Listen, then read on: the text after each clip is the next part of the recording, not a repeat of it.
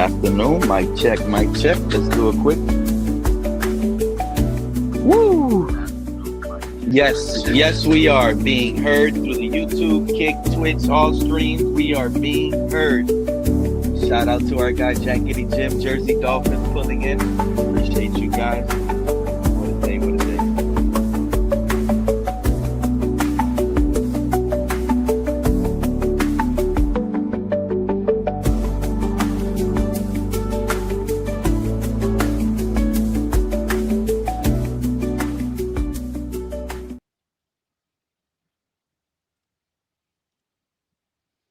Good afternoon, good afternoon, good afternoon, you beautiful people. Appreciate each and every single last one of you tuning in. Just boom, boom. Appreciate that, Jersey Dolphin. I read that while I'm dropping the link, and I'm going to go ahead and set that pin with the other device real quick. You guys know how it is. Pulling up in the building early. How you guys feeling today? I know you guys see the title. Oh, my God. Oh, my God. Where are all of those guys? Where are the guys that were saying we were rebuilding? Everyone is getting traded. Brewer's gone. I was one of those, but we'll move on. Jordyn Brooks is gone. We're going to trade him. We're rebuilding. We're trading A-Chain. All of that was supposed to be gone. This isn't a rebuild, guys. Look at the title. Breaking news. And I told y'all this was going to come. Who was out here saying, who was the one up here saying this isn't a rebuild? Who was the one saying Jordyn Brooks is going to get extended? Be patient. Shout out to Cat for Life, one of my favorite in the community. What's up, my guy? Let's go, bro. Let's go. What a great feeling to be a Dolphin fan, bro. What a great feeling. 3 years. Let me actually get the Jordyn Brooks extension numbers for those. I know everybody knows. Everyone in this chat, everyone knows we're all Dolphin fans. We're all tuned in. We're the biggest Dolphin fans, bro. I don't even got to tell these guys the numbers because they know the numbers, and I know they know the numbers. You know what I mean? 3 years, $51.3 million extension with the Dolphins, and it's only $35 million guaranteed. Only. Shout out to our – oh, what did I do there? I muted him by accident instead of adding him up. Boom. What's up, Rafa? What's going on, our guy? Rafa, what's good, man? How are It's you? a good day when we got Rafa on Going the on. panel, bro. I got something juicy for you too, Pete. Talk to us. All right, Cat in the Hat can verify it. Reek was streaming yesterday, right? Reek is still wearing Miami Dolphins gear on his live streams. Oh my God. That's hey. Cat in the Hat. Super Bowl. We're going to the Super Bowl. I hope the football gods are listening.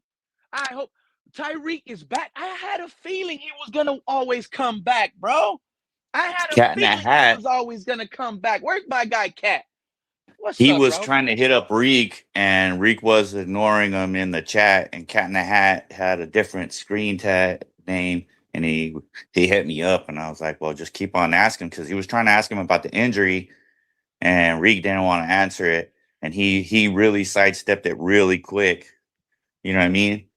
And me and Cat in the Hat were talking in the chat while I was just listening to Reek. You know what I mean?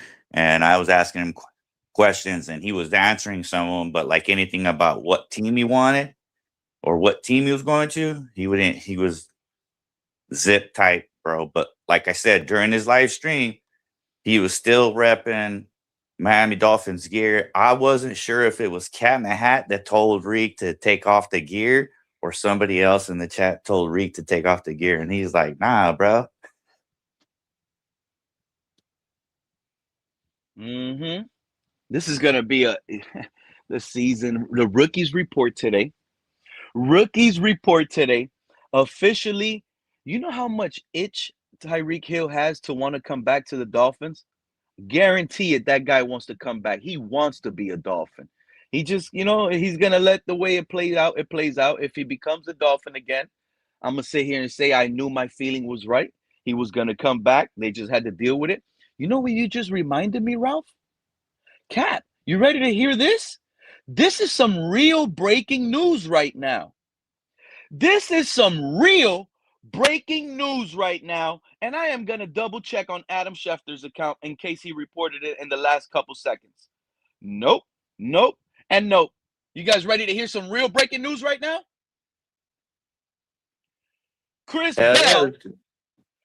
Bell had to have passed his physical. He's not on the PUP. The Seahawks the other day opened up their rookie camp. A couple players went on physically unable to perform list. You know why? They couldn't pass the physical when they came in the building. It seems like all of our guys has officially passed the physical. And we'll know at the latest by 2 p.m. By 2 p.m., probably the latest, we will know if Chris Bell is on the PUP list or who will be on the PUP list. But as it looks right now, Chris Bell might be ready to go. Wide receiver out of Louisville, 3rd round, who color is super high on. We don't have no injuries. We got, man, salute Jeff Hafley. Jeff Hafley has his defense, fellas. Jeff Hafley has his defense. We got a team. And this is why I don't even like tuning into streams and listening to these other Dolphin guys, even in the Twitter world. Like, I really don't want to hear it. All the negativity. I don't want to hear that we're losing. I never wanted to hear that we were rebuilding, right? Because I've been fighting that the whole time. You know what a lot of this fan base don't realize and what they don't want to admit. And it's hard to believe, but at the same time, if you know football, you know football. Tua not only hurt the offense, Tua hurt the defense. Tua hurt the defense. Tua completely brought this team down as a team. We don't have that no more. Other players could be better now. Shout out to Manny Madness, long little fan, long lost Dolphin. But guess what? You found safe to come back? Man. Safe to come back? Is it safe to come back? It's always been. It's safe to come back? How you been, Manny? I'm straight. I've still been there, though, listening, at least. You know, it's just there ain't really nothing. There ain't nothing to watch, bro. Ain't nothing going on. You know, it's what it is. But now it's back. We got the hope. Some hopium back in the building. That's what it did. This signing. That's weird. Right. That's weird, Ralph. And I'm not talking about you, Manny, but let those other guys start coming around and being happy that we extended Jordyn Brooks. Let those other guys come around and be like, yeah, you know what? I'm happy that, Sullivan extended Brooks and all that. Nah, some of you guys, you happy now? The guy was on our team 3 days ago. I mean, I'm not happy now. Definitely not happy. Like, so how is this going to make you happy? This is the same player with just more money in his pocket. Nothing was going to change. It's not like we brought another player in. Yeah, that's definitely not why I'm here. I'm just here. I just see you was on. You feel me? I could care less about what the Dolphins is doing, dog. All I'm saying is those guys, Manny, they better keep coming around with that same energy. They better keep coming around with that negativity. They better not flip-flop and start believing in this team now. Well, how many chances is this guy going to get? How many chances is this guy going to get? Halfly? How much seasons? How many seasons is he going to get? You don't have no excuses. There is no excuses. Oh, so just this season? It's make it or break it for him right now, right? So if he don't do nothing, no playoff win, that's it. We're just going to keep rotating until we get a playoff win, right? That's what we should do every year. Everybody out, everybody new people in. Everybody out, new people in. Fuck it, dog, because we ain't getting shit right now, dog. So that's my question to you, seriously. How many seasons are you giving him? I think he needs to be 1 or 2 games out of the playoffs. Like week 16 and 17, we're going to be playing for a playoff spot, man. Week 18, if we're already eliminated, at least our season was exciting because we had an opportunity to make it to the playoffs. So even if we don't make it to the playoffs this season, it is not going to be a failure under Hafley. But if we're too far apart and we're selecting like most of these fanboys want, because they didn't want Jordyn Brooks extended. Remember this. A lot of guys wanted to trade him. A lot of guys wanted to trade A-Chain. Yep. They want, oh, we're rebuilding. Why are we going to waste his career?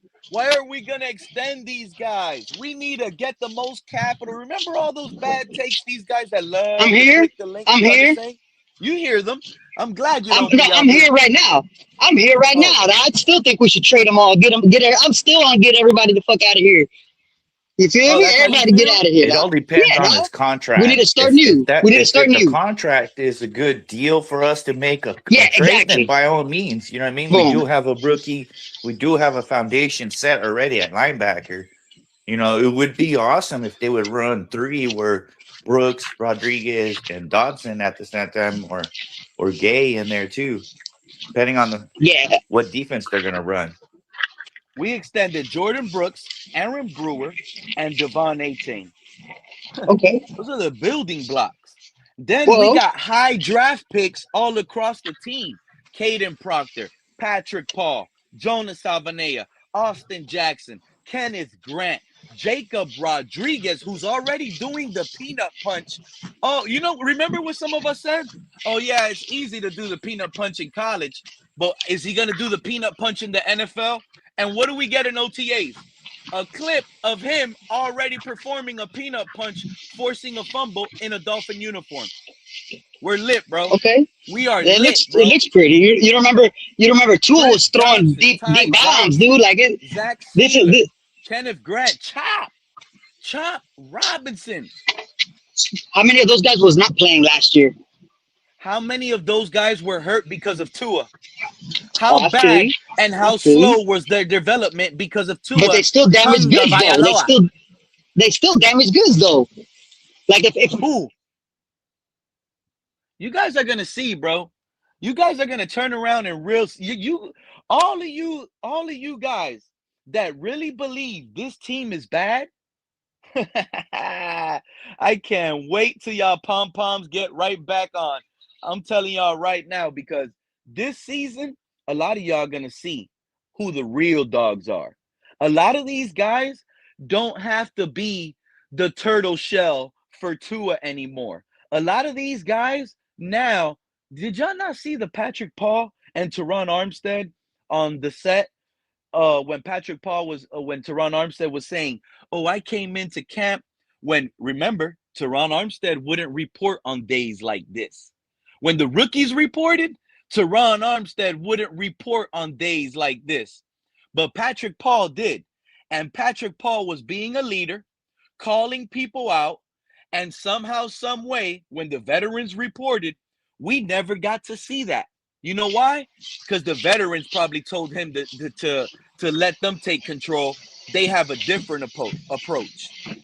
This now this new leader, Patrick Paul, doesn't have Teron Armstead stopping him. Now, Patrick Paul, the new leader in town, doesn't have a player that can't be criticized in the locker room for throwing an errant pass like Tua. This is a real football team, guys. A real team. And people are laughing, but I'm going to be honest. I wasn't born. I never seen it.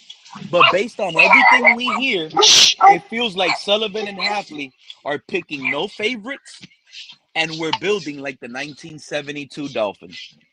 We really are. I mean, Pete, it's a good sign. We are keeping talent. We are keeping players, but we did 86 a lot of good players as well. You know what I mean? I mean, I already spoke on that though, Ralpha. Those players we got rid of, injury prone. It was going to set the roster back.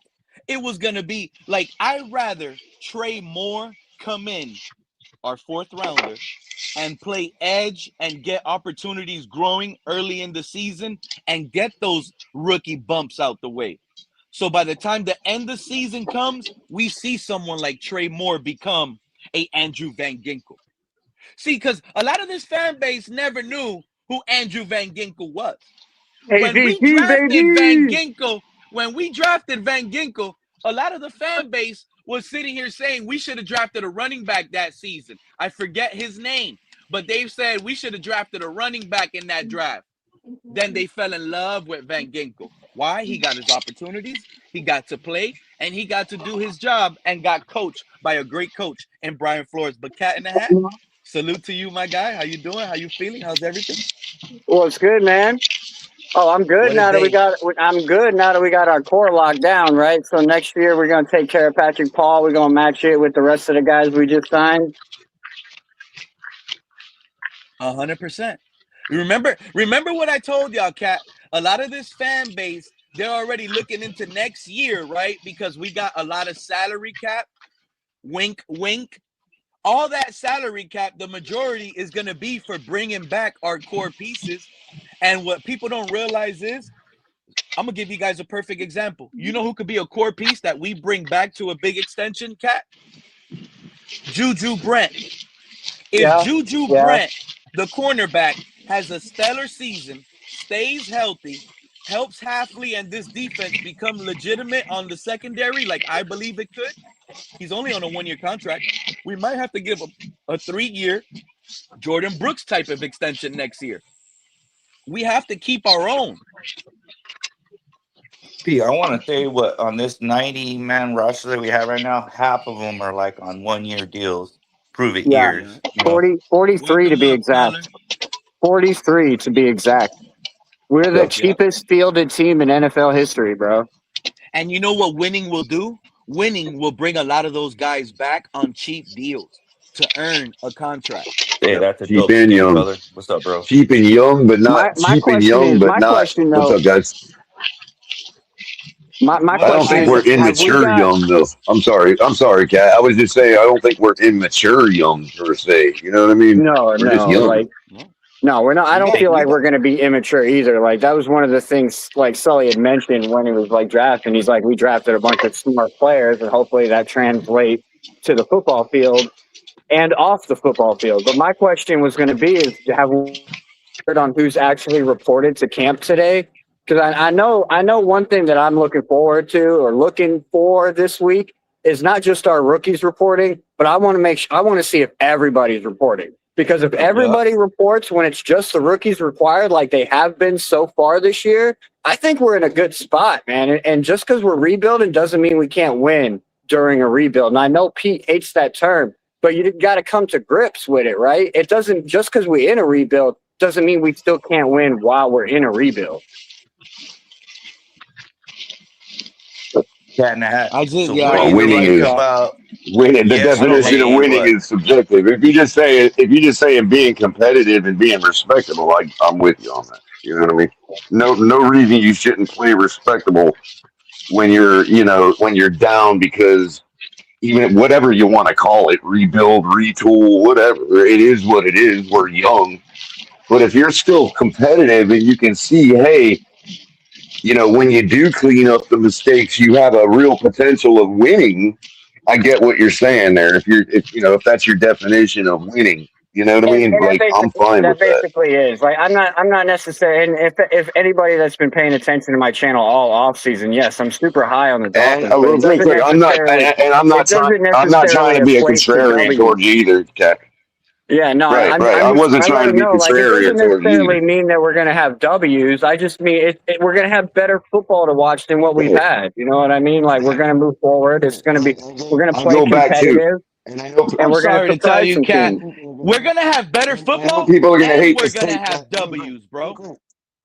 Oh, we're going to follow that up, man. Like, let me follow that up. I know people are going to hate this tape, but I equate it to the 1-15 season, bro. Because if you go back, if for those of us that had to endure, had to suffer all the way through it, it wasn't really that bad. We were actually competitive in most of the games that year. We just couldn't win for some reason. I don't think it's going to be that bad. Lack of talent, you could clearly see it on the field. Well, my point is the evidence of what I'm saying can go right to the coach himself, Cam Cameron, who goes on. Maybe he wasn't head coach material. Maybe that was what it was. Who knows? But the guy goes on the very next year to put a Super Bowl ring on his finger as an offensive coordinator. Yeah, but You know, so what was the wide like, receiver group in that one And you know what, I think Cutter? we one had and TD was 15, we live had right? we yesterday, had and you know we what, had Cutter? Greg Our TD, best wide Camarillo. receiver. Yeah, yeah, our best wide yeah. receiver from Walked in Ohio the State. touchdown. TD Finstock was live Like, yesterday talking I about think was that with last season. And you know what? Like, why are we even comparing this team with that team? Like on TD's stream we're not yesterday. Like, comparing first our of team all, to that team. I We're not. listen, Whoa, whoa, whoa, listen. whoa, whoa, whoa, whoa, Our whoa! team. I was simply giving an example of why I agree with Kat that a 12-5 season and deep into the playoffs doesn't necessarily mean that ain't necessarily what we define as becoming a winning team. You can lose every game by 2 points and be a winning team. Color, if Jeff Hafley goes 1-16, loses every game by 1 point, he's out of here, bro. He's out of here. Gone. I disagree with He's that. out of here. Gone. Okay. I think He's out of Rookie here. so. head coaching mistakes, bro. If there's some like I mean, head he scratchers or some knee slappers, I don't know. Or Look at Tua. Look at well, some of or the he passes loses one the in that locker Tua room. 16, hit. one A in lot of y'all 16 gonna is realize, you extreme. know what this One in fan base is 16 gonna be is saying extreme. from It this wasn't the season? point I was trying to make, Oh, but it really was Tua. Tua It, was really hurting this team. He really did make the defense look you bad. got Pete what you was got to right. do. Pete What you really got to do did. to keep your job as the Dolphins coach. What you got to do to keep your job as the Dolphins coach is look at what Vegas has us at 4.5 wins. If we get to 5 wins, he keeps his job. I I think it has to disagree. do more too with the locker room and how they react to him and the feedback and all of that. Right. Like he can't lose the locker room. If there's a lot of if we're losing and the team doesn't have any Of respect for course, him, Manny. Hey, Manny, good to hear from you. I haven't heard from you in a very long time. yeah, It's good to hear you're doing yeah. well. But Thank you, you too. real quick, Manny, I was only saying like 5 wins, like yeah, with the eye test. Of course, the eye test has to go with it. You know what I mean? I'm not just saying Yeah, a yeah, blanket 5 wins and you keep your job. You know what I mean? If it looks yeah, yeah. horrible, and and he's Adam It's more to Gase, Pete's point. More sitting to on the Pete's point. You know sidelines, what I mean? then If they go 1-16 and they lose every game by or 0 and whatever, if they don't even win a game and they lose every game by 1 point or even I'm not gonna say 30 points, but if it's every game is very close game and competitive and the locker room still has belief in them and they're playing for them and they're playing together and they're doing all the right things, all the young guys are getting better. You know what I mean? Like if you're seeing improvement from the players, you're seeing the coaches, get better. Everybody's getting better, and we're just losing games. I think they get a chance. But if people aren't getting better, and people are bickering, and a lot of rumors are coming right. out, and this, and that, then sure, we could win. We could win. We could do the same thing. We could actually go and It's win a all going to playoff come game. down But to right. even It's all winning going to come down ain't to gonna. what Ross's right. It's all going to come Mm-hmm. down to what Ross's definition of respectable is. You know what I mean? You feel me? Yeah, yeah, yeah. We're on the same page. It's like Getting right half. We now, got a it's GM going to be the now. eye We test. got a This is GM all going to now be an that eye test. Yep. I agree. I Mm-hmm. agree with you guys. But now we got a GM and John Eric Sullivan. When he extends his guys, our guys are no longer the number one at their position. It seems like Well, Greer, think about every it, time Pete. he We extended every single somebody, guy we he got. worked hard to make sure he was the highest paid player at his position. Jordyn Brooks extension, Right. he's the sixth highest paid You know why linebacker that in the is, Pete? NFL. You know why that is? Because quality people gravitate towards quality people. And what I'm saying is, look at who we've got on our coaching staff right now, bro.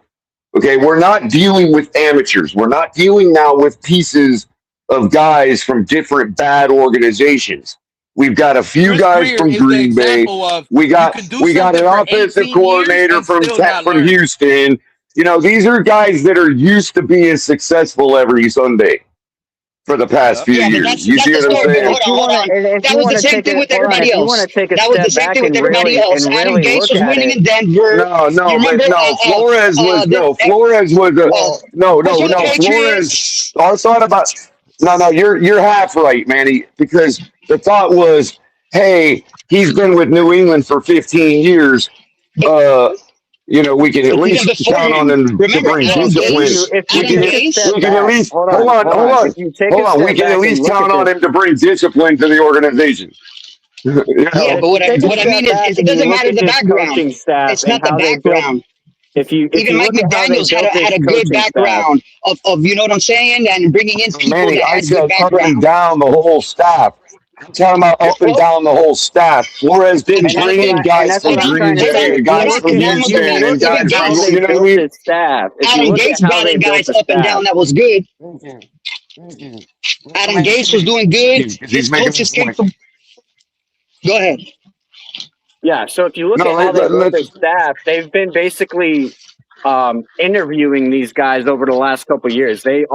Everyone that they brought in was someone that they've either worked with through the years, or they've been keeping an eye on and they wanted to work with. So like they meticulously built this staff the way that they wanted to, with guys that they wanted to. And which one is from perform at high Carolina? level. Right, Hold on. exactly. And which one is from I got which a one is from genuine. Arizona? Which one's from I got a Carolina? genuine. Which one's from I got a you know what I genuine mean? question. These guys are from What guy in the Houston, building? Green Bay, and What? where else? Let me ask you a question. Genuine question. What guy in the building right now has been in charge of anything? Bobby Slowick. Oh no, dude, that's Okay. not fair, bro. Well, you know That's what I not mean. fair. Well, you know it is fair. Well, because here's my what I'm trying to get to. So the thing is, if you've never It's done fair it if your before, point is that we're not going to be Right, successful but the first Manny, season. hold on. Let me get this color, because Manny, what you're not realizing, yes, Sure. Jeff Hafley is a rookie head coach right now, but he's the rookie head coach in the best position out of all of these rookie head coaches, because he has a defensive coordinator that he can trust because he's been working with him for 8 years, and he's got an offensive coordinator that he can trust because he's worked with him as well, who our offensive coordinator also has experience as the defensive coordinator. So it should give him a slight advantage. So And right is used now, to Jeff winning. Hafley is in a position. And is used to winning. Right. So Jeff But Hafley's in a who? position to where he doesn't have to worry about one side or the other side of the ball. He Well, can stay here and he well, can focus on coaching and doing his job. well. That's the thing, though. And Well, let me get Manny, back of to it, course right? you're Because all right, of those Manny. other guys. But of course you're Okay. right that every one of these guys could fail. You're right. Every one of these guys Yeah. could fail. You're right. And just because you were, Yeah, I mean, if that's what you need to hear, you know what I mean? because it's not that they could fail. It's the fact that everybody is there is new. They're used to being guided by somebody who was in a position and knew what they were doing. This is still going to be his position. Right. It's new. So It's new to him. hold on. Yeah. Hold on. So, I got you. So if your singular point is that this first season we shouldn't expect much, then you're right. You're making a fair point. If that's your point. Well, no, I'm arguing the point of that they all came from credentialed It has places. nothing to do with right? whether we're winning a Super Bowl with these guys in 3 years. You know what I mean? Yes, but I'm not. I'm making the argument that you guys are saying. I'm just kind of playing like the other side of the coin, where just because they're coming from somewhere with the experience and that they've. Today. Yeah. No, wait a minute, though. Wait a minute. That's None not, of them have here's been why in it's not fair, charge. Manny. Here's why it's not fair. fair. Here's why it's see not what you fair. got written, Joe. No, You wait a want minute, that wait a smoke? minute. You gonna get that smoke Everybody today, Joe. that we brought in, hold on, please. Everybody that we brought in for the past 2 coaching regimes, 3, I'd argue, okay, we're not quality people. And we've lost. Flores was the only quality person. That doesn't mean his entire staff. It doesn't mean his entire. What do you mean by win or lose? Hold on. That doesn't mean his entire staff was. What I'm saying is this staff, from top to bottom, every guy has been used to winning the past couple seasons. I don't know if it's me or if it's you, but used to winning. I'm not able to hear you too good. I don't know if it's me or if it's you. I'm sorry. It's probably me. Hold on. Let me get close to my phone. What I'm saying is, Flores was the only one on his staff. On an important stream. Color got 10 good mics. He decided to use the bad one today on an important stream when we extended one of the best linebackers in the entire NFL. An all-pro snub. By the way, that's what I came up for. He become an all-pro last season when he led the league in tackles. What was TD reporting that we traded him for a couple weeks ago? I'm not sure, but I know when I was gonna go live, TD That's was because live already. TD just try to hit the clickbait, bro. TD just try to hit the clickbait, man. Wait a minute. I know TD goes for clickbait. Hold on. I know TD goes for clickbait, but he usually doesn't outright say something that didn't happen. You know what I mean? Last I remembered, I think everyone was saying Jordyn Brooks was going to get traded before the season. So Unless I misread his title. I was the only one fighting back saying Jordyn Maybe I Brooks isn't misread a going word in his title or something. Also, Cat too, in the Hat. man. Also, shared too, the man. link I don't know if Cat in you, the I don't know if guys. you know or not. Cat in the Hat. Didn't you report like a week or two ago that Jordyn Brooks was going to get extended? Yeah, I did. Wait, did he get the Shout out to extension? you. Yeah, He did get the extension. I was Shout just out to wrong. Cat in the Hat. I was just wrong on the date. I should have realized it was going to be when we started training camp. I was a week early, but yeah, I already I reported it. So are we getting a couple days extra because we got a rookie coach? Are we is that the camp or did we already do that one? We already did that one. Right now it's rookie Okay, we already minicamp. And the question right now for us Dolphin fans, it's not a matter of anything, but on that question right there. I know what you're gonna say, Cat. We need to see what veterans are in the building. Everybody there, or is it just the rookies? And that's the only question I have for this week. I don't care about how they're doing. I just want to know, is everybody there, or is it just the rookies? They should be. Well, they should all be there. Color, I'm glad you're up here. You know why? When the Seahawks because I'm awesome. No, you're awesome. Not only that, but it's because you're the one high on Chris Bell, right? A lot of other guys are high on Chris Bell as well. But when the Seahawks reported their rookies, I think this team was high the other day, Nick Emorwari, he had to get put on the PUP list. Like 3 guys from the Seahawks had to get put on the PUP list when they entered the building because they didn't pass their physical. Our rookie from the Super Bowl winning Seahawks. Like he passed the physical because we haven't got material that he was put on. Hey, Pete, from the Super Bowl winning Seahawks is probably going to be ready to roll, and that's something this fan base has been down on because they're like, oh, we don't have no wide. Oh, because you're saying we haven't put him on the PUP already, like the Seahawks have. I think he's ready. You're saying we would have already put him on the PUP like on schedule like the Seahawks did. 100% because when you enter the facility, I got you. When you go to the building, you got to pass a physical. He passed his physical, but I do believe we got until 2 p.m. So we'll find out. But it seems to me he passed his physical. Oh, you're saying he might not have taken it yet? Maybe. Yeah, he could be taking it today. Man, remember, there's probably like whoever, like what Cat in the Hat He's is got saying. one. With him. I don't think we only have rookies in the building. I think we have like 60-something, 70-something players already in there. So I think that we got a long line to pass the physical, but we'll see. All it's going to take is 1 or 2 of our wide receivers to learn how to look the ball in, dude, and we're going to be good. And our receivers don't even need to be great, bro. All they need to do is be efficient and answer the call when they're called on, man. Like that's literally just answer the phone call when you're called on. That answer the call is looking the ball in. I don't care if they get 100 yards after the catch. I want them to run past the sticks. I want them to look the ball in. I want them to run past the goal line. And I want them to look the ball in. Yeah, and I don't want to see no body catches this damn year either, man. I want you catching them with your hands, bro. Clear catches. Does anyone have the contract details? Should we at least that's just another synonym for what I said, bro. $51.3 million, $35 million guaranteed. Yeah, that's just another synonym for looking the ball in, bro. Yeah, exactly. I know. Sometimes when you look the ball in, bro. I got you. But when you look the ball in, you're taking that shit out the air. You ain't catching nothing. Yeah, you got to pluck it out of the air, man. Yeah. Pluck that shit out of the air. Taking it out of the air, exactly. It's on your terms. I didn't hear it. Joe, 3 years, $51.3 million with $35 million guaranteed. He's the 6th highest linebacker paid in the How much guaranteed? 35 million. Every time worth it. Out of the what? 55? 51. 51.3. Jeez. And we need to give half of that to Dodson. How much of it is on next year? Hold on, G's what? Well, I'm just saying, like, if we're trying to move on from this guy eventually. You see what I'm talking about, fellas? You hear what you see the angle? Nice to have why are we trying to move on from him? A little bit more tradable contract. He's an older player. Wow. No, I know. Why is I the know. default? There's Oh, not okay. really much to do with the 3-year extension to make it tradable.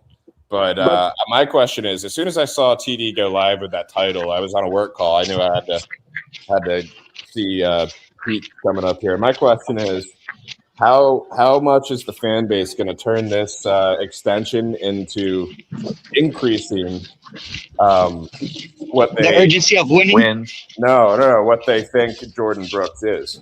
Like, how much does this inflate expectations on? Or how Well, much is this saying all right. about Well, I How think much that do Jacob he's a top Rodriguez? 100 I can answer linebacker. this question. I can answer Go this ahead, question Cat. because And don't be nice.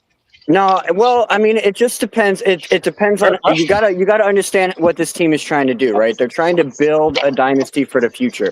What do you need in order to build a dynasty full of young players?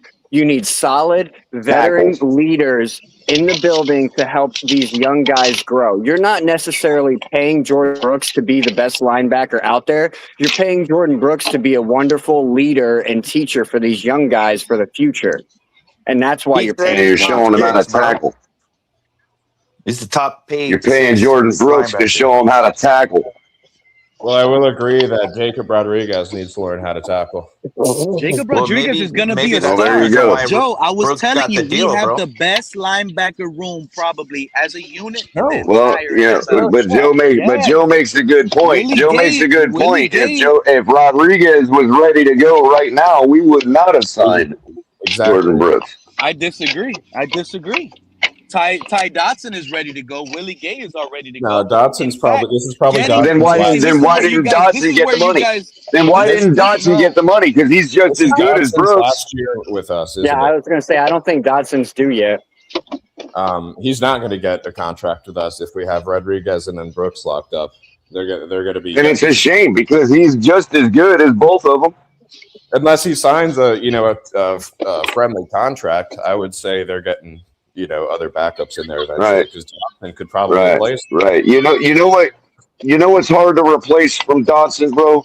The fact that if you look at every one of our plays last year, who's next to the ball when the ref blows the whistle? I don't care if they burn us down the field. Well, it don't matter. Who's next to the ball when the ref blows the whistle?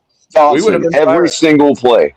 We would have been fired up about Brooks Dotson this year. We didn't even need to go for Rodriguez. Brooks getting like $17 million a year. That's what makes me think Dotson can get a better contract somewhere else. Like I agree, Joe. I agree. Absolutely agree. Because remember last year, you remember me tracking it all last year. Brooks was virtually number one in tackles, combined tackles all year, and Dotson was 8th all year long, both in the top 10. There's also the possibility that Dotson starts over Rodriguez. I think that's a strong. Now that's because they're on the field a lot too last year, but that's beside the point. You know what I mean? At least they're making the tackles. Why not all three on the field? Because we're likely going to be playing. Why not? In the nickel, and we could slap Rodriguez in the middle and have Brooks as the weak side, and then Dotson as strong side. And then just or we can have a healthy rotation so they're Brooks all at the quarterback along with Dotson or Rodriguez. You know what I mean? Or we can just have a healthy rotation. I can tell you this: if you ever have a problem, so they all stay fresh all game long, because that's how we're going to win games. If we win games this year, and when we win games this year, it's going to be in the fourth quarter. Because we're outlasting. That's the key, Cat. It's just an F. That's the key. That's the key because Dotson is going to slide. Listen, Cat's right because Dotson is going to end up sliding into a role like what's his name, like Duke Riley used to play, except he's way better than Duke Riley. 1,000%. Our depth is crazy good, Color. Our depth is crazy good, and they want to sit here and try to convince us we don't have a defense. I've been saying it from the beginning, Color. This team is going to be led by a defensive scheme that makes players better and put them in the right scheme. You're looking at now. We just got to keep them off the field. We have to see it with our eyes. Now we just got to keep them off the ball. Well, the thing is, you got to keep them off the field. If you don't keep any defense off the field, it don't matter if you got, a team full of the defensive version of LeBron James. You're going to lose. You know what I mean? If your defense can't get off the field, it don't matter how good you are. With the way we're going to run the ball, our defense is going to be fresh in the fourth quarter, Color. Well, that's Shout out the to Falcon idea. fan Red Swarm. He said, "Congratulations on getting the deal If done we with get Brooks." behind and One score, of the we're no, Joe. I need you to listen to this because, What? but you know what? I love them. I Listen love to a what? lot of them. Shout out to a Falcon fan. Listen to Joe. You should be embarrassed, Joe. A Falcon Why? fan sees how good Jordyn Brooks is. Look at that. Congratulations Hey, on all I getting know the is deal done. Why? Because he Okay? led the league Every in army tackles. needs generals to lead them in And hold on, combat. From an and old to Gulf War, shout to you, my guy.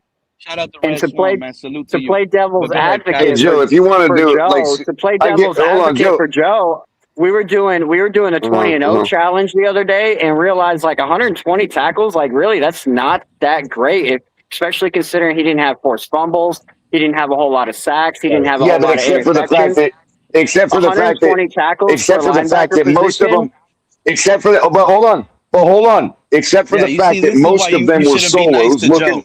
Look at his hold on, look at his solos compared to the rest of the league. That'll really tell Right. you. But you're right. You are right. You are right.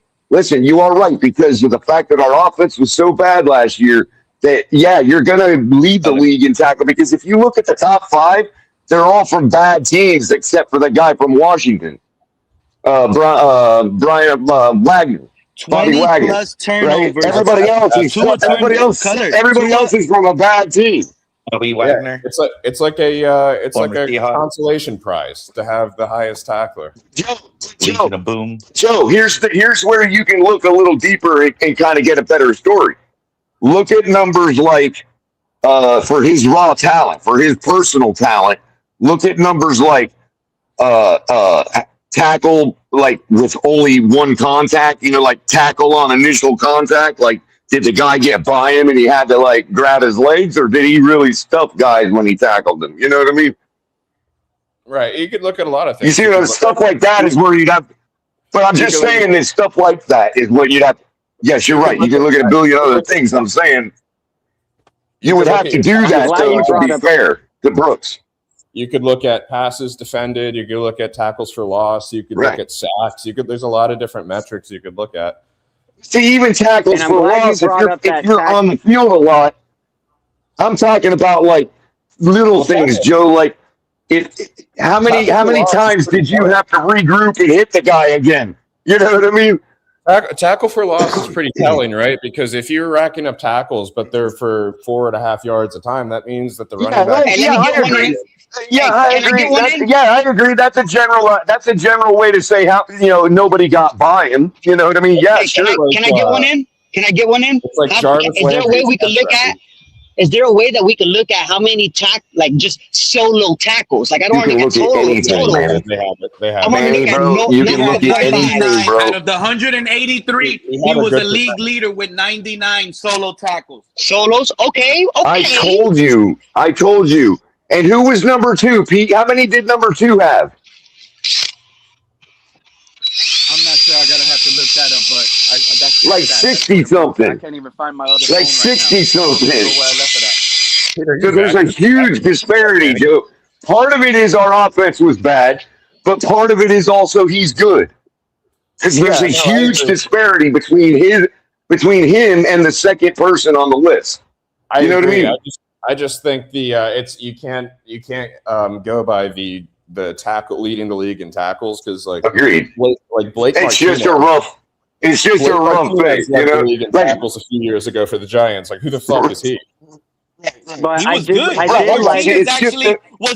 It's the first starting point. It's the starting point. That's all it is. He was good. He was an ex-Packer. No, but Blake Martinez was good until he got injured. No, all it is a starting point for the conversation. But when I look at that number, I look at the top 5 and I say, okay, how many of those guys were on bad teams? Well, the guy that was following behind Brooks all season was Bobby Wagner. Washington wasn't a bad team. That was a bad team. Well, I guess they were last year because of Daniels being injured. You're right. Hey, who's arguing? Let's About not forget because a bad defense in particular. Let me ask you guys. Hold on. It's a stat you guys really think? You guys really think Ray Lewis was still Ray Lewis? The third guy from Detroit, they have the best offense in the league.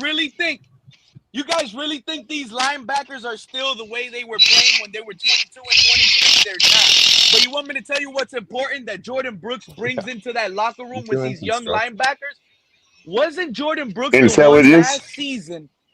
No, and not only I'm talking about that locker room presence, that leadership, that captain, that dog. Yeah. Wasn't it Jordyn Brooks? It was him, right? In that locker room, calling us soft. Oh, we played soft. These guys missed too many tackles. He started calling guys out. Wasn't it Jordyn Brooks? Mm-hmm. Yeah, that's what we have in this locker room. And that was one of the things. And that was one of the things that we worked on in the offseason was those open field tackles, man. Who here saying about the tackles isn't even a good number to go by? We made a mistake. If we're worried about open field tackles, we made a mistake cutting Cater Kohu. That's all I gotta say, bro. I'd have paid him to be a coach. That was amazing. Well, he barely played for us. He would be our best corner right now if he was still here. It don't matter. He's the best open field tackler we've had in 5 seasons, bro. Wait, we got rid of Cater Kohu. His tackles have been bad. Joe is getting me. He was starting to put up numbers that linebackers have for solo tackles. Something negative to say. We got rid of Cater Kohu? Yeah, he's in Kansas City. They let him walk. Injury prone Kohu. He wasn't really injury prone. He was hurt last year. He had one major injury, but last year. Look, I'm not trying to argue that we should have kept it. What I'm saying is his knowledge of open field tackling could have been harnessed in some way. But I did all the research on all the guys that we brought in, Color, and that's one thing that I noticed when like going over their film. They're really good with open field tackles, like all the corners and the safeties that we picked up. They keep their hand on that hip pocket there when they're running with them in the NFL, bro. And they also wrap up. It's the most crucial thing in the NFL, bro. Yeah, how many times did we get burnt? How many times did we get burnt in the last couple of years because people are missing open field tackles and now the running back went for 25 yards? And you know what, Cat? It's not even so much those. It's all the times where a guy makes contact and the offensive player gains another 7. Yeah, that shit adds up, dude, and keeps your shit on the field, man. You know what I mean? Yes. That's how they move the sticks on you, bro. Is when you got guys missing open field tackles. That's how they move the sticks. What are the details on the deal? I just found out here now. So 3 years, $51.3 million with 35 fully guaranteed. We got him locked down for the prime of his career. The contract is actually a very good deal. That's what we're dealing with here. A bunch of smart football guys that know who to extend, when to extend. This is team building at its finest. Right. Well, you don't know if it's a good decision yet, though. That's the thing. You don't know that. Let me put something. I taught you too well, man. You're like, you might not like. Some might not like it. Some would. That's the world, right? But what I'm looking at is a guy who he's not a young kid. He's not 24. I believe he's 29, 28. 28. You sign him for 3 years. He's going to show the team how to tackle. One of the things you can't question about him is his character.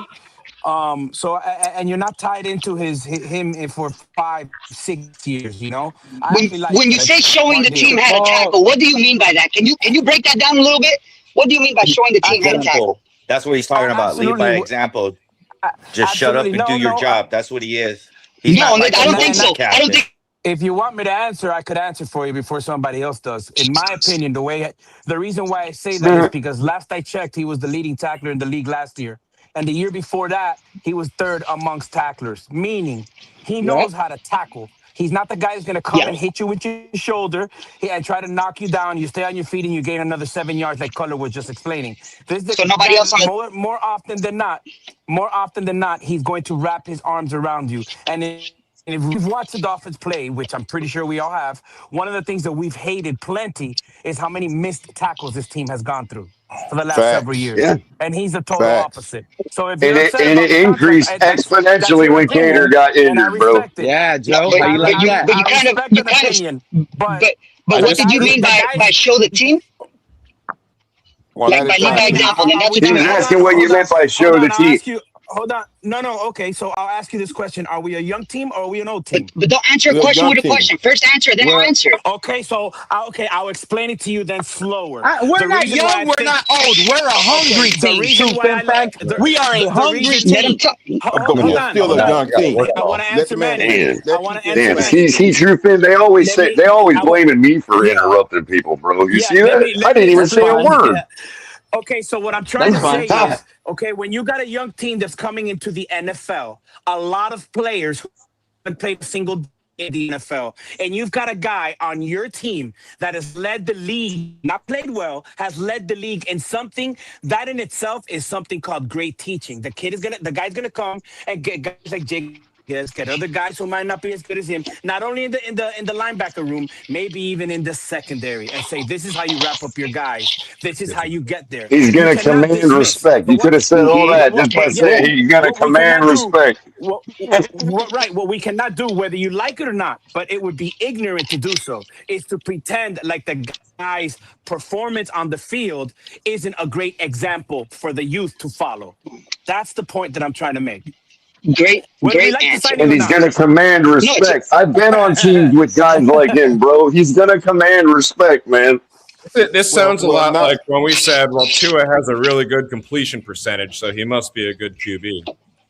Nah, there's a difference. There's a difference. No, Yeah, there's a huge difference. because But I see tackling is what you're tackling. saying, Joe. What Yeah, if I he see all what has right, you're a saying, because Joe. disproportionately But there's large a amount of huge tackle difference. attempts? and I think the difference. I think the You can't difference dump is it the down to I leadership. make a disagree, tackle, Joe, because Joe. I could throw You can't exactly, dump it Cat. down to make That's a what Doc tackle. passes says for all 10 the time. yards And and I complete can them give all, you and then miss a all of my perfect passes at 40 example. yards or deeper, doesn't make me I a have good a work quarterback. call in If I 3 compete, minutes. I got to come back to this.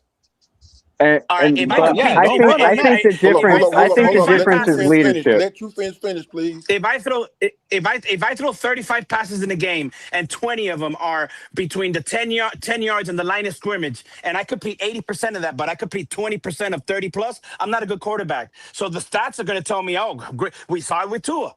So The that is, you completion can't compare percentage. that Yeah. you can't compare that Why? in a It's quarterback. using one stat to Tackling make is an one thing. analysis. What if he has a lot Right, of but tackle attempts? Obviously, you're going to get a lot of tackles with a lot of tackle attempts. What about the receiver that has the most catches each season? Is that the best receiver at catching? No, it's just the one that Jackson you're Smith and confused. Jigba, yeah, he I was one of the understand what you're best last saying, season. but tackling can only be done one way, Joe. You Yeah, can but catch balls all over the field, look and at you the can throw the percent. balls If all you over the have field. missed tackles, that's a huge issue. Even if you have Okay, a lot of Joe. tackles, if you're Okay, missing can I But give does you an he? example Does right he? now? Wait a minute. We talking about Does Jordan This is he? Brooks. how well, good. Hold on, that's what I True want Fin to fan, know. because I do like sometimes you I gotta do get like I that. want that. to know. Hold I want on, to know his hold on. tackle So percentage. okay, but forget the tackle I percentage, mean, Joe. he's the Hear leading me out. tackler. That's all. What? That's. Go Listen. ahead. He comes out like 2 weeks ago on a Cool Dudes podcast. I don't know the guy's name. I Mm-hmm. know I'm subscribed. Shout out to him. Hopefully you guys watched it and know what YouTuber I'm talking about, because it was Jordyn Brooks film review with the guy that was on his podcast. Jordyn Brooks came out on that show. He was talking. He stood out and said, I figured out the Bills' run game scheme pretty much. So, how do you do that, Joe? How do you feel Well, about that? When yeah, he's but He coming figured it out out. and calling out, But did this we is beat not them just though? hold on, completion Also, be hold percentage. good on, coaching. This is coming out and hold saying, on, Joe. I found out what Don't James forget Cook and the though, Bills' we're not offensive talking run about a scheme guy. like to do. Could also be Yeah, good but coaching. Pete, we're not talking about a guy that has a lot of tackles and is 100th on the list. We're talking about the number one guy in the league. So yes, some Exactly. of it is Absolutely. him, Joe. Exactly. That's. And The man is another thing that we cannot confuse, Colored, If right it to your wasn't, point. then it would be One of somebody the else. If it wasn't, then one it of the would be things somebody else.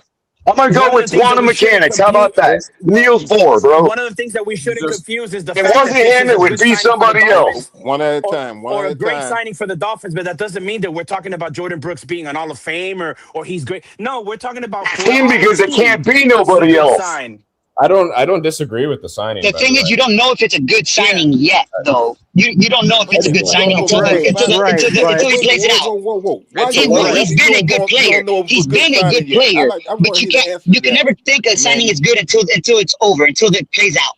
You know what I'm saying? He was a good player. His ultimate I hear career you. was good. I hear So you, in and you other got a words, great Jordyn point, Brooks has Manny. But not my been only doing problem. anything with the Go Miami ahead. Dolphins since he's been here. That's It's what you're not a saying, high Manny? risk contract. Right, It's a but My let me only let me problem with ask you guys Manny, this. I hear what you're saying, and you make a great point. But I guess it's not an issue. The only thing that I would disagree on, gotta go to my call. or try to, I don't know how to explain it, but I think it's when you get paid in any sport, isn't it based on what your performance was prior, unless you're a rookie and you're being paid because of what is it, potential?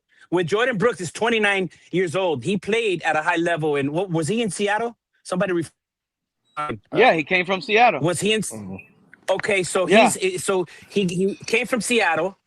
Then he came to the Dolphins. The guy's been a solid, very good player his entire career, and you signed him for 3 years. 3 years. Are we going to That's compete not within the next bad. 3 years? No. It's a good signing That to ain't teach your bad. kids, man. In my opinion. And not Yeah, and like and Hey, also too, It's not, and it's you when not we're only if to we're teach your making a kids. run, listen. if we're making a run in First of 3 years, right, bro? If first we're of making a all, run in 3 years, he'll be 31. That's Right, but not time. this is not a run in but three. not only This that, is the color, type but of move we're you trying to looking win at now. no, This is no, a but you win looking at now. not only that, but what you did, not you signed a Hey, player let for Mr. 3 years. Polk speak. You signed a player Whose for mic is 3 that? years that is who shows good leadership. Because during the offseason, I've been hearing all kind of positive things about Jordyn Brooks. That he's communicating a great deal with J. Rod, with some of the other linebackers, with some of the defensive players. The man is showing leadership and what have you. Sometimes I can understand about stats not showing well, but sometimes looking at how a player plays shows you how good he is or how good he is not.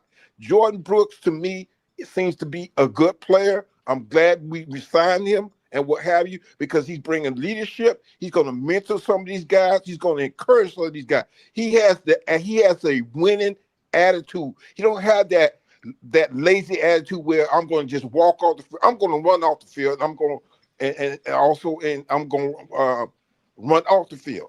He's showing leadership and everything. So yes, I'm glad that we signed him. You know, sometimes you can't just go by stats. I mean, You I'm know not what it putting is, stats Mr. down. And Paul? Mr. Paul, I agree with you, Mr. Paul. And you know what it is, Mr. Paul? This fan base can't fathom that we have one of the best linebackers in the league right now. Well, you know Think what? about it. No, They Pete, just want us to be bad. It Pete, I'm seems gonna take like a this Pete, fan base wants us selecting number Pete, one more Pete, than making the Pete, playoffs. Pete. I'm gonna take it further than that. Since yesterday, day before yesterday, I kept saying, please sign Jordyn Brooks. I'm gonna tell you something. This is the best inside linebacker room we've had in years, and Jordyn Brooks is part of Yeah. that. Years. It's been years Yeah. since we had And if you a don't have linebacker this room type of like this. linebacker, you know what, Mr. Paul? Jordyn Brooks is a big reason why I believe in my team. He is a dog like that. He has He a don't dog want nothing mentality. getting past. He's Yes. aggressive. He's He aggressive. That's did what you we did want. we did and he and I don't Mr. even think he got a penalty last season. Can someone check that stat? The and man Mr. wasn't Paul, you even nailed it. flagged once. You nailed it on the head on the reason we signed him. It wasn't because he led the league in tackles. It wasn't any kind of anything stat driven. I don't believe was the reason we re-signed Jordyn Brooks. I think the reason we re-signed Jordyn Brooks is because of what you said: leadership and growing these younger guys. Like I remember him. Exactly. I remember him on a podcast a couple weeks before he got paid. After Devon A-Chain got paid. After Brewer got paid, he was asked like, "Oh, so you should be next. You should be the next one to get paid." And like his response was like, "I'm not really worried about it. I just want to be out there on the field with the guys, and like all that will come when it comes. Like I'm not going to sit here and I'm not going to stress about getting paid or not getting paid. I just want to be out there with the guys playing football." Right. And Cat, I'm not putting down stats because believe you me, with all the time I had, that's one of the things I'm going to do as far as getting back familiar with football is looking at stats. But And you know I'll keep you posted, bro. exactly. But I'm telling you, sometimes your eyes do not lie. If you're looking at a player, like Jordyn Brooks, man, I'm happy. So anybody else want to down the man? That's your opinion. They're not. I don't think guys want to down. They're not downing the man, Mr. Paul. They're just. I just don't think they wanted him to get extended. More so, what they wanted was to trade him. Now that we know we locked him down, I'm a cat in a hat. That mic, man. When I talk, it's just exploding in my ear. But I got you. But when we extended him, it hurt a lot of this fan base that wanted the #1 pick. It hurts them because what they wanted was a trade. They wanted to trade him now to make the team weaker so it guarantees us that #1 pick. Now they're going to start realizing this team does want to win. This team is going to win because it takes captains and leaders like Jordyn Brooks, Aaron Brewer. Aaron Brewer is another. It takes guys like this in the locker room that are leaders, that are dogs, that are going to get and pound on you when you're not doing things the right way. And they're also going to be looked at as doing the things the right way. So the young team is going to follow suit and realize this is the way. We got something special brewing in Miami. I feel it. I've been telling y'all I feel it. What a great season is going to be. And I'm going to be, you know what I'm going to be saying in mid-season? I told you guys, but I'm going to be like, I told y'all Tua was doing more damage than just quarterback. I told y'all, look at our defense now. I hear you. I'm going to be saying cat in the hat. He was one of the loudest ones in the community. Been trying to tell you all about that. Been trying to tell you all that for 5 years. Turnovers. Cat, when all these turnovers start happening overnight because we got a smart defensive-minded coach, watch how this offense starts floating and scoring touchdowns. We're just going to be in sync. I feel we're going to be like the Colts were last season, okay? Nobody believed, nobody knew, and we're going to open up the season and blow the Raiders out. Then week 2, we're going to shock people and beat the 49ers. Week 3, everyone is going to be talking about us, but they're going to give Patrick Mahomes and the Chiefs an excuse. Oh, Mahomes is not ready. While we're swimming at 3-0. We're swimming at 3-0. The team is like working together. Defense, offense is in sync. This is what I see is going to happen. And when we're winning, I'm going to tell you guys, I told y'all we weren't rebuilding. I told y'all we are winning now. I told y'all cutting Tua and these injury-prone players, all these fanboys were crying about, made this roster better. Like, how can they not realize that? We got stronger defenders now that don't have to worry about their Achilles or their ACL blowing out.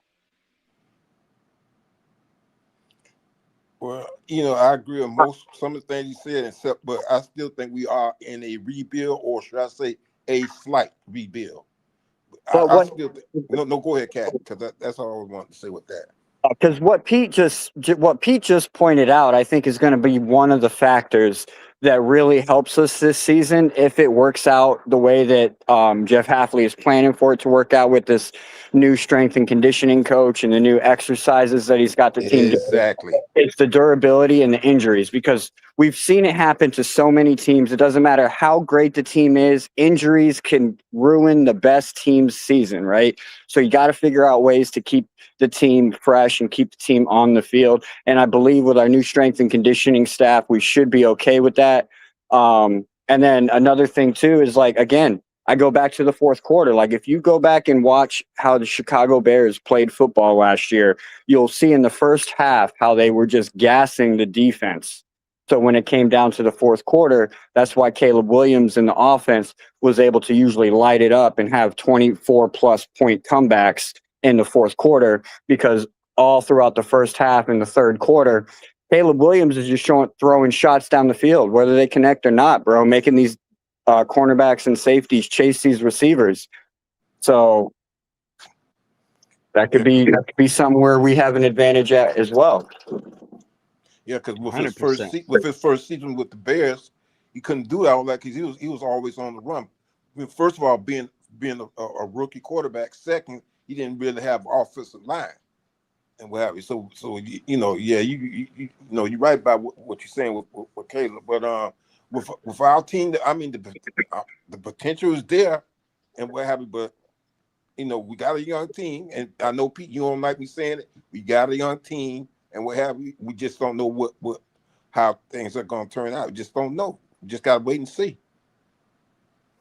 Yeah, you know Hey, who else Cat. had a young team? The Patriots last season Yeah, with a first year head coach. No, he wasn't a first year head coach. That was his first year Right, with the bro? Patriots. He wasn't a Yeah, but first time head coach. he wasn't a That first was his time. first year head coach. I didn't say first time. I said first year.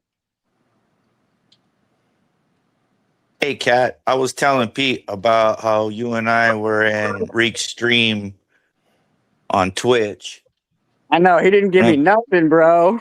I know. No, he did earlier. He was just tired of talking about it, bro. But what are your insight on that? I know you were talking about the connection that he made on, I think you said on X about him and Tua reuniting, and he wants to go back to ATL.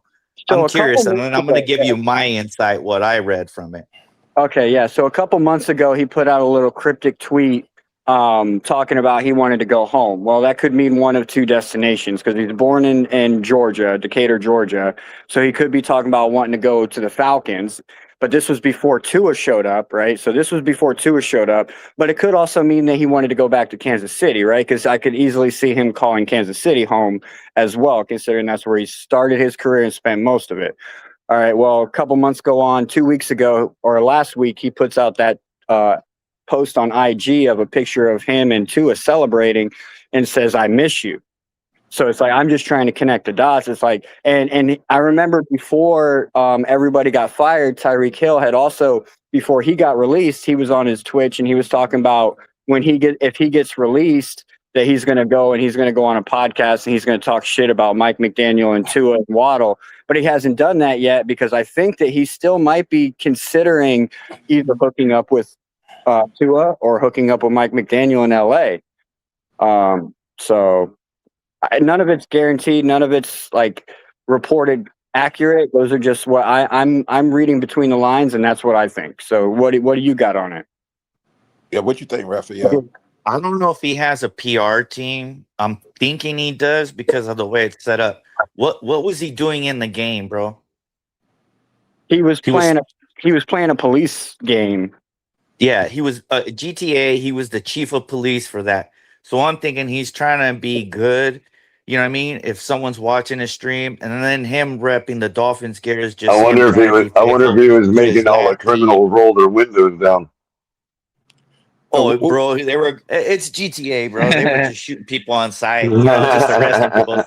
That's just my theory. He's putting on a show saying, hey, you know what? I'm still repping the Dolphins. I'm still repping the last team, even though they cut me.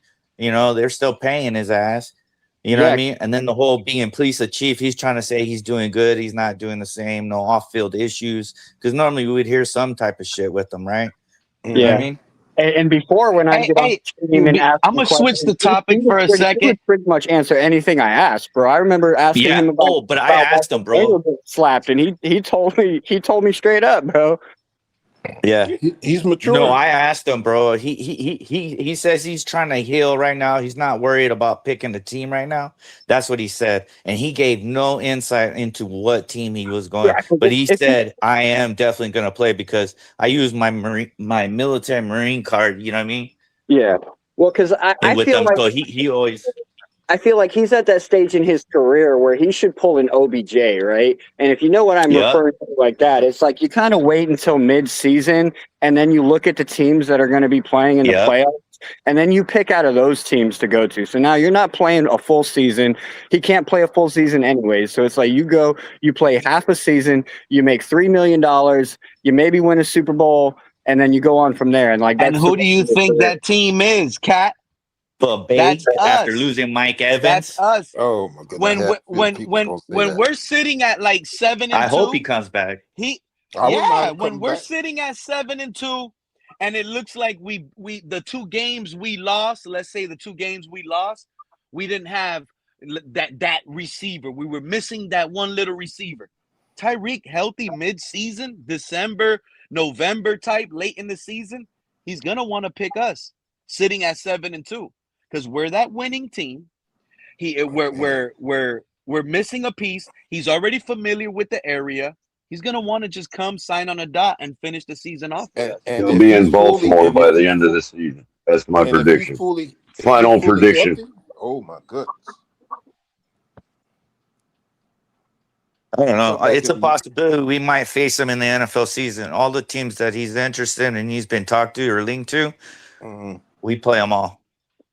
Well, as long as he's not in our division. We'll see.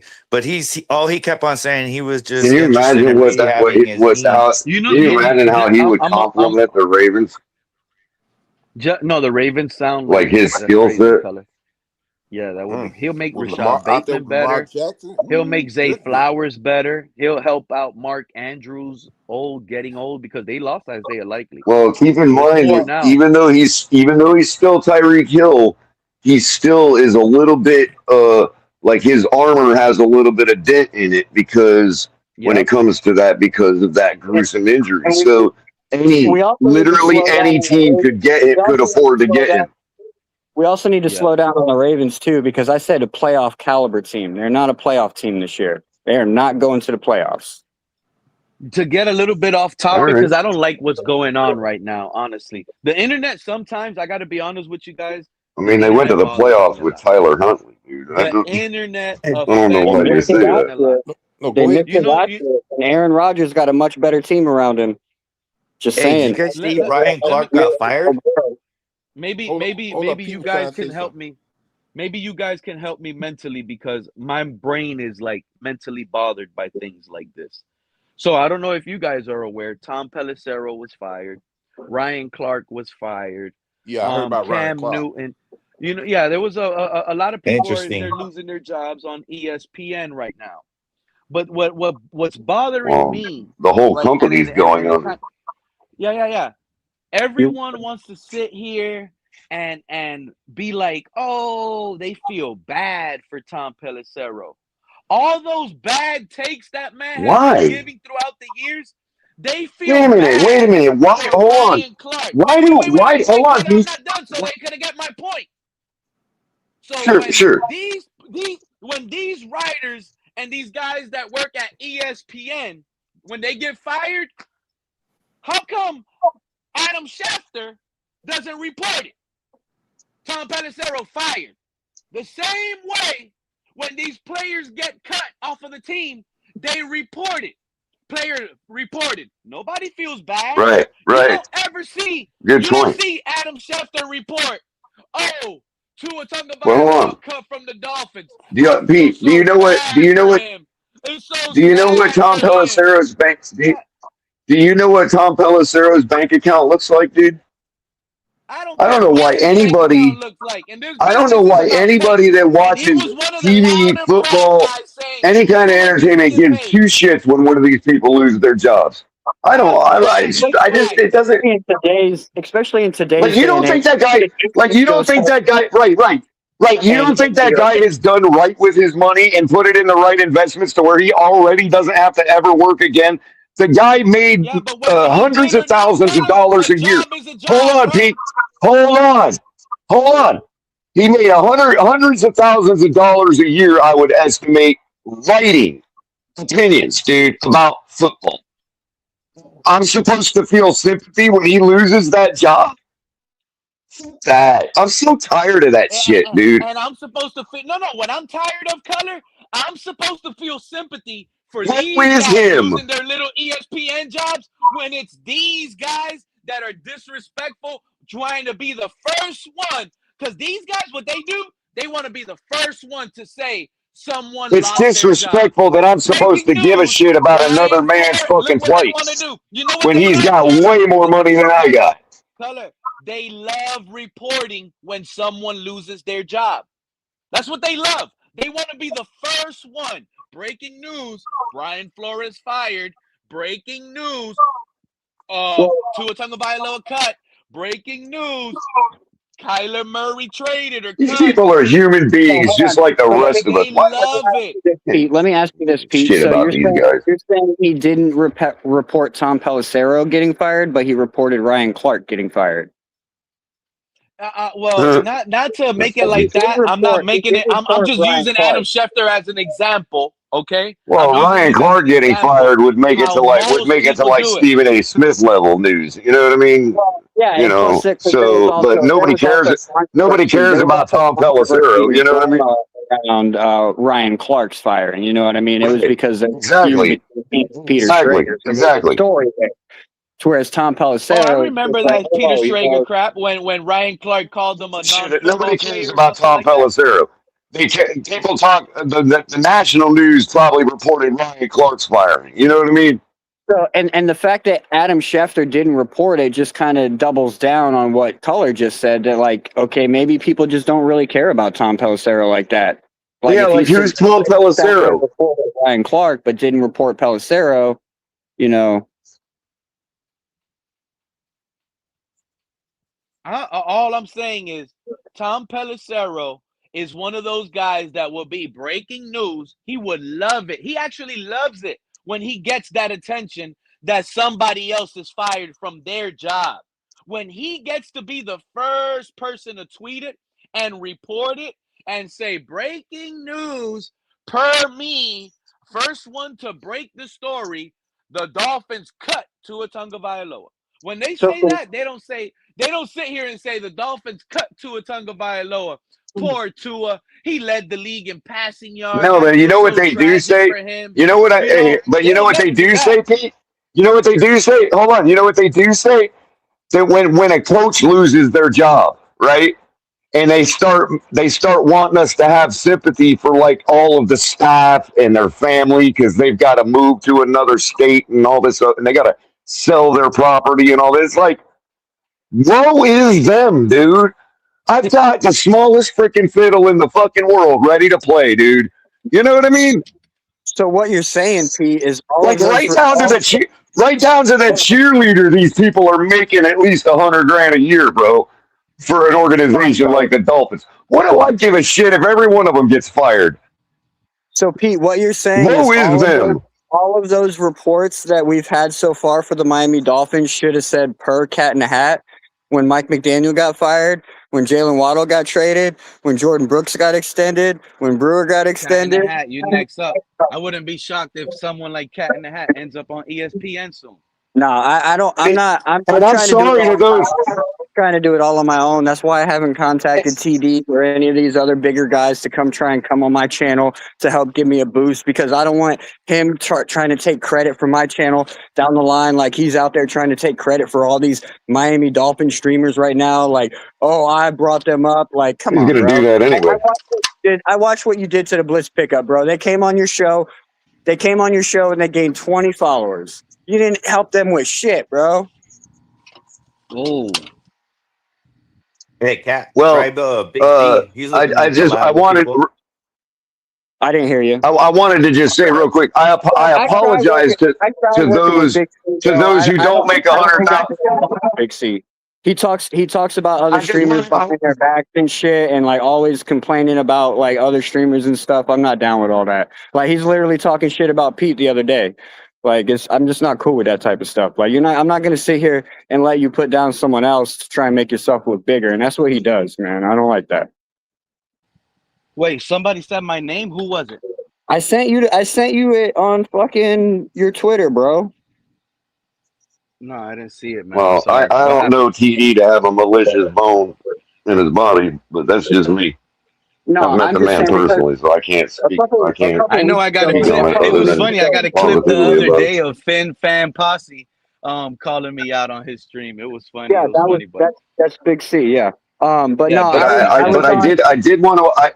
Hold on. I did want to apologize to all the people that work for these organizations that don't make $100,000 a year. But maybe you shouldn't be on Twitter throwing your weight around on everybody like you do. You know what I mean? Just had to put that out there. I'm sorry. Go ahead, Kat. The sidebar. Obviously, Color, I'm not. I hope and pray they do financially well, like you're saying. But my point is not that.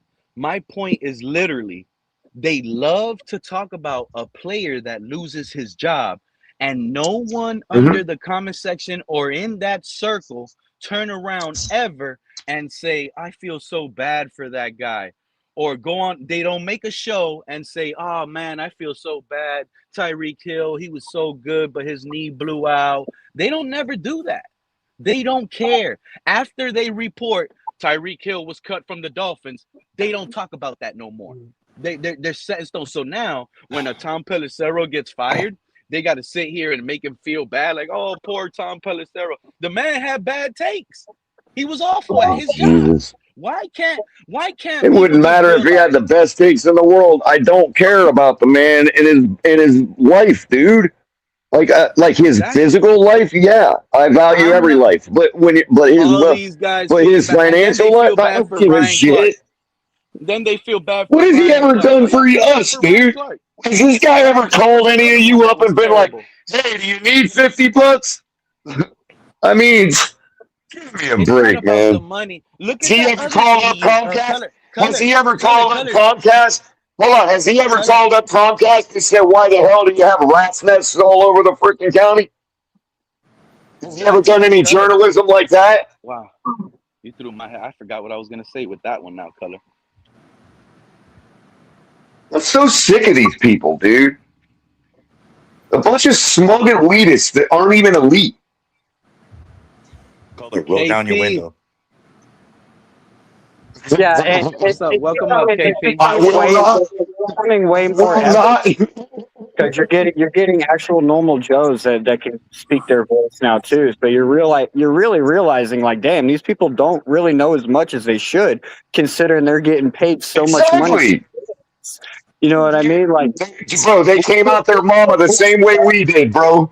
That's all I know. The thing is, we shouldn't have to fact check these guys, but I still feel like I still have to fact check all of them because they're just normal guys like us. But that's why I do my own. That's why I gather my own, bro. I don't even bother hearing them anymore, Cat. I just gather my own, bro. You know what I mean? I can compile it. I have the tools to compile it just the same as they do. That's why they're getting fired in the first place, dude. Because we all have the tools to compile everything they do. Yeah, I mean, TV broadcasting is becoming a thing of the past. It's now heading towards streaming platforms, and a lot of places. They're trying to muscle in on what we've already do. They're trying to muscle in on what we've already been doing. That's right. So I got no sympathy for these guys getting fired from these news organizations, bro. None. Zero. Negative. I got negative sympathy. Hey, we got some merch coming out, y'all. I'm so sick of it, guys. I'm sorry to be ranting. I don't mean to be ranting on y'all, but sympathy. No, but Color, I get what you're saying. I think we all get what you're saying. Trust me when I tell you. I don't want nobody to starve, but I don't think these guys are going to be starving anytime soon. But Color, this is the Color. Believe it or not, some of the people with, let's say higher salaries, when they lose their job, they go through the highest turnover. These are the people that start begging for loans. These are the people that because if you can't find exactly, and they get the loans, and they get the loans, Color, and they get the loans. $200,000, $300,000 job, and you got to settle for a $70,000 job for a year. Let's say that's going to affect you financially based on all the loans. Yeah, it does. But do they get denied? Do they get denied the loan? Do they get denied the loan? That's poor financial. A lot of these people say, well, it's what if they're doing home equity loans? There's a lot of different type of loans. It doesn't matter, Pete. They can make that money work for itself. That's why it's called equity.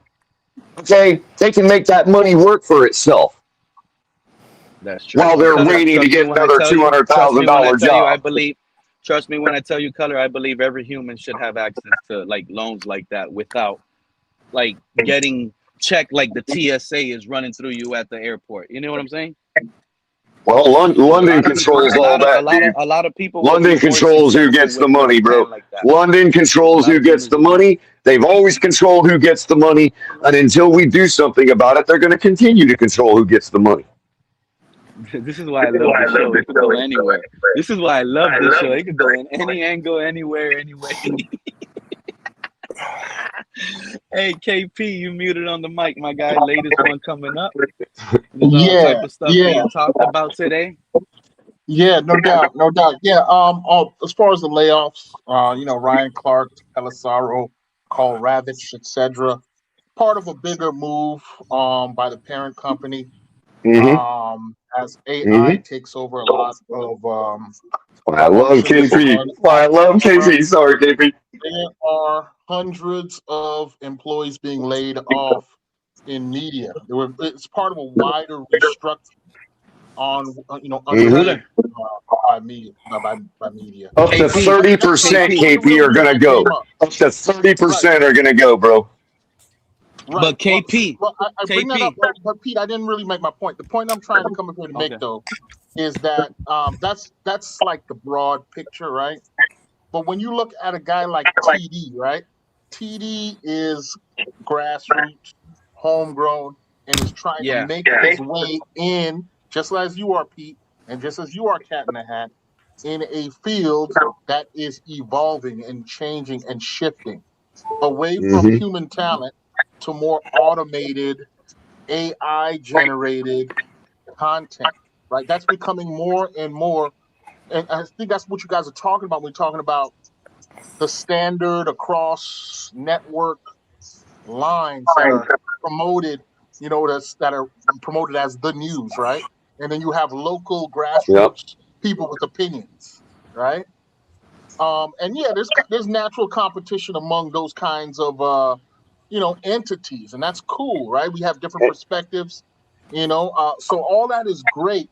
But I would just avoid pot shotting certain local. When people are at a certain level coming from a certain perspective, I want to give those authentic voices the freedom and range. I'm not saying you can't push back against them, but I just thought the shot against TD was a little bit. Well, KP, you always bring me back down to earth, and you've done it again. What I will just say is that I'm not so much pushing so much on a guy like Tom Pelissero. Who I'm pushing against is the society at large that expects me to care about a guy like him and his job. Right, and Color, you do a great job of explaining why you don't go along with the consensus at times. And you do a good job of talking about why the consensus makes sense at other times as well. So, I give you the latitude. I may not agree with every take you do, and I'll tell you when I disagree, but I'm not going to savage your take because I know this is something you're passionate about and that you study and you have a perspective. So I value that. Now, to your other point, I think. Hold on, one more, Pete. One more. You can have it. To your other point, KP, about the evolving paradigm. I think what is going to happen is you're going to end up because real human expression is going to end up becoming a premium. Being able to identify that real human expression. So going for myself, the way I plan to conduct myself going forward, using the tools that I now have available to me to help make the Fins tailgate better, is to be sort of like a hybrid situation where I make it clear to my audience, this is artificially generated. X, Y, and Z is artificially generated. Yet X, Y, and Z is 100% color commentary's expression. You see what I'm saying? So I got what you're saying. There's a difference between there's a difference between somebody pumping out AI slop and just going to an AI bot and saying, "Make me a show this week," and a person going, "Make me a show and detail it this way and make sure it's about this and it makes these key points." That's my expression. I'm just using the AI as a tool. And upon review, I think the whole Tua debacle that this community has gone through over the last 4 to 5 years, that was like at the crest. That was the beginning of this conversation. Because a lot of those people who backed Tua, they might have watched him on TV with Alabama and all that kind of stuff. But a lot of his backing was just total corporate consensus, stats based, and it wasn't. There was always this debate between the people who were watching it with their eyes and then people who were believing it based on the consensus. That was where the friction was. And nowadays, KP, to your point, nowadays we call that AI slop. That's what we would call that now. Right. Even if it was human generated. So I'm gonna turn it into, and I'm not a ESPN fanatic or anything like that. I'm just trying to be on their side for a second. So if ESPN hires these popular guys like Cam Newton, Ryan Clark, if they hire them just to bring more views to their channel and subscribers, and then once they get maxed out and they're not getting more subscribers anymore, this is when they turn to let them go. Is that wrong by ESPN? Well, it depends how you look at it, Pete. If you're looking at it through the lens of profitability and capitalism as a business, then no, of course, it's not wrong. Those rules dictate that they've already captured the market, and now those guys become dispensable. They've already done their part in enriching the owner. But there's another view. The capitalist view isn't always it's not the only view, you know? And no, I know. Well, KP, we're in a capitalist world, though. KP, suppose wait, KP, please, suppose ESPN. This is what I'm gonna say. This is what I'm gonna say, right? Because I'm using Cam Newton in specific. Cam Newton, he has his own YouTube show. He goes out and goes out with other guests that aren't even in sports. He could do whatever he wants in his YouTube channel. But he goes out and pays someone. He goes out and pays someone like Charleston White to be on his show, so he can get different type of views and different subscribers. You see, KP. So he got. He's already ahead of the other guys. Then he's already ahead of the other guys. Then when he goes to get a Charleston White, he's essentially trying to upskill. You know what I'm saying? He's trying to add a dimension to his media business, his own individual media business. But the thing is, when you talk about he's already ahead of the game with them. Right. Those guys bring authenticity and expertise in a particular subject. And that's why they traditionally have been valued by networks like ESPN who cover sports. But what's happening now is with analytics, right? And the deep analytics, we have the Pete's, the Cat in the Hats, the KPs, the Colors of the world who and we can all use the same tools they do to compile all that, KP. That's the issue. We all have the same tools they do now to compile that stuff. I don't need Tom Pelissero to tell me anything. And most of us don't. Even the layperson doesn't need Tom Pelissero to tell them anything anymore. They do have things that we don't have, right? They have access. They have access that we don't have. So yes, there is still things that they also have money. They also have corporate money. Hold up. They also have corporate money to spend on AI tokens all day. And once ESPN realized that, hey, wait a minute, if all they're doing, suppose that they were using option A. Listen, suppose they were using option B that I spoke about earlier, where they're just telling AI, make me a show, and it's nothing, and they're not putting any input into it, and they're just pumping out slop. Let's just say that for a second. ESPN decides, well, we can automate that. If we're getting the viewers to watch this slop, then why do we need Tom Pelissero to push the button for the slop? We can automate Let me give you a perfect example of slop that I saw coming from these $1 million broadcast companies. I think it was Good Morning Football or Good Morning. Good Morning Football. Accusing Tom Pelissero of making AI slop. Just to be clear. Sorry. Go ahead. But what they did was they did a team ranking show, right, where they ranked the teams according to X. But they used sharks as their ranking them in categories of sharks. And I just felt like that was the dumbest thing a $1 million company can use to rank these teams as sharks. Like you couldn't figure out. Did it not look like a first day Chat GPT user asking a question like, show me the best whatever, and it just spits out an answer? You know what I mean? Put that together 100%. My daughter could have put that together. A picture of 4 sharks. And I'm not accusing these guys. I'm not accusing these guys of having done that stuff. I'm just saying that ESPN can automate that stuff. Ooh, I'm looking at a picture right now, fellas. Caleb Douglas was working with T. Higgins and Jamar Chase, fellas. Did you hear what I just said? Matter of fact, the stuff ESPN can automate is actually smarter than their guys. With T. Higgins and Jamar Chase. It's going to inherit their talent like the Monstars. Yeah. Well, Bro, I was just going to say also, the models that ESPN has access to are actually smarter than Tom Pelissero.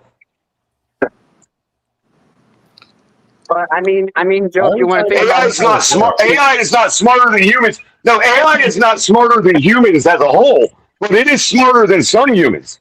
Absolutely. What does this have to do with Tom Pelissero? Well, we're just discussing reasons why there might be big corporate layoffs in the media. It's like a hypothesis. When it comes to journalists, realizing that ESPN can automate what they do.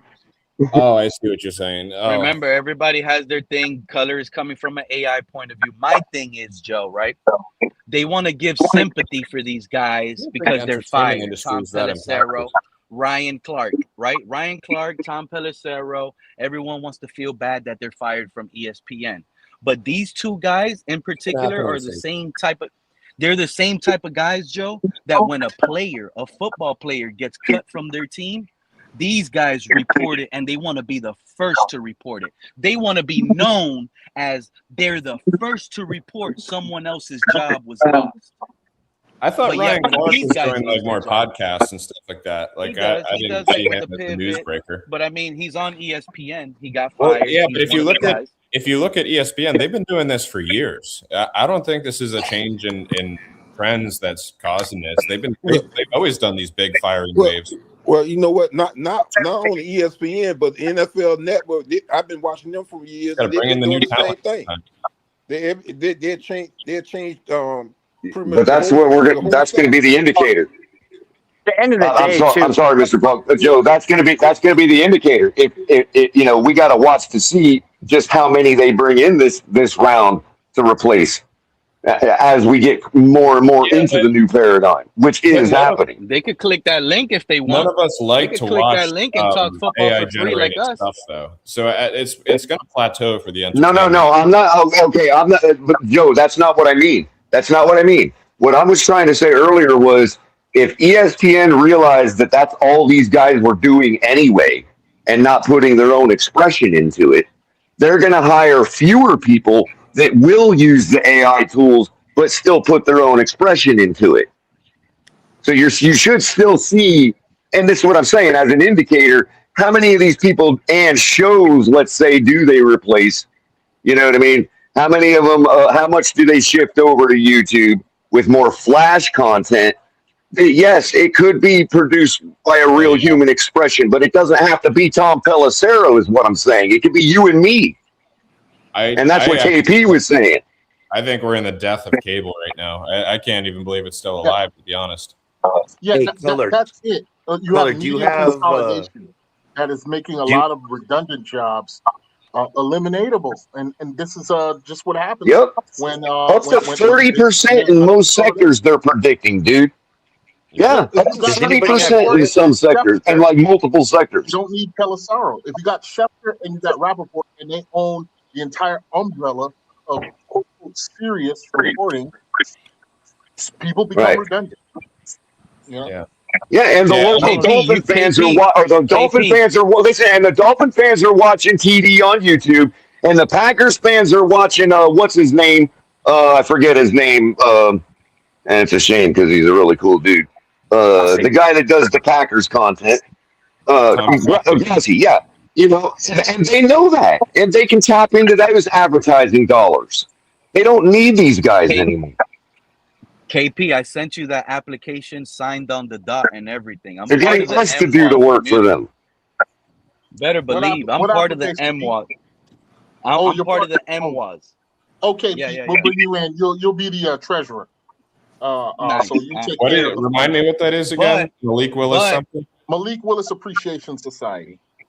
The Millicans. I'm the treasurer. So, and now that I'm the treasurer, you guys better be careful with me now. But don't get mad at me. Is that because I'm only the treasurer. MWAS or MOS? Malik Appreciation Society, MOS. Oh, Miles. So I You have could this call it That's right. segment. You could call it I have this MWA, segment Malik Willis Appreciation. long.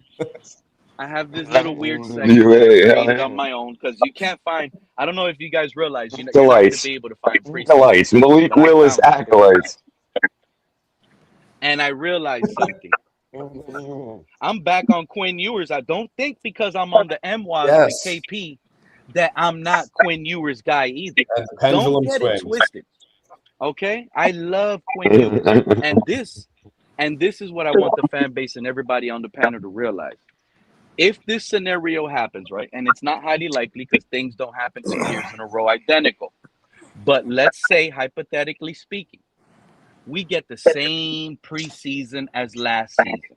The same preseason as last season. It's Malik impossible. Willis's preseason, Malik Willis's, I know, but let's just say statistically for right now, we get the same preseason as last season. And I'm going to read you both of these guys' preseason stats from last season. And I'm going to start off with Malik Willis. Last season, as a Green Bay Packer with the number 2s, because he was the backup to Jordan Love, Malik Willis was 13 for 29 for 172 yards passing. He had a 45.7 completion percentage with a 13.23 average per catch. His touchdown to interception was 1-1. He took 3 sacks with a rating of 66.05. Did he run?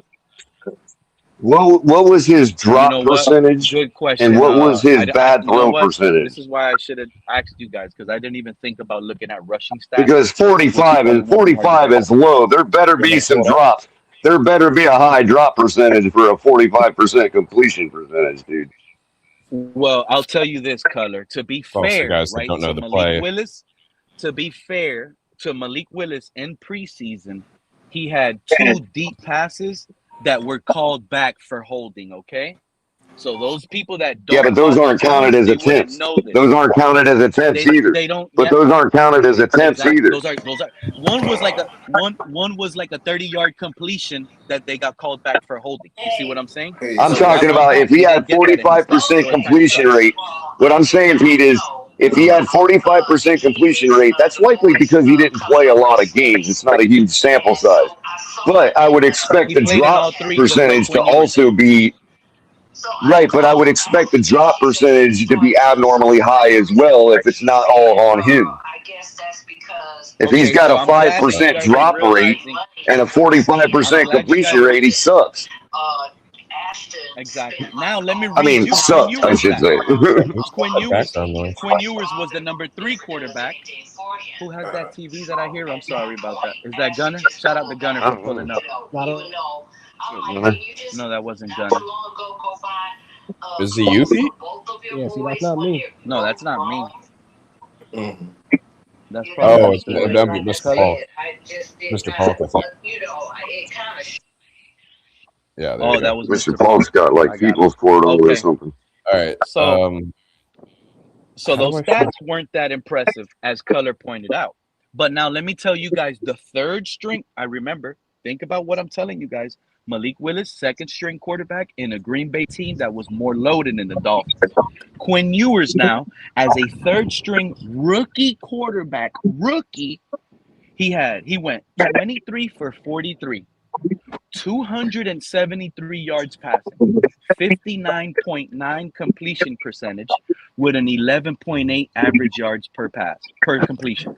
His touchdown to interception was 2-0. He took 4 sacks for 33 yards lost with a 90.94 rating. Now, if they replicate that, all I'm going to ask you guys is this. Let's be honest.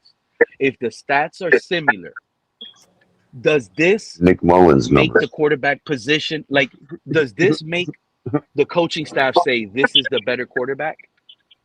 We're going with Quinn Ewers. That's Nick Mullins' number. Make you as a coach say, hey, Quinn Ewers won the quarterback battle in preseason. The starter week 1 will be Quinn Ewers. I would go get Nick Mullins if I was basing it on stats. Think about what I'm telling you guys, though. Where did you even find his stats from the preseason?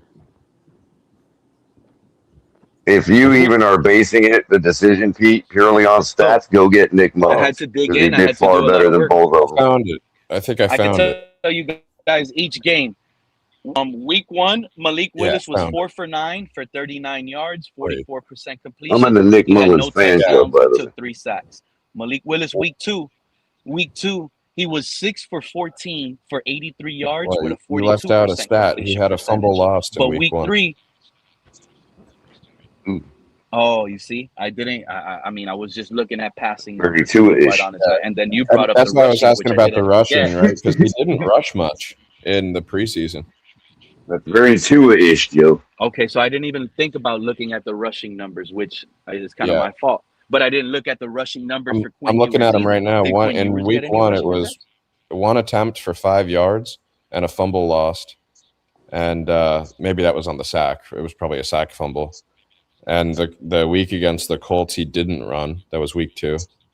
And then week 3, he ran twice for 19 yards, which is good. That's good. He sounds like he had either one really good run or 2 solid runs. Mm-hmm. Who y'all talking about, Malik? Yeah, 2 his runs possibly preseason for first downs. Yeah, I think Mike Vrabel never. So liked in him, total, man. he had 3 rushing attempts for 3 rushing 24 attempts yards. for 24 yards and 1 fumble 3 lost, which rushing could have been attempts on the for sack. 24 yards. Wow. I'm guessing it was on the sack that And he does fumbled. that one fumble on a rushing think attempt? Mike I think Mike that Vrabel fumble would probably was. drop his passer rating in I general. think Mike Vrabel was being lazy, bro, Yeah, I and know. I that's think why he ended up back in New England. That's why he ended up back in New England anyway, bro, because he knew they would just, hey, we'll give you whatever guy you want. He just didn't want Malik. Says Yeah, it was he didn't a want Malik. strip sack in the second quarter by Leonard Taylor. What about Quinn Ewers? Did he have any rushing yards by any chance? I can look him up. Y'all, I didn't think I'm about happy that. I about will the say- extension. Oh, go ahead, Carlin. No, go ahead. No, You Gunner, just got actually, here. no, You no, ain't no, talked at no, all. y'all Go ahead, put bro. going me to off. pop off about that extension, and I love it. Yeah, no, I'm happy. Yeah, about the exactly. extension, That's but, good. Yeah. But y'all know I'm here for the hot takes, and Pete got to agree. This is why I think Hafley should be even more fired. So I love the signing for, but I love the signing for Brooks, but to not draft Bain, to not go around him is confusing. It's why you don't draft a young stud like that if you're going to extend Brooks. This is even more confusing. I don't get it. He's clearly the captain on the defense. I respect that, but get him some goddamn help now. And you give him some help by drafting Bain. I don't know, y'all. I'm confused. My opinion. No, they did. They're This going to team play Rodriguez next to him. and realized we needed more help on offense than we did on defense, and that was probably the deciding factor there. But Cat, I know you've seen. But Cat, right? We already know Austin Jackson's a question mark, and Sully's probably thinking that same thing too. So it's like if Austin Jackson were to go down, we need another solid guy to plug in there if we want this offense to be even halfway efficient in the run game that we need it to be. So it's like we can go here, we can get us an offensive lineman, we can solidify this offensive line, and then next year, depending on how this team looks, maybe we go defense in the first round next year. And if we don't Cat. receiver. No, Cat, you're right, but I want to tell you something. I know you've seen it. Did you see when Jeremiah Smith posted himself number 4 in the Dolphins jersey? No, actually, I didn't see that. I didn't see that. Go Google it. I lost my mind. So we're drafting him. Yeah, he's that's from Florida. That's not guaranteed either. Me and Joe were talking about this, I think, a couple weeks ago. Bro. He was in our facility, though. But let me ask you this, bro. What if Chris Bell actually turns out to be the number 1 guy? What if when he comes and finally hits the field, Malik Willis turns out to be a guy and Chris Bell turns out to be a guy? That's going to be an edge rusher. He's no disrespect. He's no better than Jeremiah Smith. Shaw, is your real name Real Talk Perez? If we get anything more than 5 wins, we're not wait. Hey, Shotgunner. Yo, what's up? Is your real name Real Talk Perez from Tampa Bay? I'm asking. I'm asking you because y'all are on this Bain as certainty theory that Bain is an undeniable, unquestionable, irresistible force. that he's I don't know about irresistible. I was about to say I agree, but but I mean, come on now. Let's wait and see what Dame can do in the NFL. But KP without pads is reported that he was so physical they stopped at practice. I like stuff like that is very enticing to me. But he's got historically short arms. Yeah, but they canceled practice. That they stopped practice because what does that mean? Yeah. No, like he's so physical, like like he's, yeah, I'm sure. Yeah, but what does that mean though? Like, did he hurt someone and then they stopped practice, or they were just so impressed? Like, you know what? Let's go inside. I mean, like this is a lightning storm, Joe. It sounds like inside. It was a lightning storm, bro. You know what? Yeah. I can't debate Hey, Joe. When Gunner first came around with that physicality, it was a couple weeks ago because they had to the Hulk. To cancel practice. Let me tell you a story, guys. There's a story about a guy named Daryl Gardner. Color may know who he was. Oh yeah. Right? I knew he'd come out there. Ruben Bain might need to get developed.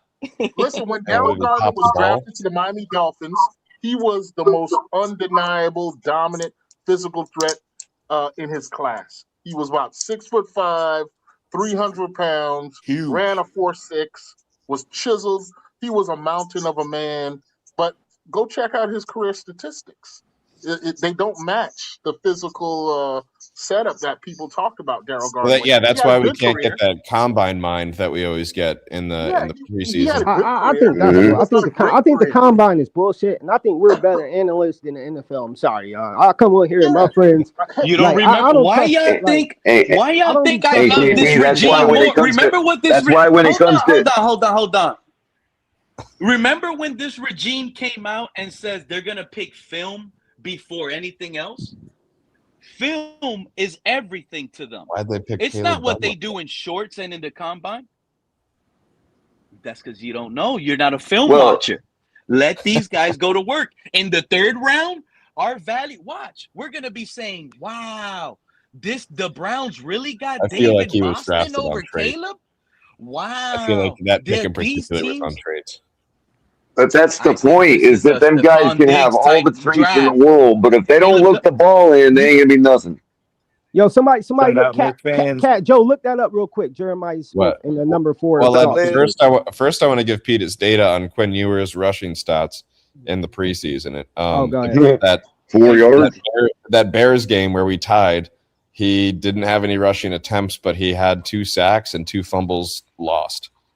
So both those sacks were sack fumbles lost, which is not a good look. But backup quarterback. The next week he had 1 rushing attempt for -1 yards, no sacks, but he had a good rating because he threw for 2 touchdowns that game. And that was versus the Lions. Against the Lions, and then the third week he had no rushing attempts and 2 sacks.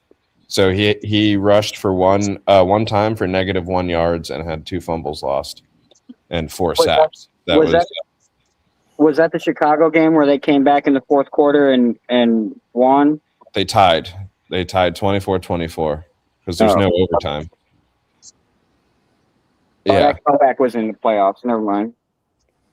I don't remember how the scoring actually went down for that game, but I remember let's be real though. The Chicago Bears defense was definitely serious last year because they also broke the tush push. They also stripped the ball out of Jalen Hurts' hands during one of those tush pushes last year. So, do you know who happened to have done that? Who actually got their hand on the ball by chance? I got the video. I'll have to go back and grab the video. I have the video on my channel. So I'll go back and I'll look curious. at it. Cat, hey, did you hear that our logo is we're gonna do a logo change next season? Oh, so wow. I already saw. Really? That's huge. I already saw. Are they going to put the helmet back on? Supposedly, it could be anything small, or it can be a totally different Dolphin next season. I just want the helmet back on. If we can at least start by putting a helmet back on the Dolphin, okay, we can at least start there. I don't mind the ring of the sun. I mean? I don't mind the ring of the sun. It actually looks nice. I got a little bit of insight on that. So I saw. I don't know if it's an accurate depiction of it, but I saw a prototype. So basically, we're gonna have like the Vice City lettering for our name, and It said that the logo was going back to the old school logo. It said that it was going back to the old school logo with the helmet on the top. I hope they Yeah, the cartoony one from the 2000s, or the older one. The one with the mean eyes. It'd have to be it'd have to be the one from the cartoony one for sure, because nobody goes back away from cartoony. You know what I mean? Yeah. So they're only getting more cartoonish, right? Accurate that is, and if it's real, but I did see a prototype, and you see my new avatar? You see my new avatar? That's what the shit should look like right there. Looks like a stone dolphin. Anything is going to be a concept. I'm glad they don't allow color to pick. By the way, I actually, but here's the thing. This is what I mean. This is what I was talking about earlier, right? That is artificially generated. Okay. However, the image that I seeded it with was taken by my own hands and my own camera, and it is a real dolphin that exists in St. Augustine, Florida, and its name is Miramar. So that's what I'm talking about, like hybrid. Yes, it's artificially created, but it is also 100% real.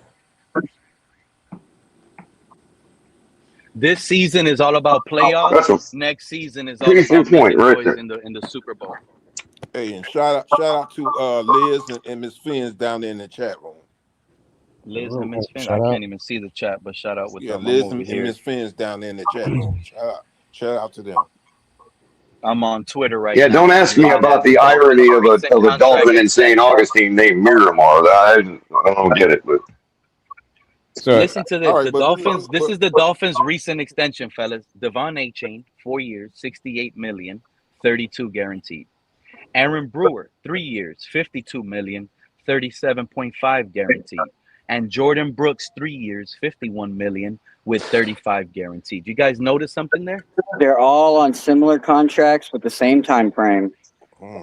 They're all on the same contract with a similar time frame, along with some of the draft picks that we got right now this season and last season.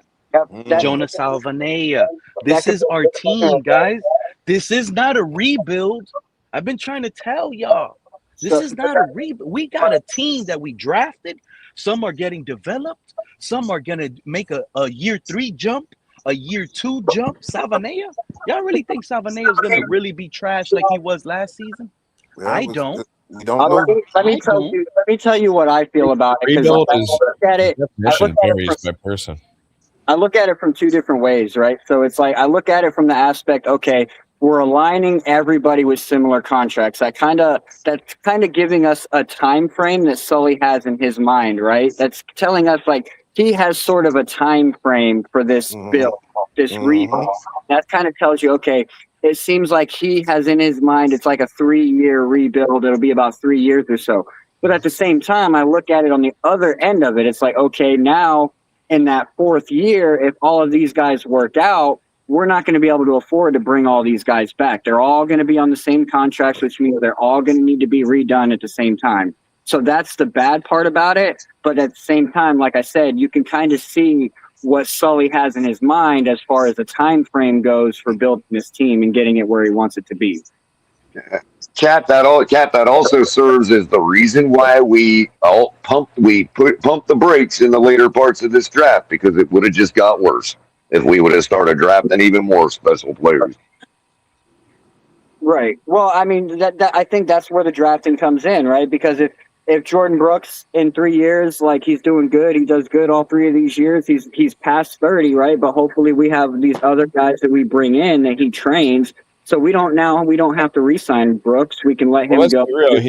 He's probably we could re-sign. And not only that, but for the guy, but there are going to be there are going to be some guys. The trajectory in year 3 would be that Jacob Rodriguez is now the best linebacker in our room. He is right, Pete. Right now. Right, Jordyn Brooks. You're going to get one or two guys. You're going to get 1 or 2 guys from the later rounds that pan out. So what that does, plus the Jordyn Brooks signing, is that it buys you time to be able to use your early round picks for the next couple drafts to really solidify your depth. What is Jordyn this Brooks mean is for our, here what does this after mean for 3 the cap years. next year? Once we're out of, what does this look like for our cap? Because we obviously have the Tua money this year, but next year is supposed to be Well, don't bigger. forget about the network money. Don't forget about the network Oh my renegotiation God, in fellas, 2030, bro. Right. So Shout out to Batman. Yeah, he in the Shout out to chat. Batman. Shout out to Batman. This man just messaged I don't. me a I'm not picture. We'll believing probably any. get another Oh 40 my million. God. We'll probably get another Oh 40 my million God. in This man 2030 just just from the messaged me a network. picture. I want to see it because I want to see if it's what I saw. I'm not believing any of these Oh things. my God. I see concepts all the time for uniforms and all Batman, that stuff. what do you want me to do with this, Batman?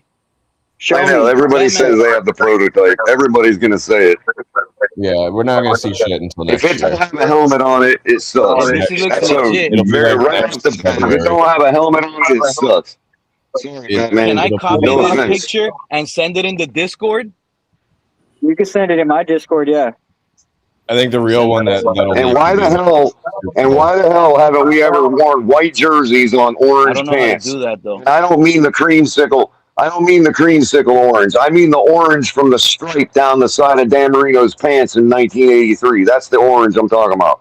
Why don't we ever have solid orange pants on white jerseys, man? I think I did it right.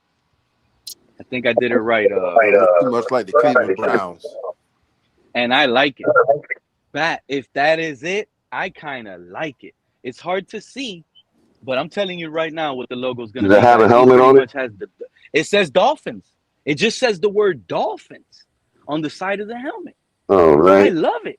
Right. I would rather Dolphins than that Dolphin I can do logo that. we're dealing with. I'm not gonna lie. I'm not I trying to can sound do like that. a Dolphin hater, What, but man, I really like our picture of our little, just the word I'm gonna Dolphin go Cleveland style, huh? with a big D. Check The out word Dolphins across the helmet with a big D. How y'all like that? With a big D. Nah, I still rather see the Like Dolphin, Cleveland, man. the mammal dolphin on there. I'm sorry. That's not what I saw, but it definitely looks legit. But it's hard to tell what's legit nowadays with AI and everything. But the fact that the picture is kind of blurry the That way man it thought is. Tua was legit, bro.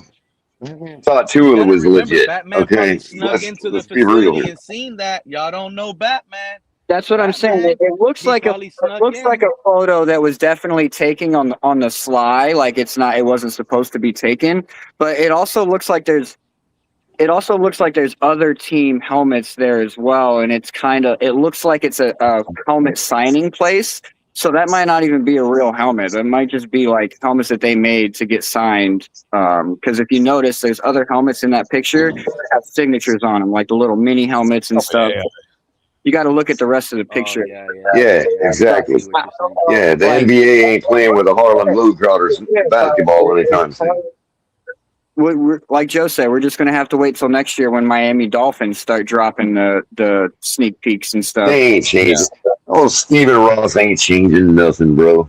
I believe it when I see it. And it better have a helmet on. We're getting rid of that soft look Dolphin. They don't like it. That Tua Dolphin, they don't ever want to see that Tua Dolphin. It's the right time to do it, though. If we're really talking about a culture change. Well, I think the league rules allow for it. We're in our window. We're approaching our window where the league rules allow us to do it. Color. There's two teams. It's us and the Saints that are allowed to change the logo next season. Saints really need to change their shit, man. I don't even know what the hell that's supposed to be, dude. Like it's some French symbol, bro, from like back in the 1700s. I used to think it was. Is it a flower? Is it a cornflower? Nah. You know what? I want you guys to keep that same energy. What I thought it was some Guy Fawkes shit or something. I got a question for you.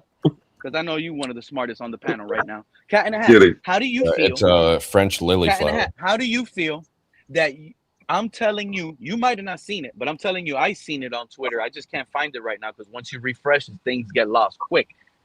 I saw. Yo, have you ever tried to speak gibberish into a chatbot and see what language it thinks you're speaking? Training with Jamar Chase and T. Higgins. What say that again, P? I couldn't hear you. Yeah, I didn't see that exact picture. Caleb Douglas, Mr. Park, is training with T. Higgins and Jamar Chase. I didn't see that picture, but I saw the video of that training, and Malik Washington was there as well. But yeah, they're all in South Florida. A lot of them come to South Florida to train. Lamar Jackson was down here with them as well. There was a couple other guys from other teams here as well. Like they were all training together. Pete, guess who else was there? Pete Washington was there. Caleb Douglas was there. Yeah. Pete, guess who else was there? Hey, Liz. Guess who else was there, Pete? Who? Jeremiah Smith.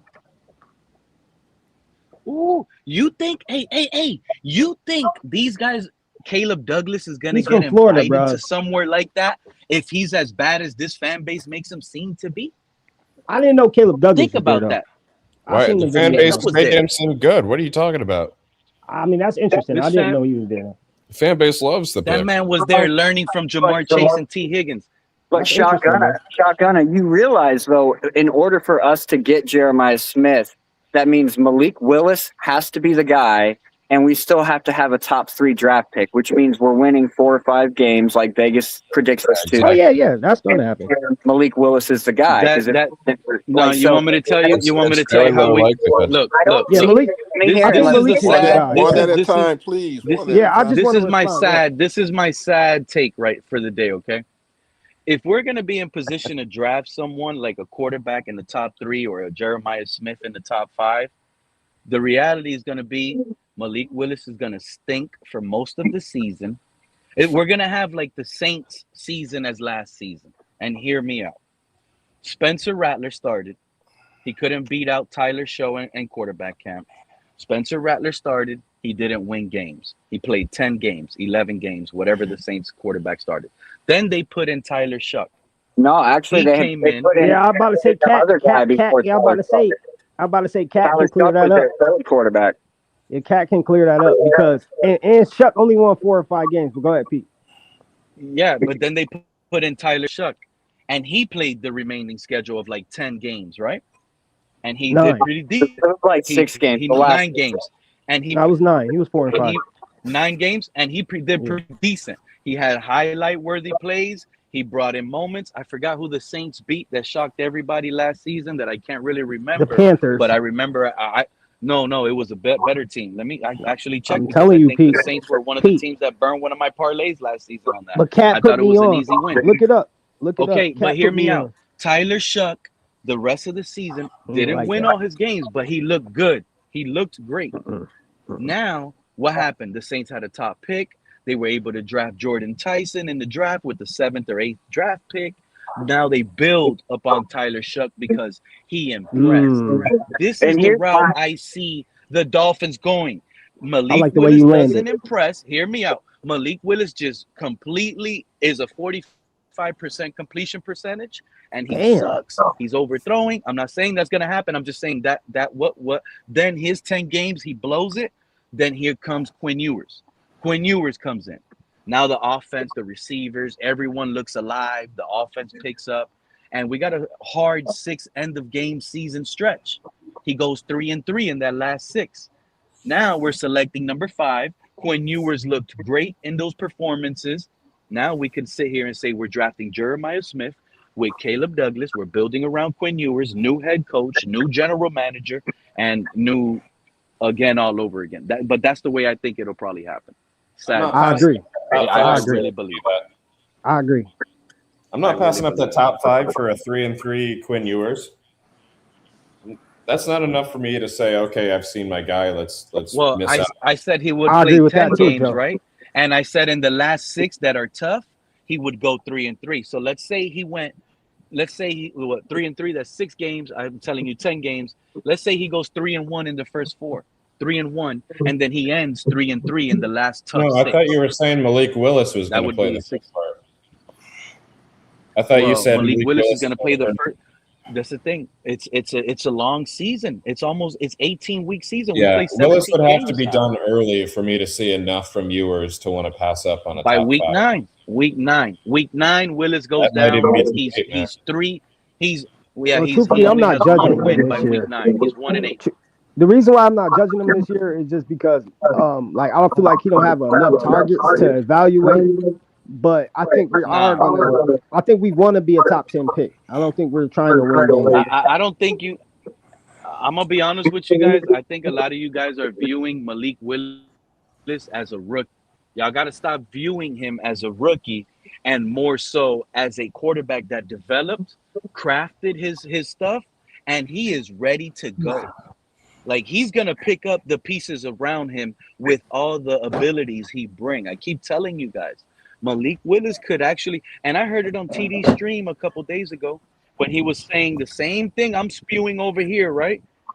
Malik Willis's wheels are going to create things for these young wide receivers that you guys think aren't great. Malik Willis's legs could actually help these young receivers that you think are bad. When he buys time, he gives Chris Bell someone to get more route time. He gives these guys to get more into open zone they might not realize in early weeks. You see what I'm saying? So now Malik, instead of a fluent Bobby Slowick offense the way he wants it, like when Tua was our quarterback, the receivers messed up and they weren't in their spot. Willis could literally deal with the same thing. When What Tua about doesn't have the what receivers in their CCR is spots, he putting in the can't chat, throw. Pete? Malik can't throw. But what's the difference? But Joe, the difference is when Tua couldn't throw, he also couldn't run, and he also couldn't look for other receivers either. Malik brings that. There's also the When it's not possibility. there and the receiver wasn't in his spot, we got a quarterback now that can buy time and find someone else. Or buy time, and this is a perfect example, right? Because this is what I was saying that I used as my material to back what I was saying last preseason when Zach Wilson popped off last year, right? Remember last season, preseason, Zach Wilson made a throw, and it was like he held it a little bit and then he threw it. And then he came out on the podium and they questioned him, like, what happened on that play? And it was like, well, originally on time, it wasn't there, but I still threw it because I gave the receiver a little bit more time. That's what I was saying that Zach Wilson brought that's better than Tua. So if Malik Willis brings the same thing what I just explained, that's going to help out every other weapon that can't make it to their spots on time in this Bobby Slowick offense. I see it. Pete, do you see what CCR puts his 2 messages ago? What he's saying, even if Malik plays well, that's also a possibility too. If this is the problem I have. He could still play well. I'm not saying that's not a possibility, Joe. Right? I'm not saying, but so CRR, right? A guy that's in the chat is telling us that that it's a top 5 pick. And the defense is the worst. So you telling me, Joe, these people know football like that, Joe? They know it all like that. They know defensive line. They know corner evaluation. They know linebacker evaluation. They know defensive line evaluation. They know coaching evaluation. They know offensive. So they know everything in the chat. If the scenario that he says, if this scenario does happen, though, which I think it's, I want to see Malik lift us over that hump, even if the defense sucks, to win games. But even if we're in that situation he's describing, I think you have to start questioning a few other things. The defensive-minded head coach that we brought in, the top 50 draft picks that we have out on the field. We have to start questioning some of that other stuff. That's what I agree on, Joe. No, bro, Joe, listen to me, bro. We're gonna be. You know how boring the Eagles are? Do y'all watch the Eagles games? Have y'all watched the Eagles games? Do you guys know how boring it is to watch an Eagles game? Handoff, Saquon for 16. Yeah, it was so boring. That's going to be us. It was like Watson. It's also very fast. Jalen Hurts for 8 yards rush. 2nd and 2, another Saquon handoff. 1st and 10, another Saquon. Next thing you know, Sharif has been telling y'all. That's why I've been telling y'all. Sharif has been one of the hottest Dolphin fans this offseason when it comes to making takes on our Dolphins. And people are not going to agree with it, but he understands the schematics, the team build, and the philosophy of what the run game is going to do to help execute Malik Willis in the offense. We're going to be a heavy clock management team. But it's a little bit early to be getting bent out of shape about this whole floor or ceiling for the Dolphins at this point. I think where everyone is, we really don't know. And these signings, these key players, these signings though should give everybody, I think it's worth thinking about on whether we're in a total rebuild or whether we're just restructuring. But I think this prediction that the Dolphins, that CCRR has, is probably closer to the consensus that any team in a situation like ours cannot be expected to Y'all do gonna well, realize. given everything No, that's you guys happened. are gonna realize how much harm Tua did. I You want to guys are, jump. bro. We won 7 games last season with 20 turnover Tua.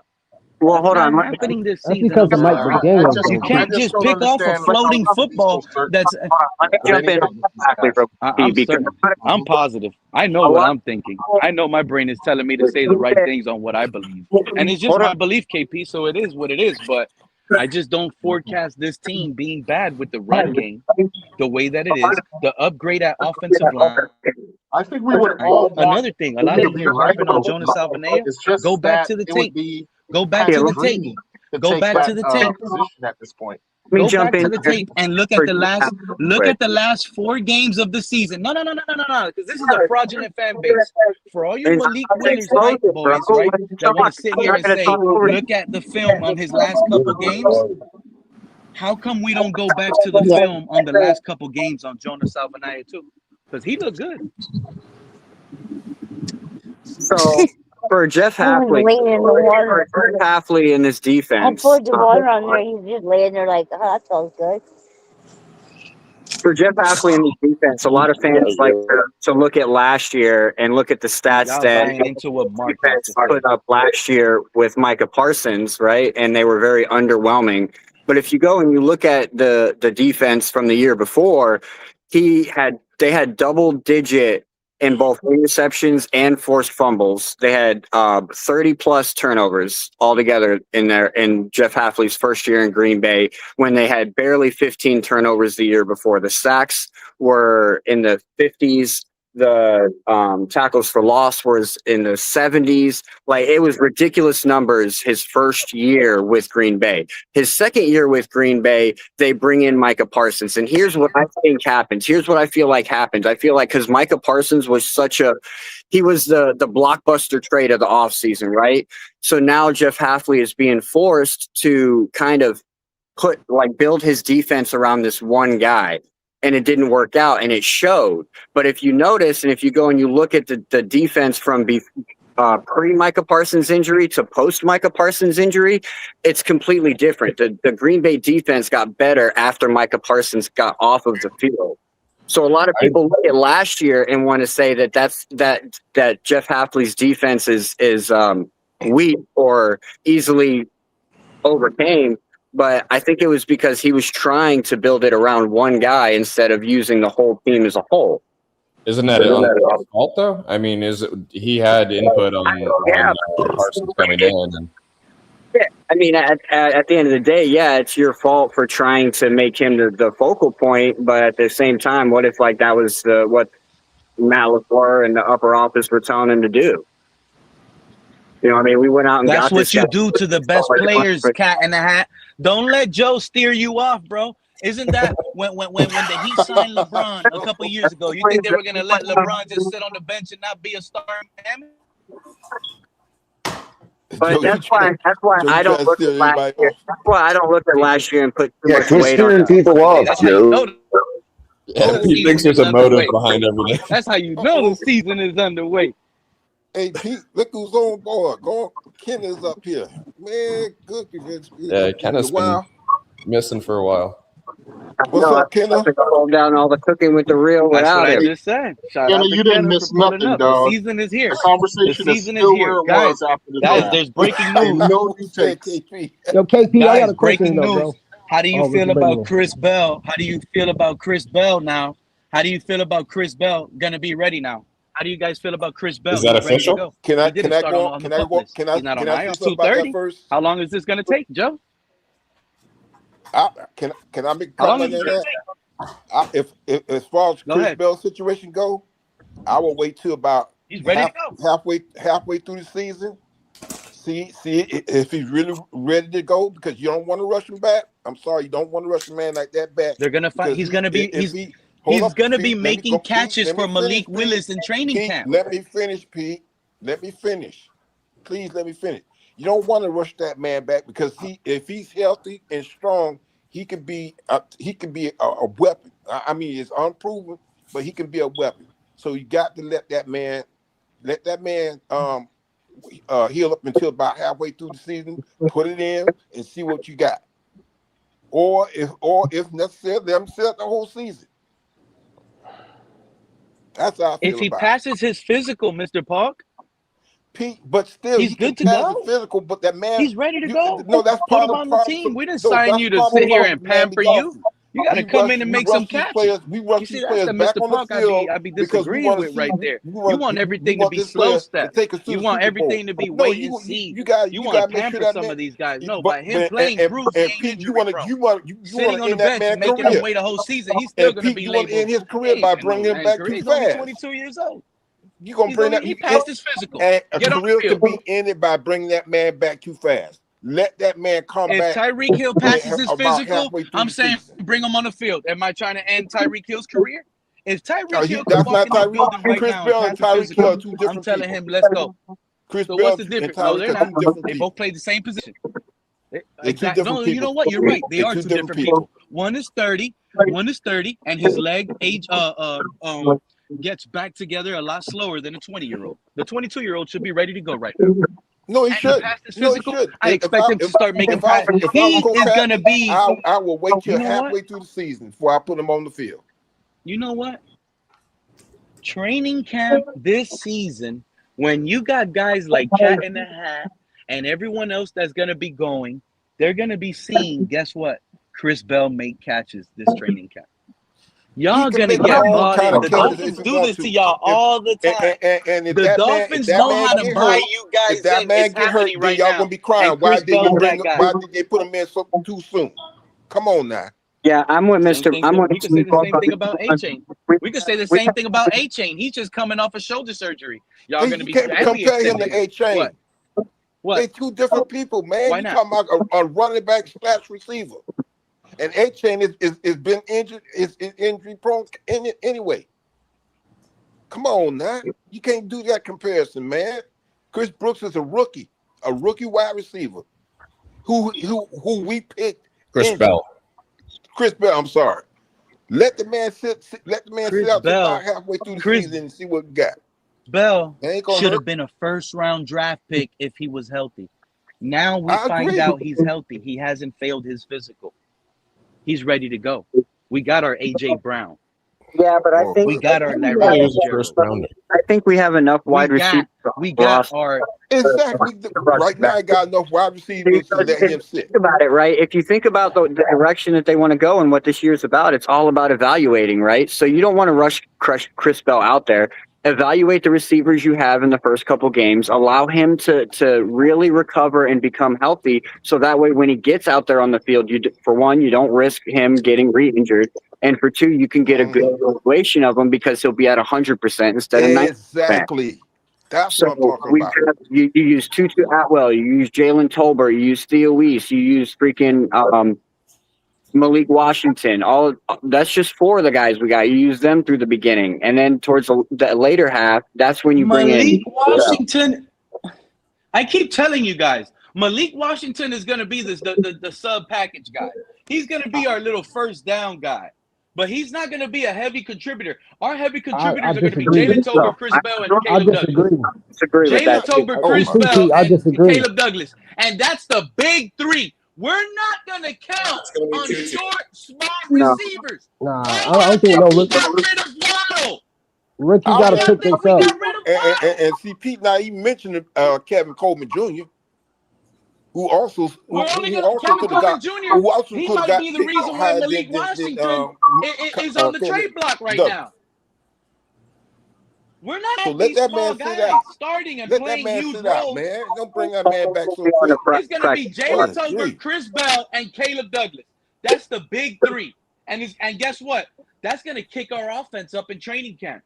That's going to bring excitement up to the fans in training camp. Because the moment, you know what? I already see it. The first clip I see of Chris Bell making a catch, I'm going live. Getting hurt. And then I'm going to go live. We're not going to be a heavy pass team, though. What's that, Kim? When you We're not gonna be a heavy pass team. That's what you're missing out on. No, but we're still going to need receivers for the call. Yeah, but that's what I'm point. We're not gonna be a heavy pass team. We probably gonna go 3 wide at the most. We might not have a receiver that eclipses like We ain't gonna 600 yards. Yeah, no, I've been saying that all off. For You're going that's in and what out. I'm saying. Like we might not even go for. We barely gonna go 4 wide. and I will.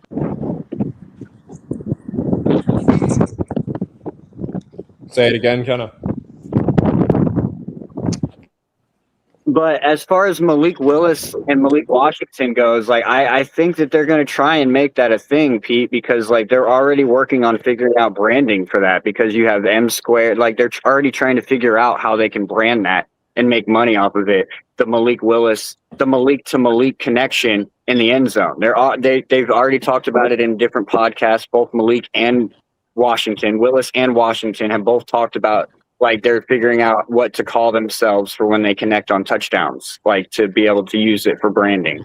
Oh, Pete's not here anymore. He's back. He's coming right now. Yeah, man. Don't rush that man back. Let that man heal up and be 100%. Then you got a weapon, a possible weapon. Yeah, but what about running a 2 tight end?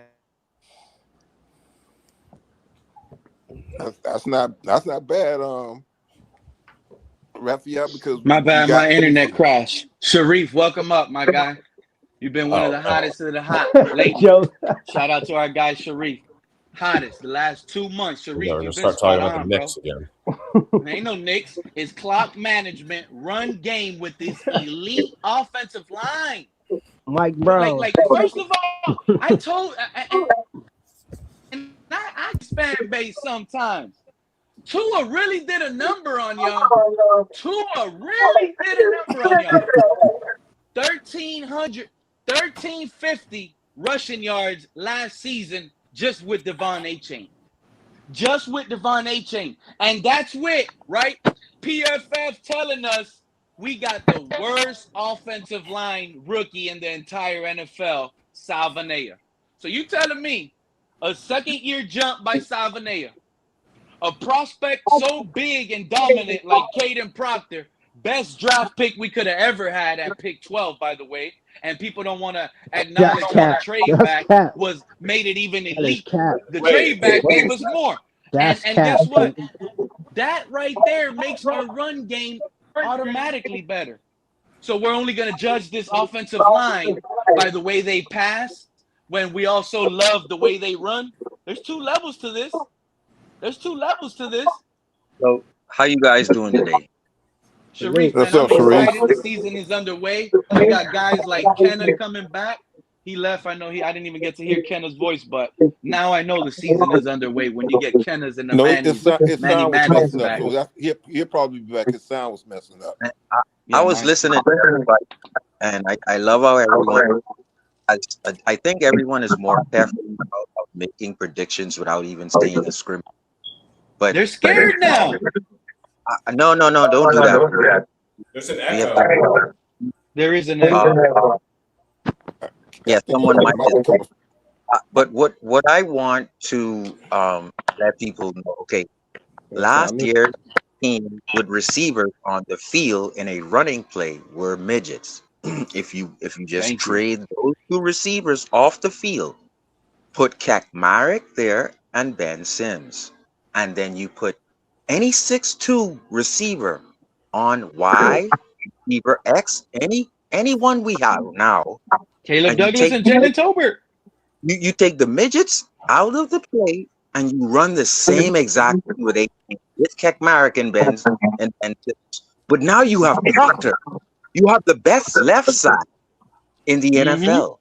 So I ask you again, without seeing scrimmage, without seeing a preseason game, you put 2 6'2" receivers at Y and X. You put Ben Sims and Cat, you got echo, Cat. You got echo. That's why I put you on mute, baby. Are we worse or are we better? I give the panel that question. I just gave you the Sharif, description. you know my Are answer. we worse or Sharif, are you we know my better? answer. We're way better. Way better. And that elite run game you're talking about is going to control the clock in games, and it's going to help our defense stay on the bench and stay Once well again, rested you had to to take stop midgets off the the run. field. It isn't that Tyreek was tired. It's that you need to be productive in a running play. So you have to take them off the field. You had to. Hey, and Period. since guys like Joe want to hold same energy, then why doesn't Joe hold the same energy versus the Bills defense, who are one of the worst rush defenses in the entire league? But What Joe would energy? come What out are you here. talking about? I'm talking about how you don't want to bring up how the Bills are one of the worst Everybody rush defenses in the say league. yes. How about that? Sharif, the you're Bills? I right. never talked We about the are Bills. more physical than last year. Start talking Simply about because of the size of the All right. receivers and the size of the line of the tight ends, the size of the left side of the line. Tyreek and midgets won't be in the game. Nobody's Sharif saying yes, doesn't like we are midgets. more And productive you in want me to running. tell you Look, something? everybody's And I'm afraid. not saying this because I just Everyone is like afraid to say yes. Sharif, you remember when you know the blitz pickup? You guys know the blitz pickup? This man Yes, from the Pete. blitz pick, Lewis from the blitz pickup, he came and clicked the link up here recently, Sharif. You know what that man said? We drafted a fullback in the 3rd round in Cacnarette. Can you believe that? And I'm gonna be honest with you, I never heard He someone. is an F. No, Pete, he is an F. An F can do 3 things: What was inline, double Charles tight end, Clay? What was inline, double Charles tight end, Clay? left or right, but Do also you he can remember Charles slide to Clay? fullback. That's what Do F you is. So Sharif, Kakmarek is an Sharif, F. He's right, Pete. He's right. He's an F, tight end. He can Sharif, slide, block, and do all of those things. He's right. Got it. Sharif, Yeah. Sharif. Yeah. You remember Charles Clay? Yes. Charles Clay played that position. You remember one thing Charles Clay lacked was size and power.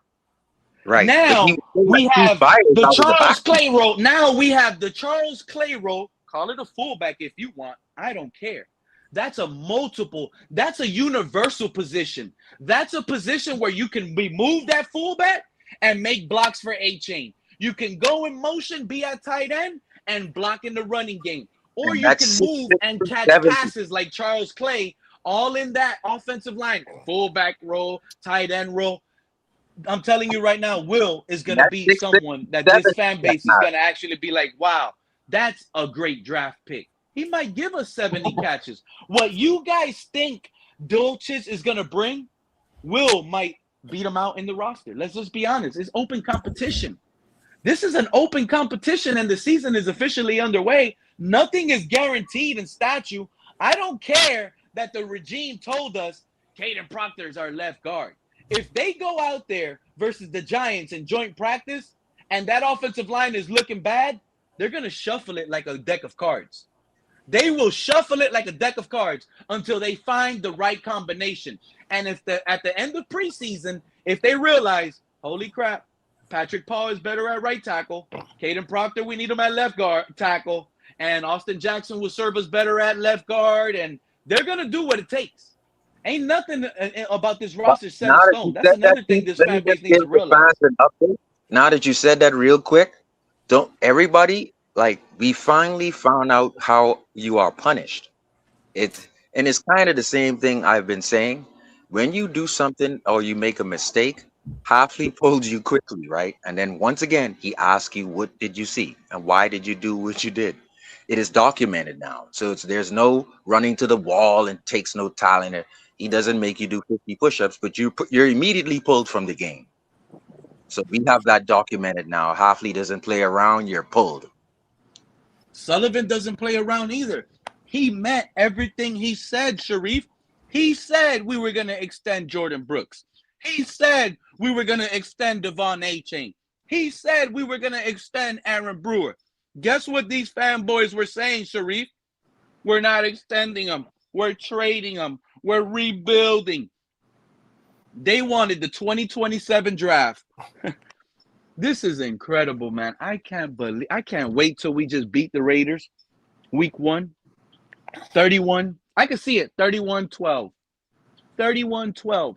That's what we're gonna beat the Raiders by. You think that defense is only giving up 12 points? Yeah, I'm just like, who gonna stop Austin Gentry? You want me to tell you what I really think, Joe? It's gonna hurt a lot of people. It's gonna hurt a lot of people. But I think a lot of people don't know football. I gotta be honest. A lot of y'all just don't. If you are down on our team, I'm gonna say it. You don't know football because you don't realize how bad Tua has hurt us. That's what y'all don't realize. Y'all don't realize how Tua hurt our defense. Y'all don't understand that. Okay, so Pete, Tua how did many? not help our defense not once, not ever. So Pete, how many wins would Dolphins get for a person to know about football? If you don't think we're at worst, is that I don't see us under 500 anymore. This is not a below 500 team. No, at worst, we're 9-8. If you don't see us at worst 9-8 right now, I don't think you see us as. I don't think you're a knowledgeable football guy. I'm sorry. Damn, Pete. Damn, that hurt. Let's go through the schedule, Pete. Let's do it because I can give you a couple of those, but y'all don't know. And it's not that y'all don't know because a lot of y'all know. But the reality is, what y'all really don't know is how bad Tua affected the whole team. That's what this fan base is gonna learn in like 2 months, 3 months from now. When our team is sitting at 4-1, everyone is going to be like, yo, this offensive line is elite for real. Yo, this defense is a lot better than we were last season. And it's a lot of the same names. It's just not that Tua energy dragging it down. It's not those 20 turnovers making the defense with short field position, getting an early score, knocking the wind out of the game early. Like, oh, my God, Tua can't come back and pass. Y'all be right. Oh, when we need Tua the most in the fourth quarter down the score, he ain't going to get us back in the game passing the ball. Y'all know football, but the reality is y'all letting the Tua thing drag you guys down and affect your evaluation on the rest of the roster. You guys are allowing Tua his oh my God, I am so happy Tua's gone. These 2 years, oh my God. We're 1-19 waiting on Tua to come back. Are we damaged as fans by that? 1-19 waiting for Tua to come back out of a hole he sometime dug. 1-19. Are we petrified? Thank you. We're petrified. We have trauma because of being down early for 3 to 4 years of our life. And because they once believed Tua was that guy. They thought Tua was that guy at one point. You got to get rid of the trauma. Tua was that guy at one point. At one point, they thought Tua was that guy. And when the one game is against Dallas. Oh, don't think I don't know.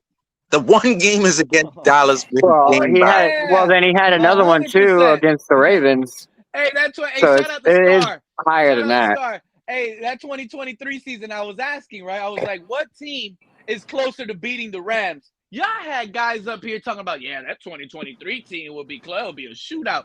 No, the heck it won't. It won't be close to putting up points versus Stafford and the Rams. The 2026 team will compete versus these Rams now. Yes, they will. Oh, that's a better football team. Goodness, Pete. Ain't nobody competing against the Rams this year, bro. Mr. Polk, don't forget that 2023 season that everyone was so high on. It was more of a letdown than anything. We had the division in the palm of our hands.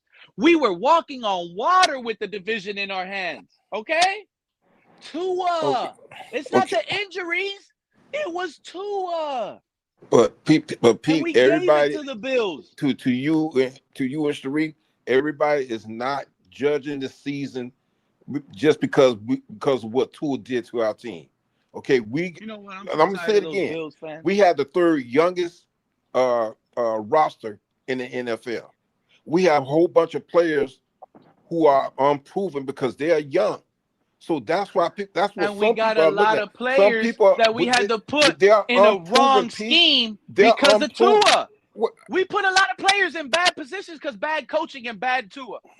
How about that? Okay, That and, y'all and, don't and you realize. proving my point, Pete. That means that some of these players are unproven because they were put in a bad position.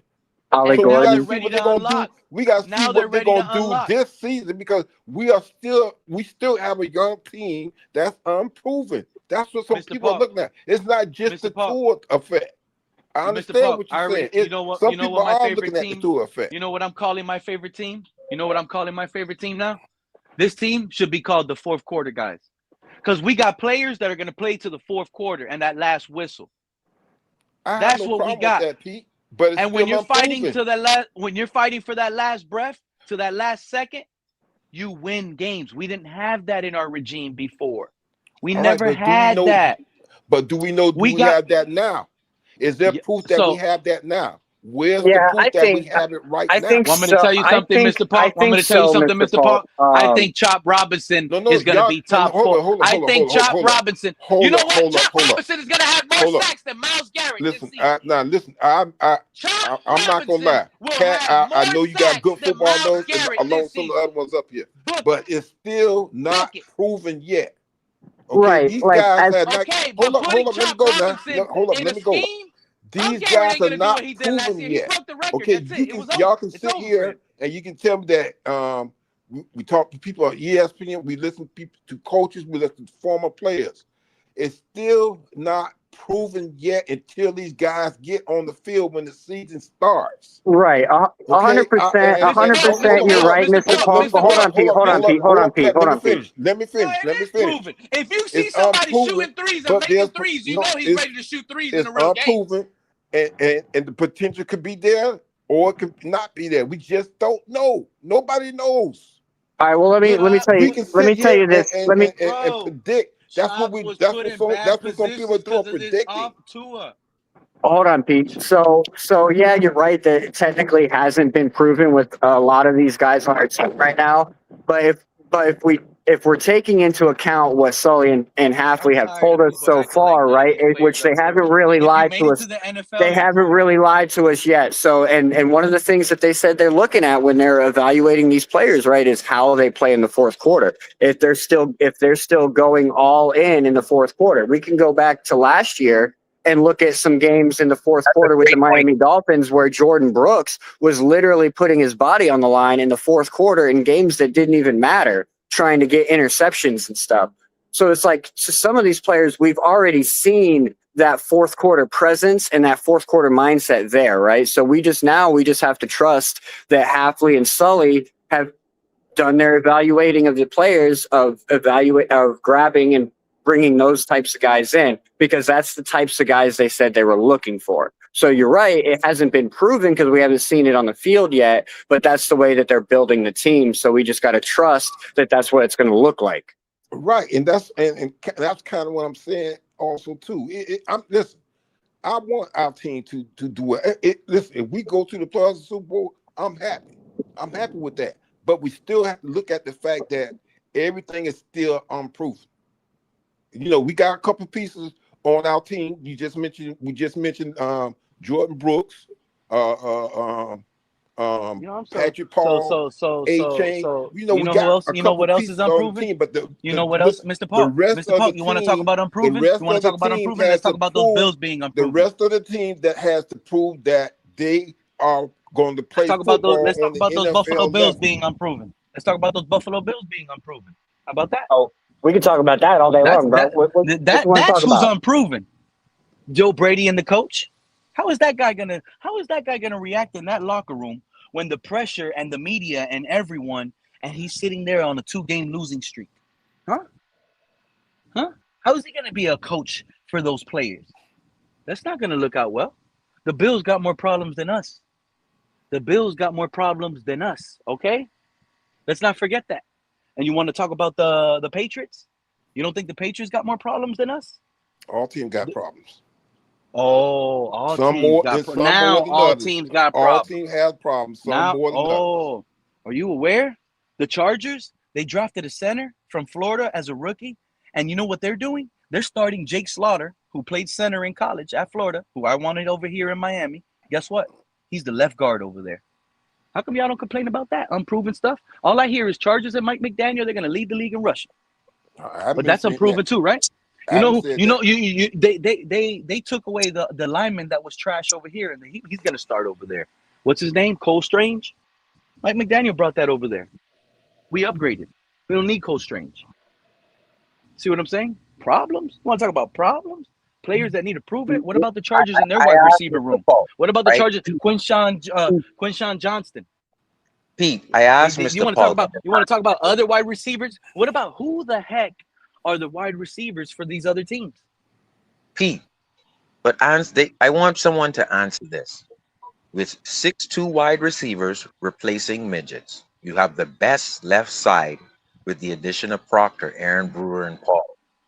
Any 6'2" receiver, Y and X. And you have Kakmarek, who's 270, 6'6". He's your F tight end. Ben Sims, another tight end. So I ask you guys, I want you to tell me we're not more physical than last season. Someone please tell me. No. I want them to tell us, Sharif. I want them to tell us how did we downgrade our running offense. Explain to me, like I'm 3, how our rushing offense got worse. How about that? So but I want you to tell me the 6'2" tree limb that we have to put out at wide receivers this season versus the midgets last season is somehow better at running. I'm waiting. We had Sharif. They know the answer. No, but I'm speaking for them. Let them answer. Let them answer. Let them answer. Okay, let them answer. I want them to give me an answer. Okay, here it is. An answer, AN, is experience or lack thereof. The 6'2" guys, the big tight end, whoever they are whoever, that's all we have. In a league that perennially humbles so-called domineering strength and youthful vigor. This is a league that breaks down talented guys every single year.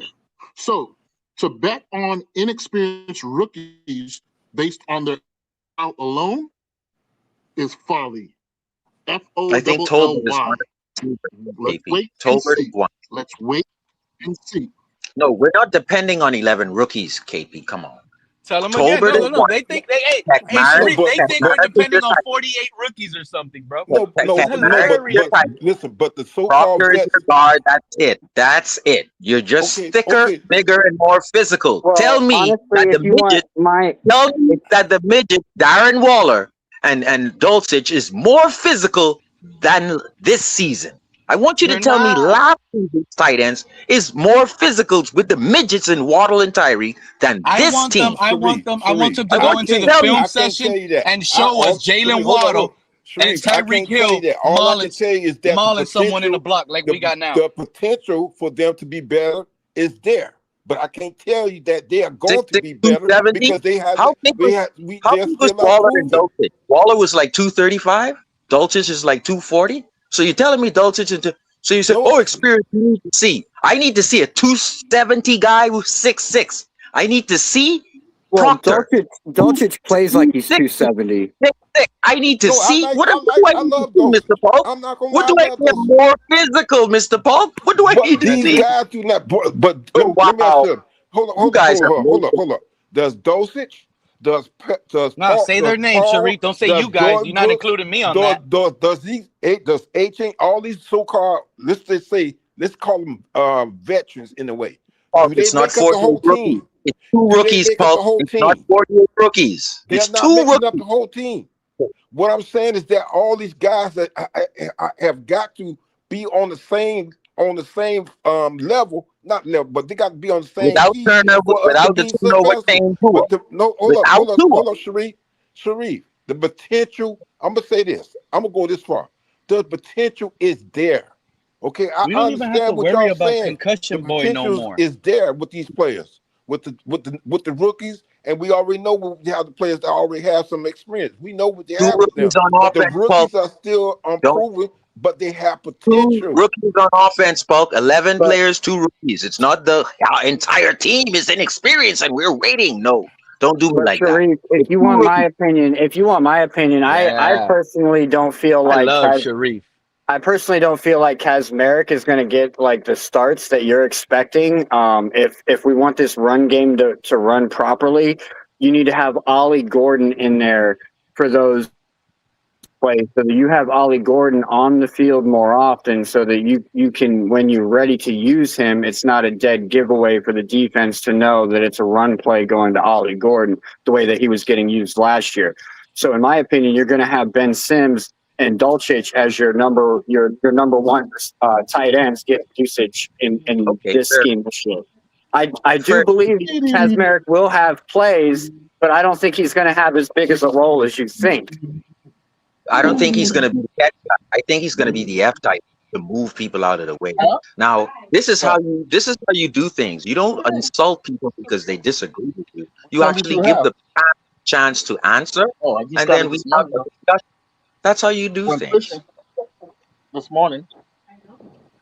That's how you do things. You don't come up and call in names because people don't agree. KP trying to talk? KP, you're coming in really low, my guy. I gotta make a phone call. I'll be right back. All right. Sharif, I didn't call you no name.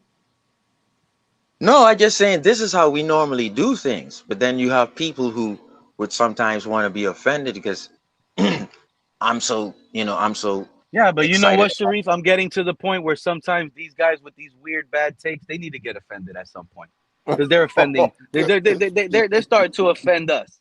They're starting to offend us when they come around and they say, Sharif, you don't make no sense when your physicality doesn't guarantee that it's going to guarantee us wins. Nothing guarantees wins, but physicality, just the physicality alone, based on what we've known on the previous teams, that should make every fan right now feel more confident. When you turned on that film, Sharif, you're right.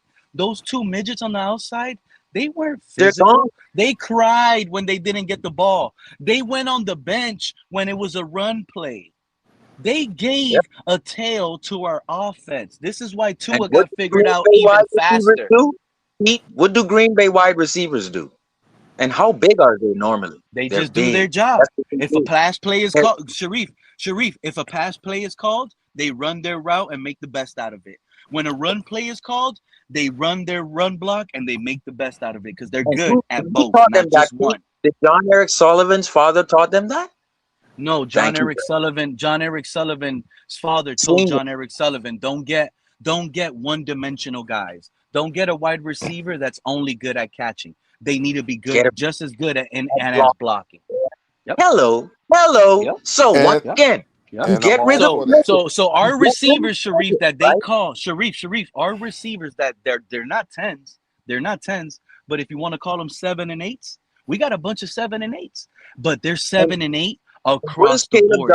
They're 7 and 8 at wide receiver, and they're 7 and 8s at run blocking. You know what we had before, Sharif? We had a 10 at wide receiver and a 2 at run blocking at wide receiver.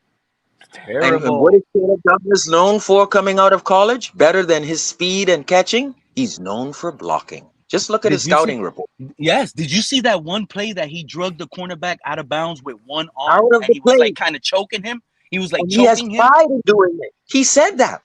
Yeah. Shout out to the Dive Bar podcast. Oh yeah, he said that.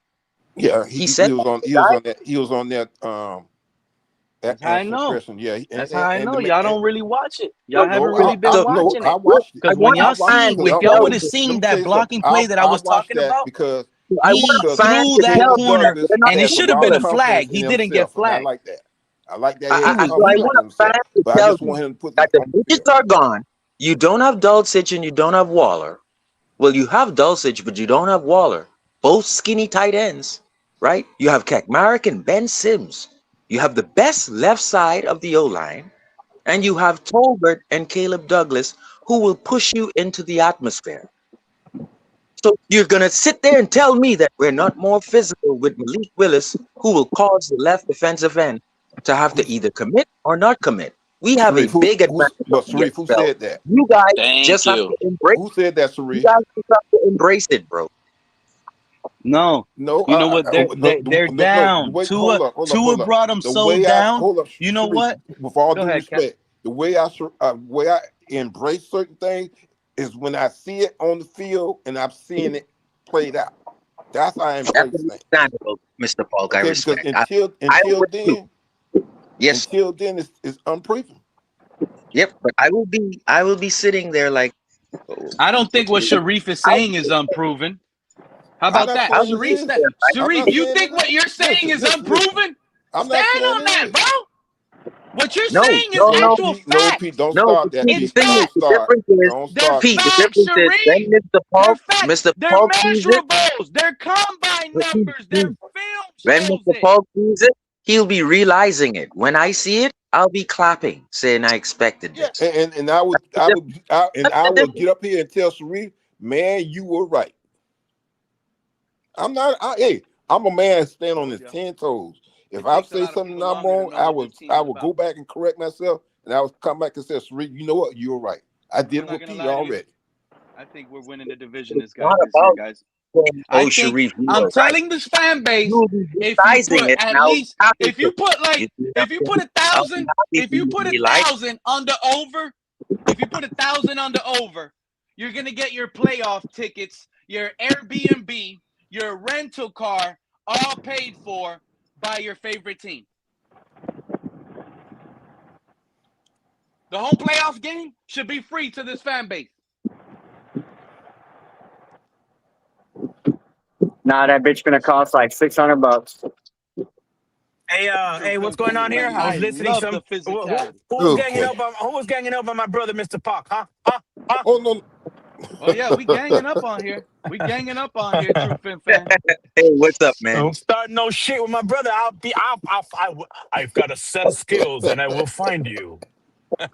True Fit, you all right, my brother. We're gonna make it sound like how it sounds, no matter what. Hey, listen, Mr. Park is always loved over here. listen. This Nah, one man, I reason know. why I I'm like just coming messing up with here y'all. because I love to hear the opinions of everybody because everybody looks at our team differently. Where you can learn something from them, and you can learn something from him or her. So that's I ain't gonna why lie I to you, love, Mr. Park. I ain't learned shit from Peak all these years. I ain't learned shit. Well, you got to take that little. You're another one, but Mr. Park, he's another one. Look at his little title in the bottom. Look at his little title in the bottom. What I just said about that? Hey, I got to take up for him because he's better than me because I got up at 5 when you tell you the truth. Hey, but you know both of what? y'all. You know what though? You I can think this I'm how you hitting want. her over the head with this shovel. At least I'm consistent though. At least I'm consistent. I ain't changed. You can say everything. Everybody can give me all their different opinions. I'm consistent. This is what I said. It could be wrong. I hope There's I'm wrong. something, but you I know pray to what? Jesus. No, a lot of y'all keep saying, I same hope here, I'm True wrong. Fan. You see that, Sharif? They be like, hey, Sharif, they be like, I hope I'm wrong. I hope you're right, Pete. But right now, this team is rebuilding. We're trash. We ain't winning You damn nothing. right. You see, like Sharif, this is bad takes that I've never heard. And it's sad. And it is You gonna tell sad to me? hear. I know you didn't just say that. I know you didn't just say that. I think you guys are the worst right now. You 4-13, Mr. Parks with the 5. I mean, if you say 9-8, if you say Hey, Mr. 9 Park, and how 8, many shows? How I many would shows ago respect he was that. saying that we were right? You remember he said it verbatim. Yeah. I love him, man. I really know how he works. But did those shows, was Jordyn Brooks wrapped up? Was he still here or was he out of extended? here? You never We even didn't mentioned know. Jordyn Brooks. A So lot of you. What do you wait mean? a A lot of you minute. guys. Are A you lot of saying you guys. A Jordyn lot of Brooks is you a guys. difference from 4 wins to 9 wins? No, I'm saying that Jordyn Brooks signing that extension confirms we're not rebuilding. We have our talent in the building set in stone, and we're ready to win now. And we're giving this guy the contract extension because you're part of a pillar of what years to come. I agree, though. All bullshit aside, I agree. See, I'm able to agree with certain things, right? I like all the signings that they've done because you're not tied in long term. Am I wrong with Brewer? Was Brewer also 3 years? 3 years. Mm-hmm. So I like these signings because if they are good and you draft well, they're trying to win. They're not trying to tank. I will agree. I'll give you that. However, they could try to win all they want. Do I think that Do I believe in them doing a coaching job like I heard you guys mention earlier, like a Brian Flores? God willing, I hope so. But even the job that Yeah, Brian Flores did, what was his record? You feel he was me? above Like, 500. He was above okay, 500. okay, and we should all be ecstatic if that happens. But I'm saying, like, at the end of the day, what did we But we never accomplish had a quarterback winning room wise? like this. Hold up, let A him lot of it finish. is the quarterback room and the knowns of this team. When Okay, you you might know be what right. your team is good at, right? Think about what our team is good at. They're going to be good on defense. We got a defensive-minded coach. We could check that off the box. And our I don't run think game so. was I don't think and so our yet. run game, I mean, I'm checking And it that's what I'm confidently. saying. True Our Philly fan, defense that's and what run I'm saying. game, Not yet. our defense You and don't run know yet. game, I'm checking that Not yet. already as our top two. Now what Guaranteed you check could be marks. right. Now where Pete could be 100% right, which is why I don't knock him like that hard for it, is Pete could be absolutely right. We could have now on this 4-3 scheme a great line minus the pass rush, right? Let's say we get pressures from the studs in the middle. That would help a lot with the pass rush. We could have our linebacking core all of a sudden overproduced to outplay what I believe they're going to be. And our secondary, which is young, could play. If all of these guys just play good, I think Pete has a chance to be right TFF, because I'm not Exactly. expecting it. But right now, TFF. I can't say that. If I may, TFF, And they're mhm. saying Go Trey ahead, Sharif. Moore is eating up. Have you heard that? What's Why is that? Uh-uh. Trey What Moore happened, Wait. eating Sharif? everything up in Trey practice? Moore, I think he's 4th gonna round. eat because you I have think he's gonna eat Robinson too. on the other side. I think Trey Moore is crushing everything right now. I'm telling That's you right now, Well, Sharif, True Jackson, Fin fan hit Texas. it on the head. When we go to that 4-3 scheme, that's gonna let Halfley use his first round pick, Chop Robinson, the way he was able to unleash Micah Parsons. That's it. Put that pressure on the quarterback, roll him out. Zach Zeeler's going to be in that gap. We got Kenneth Grant. We got guys ready to make big jumps that we selected high that are going to be in their normal positions. So it's funny to me, right? A fan base could sit here and say, oh, you know what? This coaching staff, they put Jonas Savanea back on his natural right position. This is why I trust this coaching staff. You guys think the only player getting put in a good position is Jonas Savanea? Halfley is the Mike McDaniel of our defense. By the Halfley way, is gonna make Halfley is gonna make the lesser talent guys. He's gonna play with them. He's gonna by sit the here way, and put them in a position to make a play because he by the way, knows that offenses are gonna try to floor the ball Pete, that way. Pete, And here by the we way, go. I have to give a shout out to Ali because Ali and I predicted this. Kyle Lewis, undrafted from #1 Indiana. Guess who's the best safety right now since training camp began? Not Kyle Lewis, I'm sorry. The safety from Indiana. I forgot. Oh, Lewis Moore. Lewis He Moore. I Okay. predicted it. Me and Ali from Finn's Tailgate, we predicted this. Lewis Moore is a stud safety who played for the #1 national team. There's going to be a lot of competition, and all these But names are going to get no. known now during training camp, Listen to Sharif. Alan Poupart. But listen to what. Pete, this is facts. Alan Poupart said the best safety right now is Lewis Moore, the safety Okay, from. So what I expected and what Ali expected, shout out to Ali, is turning out fine. I knew this kid had instincts. Just listen to what Alan Poupart said. Well, I knew it. Sharif, I hope the growth keeps on. But one thing we do have to remember: there is a lot of practice and a lot of football. Maybe there'll be somebody to pass him up, then he'll pass. Like again, like that's why I'm so like, let me just wait, man, because I just want to watch and see what we got. I hope you're Same right. here. I hope you're right. Hey, I'm Same gonna I be here. looking can't at that wait till safety. y'all going to be so excited soon. But true things, that's because you are a responsible person. Some of the commentary here Thank you, is KP. irresponsible. Yep, that's responsible. Ali predicted this kid, man. Ali predicted And you're Rieger. right, KP. I predicted Rieger and Max Llewellyn. I just need now to see them be productive, and I'll be like, man, I hit on that pick. But I've already Sharif, seen Lewis How Moore do you take know the if you hit on that pick, position. Sharif, Sharif? My brother would Lewis have to Sharif, Moore is let me respect. tell you, already took it to Sharif, the How do you know? I got a question, and without the respect, I'll be quick. I get what you're saying, and I'm not knocking you at all. I hope you're 100% right again. But how do you know when he hasn't played yet? You get me? Like, these are the things that I predicted he's Alan great, and Poupart then said See, that's the what I keep latest in saying. practice, and Alan Poupart said yesterday on his show, and this is I like to listen to all of the beat writers and then the press conferences. Yep. Get this little nugget. And that is Alan the Poupart said Socrates of football, nobody Alan expected Poupart. Lewis Moore to take over safety position above Trader. His instincts is elite, just like it was in Indiana. And I According to I mean, expected how Alan many Poupart. Ali, practices? You know, like that's I Ali and get I you, but called that. go According ahead, to KP. Alan My bad. Poupart. My bad. I'm sorry to Yeah, cut you off. Go ahead. Yeah, according to Alan Poupart.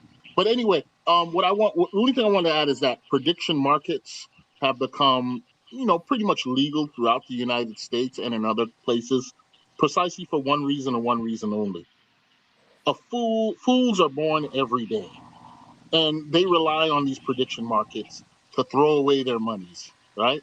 So Yep. we're Yep. using that same sort of rationale here to make these bold statements that really don't carry any penalty per Uh-huh. se, but But what just are you telling saying by saying but that, KP? But you got to let him that finish, and some he'll of us tell you. Let me finish.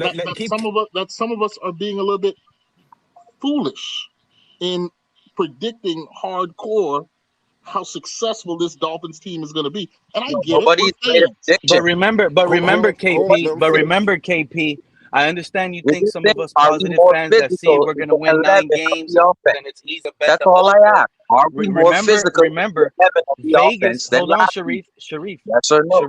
Remember, KP. When Vegas puts these odds and these numbers, I get it. They come up with a plan. They think the Dolphins are only Nobody gonna win 4.5 games. That's a low number. But there's two ways you can bet. You can bet the under and you can bet the Nobody over. predicted the There's a record, Pete. reason. Who's There's a predicting? reason why they don't only give you one option to bet because But they nobody's don't know predicting either. it. But what we're saying is you had two midgets on the field. You had two skinny tight ends, Waller and Dulcich. You're And I like telling to be the me, first to say I have nothing you're against telling me, midgets. I right? think they're With cool. Paul Proctor and Aaron Brewer, with Tolbert and Caleb Douglas, who are both 6'3", and you're telling me that Kakmarek 276.6 and Ben Sims at 6'5", 240. You're telling me that we're not more physical? I just No, need you I'm to say, not. I'm no, not telling you Steve, that. I'm not. we're I'm not not. more I'm not Hey, telling you physical. that. No, this we're I'm not. telling argument you we that The you're don't making, know. midgets are Sharif, off the field, That's all I'm the saying. argument right? you're You making have is How do this. we not Kakmarek. know? Hold on, let me get it. This is what Sharif is That's all saying. I'm Okay. Sharif is saying convection ovens Okay. can burn at I'm 500 just all I'm degrees, saying is which is hot, I'd and like to wait. therefore Hold on. Let it me is hear not KP. hot. I'd like to wait to see Yeah, what we yeah. really are on the field. Hold on, True Sharif, Fin Fan. Let me hear KP. yeah, Start all over, KP. Sharif, You said what? Sharif is saying that convection off ovens can burn up to 500 degrees, and that is hot. And because convection ovens can burn 500 degrees, our 95 degrees outside is not hot. That's what he's saying.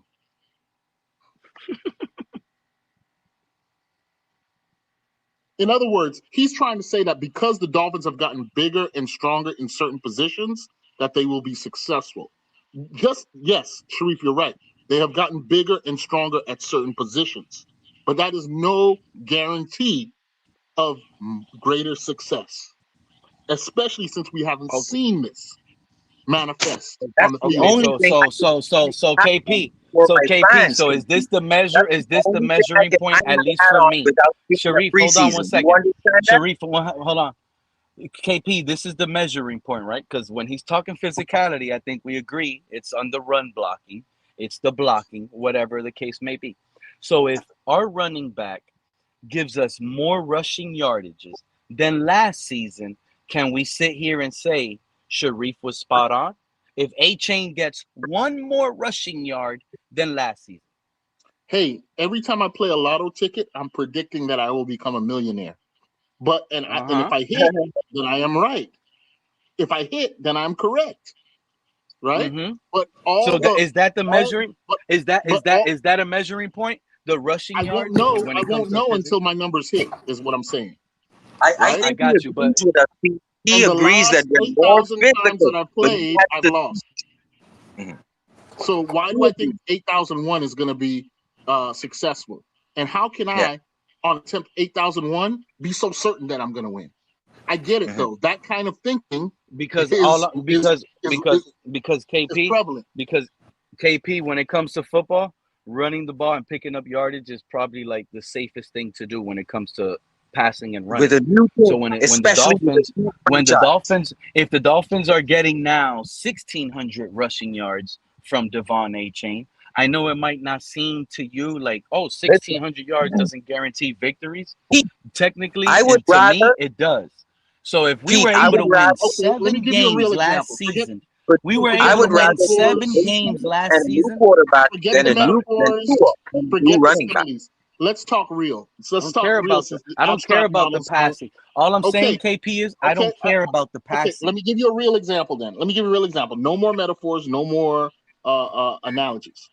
The Indianapolis Colts with Jonathan Taylor have over the past 5 years been one of the most physical, run successful, and physically dominant teams. How many Super Bowls, how many playoff wins has that team won? The quarterback played call. Yeah, I understand. The quarterback. KP. They didn't have a quarterback. Quarterback play caused them. But if I wanted to start a franchise, I would hold on, Pete. I would start the franchise with any quarterback and Achane instead of Tua and any running back. The reason I say that, KP, is because I think you're discounting the fact that we had a guy who couldn't play on the run, play off script. Now you're not hung to just quick release. You're not hung to he will hit his head to the ground. You're acting as if that's the argument that I'm making. That's a big thing, KP. That's a very huge thing that you're discounting. And all I'm saying is you don't have to worry about any of that. With a weapon as a quarterback, injuries, he's not injured prone, and you have the safe running back like Jonathan Taylor in Achane, who you would rather build with than to build with Tua and any new running back. I would rather the latter. I would rather the latter. So when you hear me talk a lot, it's because I can't hear you, and I apologize. I don't mean to cut anybody off. I hear what you're saying, and KP, you were saying Jonathan Taylor, the physicality. That's a great point, right? And someone told you quarterback play was the reason why they don't win anything. My question to that is, or my problem with this is exactly that. How do you know that you're going to get great quarterback play from Malik? We can't have it both ways. We got to be honest with it. We just don't know yet. Am I wrong here? I agree with you. I know what I will be getting. I know what I will be getting, KP. You're wrong. Well, see, that's the problem. I tell you what. I think we got a hell of an accurate quarterback that's going to make easy decisions. Okay, I'm a Malik guy. One mic. With hope. Okay, I don't have a problem with hopeful people who are optimistic, people who are excited. I too happen to be excited and hopeful about Malik Willis. Same here. You are saying that Sharif. And if Malik Willis doesn't work out, we got Quinn Ewers. And you are saying that's the problem. That's a problem I have with I'm with you. I'm with you, KP. I'm 100% with you. I am hanging my hat on knowing that we are more physical. I am not predicting a record. I think you're more awful than anything, Sharif. I'm not interested in taking your ass if you lose then. But I would also caution you from betting your ass on things like this. No, I am not going to go for predicting we're more physical. And trust me, it won't be me. I'm not interested in it. I don't go that way. But please don't bet your ass on the Dolphins. All I'm saying is I'm hanging my hat on knowing we have 2 physical receivers other than 2 midgets. I am hanging my hat. Hold on, let me land. I'm hanging my hat on 270, 6'6" Kekmarek and 6'5", 240 Ben Sims. I'm hanging my hat on the best left side in the NFL. I'm hanging my hat on a quarterback who can be off script. I'm hanging my hat on Achane. Can I hang my hat on that? Can I hang my hat on that? Make sure you clip. Can I hang my hat on that? Yes, you can. Yes, you can. I'm not predicting a record. I'm not predicting a record, though. But I'm not predicting anything. Never predicted a record. I'm not predicting anything. Can I use this for example? You never said anything about wins, Sharif. Okay, what we doing here is similar. Now, hold up, let me say. What you are predicting what is we're greatness. doing here is similar to what when I watched the Weather Channel. And I know this is not football, but I watched the Weather Channel. each hurricane season, they come out and they say, okay, we're predicting that we're gonna have 4 major hurricanes, Yeah, such and such tropical storms. Where they going and this and that. Okay, they're making predictions. Now, sometimes when they make the predictions, they hit it right. But sometimes when they make the prediction, they're wrong because anything could change a that's right. storm from going in the direction that they're predicting. That's a Okay, great.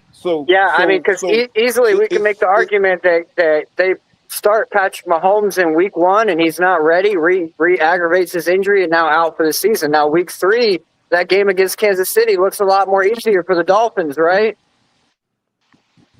Yep.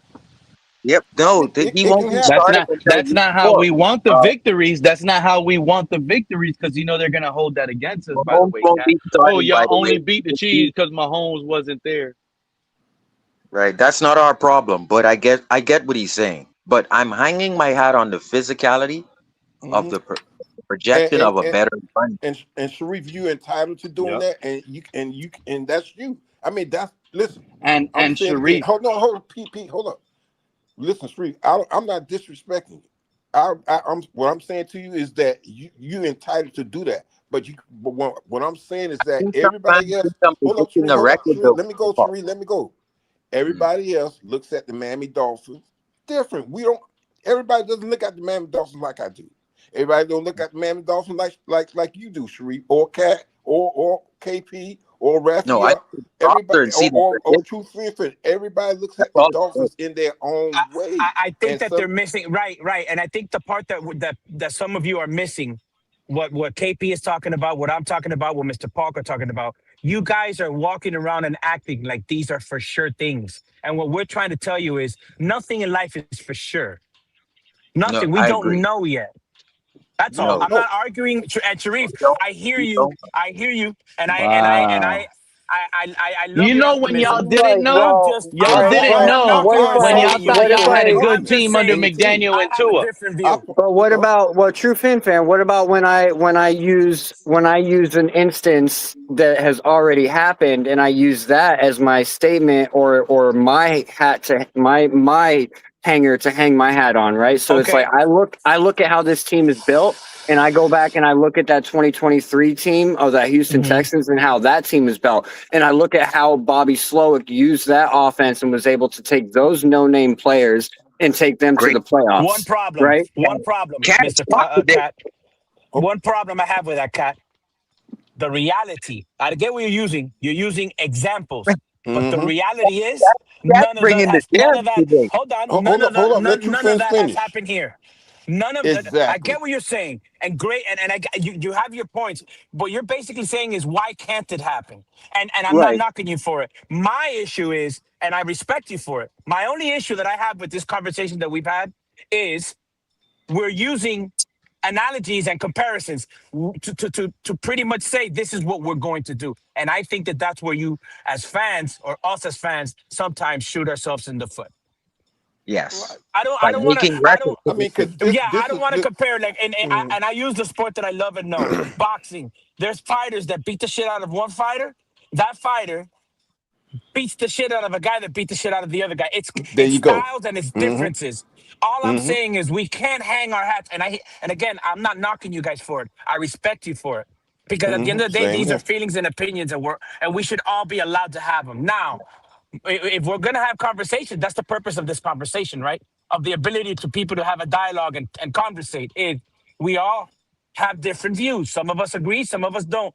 I just refuse to hang myself on so many unprovens when it comes to Miami Dolphins. Yeah, I want to see it done That first. Miami And that then Miami instead of TFF, syndrome. using And I'm not mad at instead of that. using what I want is, instead of having to use others for examples, I want to be the example. And that's what you guys don't understand.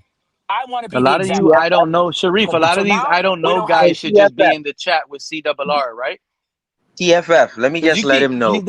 they love to Okay, make takes, but in these moments, now they don't know. so he You has see the their right true to. colors, right, Sharif?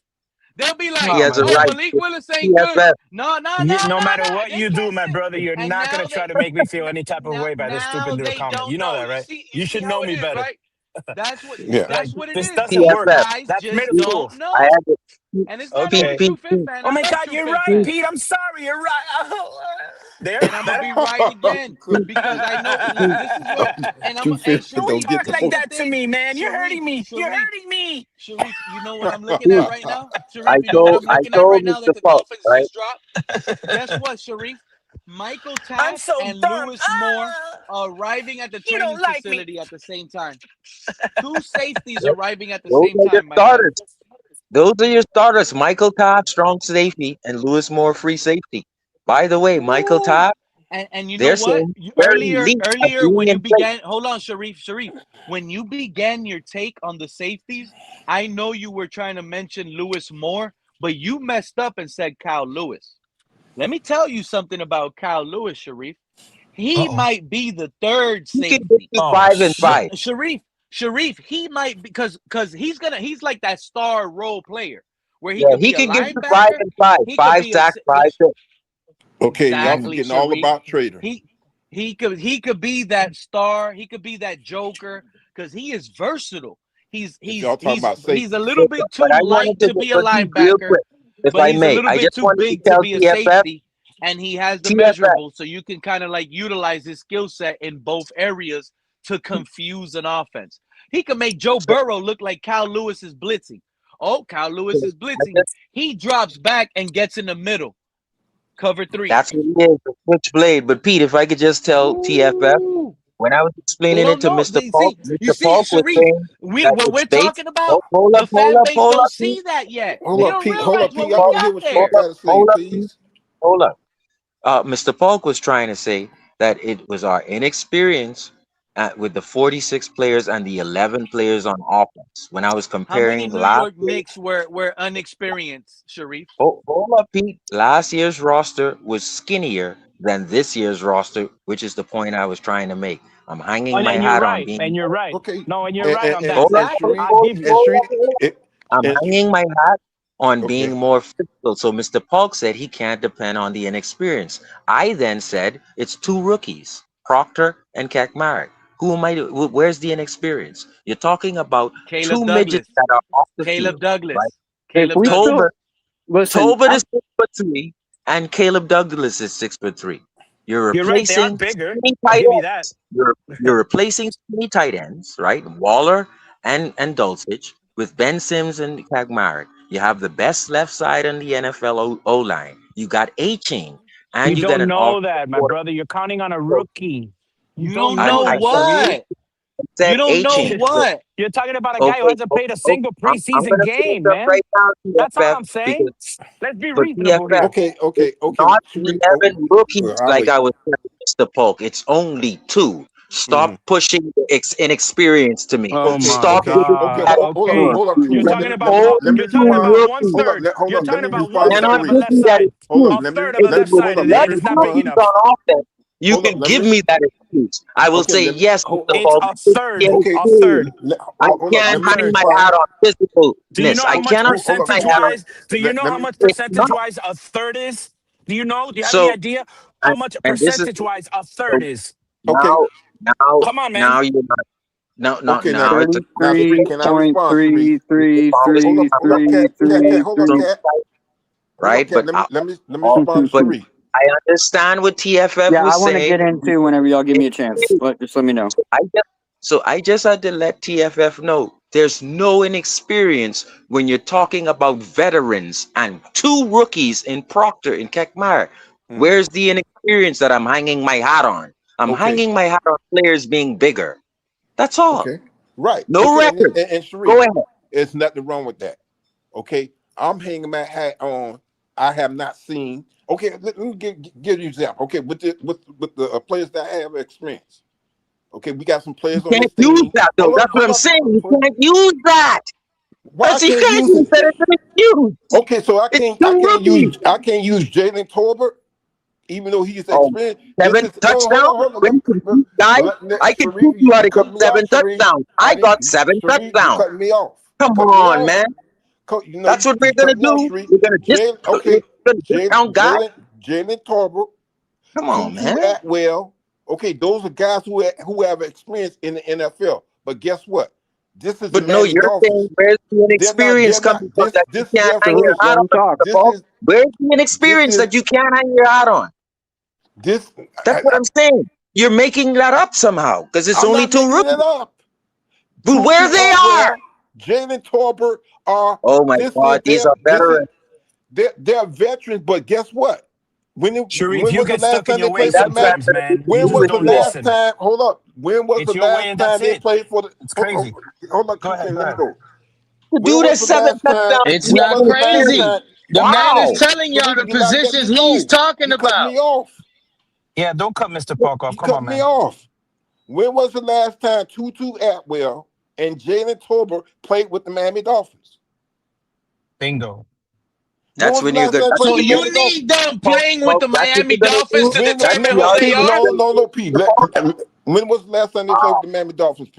So when we traded for Tyreek Hill, we never saw him with the Miami Dolphins. And when we traded for Tyreek Hill, we took a chance on Tyreek too.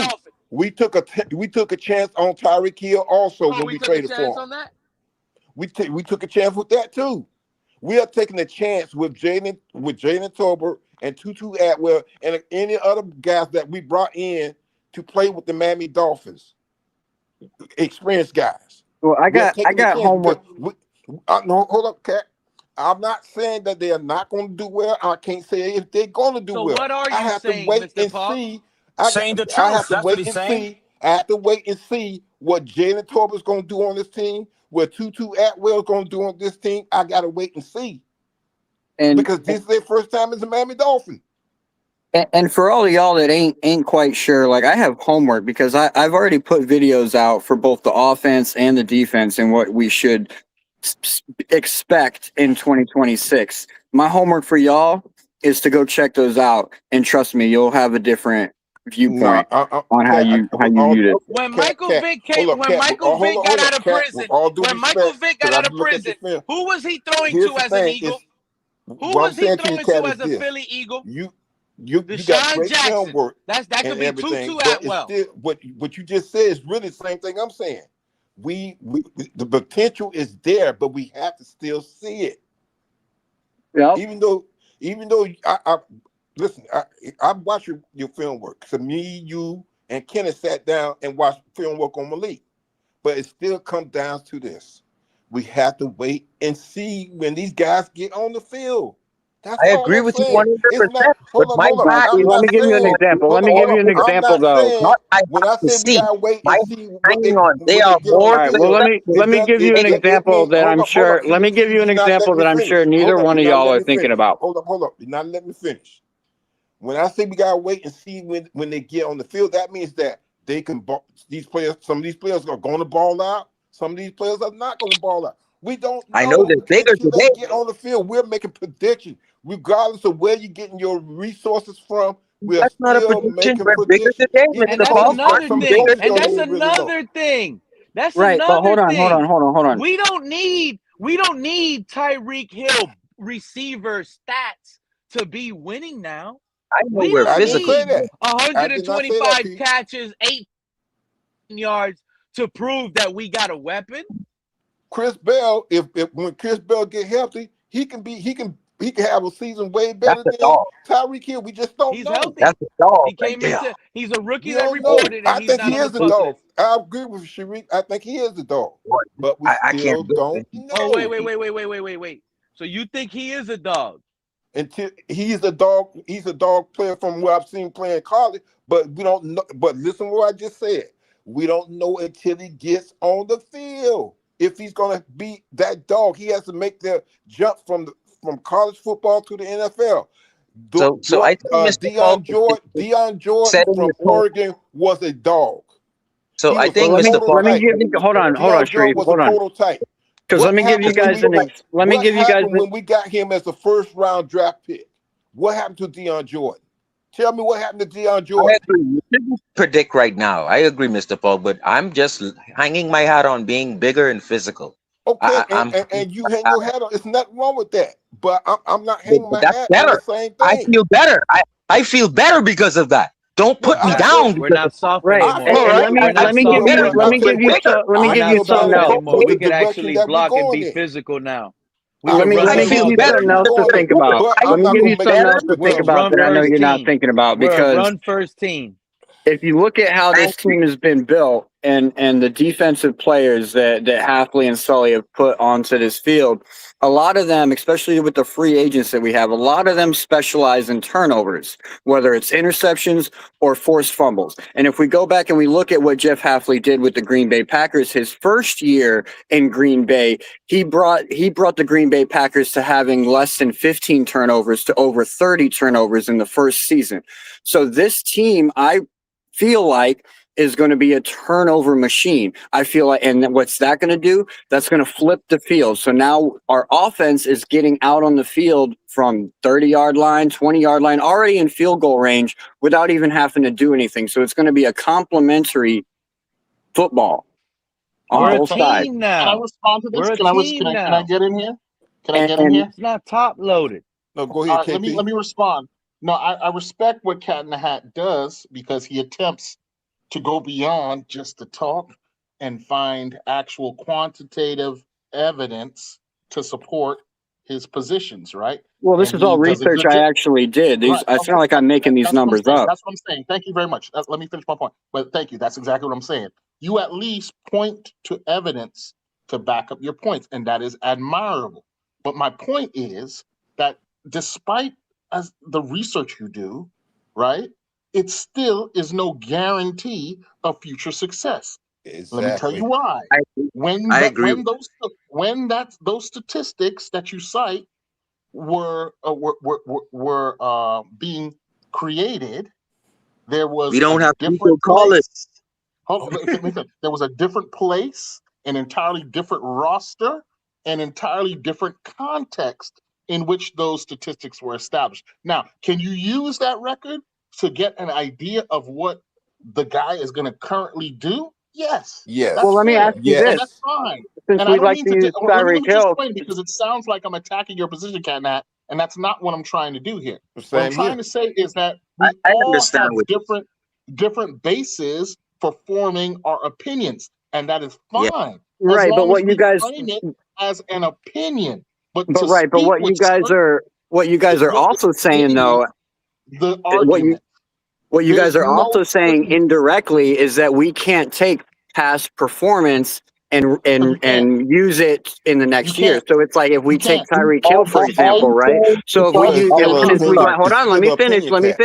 Since we Let him wanted rock. to use Tyreek Hill as an example earlier, right? So when we went and got Tyreek Hill, it was because he was putting up big numbers in Kansas City. When he came over to here to Miami, did he still put up big numbers, at least in that first year, right? Yes, but You that can was use a So the gamble. That was you still a can use gamble statistics. You can right, use but so the statistics because argument to there it could is have like went the other way. to create it could have went the probability. other way, But right? But it didn't. is not a guarantee. You can form an Exactly. opinion, and again, I start off by saying, Cat in the Hat, that yes, your opinion is advised by research you've done. And that's fine. You formed an opinion. You point to the evidence. That's great, but that still is no guarantee of performance in Miami. I agree with that, KP. I just think KP is saying that making predictions right now without seeing anything is not good for the fan base. And what I'm Yeah, saying but is, Sharif, you the, notice who's saying like the, KP, he's another one, now, just now, like Mr. hold on, Paul. Oh hold on. They'll boy. I sit here think and that say is these saying, things, but then they'll hold tell on. you, I don't know. Well, if I they think don't know, that's their problem. They don't know. Some it's people Okay, just just, but I don't Pete. think know. it's Okay, well, safe to Pete. say, Since you saying I that, think Pete, it's safe to present the say, facts. real quick, Mr. Polk, I think it's safe to say that Cat knows what Bobby Slowick did when he had the playbook, and that can be replicated with pure accuracy, moving from a one Team city to another. That can carry over. Only Sharif, thing we don't Sharif, have neutral Sharif, calling. Sharif, That's the only Sharif. It thing. happens, Sharif. It happens every season, bro. Teams don't go from fourth in the division. They rebuild. Now they're third in the division. Then they got a couple pieces the year later. Now they're second in the division. Now they're hunting for first place in the division because now it don't happen like that. Every single season, a team goes from worst to first. It happens every year of course it in happens. every division. And the whole offseason, one person, 3 people, 10 people in the fan base were trying to tell people, look at this. The team got more physical. The run game is going to be better. Oh, but the receivers suck. Who cares that the receivers suck? Because I agree. the dominant run game is going to help out these young receivers look better. Yes. And people don't want to realize, they don't want to see the truth. You know what I'm saying? So only because they don't see it and they don't know doesn't necessarily mean other fans that have been fanning for a long time don't see it. Some of these guys, Sharif, they saw Super Bowl inspiration under a McDaniel and Tua-led team, bro, and a Greer. Some of us never saw it, but they never saw it the same way we saw it, but they believed they were right at some point. No, you see what I'm saying? not like TD. Let me make this clear. I'm not like TD. TD is predicting. I don't know what you're saying where I'm not like TD or anything.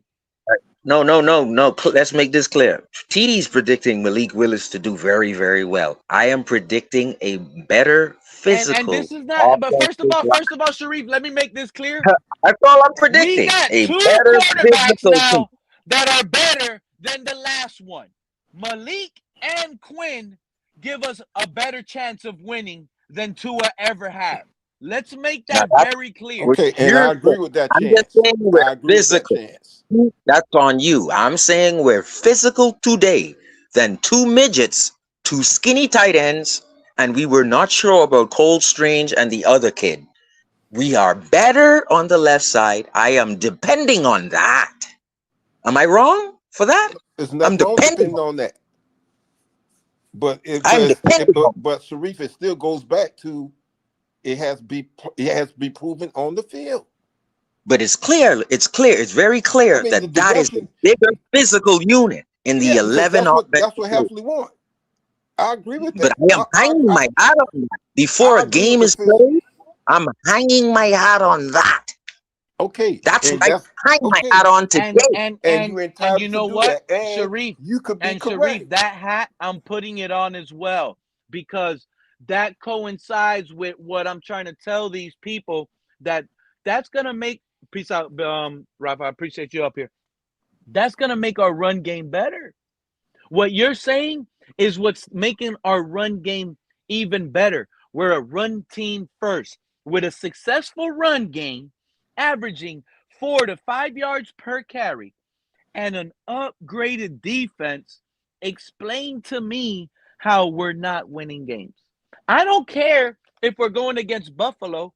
Buffalo's weakness, like Mr. Park and True Fit Fan want to keep saying, we don't know. Well, guess what? Don't sit here and tell us Buffalo's going to beat us because we don't know if they upgraded their rush defense. They're one of the worst teams in the league at stopping the run. And that's one of our strengths. This is how authentic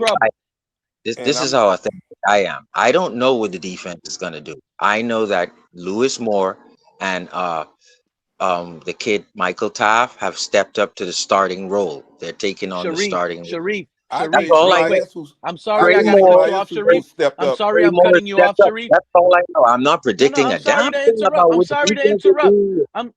I'm sorry to interrupt, but I'm gonna give it to you. I'm gonna give it to you raw, whether I agree with it or not. Guess what? When we hired Mike McDaniel, y'all really thought the offense was gonna make a jump like that with Tua? Some Tua haters like myself didn't even think it was gonna work. But when you got an offensive-minded guru that's gonna help out the offense, that worked. Who's our Nico Collins? Because Bobby Slow offense, you need a Nico Collins. Who's the Nico Collins of this offense? Caleb Douglas or Jalen Tolbert. Look at Jalen Tolbert, bro. I think it's Caleb Douglas. I think he's going to be the over-the-top guy when you start pinching low. Yes. And I think Bobby Slow and he's not one. Look how much muscle Caleb Douglas has. He's not going to be one of these guys. He's not an easy guy to tackle, bro. He's not easy at 6'4". because I think Cat has been watching Bobby Slowick, and if you try to increment what we will do, projection wise, you need a Nico Collins in there. We already got 8. Well, So honestly, I think that's what Chris Bell is supposed to be, but he's not going to start the season.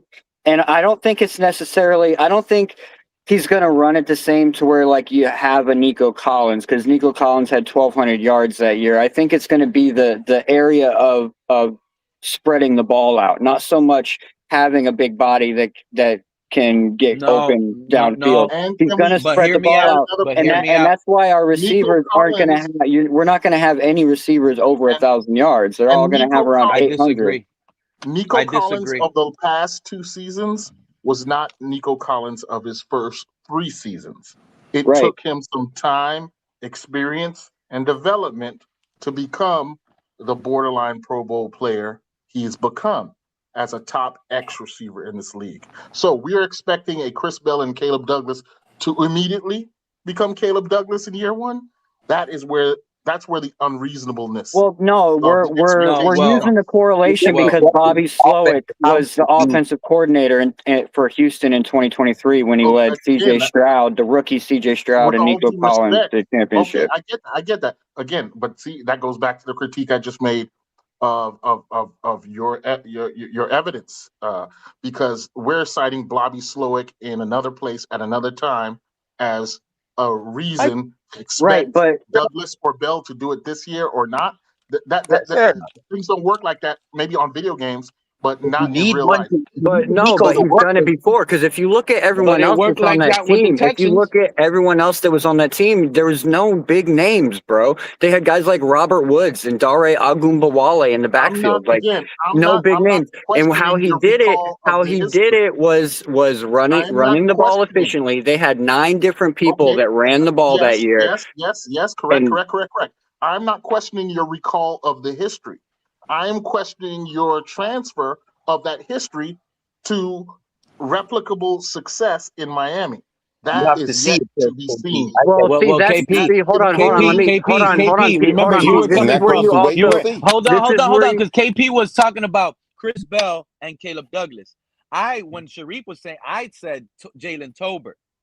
So and what you guys are failing to realize is the Packers, Halfley, I know he's not an offensive guy, but this is what he went against in practice with LaFleur every single week.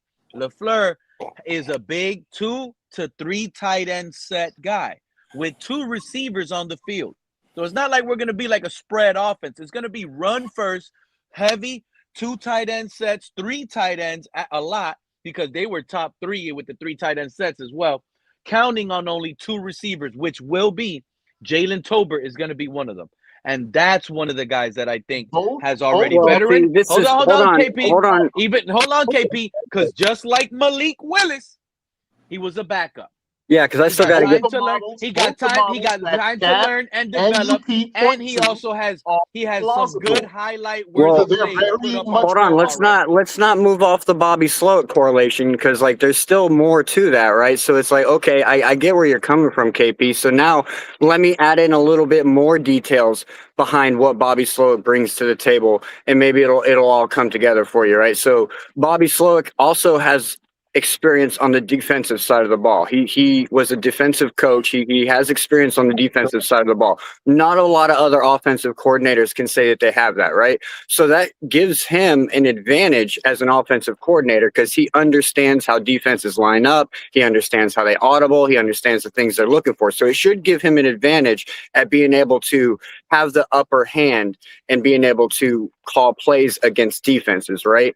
And I lost my second point. Oh, no, I lost my second point. I'll add this. When Tyreek Hill got hurt last season, Mike McDaniel counted on Bobby Slowick to come up with a scheme and a game plan.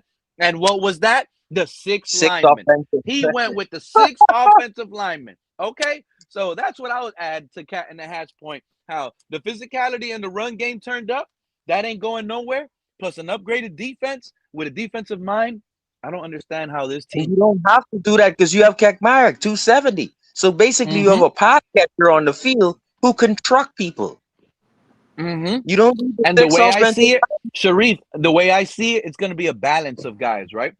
Tutu Oh yeah, Atwell is the field stretcher. This will be quick. The other thing with Bobby Slowick is if you look at that Houston Texan team since Bobby Slowick has left, what have they done? Especially on offense, right? CJ Stroud looks like he's becoming one of the worst quarterbacks there is.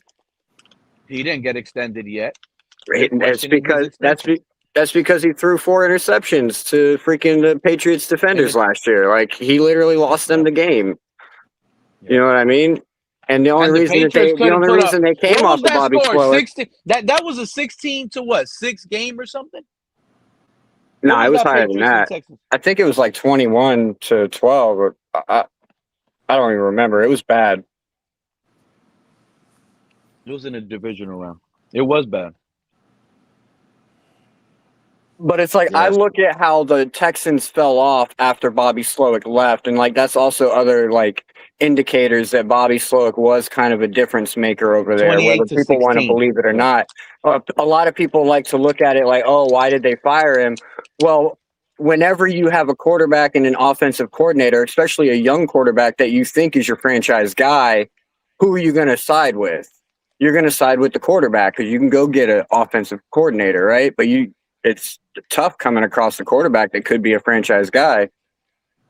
Yep, it's just like Tua in a way, because you wouldn't have come off of Tua. You just got a new offensive coordinator. You got a guy who can suck up to Tua. We sat here. I think what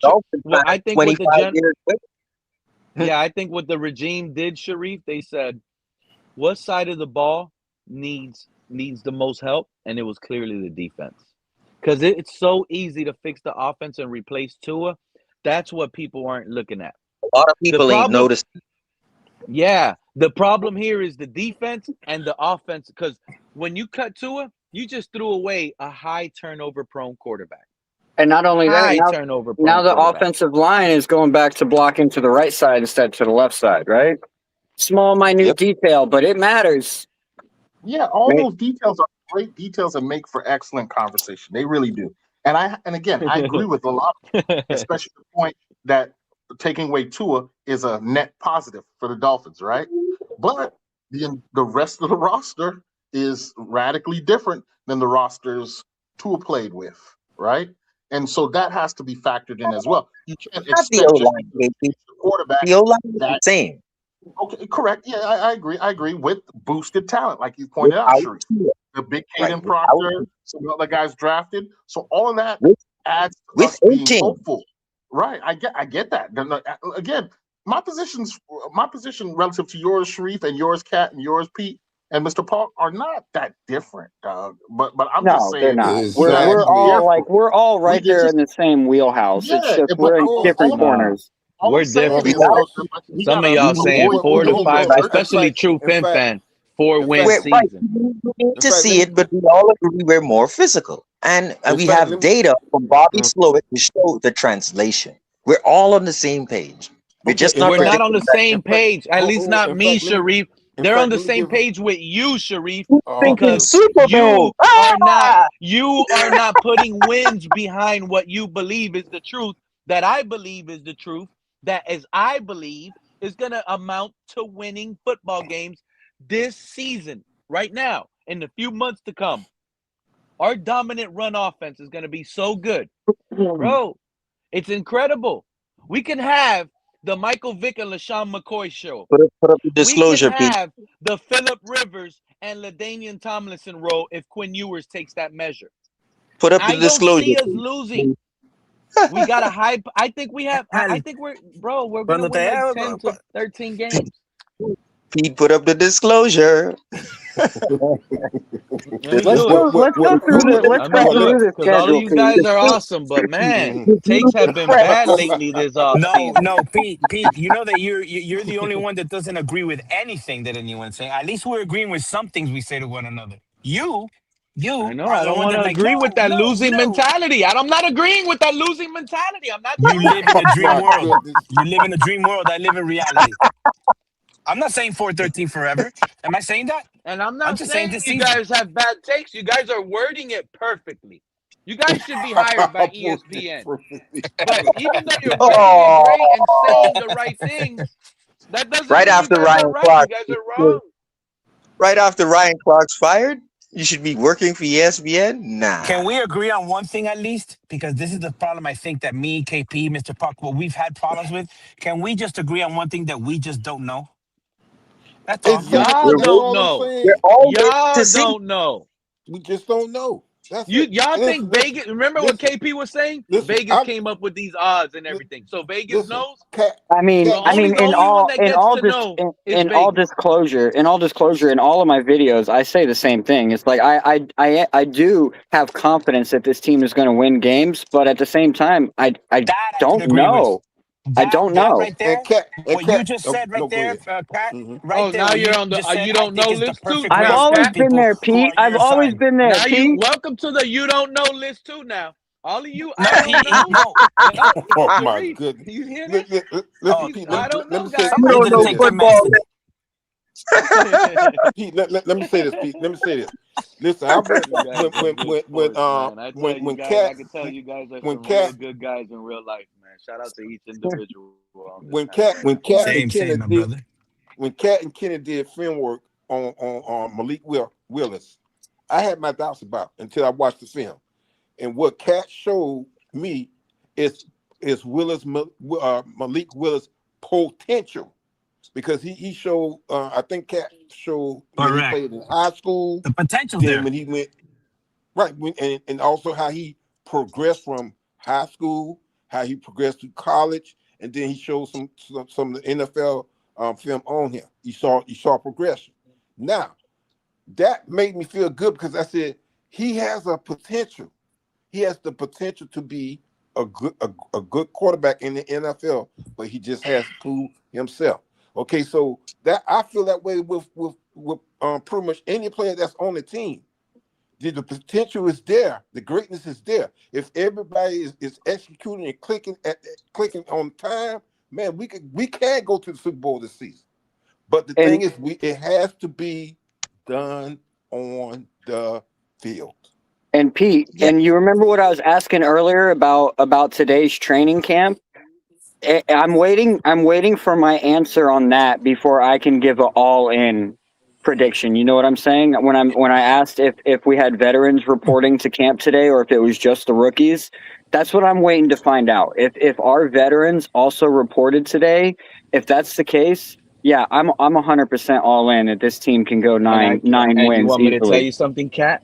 You want me to tell you They're something, not all. Cat? You're about to be 100. You're about to be 100% all in. You want me to tell you? Did they report? Patrick Paul already confirmed that this offseason has been different because it's not only rookies staying late. And almost the majority of the team is in the facility. And so he's not the only one that has said that. He's not the only one that has said that. We've seen Sully say that. We've seen Hafley say that. Willis has said it. A-Chain has said it. Guys are hungry. Multiple players. Like they can't all be lying, right? They're not. Bro. They're not because and in a way, Cat, can we actually say they're actually throwing shots at the last regime by doing that? Because Teron Armstead even admitted, right, that Patrick Paul was taking over the leadership role because the veterans weren't around. And then Teron Armstead y'all remember, y'all heard that. So talk to me. I want to hear about how y'all feel about that. Also, too, Greg Dulcich, when he was in one of his interviews, I remember him mentioning something about how this team is young and they're playing from behind the eight ball, and everyone on the team realizes that, and that's why they're all putting in the extra effort and they're staying in afterwards and they're coming in the off hours and all working together and stuff because they all realize that they're fighting an uphill battle. Everyone, and that's what we need in order to be successful, right? It's got to be a common mindset in the locker room that everyone has that winning mentality. And I think that's what's going on. From everything that I've been hearing, that's what I've been hearing. So I'm going to have the confidence. What did Hafley say when he was at Washington State? He said, what did he do? He said he brought his bookwork, his playbook, and he brought his pillow, and he slept under the desk many nights. And that was at Pittsburgh. That was at Pittsburgh, right? With Dave Wannstedt. McDaniel said he did that too. And the thing about it is Ooh, that's right. getting in time, leaving last, getting in first, AM. You're leaving in the peak hours, and why are you doing it? So you can absorb as many things that you need to absorb before the season starts. That's what I appreciate about this team. They're not doing it for Halfley. They're probably doing it because they saw the vision in Halfley doing it in Boston College.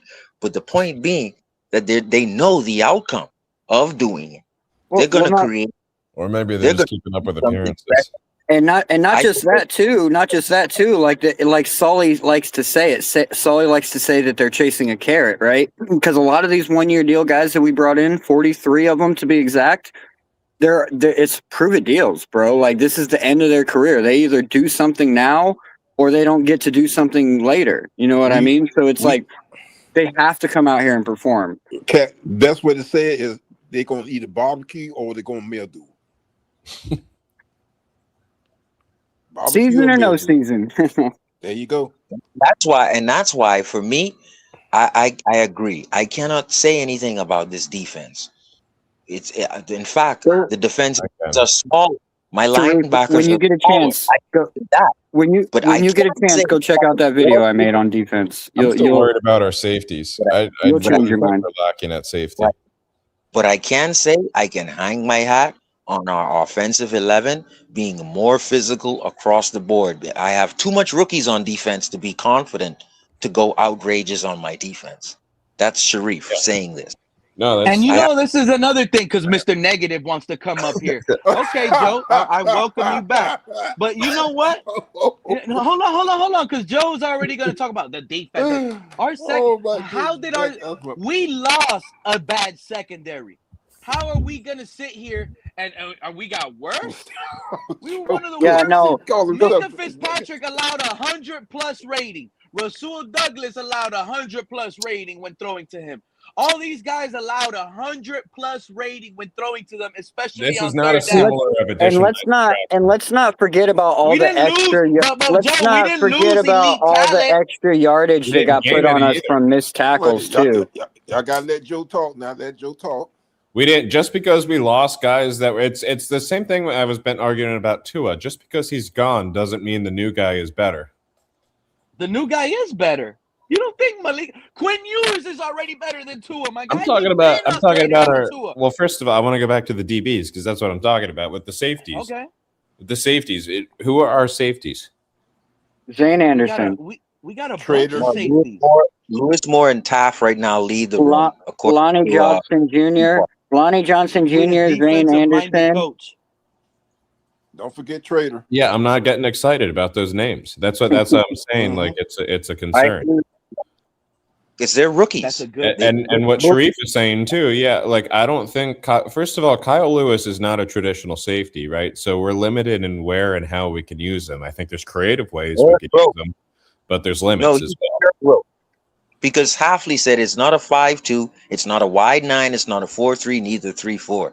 It's I am going to send pressure and just make the offensive line confused. That sounds like Flores. Right. It sounds exactly like what we did with Flores. But if that's the case, then that's it. And he's run out of nickel, right? So is that the fifth DB? Is that DB going to be a lot of nickel? Is that DB going to be blitzing? Or are we having a sixth defensive back almost, which is going to be like Kyle Lewis? It's just that you're Eric Rowe holding the tight ends. Kyle Lewis is a switch army knife. Yeah, I don't see us really having a true safety. I think unless Dante Trader Jr. steps up. But if we're saying it's Zane Anderson and who was the other guy? Lonnie Johnson Jr. Lonnie Johnson Jr. Like I'm not sold on that. Michael Taft. And then and it's not that big of a deal to have, not the greatest safety room if your corners are standout, but we don't have standout corners either. So it's right. Really, we don't know what we're going to get out of that DB room. I don't know what I will. I do know what I will get out of my 11. I still think we're leading the league in turnovers. I'm standing on it. My hat's already hung, bro. And on top of that, we don't have pass rushers. So how are these turnovers going to come about, Kat? Joe is like going down a rabbit hole. You'll see, Yeah. Joe. It's not that. But I got a whole. Hold on, because Cat in the Hat, you make a Unless lot we're of playing against sense, Tua right? every game. Too bad we don't play him at all this year. Yeah. Remember, But we do play Geno twice. Xavier Tell you what, we're McKinney lucky was we're on. not playing him this year Listen, because Xavier McKinney man, people was would be on hot his if he way beat out. us. Xavier McKinney was on his way out of the league. The Giant fans, they thought that he was a bust. They thought that guy was no good. He hit free agency. The Giants let him go. And what did Hafley do? Turned him into a star. Xavier McKinney. Remember that take right there. Because all the Giant fans wanted him out. I thought he had a stellar season with New York while he was there. It wasn't like he was a total bust. I thought he had at least a good season. He never had an 8 interception season like he had under Hafley. Can I hang my hat on something? We will have a turnover chain, meaning a consecutive streak of turnovers in games. And I would like to see it come back. And that's going to be multiple turnovers. Flores had a 27-game turnover streak. Who's getting these strip sacks? Who's getting these interceptions? You'll see. Chop Everybody, Robinson, bro. Chris Everybody. Johnson. Hey, Joe. You You know act that like I we just don't got names. I just and went you out. act like these players can't make this big jump with a defensive coordinator now. No one's worried about our defense. And I just went out and got 12 brand new logs, and I'm going to chop up one for every sack that Chop gets this year with my axe, my brand new axe. That's what I'm talking about. 12 logs, bro. Produce that on Discord as well.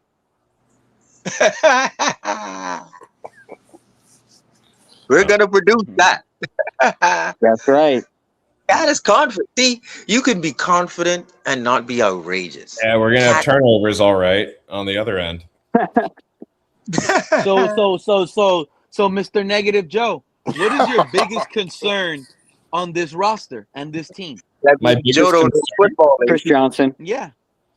No, it's not. It's actually not. It's probably not Chris Johnson. It's depth. Like if we're going general across the whole team, it's depth. I think we're one injury away from, in any position group, from being the worst in the league. Except for QB. At all the positions? How about you, Mr. Negative? QB is probably our best depth. Been a little negative today. What is your biggest concern, sir? That's making you, sit here and put those low projections on our team. What is it? What's slowing you down? Our pass defense. You asking me? Or Mr. Paul? Well, okay, yeah, all right, I'll go. Yes, sir. Well, I think it's just a matter of the lens you choose, Pete.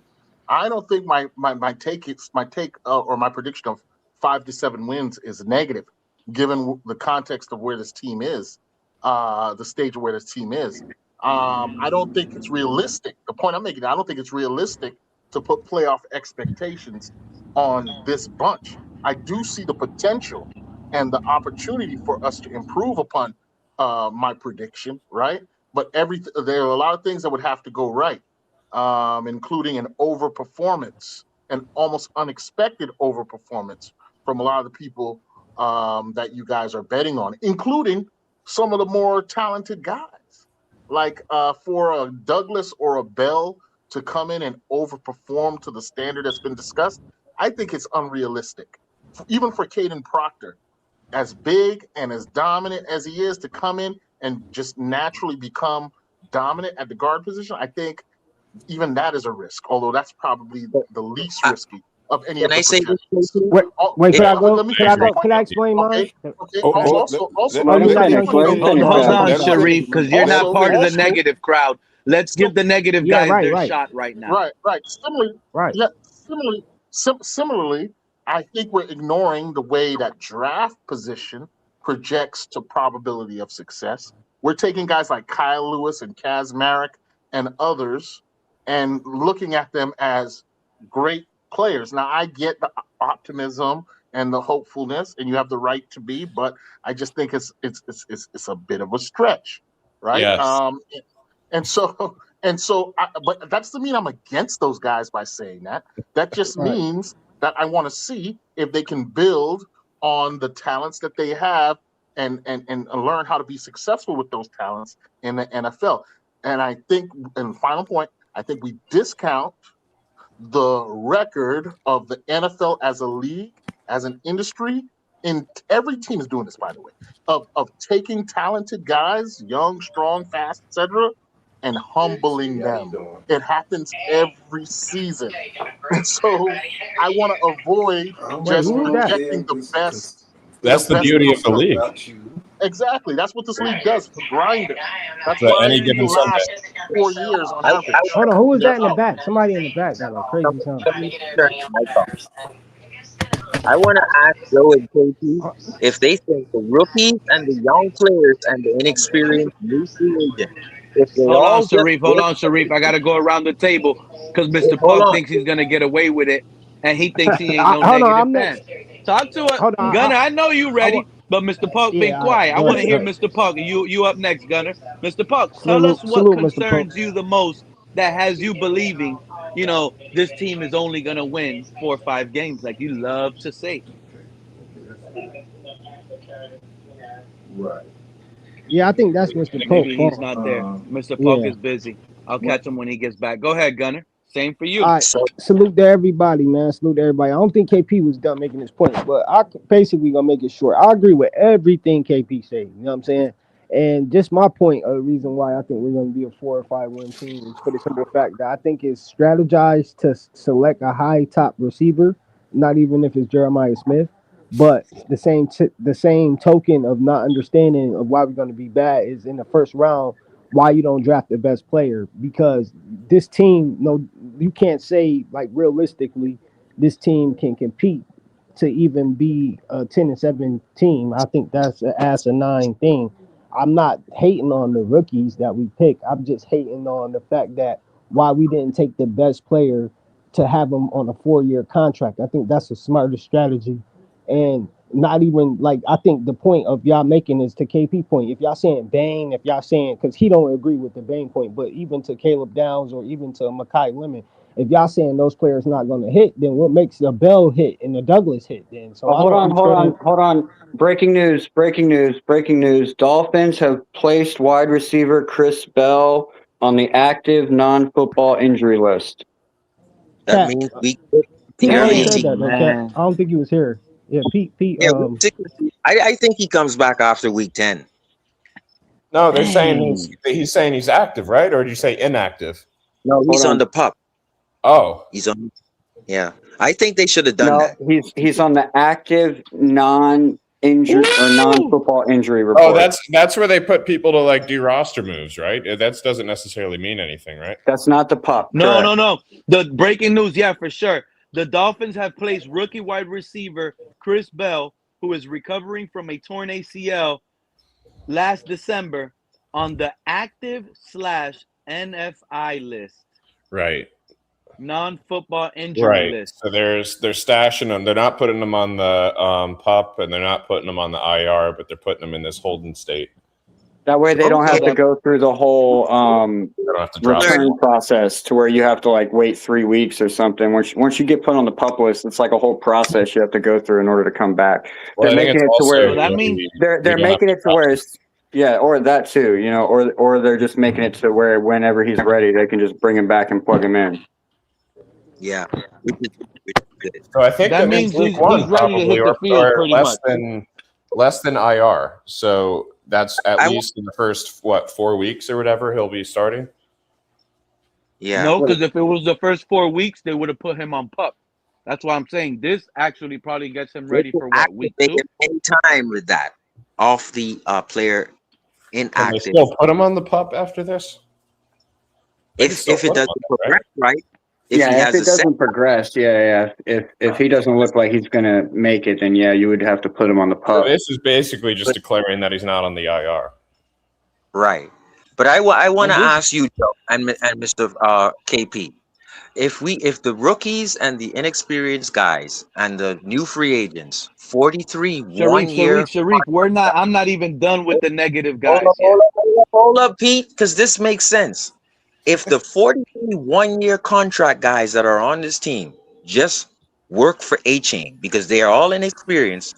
But we got one thing that is true: A-Chain. Just block for A-Chain this year, and then everyone will know each other next season. How do you think this season will turn out if every player, new or not, inexperienced or not, just pushes A-Chain to get a MVP vote? Because what we're saying here is there's so much inexperience in newcomers, 43 of them, that we just can't depend on anything right now. But if they all just block for A-Chain to get A-Chain MVP vote, how does that look for you, Mr. Polk and Joe? Sharif just want to keep on with this whole blocking stuff. Sharif, I just don't understand. I just don't understand that analogy. That sounds like street football to me. Yeah, it doesn't seem realistic at all. It's like, hey, instead of playing your position, we're just making sure this guy's translate. Caleb won't be able to translate. We don't know. But if everyone just said, look, we know A-Chain. We're young, but we're going to block for you, A-Chain. How does the season look for you guys? If they turn out that. Opening a restaurant where you only serve like one, it's like opening a pizzeria. The only way you can run. That's my point, Joe. Coming into this season, that's the only thing you have is A-Chain. Get your ass in there and block for A-Chain. We worry about that next season. That's what I am saying. Game plan for that, and we're not going to be successful if they know all we know. What I said. You load up the box. We're not sure of anything, but if you block for A-Chain this season, we'll worry about next season. But this also, season, how many carries are you willing? How many carries are you willing to give our 5'10", 185, 190 pound back? That's another point. No, those we know those are going to be spread between. Okay, that's fair. I didn't think of that one. That's fair. But your whole point is that they just block all of the newcomers, right? I agree with you all, Joe and KP. There's many newcomers, but if they just have a consensus, let's block for A-Chain this season as we gather knowledge of this team and come together. Let's just all get it. Would you say, to add on to you, Sharif? Would you rather say, how about we? If that is the case, which I find that almost impossible, but if that's the case, would you find it better to say, how about we block for our running game, not just A-Chain? How about A-Chain? Nobody still answered KP's question though. Gets arrested for achieving prostitutes in the next 2 months. And in other words, anything can happen. Exactly. KP, nobody answered your question. That kind of thinking, Sharif, works when you were playing Madden and your player gets injured on Madden, and you say, that's what I'm I saying. don't like that. It works in the NBA. I totally agree with you, and I'm going to make them help you. That's what I'm saying. Yeah. We don't KP, know nobody never answered your question. Is going to exactly. They never do. But no one can know that A-Chain is going to be healthy for all 17 games this season until we actually see it happen. I get it. But we agree with you, also don't know that it'll be as good. He might not be as good. We agree with you that A-Chain is a proven commodity at this point. He's a dynamic small back who showed we'll worry about than next what season. was projected. Right. That is true. Right. We also know that we've bulked up the O-line and that it looks like it can be a power running team, and that on paper everything looks like potentially it can happen. But there's no guarantee that it is. And let me just let you know, there's 31 other teams. If you can figure this out, Sharif, that they're not bigger and that have equally mean, tough run stoppers ready to punch Devon A-Chain and Caden Proctor and all them guys in the mouth every single play. Yeah, we're not the only big boys in the league. Let's be fair with that. We're talking as if KP is that Aaron Brewer is going to get thrown aside by Haloti Nada and guys from Tampa Bay and guys from Baltimore. Oh, Aaron Brewer is going to get thrown aside. We're talking about the number 2 center. That's not what I'm saying. Sharif, you got to change your profile picture, man. You're starting to give NBA takes in a football world. That's a basketball take. Just give LeBron the ball. Give Kobe the ball. Okay, with so much new guys, I watch too much basketball, Sharif. I can make everything he says is true if I'm doing it on Madden. If I'm doing it on Madden, and I can edit and change everything and make it happen that way. Right, if you can scramble with Mike Vick like they used to in Madden. I'm just saying with you guys, that's not how the real thing works. New guys are coming in. There's a lot of unknowns. But if they just block for A-Chain as they get to know everyone on this Sharif, team, if they just block Bro, if that properly was the for case, Christian McCaffrey would be winning the Super Bowl every year. Sharif, you're not wrong Oh, with what you're no, I saying. can't believe we got Christian McCaffrey and Devon A-Chain, bro. That was We didn't block for him last so season good. I or had the such season a good before that. running. That's what you got on your fantasy team, Cat? Yeah. Oh. I ended up But getting your point is that McCaffrey and with A-Chain. an improved line, Damn, we ought that's to be good. able to become more successful at running. That I All can around. agree with. It should be Yeah, all Right. around. I can see that. That's a And that's the reasonable take. only thing we To go have, I further than believe. that is crazy. I think that's the only thing we have, Kate. That's what You I can't believe. make a We don't have one-dimensional team, though. You can't be one-dimensional. You're not going to win. Because at the end of the day, at the end of One the thing day, I noticed, y'all can keep if we on. want our Y'all can running keep on with game to Sharif, be but I still successful, haven't heard True Fin Fan and Mr. Park been quiet lately, right? well, What do you because want to hear? because at the What do you end of want to the hear, though? He's saying What do you why want? you When think these tough, truth. Oh, go ahead, Pete. You can talk for and yourself. Gunner, I already got What mine saved for up, you, Monster Gunner. fan? You talking about, oh, Chilling. next year we draft a weapon. I'm coming for you next, but let me let True Fin Fan answer that question. And Mr. Ask me the Parker's question. after. Go ahead. I must have missed it. Go ahead. My bad. Go ahead, Pete. Why are you so confident on your belief that this team is going to be 4-13, 2-15? What is the concerns of this team that has you believing that way? Can I answer it without being interrupted? And if by any chance you guys hear me talk, and you guys are talking, I don't mean to cut you off. It's because all of a sudden my StreamYard goes crazy. I'll notice and I'll come back. But if we're gonna We just that hope with all question, that talking, you drop a little knowledge. Go ahead, Finn. all right, I'm gonna drop you some knowledge, and it's not knowledge. These are just opinions. So I could be 100% wrong. First and foremost, I feel that this team's inexperience and all the question marks on players that we have that haven't proved anything yet are the recipe that I've seen my entire life watching football for a team. The majority of them, not all, the majority of them to struggle out the gate. That's why I say, and when I mean by out the gate, the first season, the first half a season, and if you're going to struggle half a season, the season is going to be problematic pretty much. So all I'm saying is why in a head coach who's never done it at this level, first time, a GM who's never drafted, first time on his team, a quarterback that has all the potential in the world, and I believe in, but I have to see him play. All the rookies that we have on the team, the lack of defensive ends, cornerback plays, safety. We have no edge rush. Okay, we don't know what our wide receivers are. So I'm gonna go by that and allow them to happily surprise me. That's my ding, answer. ding, ding, You ding, said ding, two ding, things: ding. inexperience and holes.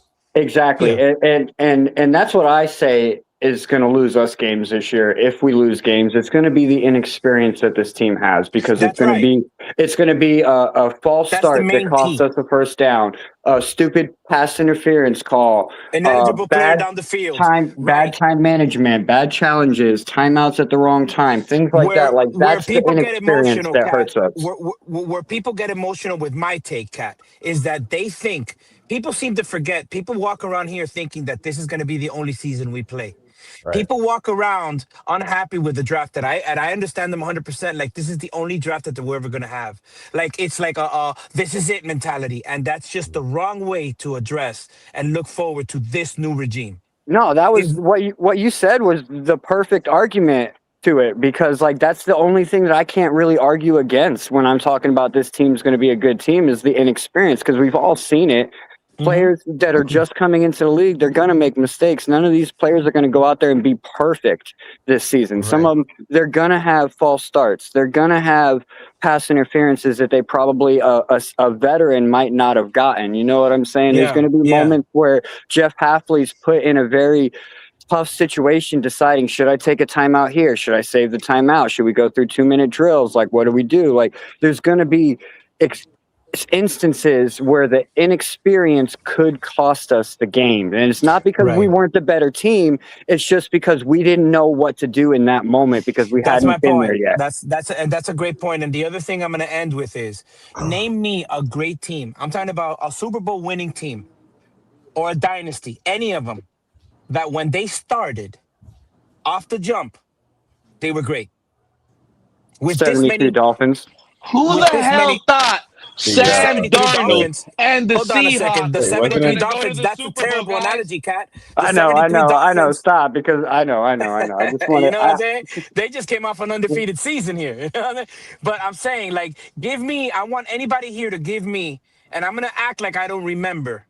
All right? Give me a team, a dynasty, a team that won 2 Super Bowls, 3 out of 5, 3, whatever But you why does want. it have to be a dynasty? Why are you guys letting this Okay, ride? give me a Super Bowl winning Dynasties team are who had this rare. many rookies. Give me a Dynasties are Super Bowl rare, winning bro. team that had this many one-year contracts on it. I'll wait. Give me a Super Bowl team that had a 1-year head coach and a 1-year GM amongst the other ones that I mentioned. I'll wait. See, But that's that my doesn't point. qualify You for can it talk not with your winning. feelings, but That's not the qualification. Oh, and the because past are you You on could my go to side. the Giants. The which one? The 86 or the 90? 2000. What year was that? The Eli Manning one. Oh, 2000? 2008 Yeah. or 2011? 2008. was loaded. Was it 8 or 7? You mean the one with Strahan? What's the other Yeah. guy? The guy that was missing his 3 fingers? Patrick No, that's a Pierce, bad example, Joe. Patrick Now, Park. how is that a bad example? They All had right, I'm yes, gonna look at that they had roster. those 4 Joe guys. was Hall of Famers, Joe. Which year did you Yes, say? they Just had to make sure. they had the 2000. Was it 8 or That defense was 2007? sick, man. That defense Okay. was sick. It was to that. They yes, they had And a who was few their running stars. They back? had a few key Who was the players, but running they back? also Was it had an Brandon insane amount of Jacobs or rookies. No, something? Tiki Okay, Barber. but they had Oh, right. Tiki Barber. They had Tiki Barber. Hey, They had had a Michael Well, hold squad. on, Strahan. They hold had on. Eli Manning, They had an who wasn't insane a amount of 1-year rookies. quarterback. They Well, had a hold few on, because guys, True and they had Pimpin, an you insane said amount of rookies. Nowhere That's what near we what have. we We have. have Are we really gonna HN, we act have like that Brooks, Super we Bowl have. winning team? Wait. Are you really gonna? Because I'm hold gonna on. look at this roster and I'm gonna kill this The narrative. the Okay. Are we really Dolphins gonna when act Don like Shula that took Super over, Bowl? bro. The Dolphins when Don Shula took Don over, that Shula was a took whole over in team full of 1970. No, hold yeah, on. and they Don went to the Shula took over Super in Bowl. 1970. They No, went they to the did Super not. Bowl. They won in 71. They won in Tim, I'm 71. looking at it right now. It says the 2007 Giants had 16 rookies that they used. Okay, but give me their Thank core you. players. Give me the core players and compare them to ours. That's my point. Aaron Please read the Brewer, defense. Patrick Yeah, no, I Paul, hear what you're saying. I hear what you're Caden saying. Proctor, Their core players Jordan were Hall of Brooks. Famers, right? And our core players Right. are That's great. my point. Michael That's my point. Strahan. But we didn't know they were Hall of Famers at necessarily No, at the not time. on the You're right, defense, but they Joe. weren't. But were they? What now? What I ask you is, tell me anyone that we have that's Eli Manning right now. Look, if we won the Super Bowl this year, right, and then 10 years down the road, people are going to be looking back and be like, "Well, no shit, they did. They had HN and they had, this and that." Exactly my point. But Exactly my point. What you just said, Joe. That's exactly my point. My argument with Pete is, 10 years down the line, we could look at it and say, "Oh shit." But nobody would say that year. Why are they saying, "Oh shit"? It's because they didn't expect it. That's Right. what Well, Pete is I trying to think sell if you you looked here. at the I Giants, expect if it. you looked You at the see, a lot Giants of you that year, guys, you look, would a lot of you have said, "Look guys how many freaking were rookies they down. have A to lot of start. you They're not guys going were to do sitting here anything." saying, we're not going to see Chris Bell till late in the or possibly next season. Dude, Oh shit! I gotta go. this Hold on. guy's on I'm track. gonna listen to you guys. I He's gotta get on out of work. track now. Truth and fact, Chris Bell is on track now to participate in training camp. Ready to go. Ready his rookie year. Week 1. Chris Bell's going to probably more than likely, high chances, if I had to give a percentage, 95% chance, he's going to be playing week 1. But that's why the 3-year window that you and Cat in the Hat were talking about an hour ago, I think Week makes one. more sense. I think there's going to be a 3-year build-up I think to it's the only kind need one. of success that you guys are projecting. I If think it's it's going to only happen one. for this team, well, it's going to happen 3 years from now. I think it's 2 years going to be after this year. If you think about it, if we have a maybe 4 2 year, years. we might have an easy schedule 1 year from now if we're finishing last in the division, and which already poises us for success. And then if these picks are actually finishing panning last in out, the division. You heard that? if we get it right with the QB, I mean, it could be a 1 year. We've already kept the guys around that we need to for that second year. No, I hear you, Joe. And I think that position is also echoed by a substantial number in the fan base. So substantial percent. CCRR was making that same point, right? There's this hope that we do poor enough this year so that we can stock the cupboard to set us up for resurgence in year 2 and in year 3 and going on. So I get that. But the problem, this is the same thing. Well, the problem I have with that take is that how do you convince the guys on the roster this year to buy into that plan? I don't think you can. Especially when they're all fighting for a new contract. Correct. Exactly. And I think that, and again, this is the hopeful part of my take here, that I think we may hit on more of these drafted guys, which I think where Sharif is coming from. I think the building blocks are solid building blocks, and they will have the opportunity to overperform. They have huge opportunities. Like a lot of people are like in the chat, we were talking about Chop Robinson is a bust. And I responded by saying he has been a bust, right? That I say has been because I would look at his first 2-3 seasons in the league as seasoning. It's a preparation for where he's at now. I think he has the potential to break out this season, right? Which solves the edge question if we have one outstanding performer. I agree that is not anything you can, like Sharif says, hang your hat on, right?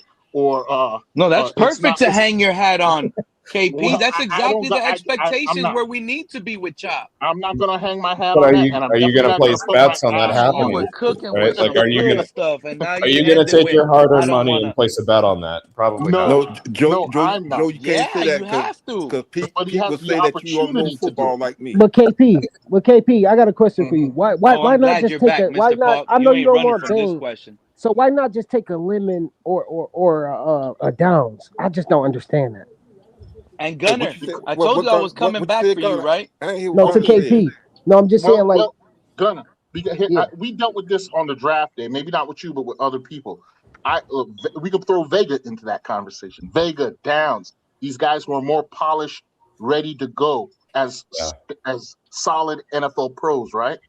I made the point then that this team, as is constructed with the new coaches, new philosophies, the quote unquote rebuilding, restocking, is not in a position to take those ready to play players because this team is not ready to win right now. This team is being built to win, regularly.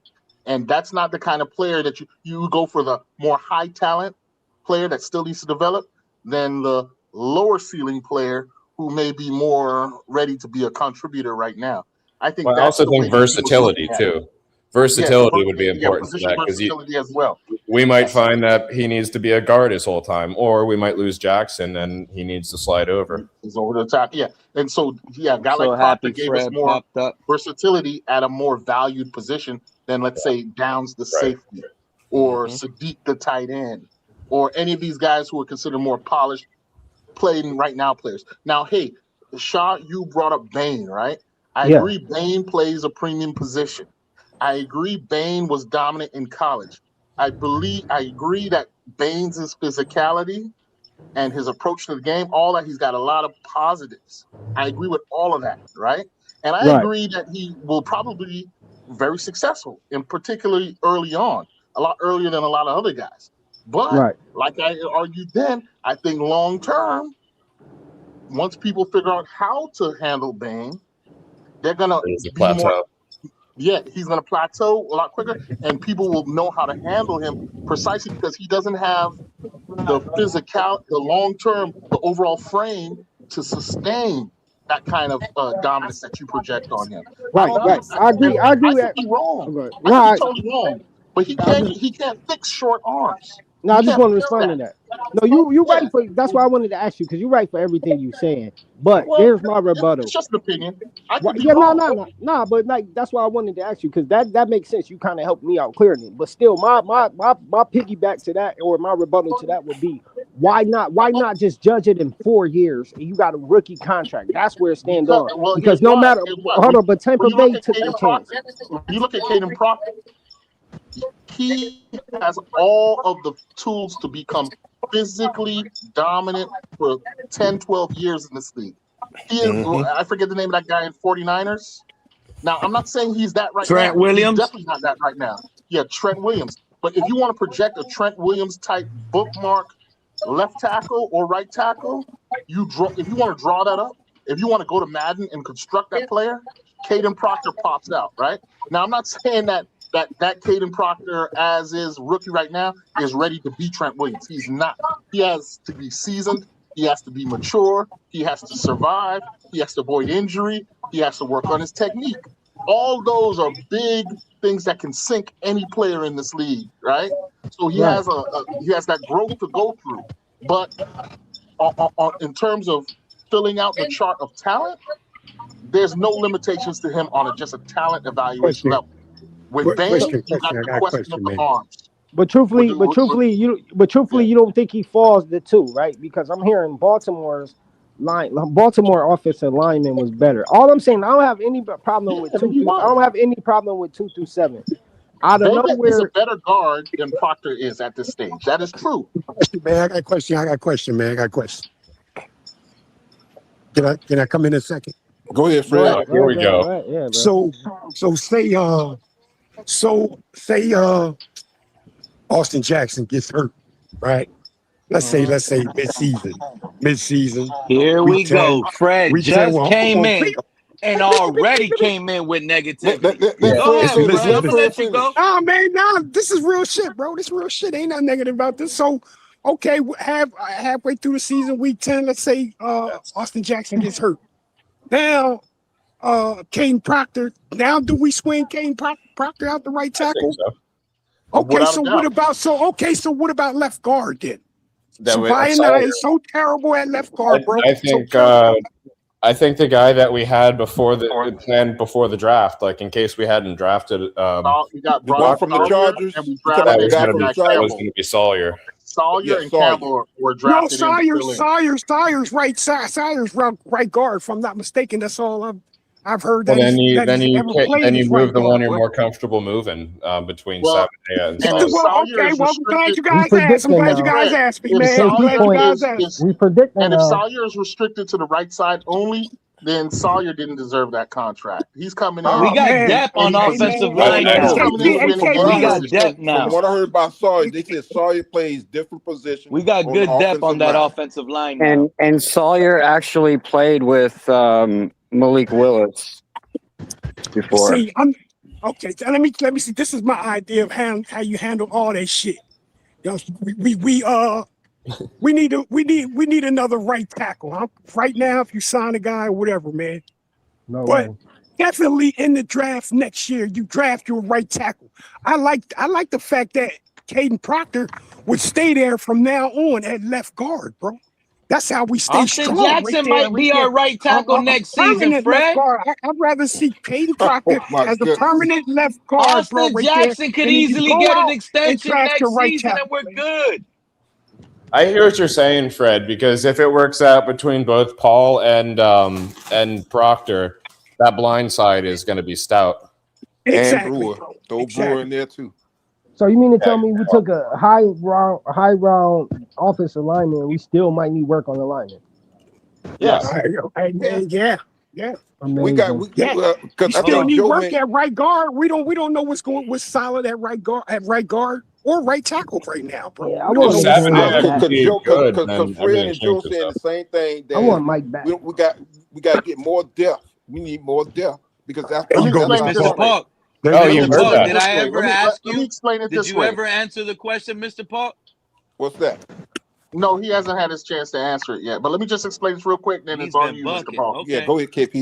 Let me just explain this. Basically, what we did this season is, what Hafley and Sullivan did this season in their first month, they haven't even completed one whole year, is they bet on their ability to develop talent and to coach talent up. That's what they're saying with the decisions they've made. And in making that position, they didn't come in. They're not saying we're here to win a championship year one. We're here to make last year's team two games better this season. They're not saying that. They're saying we're betting on our ability to develop a winning team that's going to be challenging forever. And in doing so, that changes everything in their approach. They went and drafted the guys at every position that had the traits that they're looking for to fill into these building blocks. They have no guarantee, and they do not know that all these players will develop the way they project, but they're betting that they can do it. They're betting that's how they're looking at this team. They're not saying, "Well, I'm the missing coach that's going to make this team a Super Bowl contender this season." That's not the way they're looking at it. And if you understand that difference, then you understand all the decisions that they're making. And hey, it's fair. Exactly. It's fair 100%. if we agree or disagree with them. Exactly. Look, you hear It's Mr. fair Park? if we Exactly. disagree Let me or slap agree the with blue real quick. Yeah, but I'm saying the same thing, Pete, and I'm because if you look at it and break it down, that really is what it is. Like they're relying on their ability to coach these guys, and like I believe they're getting the coaching because we can hear it, we can see it, and we hear it when these players talk about it. Like when Ollie Gordon was talking about, I don't want Coach calling me out before meetings as one of those players that didn't run onto the field. You know what I mean? Mm-hmm. Yeah. Pete, I want to So, hear Mr. what. Park. I want to hear what Mr. Park said, and then I want to Mr. hear Park, you I'm on you now. rebuttal, Mark. Okay, go ahead, Pete. What you got to say? So I've already asked the guys. You probably were busy. The question is, since you're one of these negative fans that I see, you might not like it, but that's just what it is. What is concerning you so much on this team that has you feeling that, we're a 5-win team? What is stopping you from believing in this team? Talk to us. Okay, let me see. Let me go down my list here. Okay. You got your little handy dandy notebook? Go ahead, Blues Clues. Okay. At the secondary has my concern. Secondary. The ends. Okay. The secondary, the ends have my concern. Listen, I'm pulling for Chop Robinson, but we like I said, the ends are my concern as well. Okay, on offense, I got to look at the line. I got a little bit of concern at wide receiver, but I think I understand the wide receiver position a little bit better now to say, okay, I'm not really that concerned about the wide receiver. So those are my concerns, along with some youth on the team. What is your concern? Is it the talent? As far as the cornerbacks, like with the secondary, it's not really, how should I put it? Okay, yeah, it's hard to put it now when you're on that spotlight. Give it to us. Is it like Pat was saying with inexperience? No. Let me go. Okay, let me use an example. As far as cornerback goes, I love that we have Juju Brent, but if he stays healthy, he can be a beast back there. As far as cornerback go, what's the guy's name? Good grief, what's his name? Because he's right here from Miami. No, don't be switching it up like that, though, Mr. Park. Don't be switching it up like that either. Like, I'm a little bit concerned of Juju, but if he picks it up, we got to star like that. No. Just tell us the concerns. Tell us what worries you. I just gave you the main concern, Pete. Don't try to butter it up nice, man. You're trying to do it nice. Secondary and the ends. Why you think this team is 4-win team. The secondary and the ends. Mr. Park, would you say it's more? Is it more inexperience or is it talent? On that, but I'll be back on Mr. Park. Go ahead. You almost done, Mr. Park? Let me see. I hear a lot of defensive concerns from his end, right? Yeah, and I do. Well, Mr. Park, what is the concern, though? Would you say it's more their skill? With the secondary, I'm going to say, boy. It ain't their physicality. No, it's not the physicality. Well, you got the smoke detectors answered. It's not the physicality. I think it's talent. Ooh. Yeah, we digging in on this one. Inexperience. The smoke detectors can't even answer your question. Beep. So that means I'm wrong? That's what you're trying to say? We're not saying you're wrong, but you're not even telling us how concerned you really are. You kind of like spinning it to less concern. You're starting to like this team, it sounds like. So you're really not concerned. Pete, that's what I'm hearing too, Pete. I'm hearing him switch sides. No. It's just there's so many things wrong with those positions that he's trying to figure out which one to tell you first. I totally get it. I totally get it. Okay, let me put it this way. Okay, at safety right now. Let Mr. Park put it another way. At safety right now, the only one I'm confident in is Traylon. When it comes down to our cornerbacks, The only one I have confidence in right now is Juju Brent, if he's healthy. The rest, I'm not too sure about.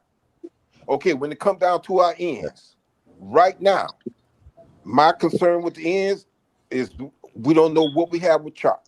We just don't know. Okay, so I'm going to say it like that. Too many question marks. Well, yeah, exactly. So I'm not going to listen. Just because I have these concerns doesn't mean that that the defense is going to be bad. I'm not saying that. I just don't know, and I cannot sit here and say, okay. So you're putting a win total. Hold on, Mr. Punk. So you're putting a win total in projections without knowing. I think that's fair. Too many question marks. It's too many question marks. It leads. Listen. I'm gonna say it like this. Right now, we still need to in the next draft. We still need to bring in some more players to finish. How should I say? To make our team a little more a little bit better. Better or progress. Complete. Look at Craig. And what have you? Craig, you another negative one that been negative lately. Don't worry, you're getting this question next. Oh, stop it! Because to be honest, right now, even with the quarterback, we don't know what. Like I say, are they proven? We don't know. We have a lot of people up here, man. Whole lot of negative people up here. Seem like, bro. Too many uncertainties. Fred, don't worry. I ain't got to hit you with the question because I know you're a smart football fan, bro. You ain't with these guys. Just like Cat in the Hat. I ain't got to hit him with the question. Fred, it's not a matter of being negative. We got some real smart, knowledgeable notice, Pete, notice how we all have different answers, you know too. what? That's how many things are wrong. Craig, you're not one of them. So now I ask you, Craig. I appreciate your take on the team, Mr. Puck, but you're loud and wrong, and I'm gonna shift it to Craig now. Craig, lately, you've been negative on this team. I said we're gonna win 6-7 games. That's about it. Yeah, you said 4-6. So you're so now that you think we're not gonna be on the over on the Vegas odds side, because that's what you said was 4-6. Guess what? No, I never said that. I said 6-7. I said 6-7. The floor should be 9. If you're not at 9, you're not good enough. So now you're going to tell us what's concerning you to get those 2 extra wins. What is stopping you from believing that your team can just get 2 more wins and get to 9? What's stopping you from believing that? What's the concern? Talk to us, Craig. First of all, our quarterbacks, because they don't have enough. Well, they don't. They don't have enough experience. Okay, inexperience. That, and like somebody said, like our secondary, we don't know what we have in secondary. I feel good about our linebackers and defensive line, but the secondary is a concern. Is there a specific concern, or is it like what Mr. Palk said, where it's question marks and it's unproven? I think it's question marks unproven. I really do. And I'm not trying to be a Debbie Downer or anything. It's just it's the truth. I think it's a talent deficit. Yeah. I think that's what it is. And that's how you learn. When you go back, hang on. When you go back to, like, say, the 89 Cowboys, here's an example. When Jimmy Johnson's first year, they won 1 game, okay? And then they slowly build up with the draft, with talent. You know what I mean? Because they had 8. What is slow? What is slow to you? How many years? I think 3 is fair. Are they going to get 3?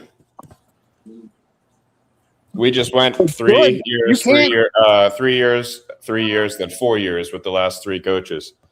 Well, here's the thing. If you're an owner, and I don't know who the owner is anymore because I hear different things, Joe, you can't keep changing coaches. It's kind of like college. I agree with that. It's just we're trending in the opposite direction. Do you know what I mean, Joe? You can't keep changing coaches. And it's like I say to people in college football, you have to give that coach 3 years to get his players. Well, it's the same thing with Halfley. He has to get his kind of players. You're not going to do it in year 1. You know what I'm saying? Well, yes, that sounds pretty negative. Well, He then ain't I'm gonna like negative. that. I'm a negative Nancy. I'm trying to be a realist. I'm not No, expecting. I mean, will I be upset we no. lost? So To a we've got degree? so Craig, many I'm with you, answers to Craig. this question. Exactly. There's And here, question marks. There's inexperience. There's lack of depth. Yep. Holes. I don't know. Yep. Do we No, hit no. everyone, Pete? You need more readers? No, not yet, because now I'm glad Gunner is gone, because I could talk behind his back now. Y'all know what Gunner said? Oh my goodness! Y'all know what Gunner said? Wait a minute. Wait. I oh, gotta here hear we this. go. I gotta hear this. Y'all know Go how it ahead, Pete. rolls out here. When Go I ahead, Pete. asked Gunner about the team and the same question I asked y'all, he came back and said, we might need Jeremiah Smith in the draft.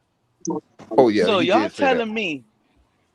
telling me if we tank and we draft Jeremiah Smith with this same team, now we're a contender overnight? No. You see what I'm I saying? don't think so. I don't Overnight, think now so. we're a contender. We got Jeremiah Smith. And there's no guarantee, Pete, that we would draft Jeremiah Smith. There's no guarantee. Well, Because you look at but Craig, I'm just hypothetically speaking it based on what Gunner was saying when I asked him the question. But what I'm to the saying is negative this. Nancy's out here. But what I'm saying is this too, Pete. You look at the Packers. If they run this like the Packers never drafted wide receivers in the first round, and they did pretty dang on good. You know what I'm saying? You know what, man? So selecting Jeremiah Smith. Go ahead, Fred. I've been saying this for the last couple of years, but I think teams are starting to learn that having a number one wide receiver isn't necessarily the best thing. Like you can look at what the Kansas City Chiefs did by dropping Tyreek Hill. So, Cat, I'll give you another example, and what happened now. Hold on, Fred. Let me say this real quick, Fred. Sometimes having $1 million is not always the best thing. More money, more problems. The 1973 we can look at the Eagles, right? AJ Brown. I feel like the Eagles are going to do a lot better this year. Yeah, go ahead, Fred. Go ahead, buddy. Hey, KP, that was real weak, bro. And let me say something. Let me say something. I love you, Fred. Y'all going to just have to live with the fact. Y'all going to just have to live with the fact that, man, we're going to be picking like right around 17th or 18th, bro. Maybe even 19th. Yep. And y'all going to have to look at the fact that that's where it is, bro. And now what's in the draft around draft time in that position? I don't know. I don't know. Are Halfley and them the type of dudes? We'll get our guard. Are they the type of dudes that do whatever they got to do to get up higher? I don't know, man. But that's going to be the situation, bro. So. Well, that could be a situation where if we turn these guys you already have in mind of like who drafting or whatever. I don't even think they're going to be in it. They're not even going to be in a position to even get them guys, man. Fred, actually, that's not the case because it's like if we use Malik Washington this year, right? Because he's going to be due for a contract next year. So if we're smart, or if they're smart, they do use him this year, right? Make him look like a serviceable wide receiver, and then that way they can use him for trade bait come draft time, and possibly maybe they can trade Malik and their draft pick and try and move up in the draft to get the guy that they're going after. With Malik Washington to make him look like a little bit of something, bro. I'm going as high as a 4th round pick, bro. As high as I'm going with Malik Washington, bro. I don't know. Next year's draft is going to be loaded with wide receivers. But that's what I'm saying, though, Fred. If we're like, let's say we are pick 18, like you said, right? Let's say we are pick 18, and let's say Malik Washington ended up putting up 1,000 yards and 9 touchdowns. Let's just hypothetically, that's what he put up. So now he seems like a serviceable receiver that you can use, right? Now let's trade our number 18 pick and Malik Washington to the Arizona Cardinals or whoever's in that number 2, number 3 slot. See if they bite and trade up, and now you can get Jeremiah Smith, and you don't have to pay Malik Washington. Okay, bro. That's a lot of ifs. Yeah, that is a lot of ifs. I like that story too, man. But you know, I'm just keeping. I'm Hey, just me and keeping it Fred where are it is, man. close. Me and That's Fred are all, bro. close. That's all. I had hit Jason Fred just Sarnia gave the most yesterday negative on Twitter. take. Yesterday That on is- oh my God, you thought that was negative? You should Yeah. have seen how Fred has mad I a got That Jason was Sarnia. negative, bro. Oh my Jason God, Fred, Sarnia's bro. from Fred the has a Dolphins spit wire in writer. purgatory, getting nothing out of the I rookies. told That's him, what Fred's take yeah, was. I told him we were gonna be selecting 19th overall yesterday in That's the not draft. playoffs. Well, actually, is that? That's not. That's That's close not to No, playoffs. no. Because isn't it the top That's 7 the last teams in game of each the season. conference? Oh no, that That's is the playoffs. last game isn't of the it? season. 19. Picking 19. That's either that playoffs or the last game of the season. We got eliminated. No, that's 19th would be playoffs because there's Yeah. 14 teams in the playoffs, and that's the 13th from the last, right? And did you hear they want to Oh give my an God. extra team to each conference? But yeah, if we're picking 17th, that's right in purgatory. Yeah. Oh, wait a minute. What is 17 it is true about? purgatory. Is it 17 is purgatory, bro. Is the Yeah, purgatory, bro? that's where we've been I floating. mean, come That's on, man. that's I right mean, where we've been like, floating the So are last we 5 saying? years. I don't. It's, So we're it's saying been making the purgatory, playoffs bro. is But bad? like, maybe it's been purgatory for us, man. But What Joe who is knows, saying man? is Maybe, not making maybe, the playoffs, but winning like 8 games or 9 games might be Yeah, bad. the yeah, focus of man. Fred's point was about how we're not going to get shit. Hey, Joe. We don't know what Halfley and Sullivan has done yet when it comes to drafting. We've seen them draft players now, but we don't know the outcome of how they're going to perform yet. So we don't know if you I can think they're call if putting you're on going a to spend money. blindfold and playing. Well, Maybe I have a take on that. maybe they have brains on working at that 17, 18 spot, bro. Maybe they have good talent evaluators, bro. Who knows, man? Right. I'm just, Well, Or listen, maybe I've been on the record as saying 5 and 7, 5 to 7 wins is likely for this team. But let me just say this: if that goes up another category, let's say 8 to 10 wins, borderline playoff, that would be an overperformance by the staff and the players. And I don't necessarily think that would be a bad thing for the Dolphins. That means that Halfley has coached his ass off. And that means that Sullivan would have added some considerable talent that has developed enough to put us in that range. Even though you it mean may like not the draft? get us Arch Manning or that stud wide receiver at Ohio State, Jeremiah Smith, I think that would bode well for us given the context of this team. This team with inexperienced guys who haven't played together, learning a new system. If you can get this bunch to 8 to 10 wins, I would. It's coach of the year candidate. Coach of the year. Coach of the year It would be candidate. similar to what Flores did in year 1, even though Flores only won 5 games. Right? Yeah. This group will get a lot of credit for coaching up this roster. Yeah. And honestly, these guys are in a position to make history, man. Like seriously, like if they can come out might be and turn it the around. talent might be the reason why the coaching looks better, KP. Y'all The really talent? sleeping on the talent on this roster. Yes, we're loaded. We are loaded, We'll man. see. A lot of these guys are I did notice on nobody breakout said the talent. scenarios. When you asked that question, nobody really specifically said talent. I I think said we do have said some depth. talent. No, but you know who I would love? Joe? We had Holes. We Joe, I'm had. sorry, I guess Holes is talent. I'm sorry I cut you off and I didn't let you finish that little take there, Joe. Well, But you got Joe me said, thinking about the guy that is talking about talent. You know who I heard talk about my name on their show and then now wants to claim we are not talented? It's that Big C guy. That Big C Fin Posse podcast. That man sitting up here talking about we're going to win like 3-4 games. And one of the biggest factors of us not winning games is because of the talent. He says we don't have no talent. Who You is the imagine big that? C? So I you don't don't know who that is.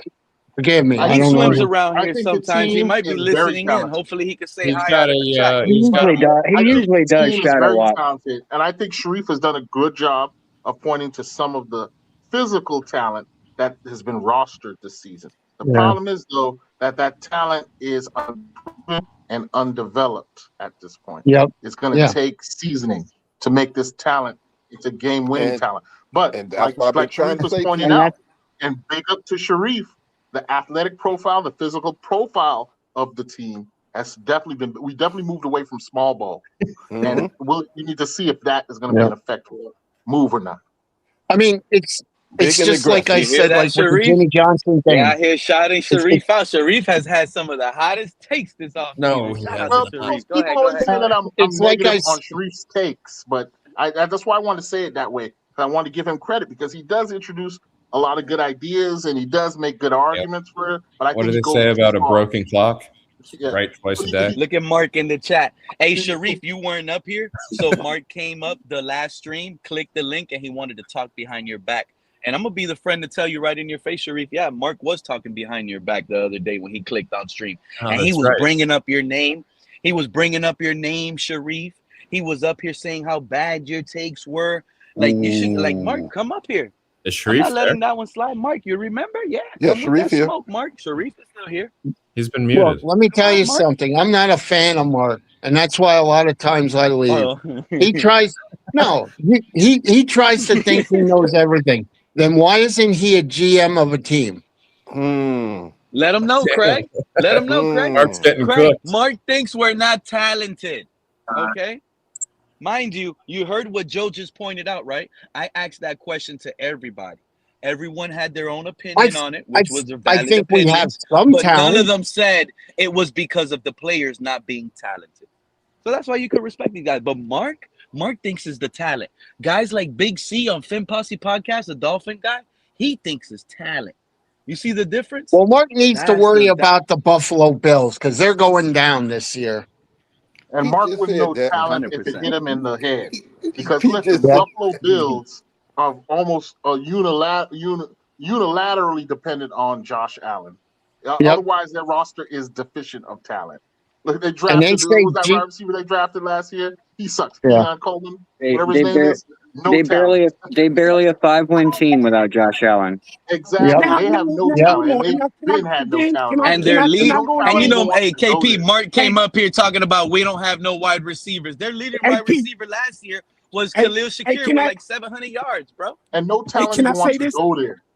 Can I say this, man? Can I say this now? If there's anybody that seems like they're in purgatory, it seems like Josh Allen keeps the Bills in fucking purgatory, if you ask me. You feel what I'm saying, bro? How is he going to be this year? Let me ask you guys. Let me ask you guys a question. Let's ask a serious question right now. If we were to switch Josh Allen and Patrick Mahomes, would their careers look differently? Or would we be worried about the Buffalo Bills being the powerhouse of the AFC right now? Or would it still be the Kansas City Chiefs? It's a great question because there's also the fact that the Chiefs have Andy Reid. Yeah, I think it's a good question too, because structurally they're not the same, but their talent threshold is definitely high. Both of those guys are, I'll be honest. Super talented. I'll be honest. And I the always Chiefs have use Taylor Cat in the Hat. Swift. I've always used that Hold on, compare. Pete, let me finish my point. Let me finish my point. But I do think that it's a good question because it speaks to an even larger question, and I think it's the one that we are always debating on this channel, and that is how do you produce a Super Bowl winning roster?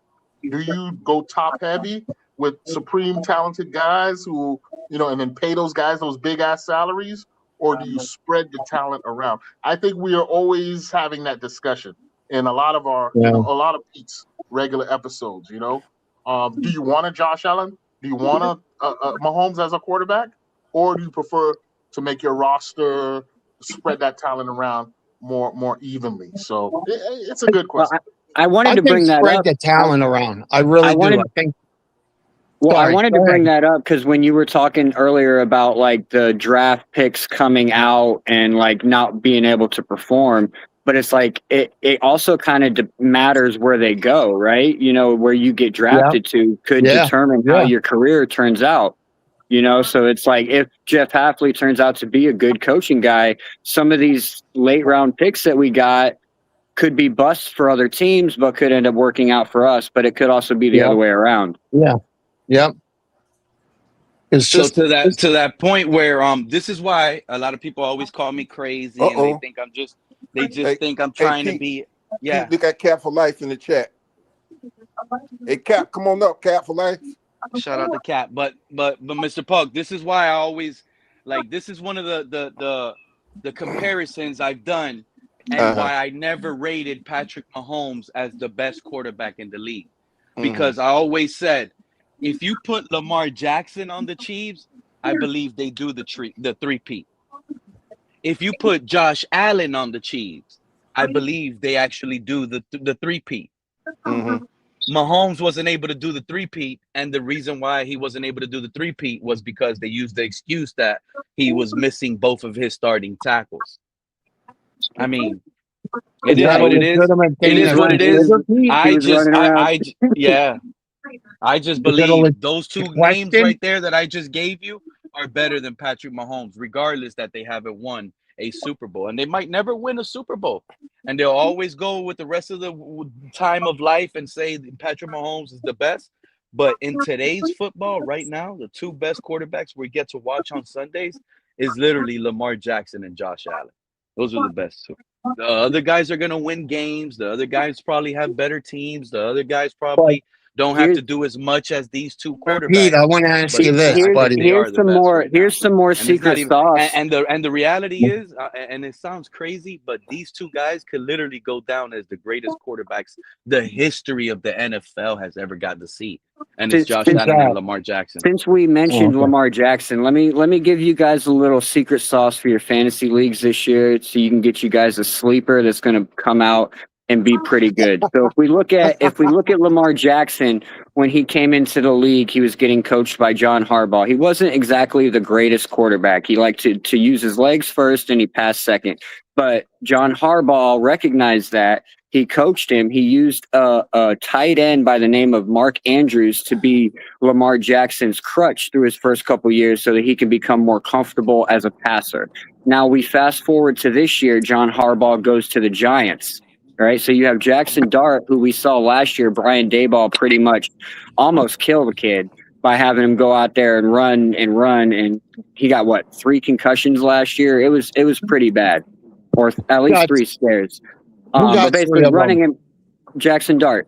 Oh, okay. Well, now you insert John Harbaugh, who's pretty much already been in this position before with Lamar Jackson, and he brought over Isaiah Likely with him from the Baltimore Ravens. So that's a guy that you guys are going to be able to go and get in your 6th round of your draft as a tight end, and he's going to put up some big numbers for you. He's not a sleeper anymore, Kat. Everybody knows about Isaiah. Bro, no, he's going. I've already done like 8 drafts, bro. He's going 6th round and beyond. Yeah. You can get him like way late in the draft. Don't feel so confident because the Giants also got that other tight end that they're going to run a 2 tight end package. Most of the first, that's another thing. The NFL is a copycat league. And if you guys don't realize this, the NFL is transitioning now to a more 2 tight end set look where they're going to run the ball more. They're going to copy that. It's going to be, look at what the Rams are doing. The Rams are 12 tight ends, 2 tight ends, 3 tight ends all the time now. Belichick did that not long ago with the Patriots. That's what we're going to do, Craig. This is what I'm saying. Like all negativity you hear from these negative fans like Joe that we got no wide receivers. We got we got like true fan. They think we don't got. We ain't worried. You know what? We're not worried about the way. You know what? And then one of them goes for 1,000. You know what? You know what, Craig? I'm starting to think Sullivan. That's a like good Greer. start. Remember when Greer said you guys are more worried about the offensive line than us? The fans are now more worried about the wide receivers than they are. That's what it is. We'll see. You know, I'm excited to see Douglas and hopefully when Bell can get. I think we got some good young wide receivers. Craig, you're a Notre Dame fan. Craig, hold on. Craig, you're a Notre Dame fan. Yes. Weren't you guys a powerhouse? Aren't you guys a powerhouse? Again, we are, thanks to Marcus Freeman in the recruiting. He's recruiting pretty damn good. But here's what I know about Notre Dame. They got great defense and a stud running game. Who are the weapons? Freeman has done a hell of a job in Notre Dame. You gotta get the wide receivers. Who are Notre Dame's wide receivers? We got name one. Sure, I can. Quincy Porter, Miles Graham. Who else? Faison. That kid's gonna be like You're making my point. You're making my point, Craig. Well, I named 3 of them. I'm not going to name all of them. I'm just saying none of those guys are looked at as a 1st round draft pick. I don't care if they play first round. If they get But us a national, you know who else, you know who is looked at as first round draft grades on that Notre Dame team?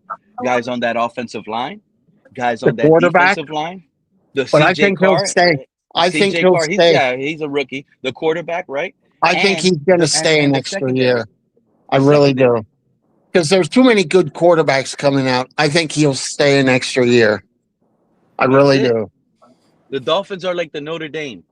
We're just going to run the ball and play good defense. What's wrong with that?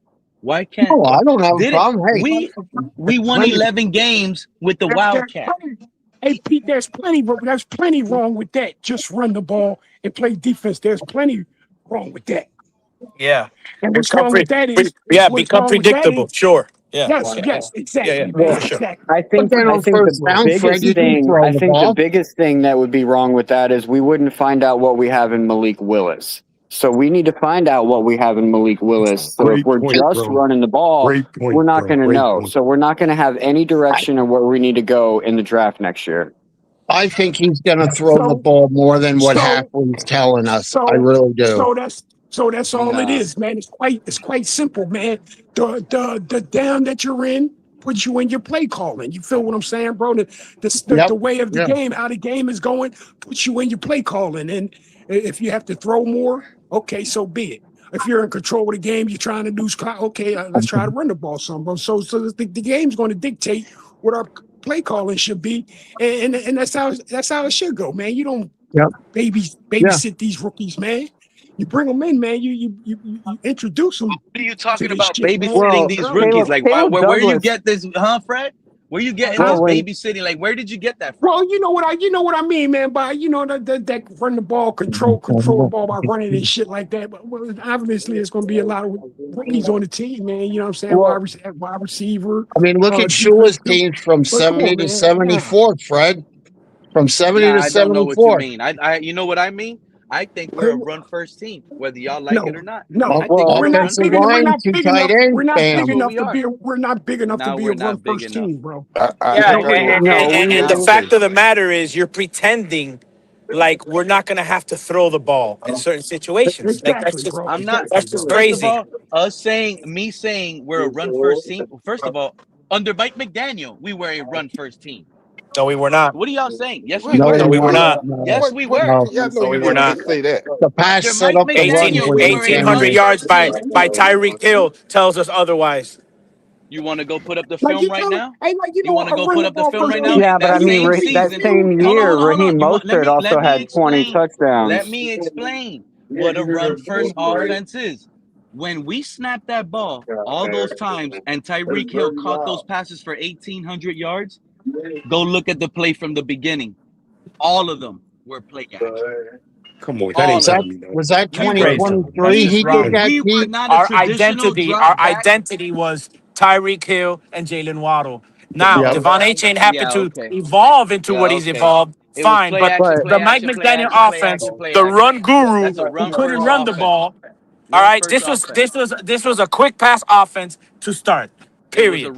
Well, Caleb Douglas kind of already gave us an idea of what the offense is going to look like. It is going to be a good mixture of running and passing because he had already said that this offense is basically a vanilla offense. So it's super easy to get the concept and run your route. And it's going to be super obvious that you're not able to perform the job, which is perfect for this year because it's an evaluation year. So we're going to be able to plug these guys in, and it's going to clearly show that you're either able to do it or you're not able to do it. Do you think it'll be a 60-40 on running? This man Fred thinks there's a problem with a run first offense. That's all the more reason why it shouldn't be a run first offense. If it's going to be pretty basic, man. Come on, man. You want teams to already be set and geared up yeah, but that's fine. If they put eight men in the box, good. We're not scared to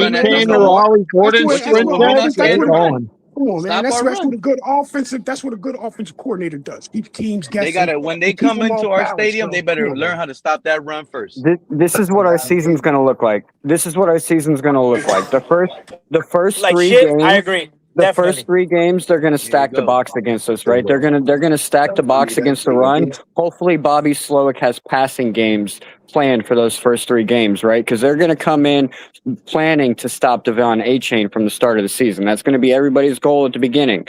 Now you got to use these receivers and make them respect the passing game. Sprinkle in a little Malik Willis action. You know what I mean? Maybe have him roll out, and then all of a sudden it's a designed run for him to get a first down.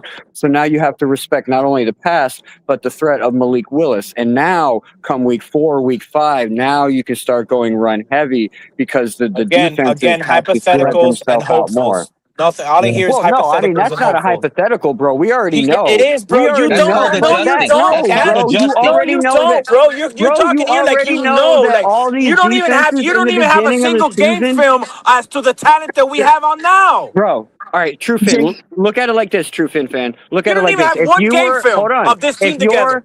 listen, Come if you're on, the man. Listen to Raiders, that, my brother. if you're the Raiders, listen, We got answer this OTAs. question. Answer me this question. Answer me this question, Oh True my Fin fan. God, bro. If you're the Raiders defensive coordinator right now, today, if you're their defensive coordinator and you know that you're playing us week 1, what are you game planning for? Not knowing anything else about our team, what are you game planning for? Again, hypotheticals. No, Because that's I not a could stop the run. hypothetical, I bro. could stop the run, and He you keeps come out. thinking everything is a hypothetical. It is, That bro. You that have no instance, proof. I can't wait. Where's the Next time you film? back out, True Fin fan, Where's I the can't film? wait to talk behind your Where's back. the Go ahead. film? You Maybe could be in right. No, but preseason. no. But tell me what you think is going to happen, not what you know is going to happen. That's the point. That's my point. No, but this is something where you look at our team, everybody looks at our team, and Devon A-Chain is the only name that sticks out to you, right? That's the threat on our team. Everybody question marks in the wide receiver room, right? Question mark with the quarterback. So you're looking at this team on a defensive aspect, and you're like, if we shut down A-Chain, we shut down the Dolphins. So game planning in the beginning of the season with not having any film, you're going to game plan for A-Chain. That's not true. That's not true, though, Kat. You want me to tell you why it's not partially true, even though you are true? What about those GMs that also scouted Caleb Douglas? What about those GMs that had Caleb Douglas in the 3rd round as well, and they wanted him on their team? They don't account for that. Only because they're no names to the fan base don't mean they're no names to these executives that also scouted and wanted And this player hopefully on their team. Yeah, but see, there's going two variables. There's two variables when you're talking about a wide receiver, right? Because you still need a quarterback to throw the ball to the wide receiver. Oh, we got a quarterback. I'm telling you right now, if it's not Malik Willis, it's going to be Quinn Ewers. We got a quarterback.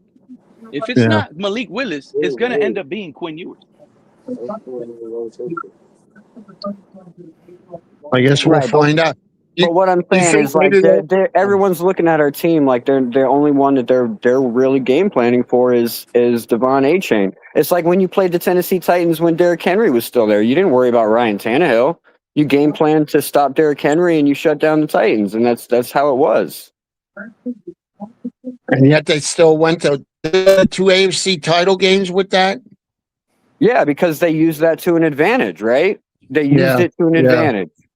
Yeah. They got receivers that weren't great, but good enough to answer the call when called on. So that made you respect it made you respect more than just the run game. And I'm just saying that our first 3 games, I imagine that's what the defenses are already preparing for. They're already preparing for A-Chain explosion, because this is what half of the panel right now is talking about. We're going to be a run heavy team, right? So if you're defense, you're preparing for that. Yeah. It'll be A-Chain and I think Ollie Gordon. Oh yeah, I think Ollie Gordon is going to have like 10 rushing touchdowns. If we can get Ollie Gordon, who I'm not saying he's going to gain that much, but if we can get Ollie Gordon, who ran for 1,800 plus yards at Oklahoma State, oh my, him and A-Chain together, I don't care how many guys you have up. And they can say, Pete, they say, yeah, we'll stop him running. Okay, boom. He goes outside for a quick screen. You know how badly we can burn teams like that? You know what I mean? Yeah. And you see how good Patrick Paul moves in the open field on screens? Yes. Oh my God, bro. We got monsters on that. Like y'all be like, I think this is the best offensive line we've ever had since the 1972 Dolphins. I don't know about that. We'll This see. is the best offensive line. This has so much upside, so much talent. It is incredible. It is incredible what I see with our team now. And it kind of baffles me that the rest of the fan base doesn't see it this way. Like, I I'm don't think you excited guys about this line. some of these guys think we got no talent or I we're think we were better with rebuilding. with the previous No, cutting Tua made us better. Cutting Tua made the defense better.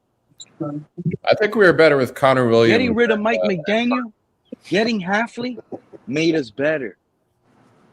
We already knew what we were great at, running that ball. We're a better team. What's up, Cap for Life? Made the coach interviews better. That's the only He's not sure one of thing these right negative fans. I got to talk behind their back once they leave the panel. What the hell is this, 5th grade, Pete? Yeah.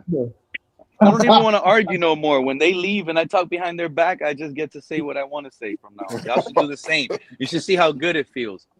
You should see how good it feels. I was going to just start talking about KP, but he came back. So That's why I keep going out and coming back. I'm trying to catch your ass. What's up, Cap? How you feeling, bro? How you in the chat? Hey, What's gentlemen, up, Cap? gentlemen. Hey, What's it's up, good Cap? to see you. It's good to see you all, bro. Hey, listen, okay, so I need to know right now, bro. Does this mean? Oh yeah, it worked, Pete. I'm back. Ha! Good job, buddy. Good job. Hey, Go ahead. so does this mean that Chris Bell is going to be out the first 8 weeks off the rip? Like we know this automatically today? No, this is actually better news than what There's you the guys opposite. thought. It's I don't know. exactly. Tell them truth, fan. Every article I just read made it sound very negative. What is it? What does it mean? Because if he's on PUP, Okay, so read it. No, Read it he's to not me, on Joe, because I could be 100% wrong. Explain No, it to me. it's Give me Cap the for hold life. on. That Give me means the he's probably options gonna of be ready article writers you everything. have, and then I'll tell you which one to read. Right. Well, I mean, what you're getting conflicting reports because I mean, if he's getting put on the PUP now, Illustrated. that's It's what not minimum PUP. 4 games. It's not PUP though. He's not. He's on the active active injury list. He's not on PUP. Active non-injury list. Like That's what it's non-football called. injury. What does Yeah, this mean? you got it right there. So it's kind of Has like anybody say has you get a anybody ever sickness. thought about this scenario that they don't want to rush him? That's what No, I've been trying to that needs say. to be what it is if they That's don't what need I've to been- rush him. That they're not Me even and thinking Paul been about this talking about guy. it. That they Did have not so say- much belief in wait, this wait. guy that they're willing to wait until next season if they need to. No. That's not what this means. It means That's that not he's what- he's yeah. against the active roster. But and I think it means he doesn't have to sit out the full length of the IR. Right. It's like this smaller A list. business move. This is you a can- business move. Yeah, exactly. They don't have to drop someone else to keep him. Correct. Yeah. He won't take up the roster spot, basically. Yeah, it's like a bucket. No. Business move. But yeah, true. But yeah, true. The business What move. this means But that is doesn't he's So trending. he's there, but he's not there. It That's doesn't what mean they're he's ready week basically one. saying. It just means that we're not going to put him on the IR, I guess. Yeah. Got it. He could literally. That means he's going to be practicing, and he's going to be ready to play in training camp. What? We don't know. No, that doesn't mean that. In training camp, No. he's going to get to go. What? It doesn't mean that, Pete. You don't know that. That's here we go again. Like guys you will don't see. know that. You guys will see. No. Because if they were Because if worried, he's like you available, why guys put said, him on if any they list? were worried, Hold on. like If he's you guys available, why were put him on saying, any list? There you go. because Come on, man. they're slowly putting him in there. They're gonna slowly. He's gonna go out there with a red jersey. Watch. No, but Pete, He's you gonna go said out he's there gonna with a be red jersey, no. Pete, you said non-contact he's gonna be injury in jersey. week one. That Pete. is frustrating that he's not Yeah, going to but get any week one, preseason work. Though. week Said one, week one, he's gonna. Pete. But week one, he's gonna go through training camp as a slow process. But week one, he's gonna be full, ready to go to unleash and ready to go. A lot of people say that Louisville doesn't have a full route tree, so that is one concern that I have with. It's maybe he has a deeper route tree than the university, but to miss all You of came up with that negative take already before, Joe. Did you see him against the Canes? Did you see him against the Canes, Joe? Yeah, he tore up the Canes, but it's just traditionally speaking, Louisville receivers, they don't have like a really developed route tree. Well, I mean, He had slant routes, he had overhead routes. He played in the boundary too. They Like play he more done like a everything. backyard ball. Tyreek Hill didn't have a real is made selective vanilla, route tree like in Miami, Douglas Joe. said. That shouldn't matter. It should Tyreek be Hill's simple route enough. tree wasn't savvy in Miami. Tyreek Hill also happens to be a Hall of Famer who is an easily top 10 wide receiver of all Okay, time. So don't but you compare don't this kid get to the him. point. You don't get the point. Yeah. Tyreek Hill in Miami wasn't out here with a crack Yeah, but in it's the right tree. but that is my point. But you It's wonder why? Tyreek Hill. It's But why? Tyreek Hill. But My why wasn't point he is doing no this crack guy. in Only the one of right? the fastest, shiftiest players we've ever seen in the My NFL. point is So he more could make about up this for his guy errors. he needs his time in preseason. So it is kind of to expect yeah, he's anything gonna play in major, preseason. week one if he didn't play in preseason. I think we'll But see him in preseason, Joe. I don't. If I he's don't on know. this list, man, I don't I think think they'll let him sit preseason. I'm not with that. we're only a month away from that. So Remember, if they were worried about him say that not again. being Say ready, that again. 1 month if they away. were worried about him not being feels good, ready, right? they would have put him on the pup.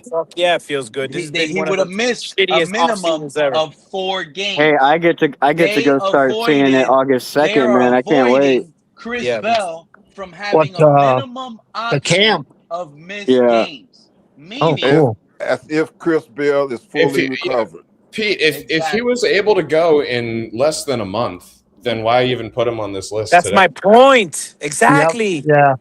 Yeah. because probably But it's that okay. was You a bring way you of. keep them on I'll give you that. an example. Maybe today he I does gotta his give it to him, physical, Mr. Park. Joe. I do it. Maybe today he does his Yeah, you physical got you and he doesn't pass it. Duh. Maybe he doesn't pass his physical today.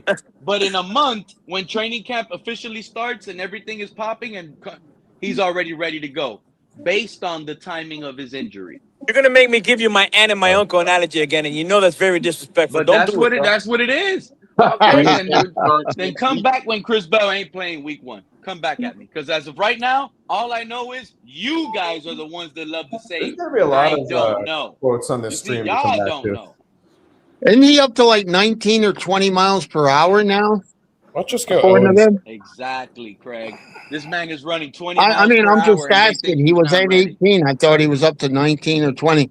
But my thing is, the 29, nice yeah. thing is, But that's not the nice football. thing is they don't have to rush him now. They can like maybe let him miss a game or two and then say, how do you feel? Get him checked out. Okay, you're ready to go then. Yeah, we're in a position where we don't If have you to ask rush the the player man. how do they feel, they're always going to tell you, Exactly. I'm ready to go, Nope, coach. nope, you don't have to rush him. Why rush him? Thank you. And I don't think Tua, coming off of that concussion, probably told Mike McDaniel, put me back in the game. Yeah, but we're talking about Mike McDaniel, bro. This is Jeff Hafley we're talking about. Jeff Hafley doesn't seem like the type of guy that's going to let his player tell him what's going to happen. He's not. Exactly. Yeah. That's a great point. He's not. That's not Nope. who Hafley is. That's not where he Nope. comes from. Yeah. I still think Bell will miss a couple games, but that's okay. Let him miss and then ease him in. There you go. Ease him in. Yep. Fully recovered. Because if he's fully recovered, Because in an evaluating year, you want to use everyone you have on your roster. That's why this is a vanilla offense that's getting pushed out there this year. So everybody doesn't have any excuse about it being a confusing offense, like what we heard whenever players were coming in with Mike McDaniel's offense. You heard all of them say we had to forget what we knew. We had to relearn this offense. And that's why no one-year deals ever worked out with us, because it took them 9 games to get it figured out. Look, Geno Smith didn't pop off till week 9. Think about it. Yeah. So this is a vanilla offense. So everybody should be able to go in, get plugged in at any point. Here, you can run the X, you can run the Y. It switches around. You can run the Y, you can run the X, And if you can't do the job, it's because you can't do the job. It's going to be next man up. Hafley's been saying it, next man up. And that's why we don't have to rush Bell back in, because we need to evaluate all of the receivers we have on the roster. We can use Tutu, Tolbert, You know what's crazy? Terrence Marshall Jr. could easily become a star with us. Easily. Yeah. If he answers the call when Malik Willis picks up the phone. Or easily. That was one of your early streams. Right when we added Marshall, you had a whole stream about how he was going to be the guy. He's our touchdown machine. I'm glad you remember that. Y'all How old is sleeping on this Terrence Marshall kid? Jr. He might be like a Bontavious Wicks. You know You what never I'm saying? know. Like, I mean, who knows? Even Rager might get sneak in to get some opportunity. You never really know. Well, I guess we'll find out the first preseason game against Washington. Oh, but y'all were calling me crazy when I was saying this wide receiver room is loaded. It's not loaded. It's just a lot of people with equal talent. Yeah. And didn't Halfley say that's kind of an advantage. That's kind of an advantage if you think about it, because you don't really have a number one target for defenses to hone in on once they have to start respecting the passing game. So it's like if you push 3 receivers out there that all play at the same level, then it's like who do we really cover? You can't really double cover anybody. You know, you just kind of now you're playing man, which leaves it more open, and it leaves the advantage for the offense in that. Anybody, but that's because it's easier to cover anybody. Any team wants top talent. I would rather have a Justin Jefferson than a Malik Washington. Bro, so let's not make that argument. Let's not go too far. I heard he's available. I think it depends on the next year. If we start, I'm telling you right now, Cap for life. If we start 2-0, I'm telling you right now, that's going to be the title. Trade for Justin Jefferson right now. I don't know if they get rid of him that early. I don't think the Vikings will get rid of him quite yet. Jiffy's point, even the Patriots. I don't think the Vikings are going to have a choice once like they start throwing Kyler or JJ McCarthy out there and he can't get Justin Jefferson the ball, and like he's not going to deal with 2 years of like a down year like that. Like he's going to want out. Bring him to Miami. I'd be up for that. True fan backed out. All that negative talk he be talking. Oh, here we go. J, bro. I'm telling you, this is like that guy. True fan. Y'all be liking his negativity. I still don't think they're going to build like that, though. I don't think they're going to be looking for big free agency splashes. I don't think this year will be in a position for that. It'd have to wait till the off season. No, didn't he say that they wanted good players but not great players? Well, yeah, Isn't that what they said? Yeah, he actually made the reference too that he would rather have a bunch of 2s than 1-1. He did say I'd that. rather have 11 great than 11 goods. Yeah. Yep. No. Yep. I mean, would you guys have a problem if it turned into wins? That we got a bunch of number 2s instead of. I mean, Greg, if you're winning, wouldn't that attract more players to want to come here? But I think the question is, do we have a bunch of number 2s, or are these guys actually number 3s? You know what I'm saying? Craig, there's a high chance we're winning like the Eagles are, and I'm not saying Super Bowls. I'm just saying the style of fashion that they play on offense, really slow and methodical. But just run, and grind it out, that the fans are not going to be satisfied with the results of the wins. Malik Willis only had 149 passing yards. We only won by 3 points versus the Chiefs at home. I don't care. Give me the dub. Give me the dub. What I'm like they're not going to be. I'll take the W. Oh, damn well, you better believe I'll take the better W. not be a conversation people have this year. I could already see it. They're not going to like the methodical, slow offense style we're going to be. And you know what? With. You know what, Pete? That'll be good. Look at what it did for Shula in the early years. He took advantage of that hot sun, pounding the ball, using Paul Warfield and Manders. That's what we need to do, bro. And we got all 1 o'clock games this year. Remember, Cap for life. Listen to me, Cap. We're going to make money this season on the Hard Rock betting app. All the Alec Ingold money you lost, you're gonna make it up with Ollie Gordon. That guy might score. Alec Ingold. Please, Ollie Gordon is gonna watch when his touchdown odds come out. Your own fault for betting on him. He's probably gonna have 600 plus odds to score 1 touchdown, and he's gonna score one week 1. Bro didn't get one anytime touchdown, bro. He was like, Ollie Gordon is gonna be the 10 touchdown guy. Watch his odds of getting touchdowns slowly decrease, and they're gonna be favored for him at some point in the season for him to be guaranteed a touchdown. They're not even gonna be positive odds no more. They're gonna be negative at some point. Because he's going to be favored. Every time we get into that red zone, we're in the 5-yard line. Think about this. This is what I'm trying to explain to you guys. We're in the 5-yard line, 1st and goal. Malik Willis at quarterback. Big old Ollie Gordon at running back. You run the ball on first. I'm not going with this rinky dink get you at the goal line. You run the damn ball, bro. At the we're going to run the ball. That's what I'm telling you, Cap. But think about this. Do you fully commit to stop big old Gordon up the middle?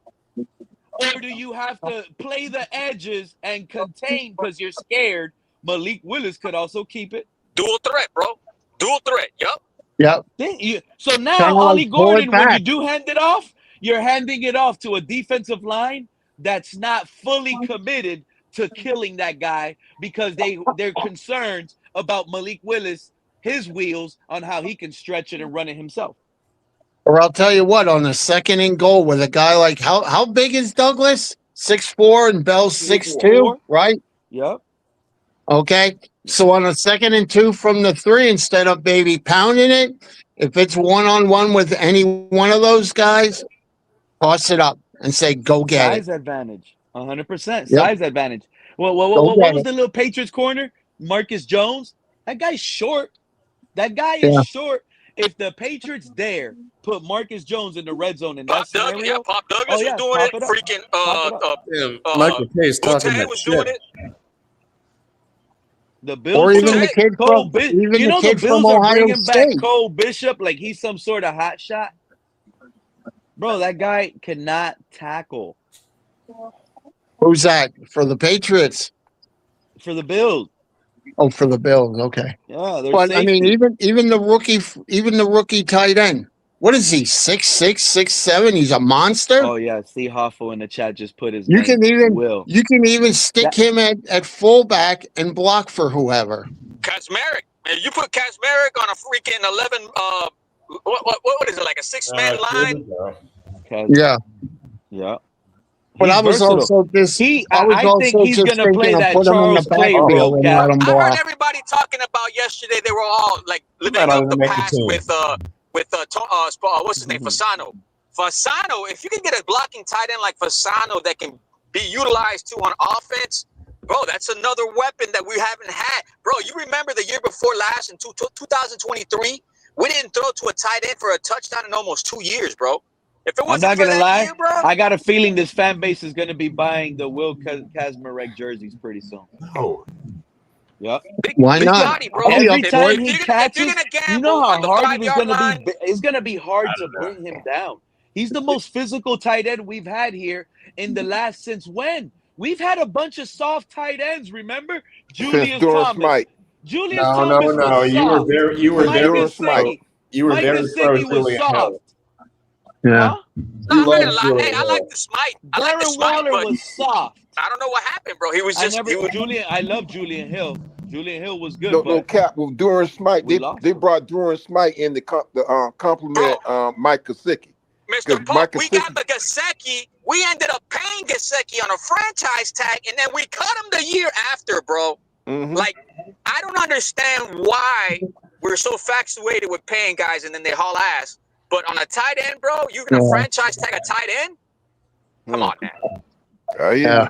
We got to get that dude, though. Steelers. We got to get that. But I guy. mean, here's my thing, and this is what I've been trying to explain to a lot of people. We Okay, should have went so and got Eli Spellers.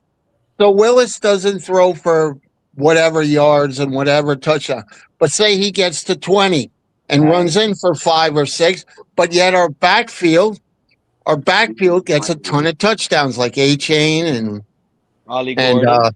And Ollie Gordon, and even our quarterback for 5 or 6. Would you guys have a problem with that? Winning games, Well, that's the way it's going to be. How many That's what I touchdowns was that foresee. total, though? Like, what He kind just of said, offense let's are you say talking 8 and about? 8 with A-Chain and Gordon. That's 16 on the ground That's between solid. those two. That's Plus solid. another 6 from Malik. That's 22, right? On the Tight end. ground. Yeah. Tight end. Plus 60 20 tight end. passing. That's 40-something touchdowns on offense. Yeah. And instead of settling for these damn field goals, which killed us in games how many past years? You know what I mean? 100%. And on 3rd and 2, 4th and 1, none of this trying to pass the ball. Okay, So we're going to run I'm all. gonna tell you guys right now. Our offense and our defense is gonna be predicated on Dave Wanstead's styles. Like this guy's a Wanstead guy. He's from the tree of Wanstead. Like they're gonna run the ball, bro. They're gonna run the ball and they're gonna play defense. I just feel like they're gonna mimic that style. I'm glad you see, Cap. Yeah, man. That's We got some knowledge up here right now. retire. We never got won some anything real in the good league. content now. Yeah, is that the guy we want to copy? No, I mean playoffs, though, bro. Like, regardless of what you guys think, Wannstedt was the last coach that got to the playoffs and won the division numerous times. Yeah, I guess. and that And was we with only an had aggressive Jay defense Fiedler as our and an quarterback. elite run game. But And we're Fiedler, already that's the the cover of blueprint. Sports Illustrated. Man, how nice is it to Hey, not have? Doc, If How do we you can win? get a So playoff how show win, you are how we to gonna spend win $1 that? million. How are we gonna win a cold playoff game on the road in the cold? Passing the ball with bad I weather? can show you how to You blow $1 gotta million. have an elite Weren't we run like a game. 1 in 15 team the year before? No. When Wannstedt took over, the cupboard was full. It was Jimmy Johnson's total formation. So Defense and I don't give offense. Wannstedt much Yeah. credit. That was all right. Jimmy. I Yeah. don't give him much credit. Yeah. So I it mean, was like a Mike I agree to a Tomlin certain extent. situation. Like Jimmy Yeah. loaded us up. I'm not gonna lie. Jimmy loaded us up. No, He that's left like us loaded. that's like Tampa Bay when Chucky came in behind what was the coach name? Tony Dungy. Dungy. Tony Tony Dungy. Dungy. Yeah. But I'm so glad Wannstedt comes around now and gives his Well, little technically, tidbits and on Gruden's this team followed defense. to the That's play. another thing. I The saw only thing, that one the stat only was thing that I there. didn't like, the only thing that I didn't like that Wannstedt did was Jamar Fletcher. And I think that was the first or second round he drafted him overall. Yeah. Remind me, what did he do with Jamar Fletcher? I don't understand. I'm sorry. He was a corner. Okay, that I remember. And what did he do? He passed up on talent. I think Jamar Fletcher was the first round, like late in the first. 26. Yeah, man. 26. Yeah. 26. Yeah, but I don't think he paying. I think he that was much, if I'm from not mistaken. Wisconsin, I believe. I remember I was Yeah, high yeah, on Jamar Craig, yeah. Fletcher. They sold me. Those were my young days. So everything was Yeah. being sold. Yeah, no, that's okay. But he was from Wisconsin, but he was so small. 5'9". Yeah. Good thing we didn't mess around this time around. I'm so happy So we got Chris 187 is pretty Johnson. stout for That's 5'9". another thing. Sean Chris Smith. Johnson. Sean We Smith was finally different got a stuff. shutdown corner. Yep. I Sean feel Smith. like we got Sean Smith was a different Xavier stuff. Howard all Knock over on wood, bro. I don't want Chris Johnson to be in that realm. Knock on wood. But I mean, Nah, at Chris least Chris Johnson Chris is on Johnson did Xavier more. Howard's train. All right. Like How he's on tall that is Chris trajectory. Johnson? Let's pump the Same size brakes almost. He's 6 foot, on 6'1". Chris Johnson. I think that's Oh yeah, he is taller. probably He is taller. Yeah. that's probably my one guy that I definitely need to see in action before I can have One any of the kind of guys. confidence I'm in. glad you Yeah. reminded me That's you're like the negative number about one Chris guy Johnson. that I The have though moment that you my back eyes out, on. Cat, I'm telling you right now, I'm gonna talk a lot about you. But keep going. Make sure you clip it and send it to me, okay, so I can use it for content. Okay. You As think soon as you Johnson will back start out, in don't the even just nickel back out and early still on? listen, because I'm No, gonna what be I talking behind honestly, your back. Craig, honestly, you want my honest opinion? I'm hoping that if me and Joe were able to spot this stuff out, I'm hoping that Jeff Halfley also already knows this and is able to You're letting get him like ahead Joe, of the game Mr. and Negative not himself. I'm put him glad I knew where the source came from. not put him in that situation. You know what I Back mean? out, Joe. Become a great. That's where Jeff Halfley gets to become a great coach, right? He gets to notice that's a weakness. Okay, he gets beat off the line, so let's not put him in that situation. Let's line him up differently so that he Don't can yeah excel him no at more, what Craig. he's good at. Don't yeah You know what I'm him saying? no more, So Craig. so Hey, that allows or me to not only or look coaching him out of at that Chris kind of stuff. Johnson and how he performs, but that also allows me to look at our coach Jeff Halfley and see how he coaches these players. Coaches Cat. What What's you up? know? What do you know about a wide receiver? Let me see where his name is. Dominic McCulley. Who? That it doesn't sound Donovan familiar. McCulley. I think where is it? What college? From Miami? He's born in Miami. We know The nothing big- about him he's because pretty he's big. done nothing in this league, Mr. Paul. No, I know he's a rookie from Michigan. I'm just asking. He could turn out to be do we like know a Preston anything about Williams. him? Is He he could a turn out to be UDFA? like a Preston Williams, Mr. Yeah, that Paul. was Keep going to an be eye my on next him. question. Did we I pick him told up? you, Mr. Paul, Yeah, we he's are the UDFA we loaded have. at wide receiver, bro. 6'4", 203. We are loaded. You think Tutu makes the roster? I just asked I the question loaded up because my one, Mega he's from Millions Michigan, and two, he's He's tall. 6'4". Joe, do you think Tutu makes the roster, Joe? He was a cool. And then wait, did he convert? I think he converted to receiver. Who's that? Who, Tutu? No, this guy that Mr. Paul was asking about. Okay. Oh, you talking about McCulley? Yeah, what were you saying about Tutu? You think he'll make the roster? Yeah, I think Tutu is going to be one of those top 3 receivers. Okay. We're going to keep might get 6. 1,000 yards.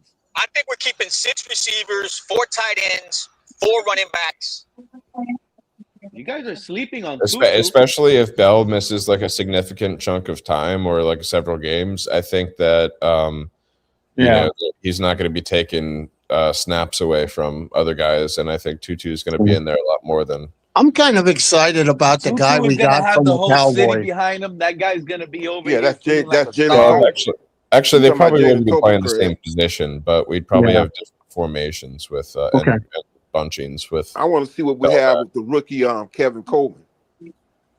Oh, from that's the Missouri. short guy, right? That's the guy that would be competing with Malik Washington and Tutu.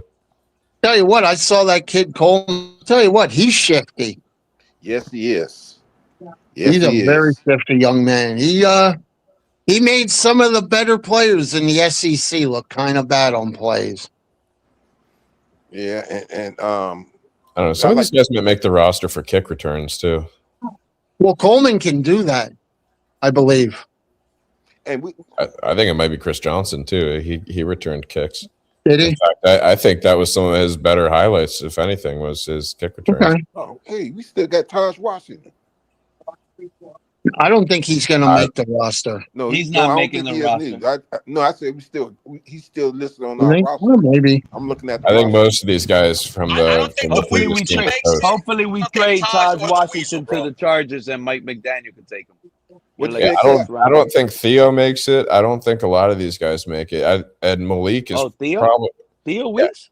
I think Malik Washington is probably the sleep only on Theo. prior Dolphin that's going to be in that receiver room. Taj Washington or Weasel? That's going to be an infographic that they show during our games. Yeah. What you said, Cap for life? If you had to choose, which one? Theo or Taj? Theo Weiss. Theo Weiss I'll over go Theo Taj. Weiss. Because Theo Weiss did okay at the end of the year. Theo Weiss has good chemistry with both Malik and Quinn Ewers. And he's been known to answer the call when somebody picks up the phone. That's for real. Theo. Okay. If you I think they down on Theo because That's another guy. Theo Weiss could be a breakout receiver. I would take it. There's no guarantee that Theo Wease is on this team next season. No, but if we were picking between Taj and Theo, I would choose Theo. So there's I chose Theo. If you look at our depth chart on our lads, which usually has like pretty up to date stuff, it's got Tolbert, Atwell, and Malik Washington listed as 1, 2, and 3. 1, 2, 3. And then the 3 rookies are behind them as 4, 5, and 6. In that order? Yeah. But they don't know that once the training camp it doesn't happens, say order. It has left, right, and slot, and it's got Malik ain't left, making no Atwell, downfield right, catches, bro. That guy's Malik not a starter. He's not a starter. He's trade bait. Hopefully Who? we could get a third for him or a fourth for him. Malik Washington. Oh. Yeah. Well, he was Him a and 6th Taj round. He was a Washington- 6th round pick, wasn't he? So Him I and don't Taj think his value Washington is are probably the two Yeah. worst receivers we have. I think you're getting to 6th at best because that's what he was, and he hasn't really had like a legit season. Yeah. That's why you play him off in my scenario earlier and use him all Malik season. Washington might and not even make the roster, bro. Make him look like and then use him with trade, like with a draft pick as trade, like extra value. But yeah, so it's got the top 6 guys are those 3, and then the 3 rookies, and then you've got in the next category, it's got Terrace Marshall, Theo Wease, and Taj Washington. And then the 4th category, it's got Donovan McCulley, Jalen Rager, and AJ Henning. And the thing is, there's always a AJ surprise. He's You know like what? 5'10". He's a little slim, but that guy is the Slim Reaper. He There's always that surprise. And then keep in mind there's we the are loaded at wide receiver. AP ain't Henning a 4-3 guy? I don't think he's that fast. He's more like a route technician. He's savvy with the There route. was something about him I heard. Something good I heard about him, but I don't know. So He was making plays last preseason, I think, right? I think on 2 on offense and at least 1 on defense, I think there'll be surprises of who makes the team. There usually is all around the league. well, there's You know what? 12 receivers, there's 5 tight ends, and there's 6 running backs. So there's going to be Some a lot of cuts. Yeah. I'm thinking we're gonna make a surprise trade, and the reason we're gonna make this surprise trade is gonna be because of what you guys said. Someone sat here and just took over the position, and the someone I'm gonna name is DJ Campbell at right guard. I believe he might. Yeah, he he's might. gonna They just said he beat did out well. Jonas Salvanea outright. I thought you were gonna say Xavier Leggett. I was And gonna trade freak out Jonah? on you if you were gonna say that. But hear me out. What we're gonna end up doing is when we find out in training camp that Salvanea is bad and Campbell is the better starter, they're gonna probably move him and trade him now For what? than it is to just keep him on the roster, and that's where I think we'll make up For a third? somewhere like a You talking about trade talking about trading Jonah? Yep, we'll trade Jonah For what? for like a safety. No. Oh, for a player. Yeah, player trade. Like a player for a player. Are you really going to get something for Jonah that's better? That's like that starts over Trader or one thing about offensive line, Joe. Teams who's the other get guy? Zane desperate. Anderson or Teams get desperate. You don't think Mike McDaniel will be calling the Dolphins to get Jonah over there real quick if one of their guys go down again? Our Oh, if safety one of room their is guys cheap. go down, Yeah, they're coming from injury. Joe Alt and Rashawn Slater. But They will Pete, he's be not calling, gonna have banging the table. the production that's gonna warrant a nice trade like you're talking, especially after being the This worst NFL, it's being the tricky. I worst keep rated telling you offensive guys. lineman in his rookie year, and then like And if he this- ends up losing his job to a rookie the next year, like that's not gonna look good to other teams. They're gonna be like, there's a reason you're trying to give him away. You know what I mean? Yeah. Scheme fit. No, I totally get that, but it's just that, like it leaves the barrel of apples that you're reaching in. There's only like 3 apples in there, bro, instead of 15. Right. Yeah. Remember, Michael Dieter was trash with us, and you talk about Bobby Slowick and the Texans a lot, but when they went over there on that little playoff run, Michael Dieter was on their offensive line. I'm just playing to your hypothetical that he performs bad and gets replaced by but Michael DJ Dieter Campbell. was terrible with us, but he played great with the Texans on their Pete, team. we don't have the depth to do that either. We would still need to bring in another lineman. What do You think maybe we'd wait till when all the cuts are made? Well, if you look at and this is what I was saying before when Pete was asking what we're most worried about, like I'm worried about depth at pretty much every position group, but offensive line is one of the thinnest. Yeah. Because if you look at, I mean, you've got Patrick Paul, Caden Proctor, Brewer, Savanea, Austin Jackson, and We then got Charlie Heck. behind them you got You don't want to rely on Charlie Heck, bro. Charlie Heck, no, is what I got to say about that. Andrew Meyer, Charlie Josh Heck is Reed, boring. Charlie How about Heck. that guy that's from the Chargers? I watched Charlie Heck, bro. Doesn't He look gave up so many sacks on CJ Stroud. It was bad, bro. It was bad. Oh, is that where he came from? The Texans. That's just like Borum that we had last year. He came from the We got Chicago Josh Bears. Preeb. Don't forget about Josh Preeby. That cut Lee Williams get hit I in the did first forget season. about him because he's forgettable. That's why I've said wait till the Yeah. cuts, because I got a feeling we're going to cut down to 51 and then maybe pick up 1 or 2 other players from another team. Because that happens a lot at the end of the training camps. You know what I mean? See, I disagree, Craig. I had a theory about Charlie Heck. I think we're gonna we might get penalized this season because we didn't make the roster cuts on time. It's gonna be hard to get to 53, Craig. It's not gonna be easy. How many running backs are you keeping? We're keeping our 3 with a practice squad guy. I keep 4, including a fullback. If we carry a fullback, I don't think we're doing that, but maybe 4 or 5. No, you keep. I think it'll be 4. Roster 4. I mean, I think you go because we got to carry 9 linemen. I think you go 3 and you keep the extra tight end. What, 3 I running agree. backs? I You agree. either go 3 and you keep the extra tight, but you'll still have a running back on the practice squad. If you're on the practice squad. if you're at the point where you're down to your 4th running back, your season's over anyways. Just bring a guy in off the practice squad, get through the rest of the season, and look to next year. You know what I'm saying? So like 3 running backs and an extra tight end or the extra wide receiver in that spot so that you could really run this offense how you want And it. then, and then what? 9 linemen? You keep 9 linemen? On the active roster, you got Brewer. Hold on, that's another question.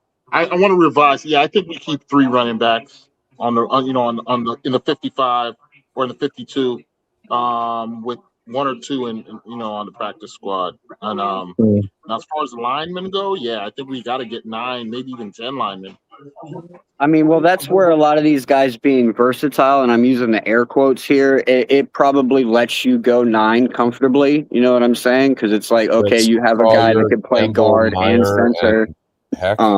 So, and Heck, I think honestly is only here to help these guys learn Bobby Slowick's offense, like get the cadences down, figure out the nuances of Bobby Slowick. So what? He'll get cut by the end of training camp? Yeah, I don't think he's going to make the team because literally, if you watched him play, even in his prime, bro, he gets mauled. He gets ran the fuck over. So that's Sawyer, Meyer, Campbell, and Preeb. It would be the 9th lineman. Yeah.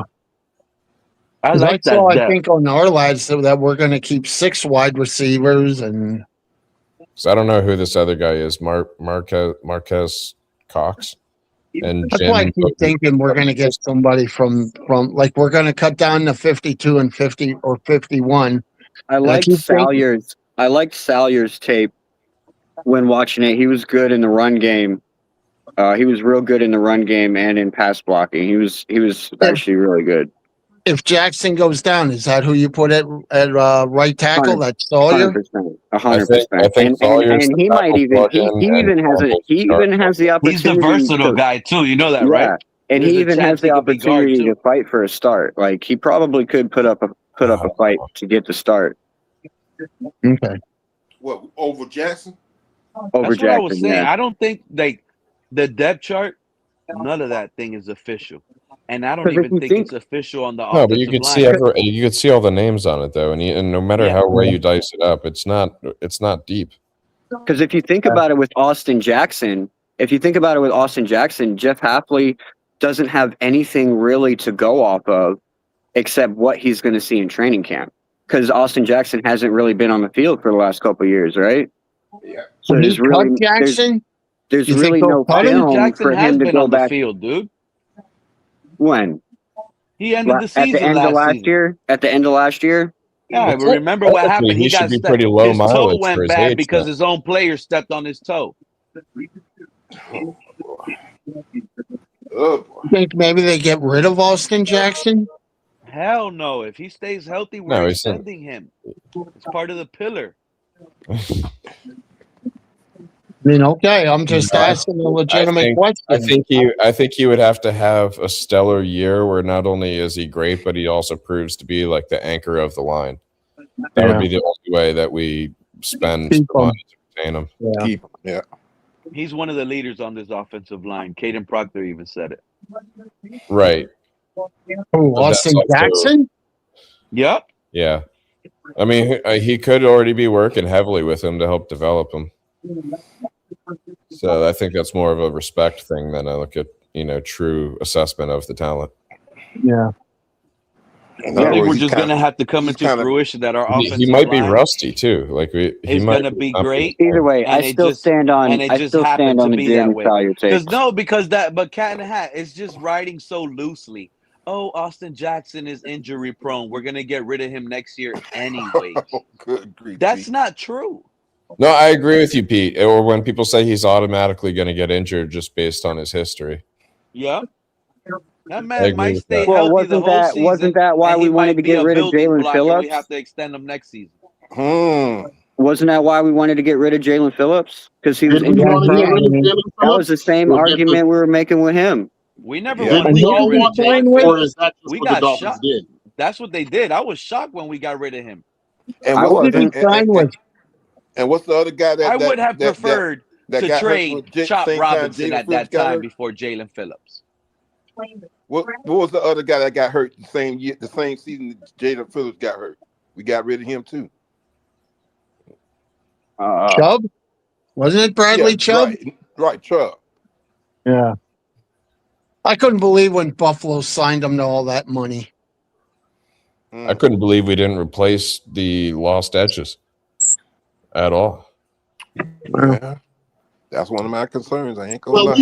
we did, but we just did it with no name guys like Ojabu and Uche. Uche and Ojabo, I guess. I mean, we could get surprised. I think it was who was it that surprised us pleasantly? It was Ogba, right? Where we didn't really. Yeah, Right, didn't have yeah. him. We didn't know what we Yeah, had with Ogba. y'all were hyped up with Emmanuel Ogba. I called him out on that Miami Sports thinking it Music was show. That guy got out of like the 10 sacks he got, Joe. That man got like 8 or 9 of them untouched, unblocked, perfect defensive play calls by Brian Flores. I keep thinking it was another player that I did don't the remember. I same don't think thing I on was following all your show by then or around then. I was probably making fun of your show. God. Oh, now you're really going to get talked about, Joe. Look out. I can't No, that's wait all right. till he I've already backs got the out. Mr. Negative title on my thing just because I know that's how Oh, it is. yeah. Yeah, that's why I'm sticking around until the end so he doesn't have a chance. but Joe, it's okay. But Joe, there is, if I'm not mistaken, Go ahead, Joe, go there is a Dolphin person, Dolphin fan that is called Mr. Negative. Oh, really? Yes. Yeah. Oh, I He used to come over here a lot. He was a Tua hater. Yeah, on Twitter, he's a Canadian conservative. Oh, I definitely don't want to be that. He's a right-wing guy from Canada. He has good takes, though. He hated Tua. I tend to be on his side. See who you're associated Now with, that you're Joe? saying that, I think I used to battle with this guy in the chat all the time. Yeah. I'm gonna change. Yeah. I'm gonna put Dr. Negative. I'm gonna message him. He hasn't been There around you in go. a while, so I'm gonna check up on him. Shout out to Mr. Negative. Yeah, he's a cool dude, man. He's a I real haven't cool been on Twitter like that. Like Never met coming him. around. Never met him. That's good for you, Pete. Hey, Twitter's has anybody seen Twitter's Jermaine? not good for you. No, Anybody it's not. seen Jermaine lately? Yes. I was Yeah. just in Atlanta over the weekend. I saw him in Buckhead. He was looking for an apartment real close to where Tua's condo is. Yeah, like right in the basement. Good. I saw him applying for a plumber position. I think he was on in the chat of the Dolphins Collective or something. He was somewhere. Maybe it was TD. I can't remember. He's in the Atlanta Falcons chats. I screenshotted him and proved it to you. That's guys. funny. There's only one way that he'll come back. Wow. Another one who's disappeared, Pete, is Q. Remember Q? Hey, that's right. You haven't seen Q in a good while. Q is in Atlanta as well, probably. Wow. They're in those Falcons pages. Hey, maybe somebody Wow. can answer me this. Whatever happened with that guy, EM, or he was called? I haven't EM seen is or heard another of one. Fan?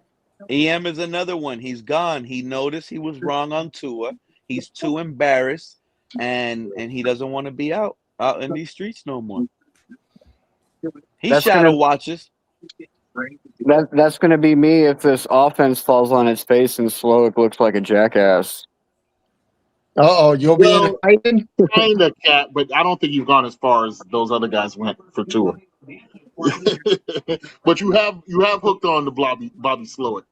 So, but whatever. I don't think you've done it in an undisciplined way. You pointed to evidence. That's important. You're bringing Well, I up the appreciate it. stats and the past, which doesn't really mean much now, but at least you got something to work off of. Hey, anybody in this game of prognosticating on football is going to be wrong a lot of the time because players surprise you. Guys. And when it comes to fans, we're definitely going to be wrong more than a lot because we're not the ones putting them in the roles. We see them. I was wrong about Preston We Williams. can potentially see. We weren't wrong about Preston Williams. I was right. That guy was good. He got hurt. Yeah, but guess who hurt him? Who was it? Byron Jones? No, Christian Wilkins. Oh, yeah, Wilkins with the little touchdown celebration jump on him. See what I'm saying? That's right. Christian I Wilkins. mean, he wasn't that great. That's all right, Pete. I got blocked by the Big O because I called him out on Argentina losing to Spain.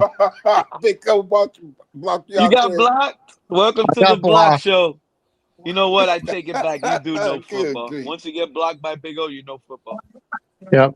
but I called him out about because he was all about Lionel Messi and that.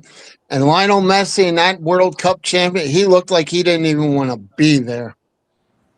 And I got blocked yesterday. And that's okay. I've been hated by better people than Big O. The Big O is falling off. Spain He's did that to everybody in the World Cup. The Big O is transitioning to. You could tell. You could tell the Big O. He's trying. I peeped him out lately because I don't get time to watch like that. But when I do, I tune in. Shout out to the Big O. But lately, it feels like he wants to talk about cryptocurrency. Oh, the Bitcoin. I heard that man saying, "You better get Bitcoin now. Better get Yep, Bitcoin I've now." heard that too. I've heard that too. You know, he's pushing Bitcoin on his fan. Like he wants to be a cryptocurrency guy. He's preparing. You see, this is what I was saying, Craig, not too long ago. A lot of these podcasters, they're going to be wrong 2 times in a row. They were going to be wrong with Tua, and now they're going to be wrong on being negative on this fan base. You see, fans, you know, but now they're not going to be able to take that. They're going to be miserable. So they're going to have to go and do something else with their channel because they lost all credibility. So they might turn and convoy to now trying to convince you that they're the smartest crypto guy. That you should buy Solana, you should buy Dogecoin, and they're going to tell you that Hey, now they know crypto. I'm not gonna lie. I'm not gonna lie, bro. When I was doing Uber, there was a guy in my Uber one day, like this was before it came out, but he's like, you need to invest in Rivian. It's gonna hit the open market in 30 days. I really suggest that you invest in it. It was like the competing competitor to Tesla. And like I just kind of blew it off, bro. But like now I'm seeing a lot of fucking Rivian cars around, and I'm like, dude, I wish I would have took that dude's advice. I'd be a fucking millionaire right now. Is Rivian like an electric car? Yeah. Yes, it's a competitor to Tesla. But there's a bigger wave coming. There's a bigger wave coming. England, UK just licensed the production of, I can't remember the name of the Chinese EV. And so that's a big breakthrough for them to enter into the British market. And it's right around the corner from US entry as well. I'm pretty sure it's going to be a deal used at some point, and it will be in the United States within the next 2 to 5 years. And at that point, Rivian will die. Will depress. So Rivian is definitely all the anti-Musk, anti-Tesla guys are in Rivian and a few others. But once China comes over, it's a wrap. Well, that's what I'm saying. If I would have invested $1,000 into it at the time and then like cashed it out now, I would have made some good money. Yeah, one of my biggest regrets is not investing in Bitcoin. I was around with some dudes when it was like $1,000, and then I said the story one time on my channel. You gotta take advantage of the bubble we're in now with AI.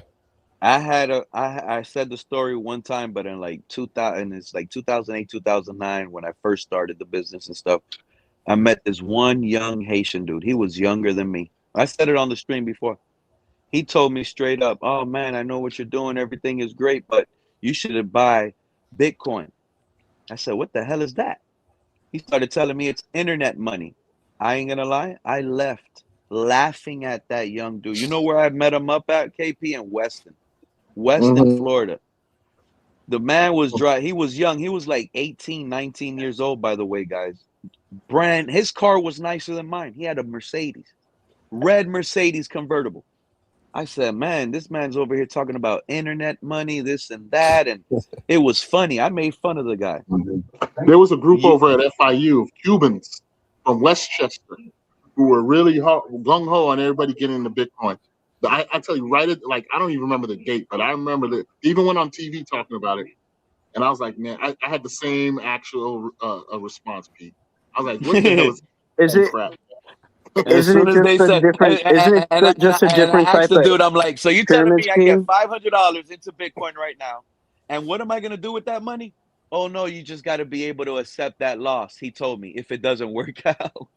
I said I'm not in position right now.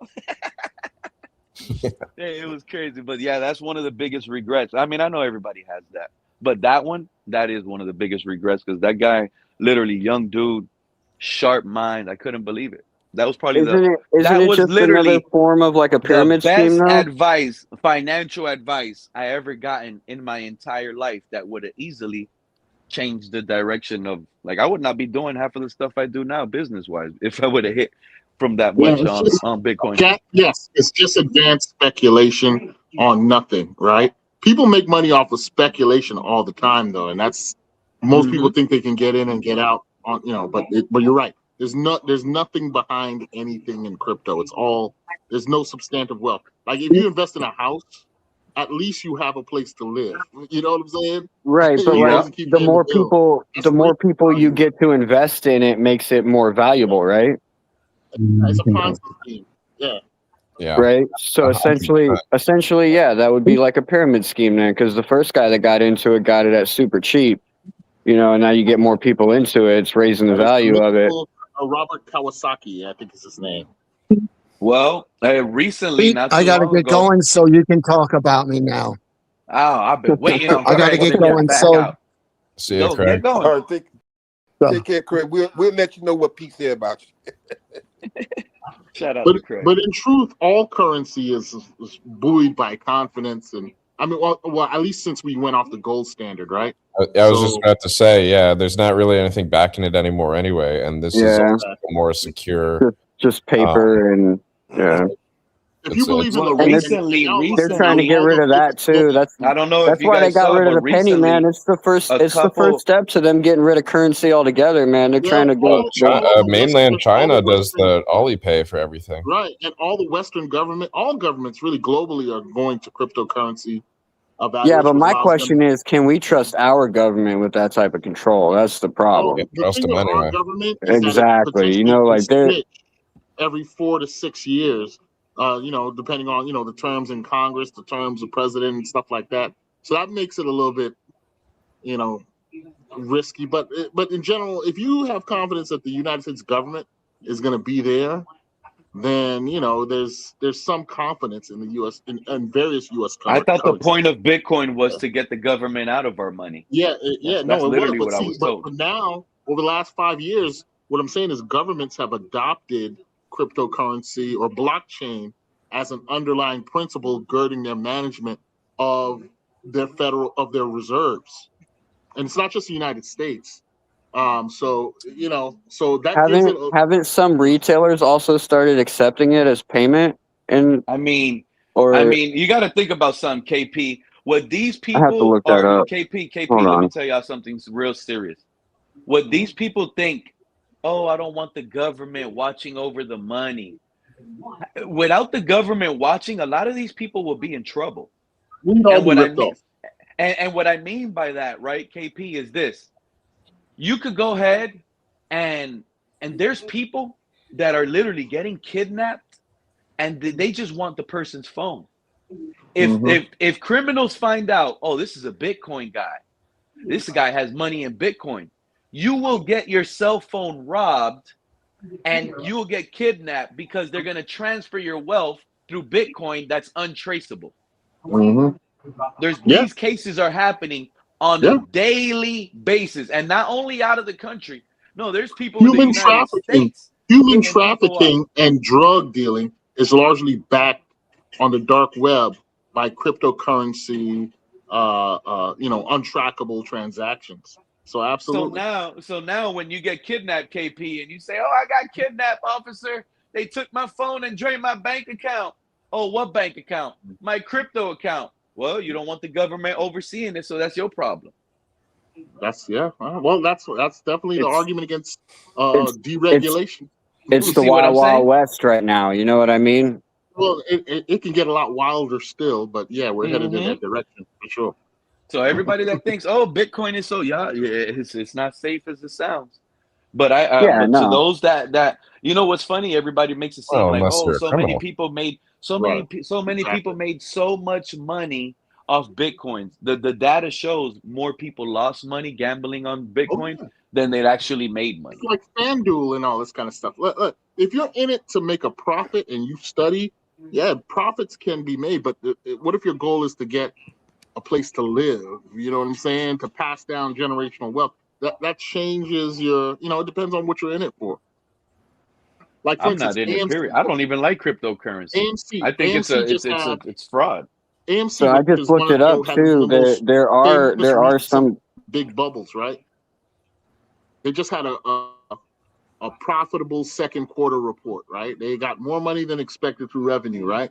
And there's a global shift to their consolidation of the theatrical global market and people going back to movies, all the kind of bullshit, right? On that report alone, AMC stock rose like I think 25% in the last 72 hours. But if you're if you're tapped into that, you could have, played the market to your advantage. And depending on how much you put in, but that's for speculators, right? Who want to come in, make a profit, and get in and get out. They don't care what the stock is. But if you buy a house, whether the house is valued today at $80,000 or tomorrow $280,000, you still have that tangible asset, that place to live. And so, so that's the difference. That's why I always tell people, KP, no, don't talk to me about no crypto, no, nothing I can't own and hold. I want to buy land, properties, that type of stuff. That's where it's at right now, and people don't even realize it because they're so stuck in their ways. And I call crypto a scam because there's a trend going on. And I don't know if people realize it, but I'm gonna tell Crypto you said that he's a scammer. No, crypto has been hating me for so long because I've wait for told that crypto to from the beginning I don't even like cryptocurrency. He knows that. But the truth is, look, the trend, right? Since the crypto right now is not popping off, a lot of these crypto people that have like these crypto waves and these followers, they have transitioned. I don't know if you guys pay attention, but they have slowly transitioned into getting their money out. And now what KP was telling you guys, it's better kind of like, because if you own a house, you can stay in it, or you have something you can actually just drive by and say, look, I own that house, that's mine right there. Even if you don't live in it or nobody lives in it, you still pass by and see it. Now these crypto guys have transitioned to memorabilia. They're transitioning to a market that they're kind of like controlling now and skyrocketing the prices on sales because they want to control the market. Like cards, for example. Some of these card prices are out the roof. What, Pokemon cards? Pokemon cards, baseball cards, All of football them. cards. Yeah. They're all going, like, they're skyrocketing up. And the reason that's happening is because the crypto mind. We're going to invest in something. Let's invest in this. We're going to raise the market up high, but at least now we have something physical in our hand holding it. So a lot of these people don't really care if you realize they're just with the hype. Oh, we bought the Anthony Richardson rookie, one of one, $50,000 on first day out. Damn, that's you see that, and there's not going to be any value there. Yeah, a lot of these guys are losing value. Sure. Obviously, they lose value because the players don't do it. But it's so skyrocketed on the first day that it's happening every season.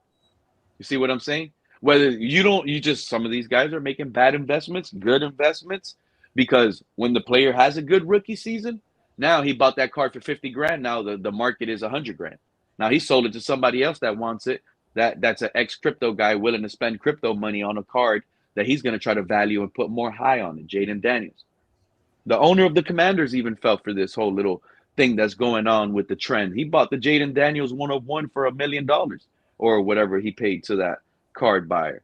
See what I'm saying? It's because now cryptocurrency is going to have to fall. It's going to have to collapse. A lot of people are realizing what KP said, and then people are slowly transitioning to something they can actually own and hope it holds value. LeBron James cards, you could have bought LeBron James cards easily worth it in 2012, in 2010, 2008 when LeBron was out. You could have bought his rookie card $50, $60. You got a bunch of LeBron rookie cards. Try to buy a LeBron rookie card now. But not 100% true. That's not exactly what I said, Pete. I said that the cryptocurrency is all upheld. The value is in the confidence of the collective, right? Once the confidence goes, the bubble bursts immediately. Once there's a run on the market, once what I'm saying. So Yeah, but what I was saying that you said was the comparison of owning something and not owning air bubble money. If you invest your money in a house, the housing market goes down, you own that house, okay, you lost some money, but it's still there. Still got something. If you don't want to Right, sell it right. for that cheap anymore, hey, you know what? I'll just rent it out or live in it or do whatever. I hold it there until the market goes back up. You can't hold the Bitcoin. Bitcoin goes all the way down on you, $20. Yeah, I got a bunch of Bitcoin, but it ain't never going up. So what are you gonna do with the Bitcoin? You can't see it, you can't feel it, you can't do well, what are you gonna do with it? Now, recently, I was Forget just about to about say it, this earlier. and Right then now, since it's hopefully a it little hits. up, since And it's you're a like, little oh up, shit, I still got some since it's Bitcoin. yeah, since it's a little up right now, and there is value to it. I think a coin is like 80,000, whatever Bitcoin is right now. There was recently some homeowners in Naples that sold their house to a couple, and they did it all through Bitcoin. You know, so there is Yeah, some no, value to it. I just looked it up. Like there are some brick and mortar stores and websites in places like Amazon that accept Bitcoin for Yeah, payment. it's growing. It's growing. I mean, you could buy a house now with Bitcoin. So that's a change that I see. I won't sell my house for no Bitcoin money. I'll tell you that right now. But I see if people have Bitcoin that they invested a lot in, might as well just do it. I don't see why not. But you know what, KP? What is that title you have? The Nolan Wells thing. That's what you wanted to bring in. You know how this channel is. We talk about anything and everything. Yeah, We're yeah. already Anybody? 5-6 hours in. So if you have that on your mind, I give you your time. No, no. It's just well, it's an ongoing mystery. Is a kid who died in Mississippi or off the coast of Mississippi on July 4th. Body washed up July 6th. And it's a mystery how he died. The police officers ruled it an accidental death by drowning. The parents, of course, want to know more because he left with friends. The friends came back, he didn't. The friends had possession of his keys, his cell phone, and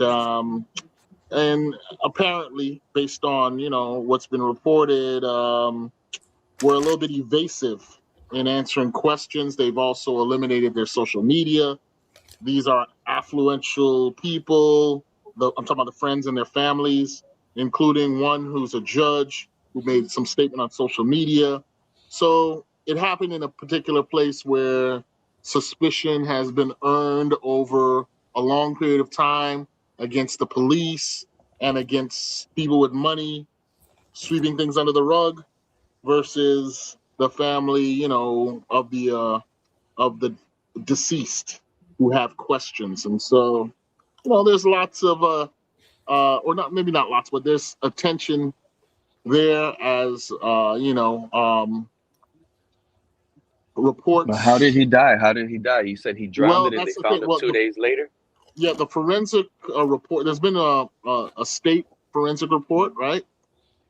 That's coming out tomorrow, as well as a private autopsy that was done, whose reports are going to come out soon as well. I think a lot of people are waiting to see those reports. A grand jury's been convened, to decide on if there are going to be charges or not. So this is a case that's generating a lot of interest by those who've been looking at this particular region or state with suspicion. So I don't want to go any further than that because I really don't know myself or have any proof one way or the other. But it is a case that's grabbed national attention at this point. So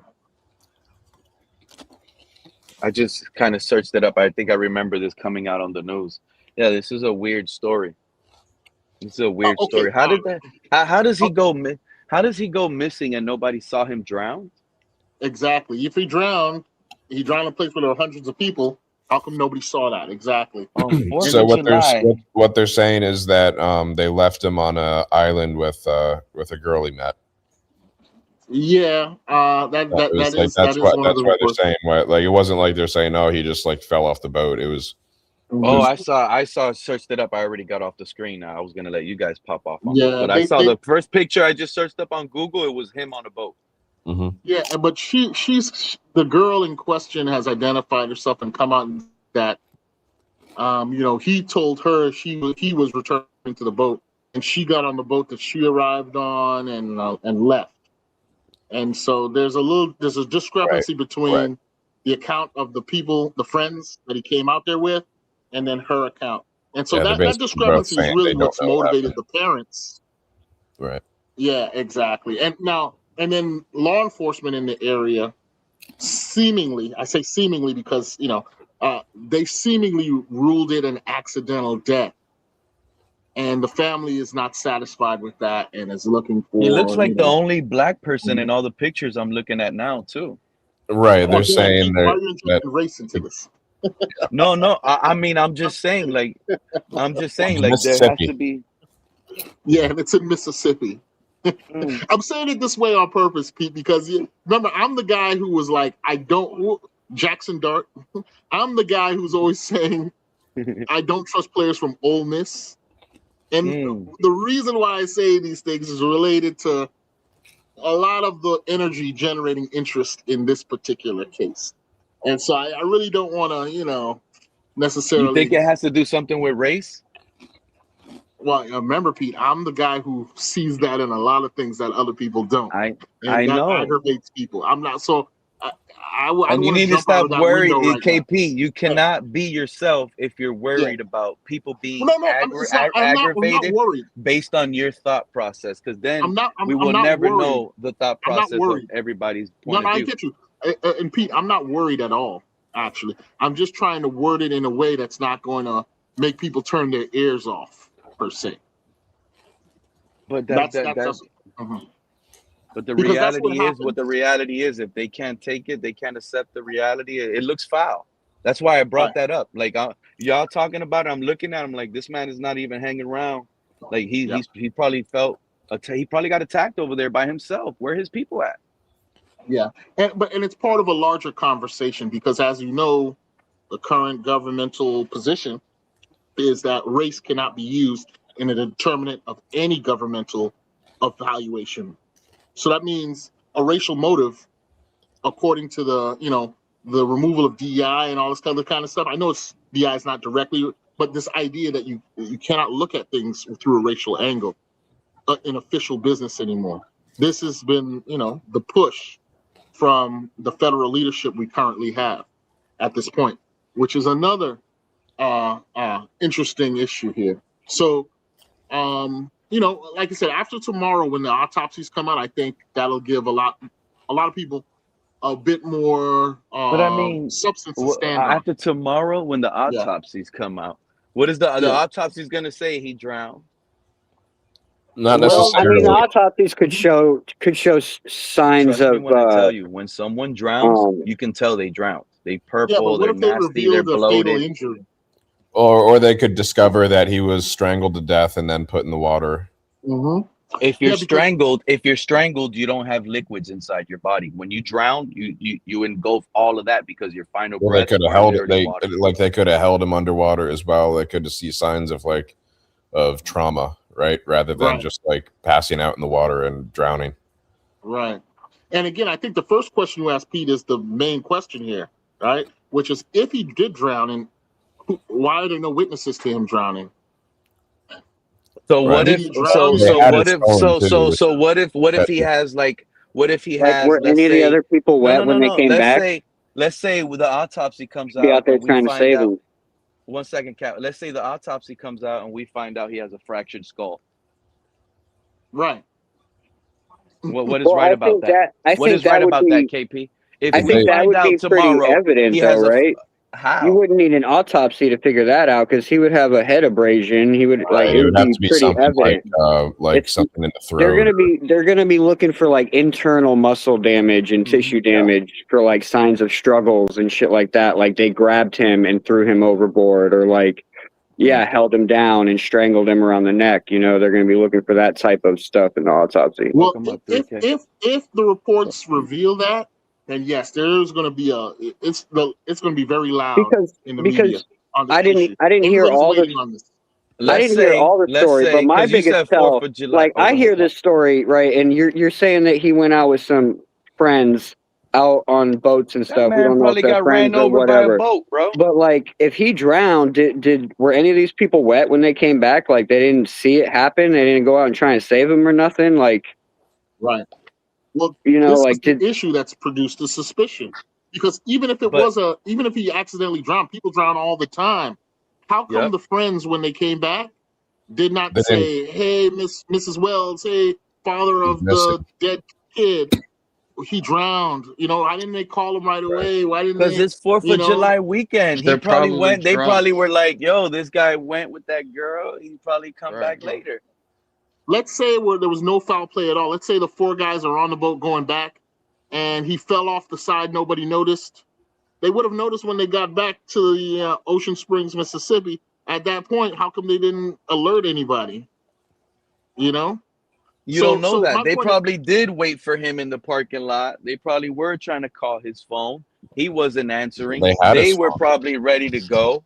Well, they were Pete, like, this man, he probably went with this female. He said he Yeah, was but gonna even go the hang out with a female, and they didn't know. They just said, well, "Oh, I'm he was I'm confused. Hold on, I'm confused. So, was he not out on a boat with these guys, or like what He happened? arrived on the boat with 3 of his friends. 3 friends returned. He didn't. And the next day or 2 days later, the mother of one of the kids went on Facebook, and she happens to be a judge, and said that the kid chose to stay on the island because he was talking to a girl. That's what the mother, who's a judge, You posted see? on her Facebook. Oh, okay. Exactly. He wanted to stay there to flirt with a girl. That's what he was after on 4th of. Come on, KP. You know And how she many already girls had a be on the beach boyfriend, 4th of July weekend? and she already had a jungle boyfriend, and her jungle boyfriend tossed him over the edge. No, I'm just kidding. That was probably mean. And I mean, because it's an island and they live in the jungle. I don't know what kind of island this is. It's a sandbar. It's a glorified sandbar. Oh, in the so Gulf it's of not Mexico, like people. It's not like people live on the island. People don't live on the island. KP, were they boat hopping?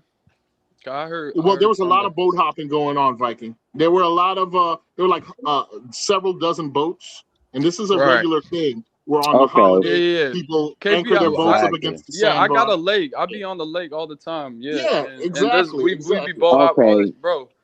When you're drunk, so there's a lot to this. There's 3 factors. You're drunk, you don't have a life vest on, and it's nighttime.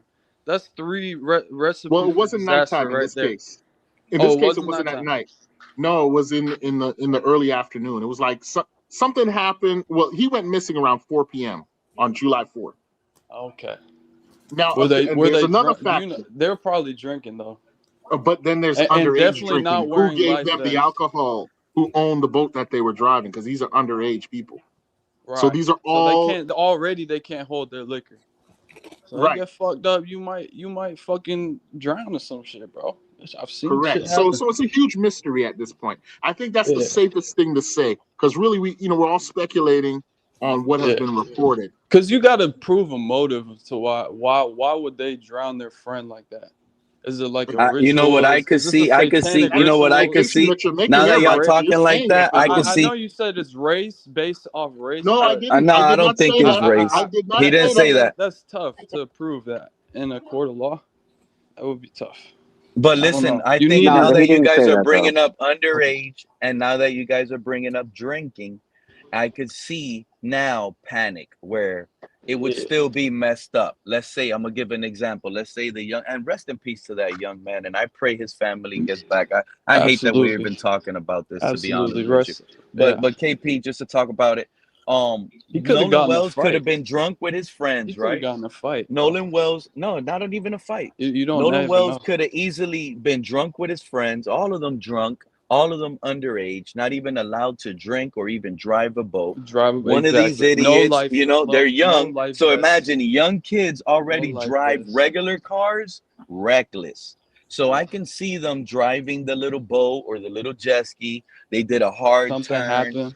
They did a hard turn. He fell. falls off. And they're so drunk, scared. they don't want to call it in immediately because they're like, oh, Exactly. they're They're not so thinking drunk. straight.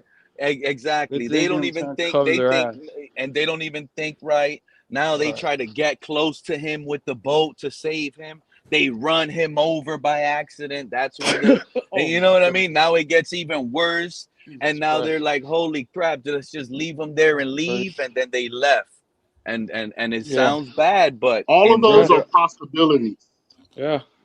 All of those are possibilities. But here's the thing. The police department is not even responsible for the investigation. That's the Ocean Springs Police.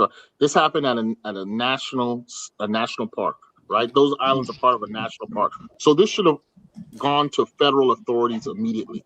What we know is that the Coast Guard at first pretended that there was no call made to them to search for this guy, right? That's number one.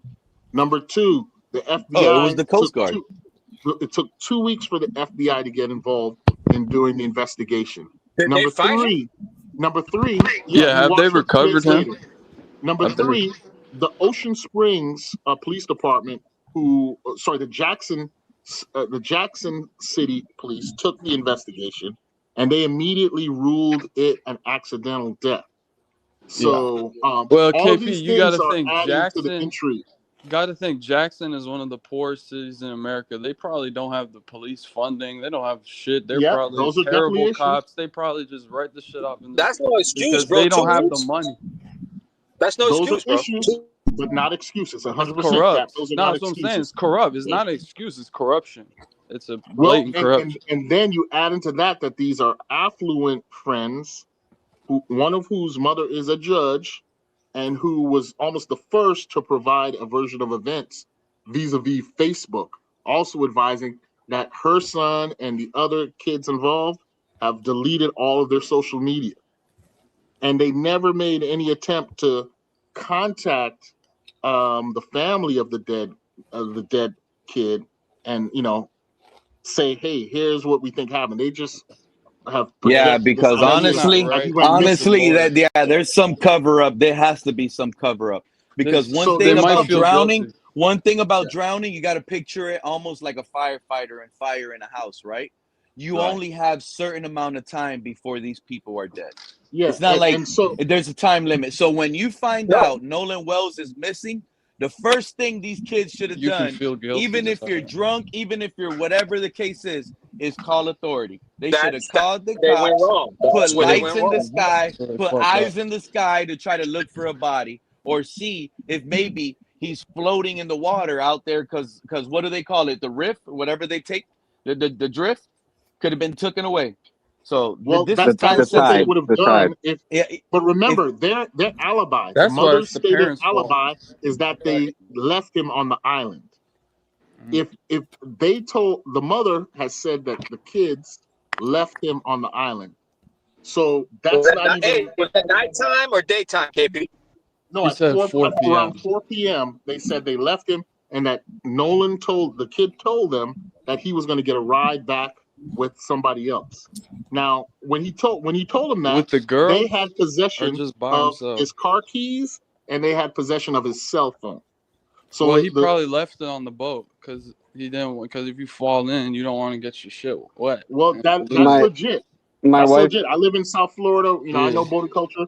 But at that point of the separation, he didn't want to recover his cell phone at that point or his car keys since he's going back at a different time with different people. I guess my wife has indulged into this a little bit. She leaving their phone and keys behind, even if you got a said ride. that there was one kid that knew where his keys were, and she also she said that there was also another story that's very similar. These are drunk kids too. You guys are trying to look at it from an adult's point of view. These are drunk kids, so you could leave your phone and shit on the boat. It's not. It doesn't. That's not immediately a thing of guilt of like they took his shit or whatever. He could have left it there. He could have not known. But it is very suspicious for them not to come to the family after. I don't know if their lawyer in this told story them than not our to. defense. Huh? So there's more holes in this story than our defense. There's no cameras or anything around there. Like nobody has no video footage. Nah, Nothing. it's an island on a boat. We got an island in the lake over here. There's no cameras, bro. It's a tiny ass look. But people pull up, like bring their dogs, barbecue. So It's like a sandbar. there was probably a lot of people around. So it's very confusing. I don't know. Was he you with know the what? girl or But no? you know what? They gotta KP. find that girl if he was with that chick. See what the fuck she knows. There's a lot of holes in this. There's a lot of holes in this. There's a lot of holes in this story. There's a cover up. I really believe there's a cover up now. I think it might have been like it could have been accidental, like Pete said. Like something happened, they couldn't do it, and Did they ever report him missing? They just didn't report him because they never, bro. Yeah, and that's the problem. That's why I'm saying there has to be a cover up. I think after let's say they assumed he hooked up with the girl and they're just gonna see him in the morning at when it gets to the afternoon. Hold on. So you're telling me they By the time didn't? it gets to like the next afternoon is when you start like calling and saying, "Hey, where's this guy?" Or So you're, hold on. Let me wrap my head around this. You're telling me they you have didn't? his phone. Hey, your son hasn't came to my house to pick up the phone. He told me he was leaving with this chick. I don't know where he's at. Why didn't that happen? That's. So the first report was the mother making that statement on Facebook saying that he stayed on the island. That was the first indication of him being missing. Well, that's the first message that went out to the public. That's what apparently the next day the parents were like, "Where's my son?" Right. And they made But my an effort to contact the friends, and they actually went to the friend's house to find out what was going on, to retrieve the keys, to retrieve the cell phone. Mm-hmm. Because there was one of the friends named Warren actually on the next day did report to the mom that he had that draws a red flag for me because they didn't report him missing or anything, but she comes out the next day and states that why did she do it? Like, with what reasoning did you have to come and put that out if you didn't already know something bad had happened? And here's another thing, you know KP. what I'm saying? Friends are friends, that draws a and red one flag thing for about me friends, right there. Friends are friends, and one thing about friends, they know each other. Does Nolan Wells know how to swim? Does Nolan Wells know how to swim, KP? He does. He know how to swim? He does know how to swim, and he was actually a wide receiver at a community college in Mississippi. Okay. His father, Wansley, is, I believe, related to a very reputed football playing family from Mississippi. If you look up the Wansley brothers, they all were NFL football players. Now, they would have been but it's confirmed that Nolan Wells did know how to swim. He knew how to swim. Well, yes, Pete, absolutely. Yeah. Also, Pete, they found his body fully clothed. So if he drowned, he wasn't just swimming. You would take your shirt Fully off. clothed? What do you mean fully clothed? Like shirt, shorts, or pants? It says face down on the shore, fully clothed. So also, Nancy Grace is reporting he wasn't swimming. He must have fell off, or Nancy Grace has stepped in, and she's reporting, and others are reporting. You know how drunk you could get a young teenager and you could throw him overboard? But Pete, listen to this. Or you jump in. Pete, we used to do that shit all the time. Get drunk. Messages on the phone were also scrubbed. That as an 18, 19-year-old who was known to be an avid social media user, especially of like Snapchat and Instagram, that it appears that all of his posts from that day were erased. So I was just trying to look that up, and I couldn't find anything. Yeah, my wife said that they found the phone at the friend's house. Like they used the tracker. So the friend went into the phone and erased things on the phone? Well, that is being alleged. Or somebody did it. We don't know exactly who did it. But it's being alleged that the messages on the phone, the parents of the son came out and said it at first. They were the ones that said that messages were deleted, but they're also so that I'm starting to get what's going on. But you see what's there's going also, on is what's going on. I could almost see how it happened. Nolan Wells' mom at a friend's house after, and that's where they found the phone. What was that? That was my wife. She was saying there was reports that he did come back from the island because they went to a party. Yeah, we're also at the party. There were rumors that have been disproved. and he was at the party, but then he left with some girl. Yeah, but they've already proved that that party happened a week before, but those photos were actually dumped or released the day on July 5th. So that led to the misconception that he had made it back. But those photos actually came from a week earlier. It's just that they were released the next day, the day after his likely death. So they have no pictures then. Oh, they were taken off. Well, correct. Yeah, it's alleged. I mean, there's possibilities that it could have been like disappearing messages and stuff like that with how Snapchat works. But and did he have a girlfriend? Did he have a girlfriend? Doesn't sound like it. Well, we don't know. That has not been reported. It's been reported that he was a very friendly guy and that he had a lot of friends and a lot of different places, as probably a lot of 18-year-olds who are physically active, star football players, tend to have, Mm-hmm. And one of the brothers could have easily been over there and been a little quick setup and waited and plotted and just got him drunk. This could easily been a planned homicide. You don't know if he fell off of a pier, a dock, a boat. Yeah, we don't know. He just ended up in the lake. We don't know. Correct. One of the instigating factors here is that, yes, an investigation was launched belatedly by local officials, but the police who are doing the investigation, again, the local police, they've been very tight-lipped. They're not revealing anything except that an investigation is ongoing. They're giving no updates or very few updates on how this thing, has been carried out. So, or how the investigation is going. There's people offering money for info, though. Yes, a lot of celebrities have stepped up and have offered bounties on information. Most recently, Terrell Owens. Before that, Colin Kaepernick, Tyler Perry. A lot of people have. That's cool. This case is attracting. 2 weeks? 2 weeks? Of course, I would do the same thing. Yeah. It's actually entering the third week now. Remember, this is alleged. This happened on July 4th. So what does it say? So in you guys' opinion, where would you guys put the weight on more?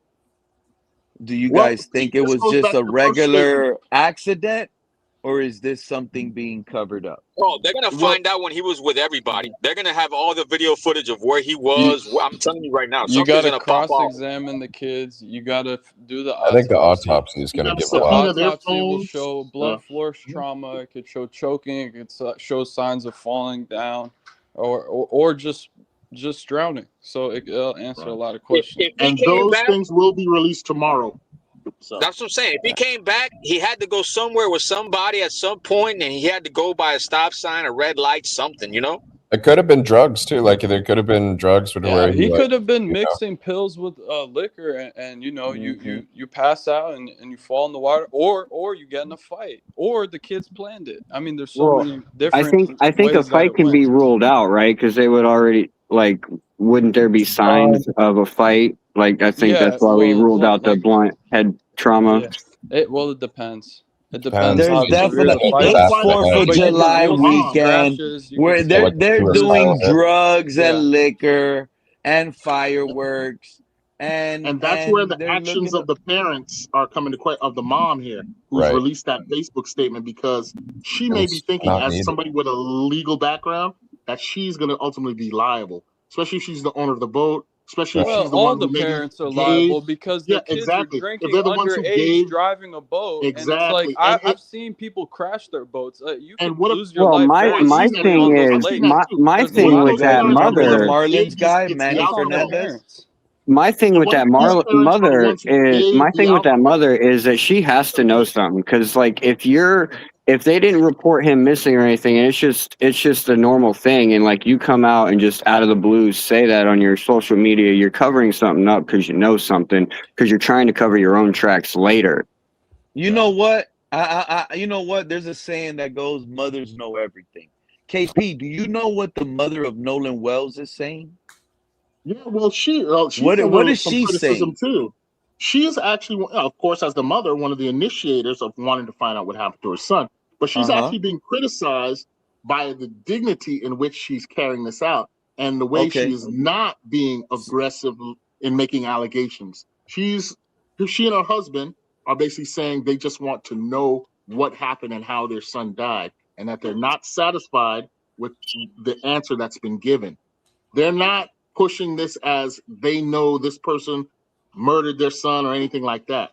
So, but that's actually produced criticism of her take. People are saying she should be more angry and that she should be more aggressive in her pursuit of justice for her son. And also, let me add this. The mother had a burgeoning social media career. She was like this beauty consultant for many people, or for some people.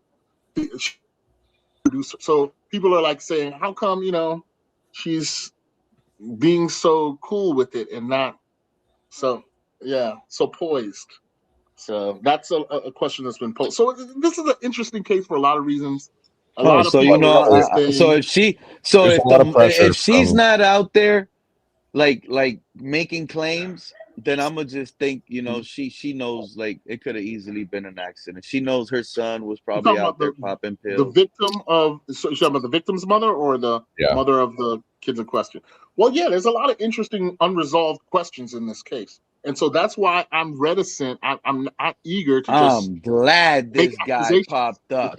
Shout out to Big, I'm sorry, KP, but Big C pulling up to the stream, Mr. Negative Jr., thinking we got no talent over here. No, go ahead. First off, don't lie on my name, brother. I didn't say we don't have no talent. I said we have holes in certain areas of this football team that there's a lack of talent. I did not say we were going to win 3-4 games. I said somewhere between 5 and 7.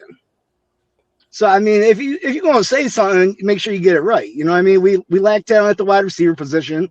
We lack talent at the cornerback position. We lack talent at the pass rusher position. We have a lot of inexperienced players. What you said was on your prediction. We got a new offensive scheme, a new defensive scheme. Go ahead. So do other teams. We're not the only ones. What about the Bills? Oh, listen, Josh Allen's good. Josh Allen's been in that coaching Sam scheme. Darnold and the Seahawks had a new scheme last season.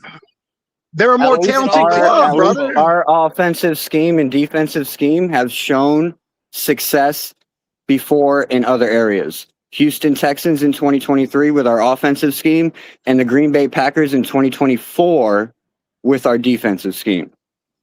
Bobby Slowey got fired first off from the Texans. Bobby Slowey got fired. He didn't get fired. They chose CJ Stroud. Him and CJ Stroud were button heads, and if you're the GM of that organization, who are you going to choose? A young quarterback that could be your franchise guy, or some offensive coordinator that you can replace? And how has that team done since he left? Don't play me with that, bro. Don't play me with that. Listen, be realistic. Be realistic. We're in the first year of a rebuild. You're not going to win a bunch of games, and that's okay. Are the Bills in the first year of a rebuild? No. Oh, not the Bills, right? No, they didn't tear down. They didn't tear down everything. They didn't tear down everything. Were the Patriots in the first year of a rebuild last year? No, and Pete, you're comparing apples to oranges. How much salary cap space did how much salary cap space did the Patriots have? How much salary cap space did the Patriots have last year? How much did they spend? They also had a weak ass schedule. It was like 170 million. Is Mike Vrabel? Now he wants to go to salary cap and dead cap. It was like 170 million that they spent on their team last year. I know. Insider information. Okay.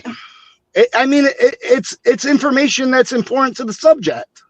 Where's you can't discount you can't discount it. This team's gonna be better than what people think. They're gonna be in a lot of games. I just think that they're gonna struggle to finish games. When push comes to shove, good teams are going to be able to. That's where we differ. I think that's where we differ because I think we're gonna. I think we're gonna thrive. I think we're gonna thrive in the fourth quarter. I think that's where we're actually gonna be able to win our games. And where I'm at is the inexperience. That's the biggest concern for me. Is like, can we overcome the inexperience? Having these unnecessary false starts, unnecessary PIs. Can Jeff Hafley manage the team, manage the time clock? Because we're gonna play gritty football for the first 3 quarters, and we're going to wear them down, and we're going to win it in the fourth quarter. That's where we're going to win our games this year. You need a No, that's where the inexperience comes in. Listen, Cat. I'm bro. not saying we're not gonna have penalties, but I don't think we're gonna have those undisciplined penalties. We're not gonna be a heavily hold call or an encroachment or a false start. That's not gonna. What could happen to us because of our physicality, like Sharif keeps pointing out, is we get unnecessary roughness. We're a little too aggressive. We're gonna get penalized, but it ain't gonna be because of those dumb boneheaded penalties McDaniel used to carry. It ain't gonna be no delay of game. Are you guys out of your mind? I agree with that, Pete. I think he's gonna take care of those situations, and it won't be as sloppy. But inexperience, you can't forget that this is a very young team in the first year of a new system. Chris Johnson, I think he's got great potential. These guys have been winning with some of the youngest teams. The Packers have consistently been one of the youngest teams in the league. And I get it. What have they won, Pete? They haven't won no Super Bowl. But let's be real. As long as you win over your fan base with a franchise quarterback, you've done enough to win something. So now the Packers. They didn't tear the Patriots. When's the last time the Packers tore it completely down? They've had the same general manager for 20 plus years. They don't have to. They bring in young talent and they just keep recycling. They don't ever spend money in free agency. They don't go after the flashy players. They pay their own, and they just build through the draft, and they always stay as the youngest team in the league. That's what I'm saying. So they're always considered one of the youngest team in the league year after year. But let's not forget for the last 35 years, except for the last couple, they've had Hall of Fame quarterbacks too. Let's not forget that. I get it, but we're talking about just in the Jordan Love era since 2020 alone. Since 2020, each year, 2020, 2021, 2022, 2023, 24, 25, every year, all those years, they've had roster turnover like the rest of the league. They've had, but they started to do different things, OP. They just found themselves always being one of the youngest in the league, and they still compete for the division, play a playoff game. But they've started to do things differently. Like they traded for Micah Parsons last year. They gave Christian Watson a big contract this year. Typically, they don't do that. You know what I mean? Like they drafted a wide receiver early. I mean, they're moving away from that to a point. They brought in Josh Jacobs. You know what I mean? Like they've been doing things a little bit differently. So they've always brought in high talented players. They brought in Brett Favre. Brett Favre wasn't good. Yeah, I mean Brett Favre was traded. They traded for him. But here's the thing. Back to the Texans point, Cat in the Hat. 2023 Texans. You keep bringing up that defense. Do we have a player like Will Campbell Jr. or it was the offense that I'm talking about. It was the offense that I'm talking about from the 2023 Texans. No. But we can talk defense. What? Will Anderson Jr. Do we have a Will Anderson Jr.? We don't have that. That's the difference. No, we don't. We don't have no Will Anderson Jr. I didn't hear the question. So lost that. Sorry, I didn't hear your question, young 3K. I changed the point. I'm just saying, no, it's not a question. I'm just saying, the question is, do we have anybody with that talent on the defense who's going to give the offense an opportunity? Well, that's where Jeff Hafley. That's where Jeff Hafley in this defense comes in, man, in the coaching. The players that he's brought in specialize in two key things that I noticed, and that's turnovers and open field tackling. And that's one of the things that has been killing our defense for the last couple of years is we've been missing open field tackles. So these running backs have been able to break 20 yards on us. And we haven't been great with turnovers. Turnovers give you a complementary offense, right? So if you can flip the field on the 40-yard line and you're setting Malik Willis up and Devon Achane up on the 40-yard line, they literally only got to get a first down and they're in field goal range. Like it's complementary football. Where are the turnovers coming from? Where are they coming from? Bro, go look.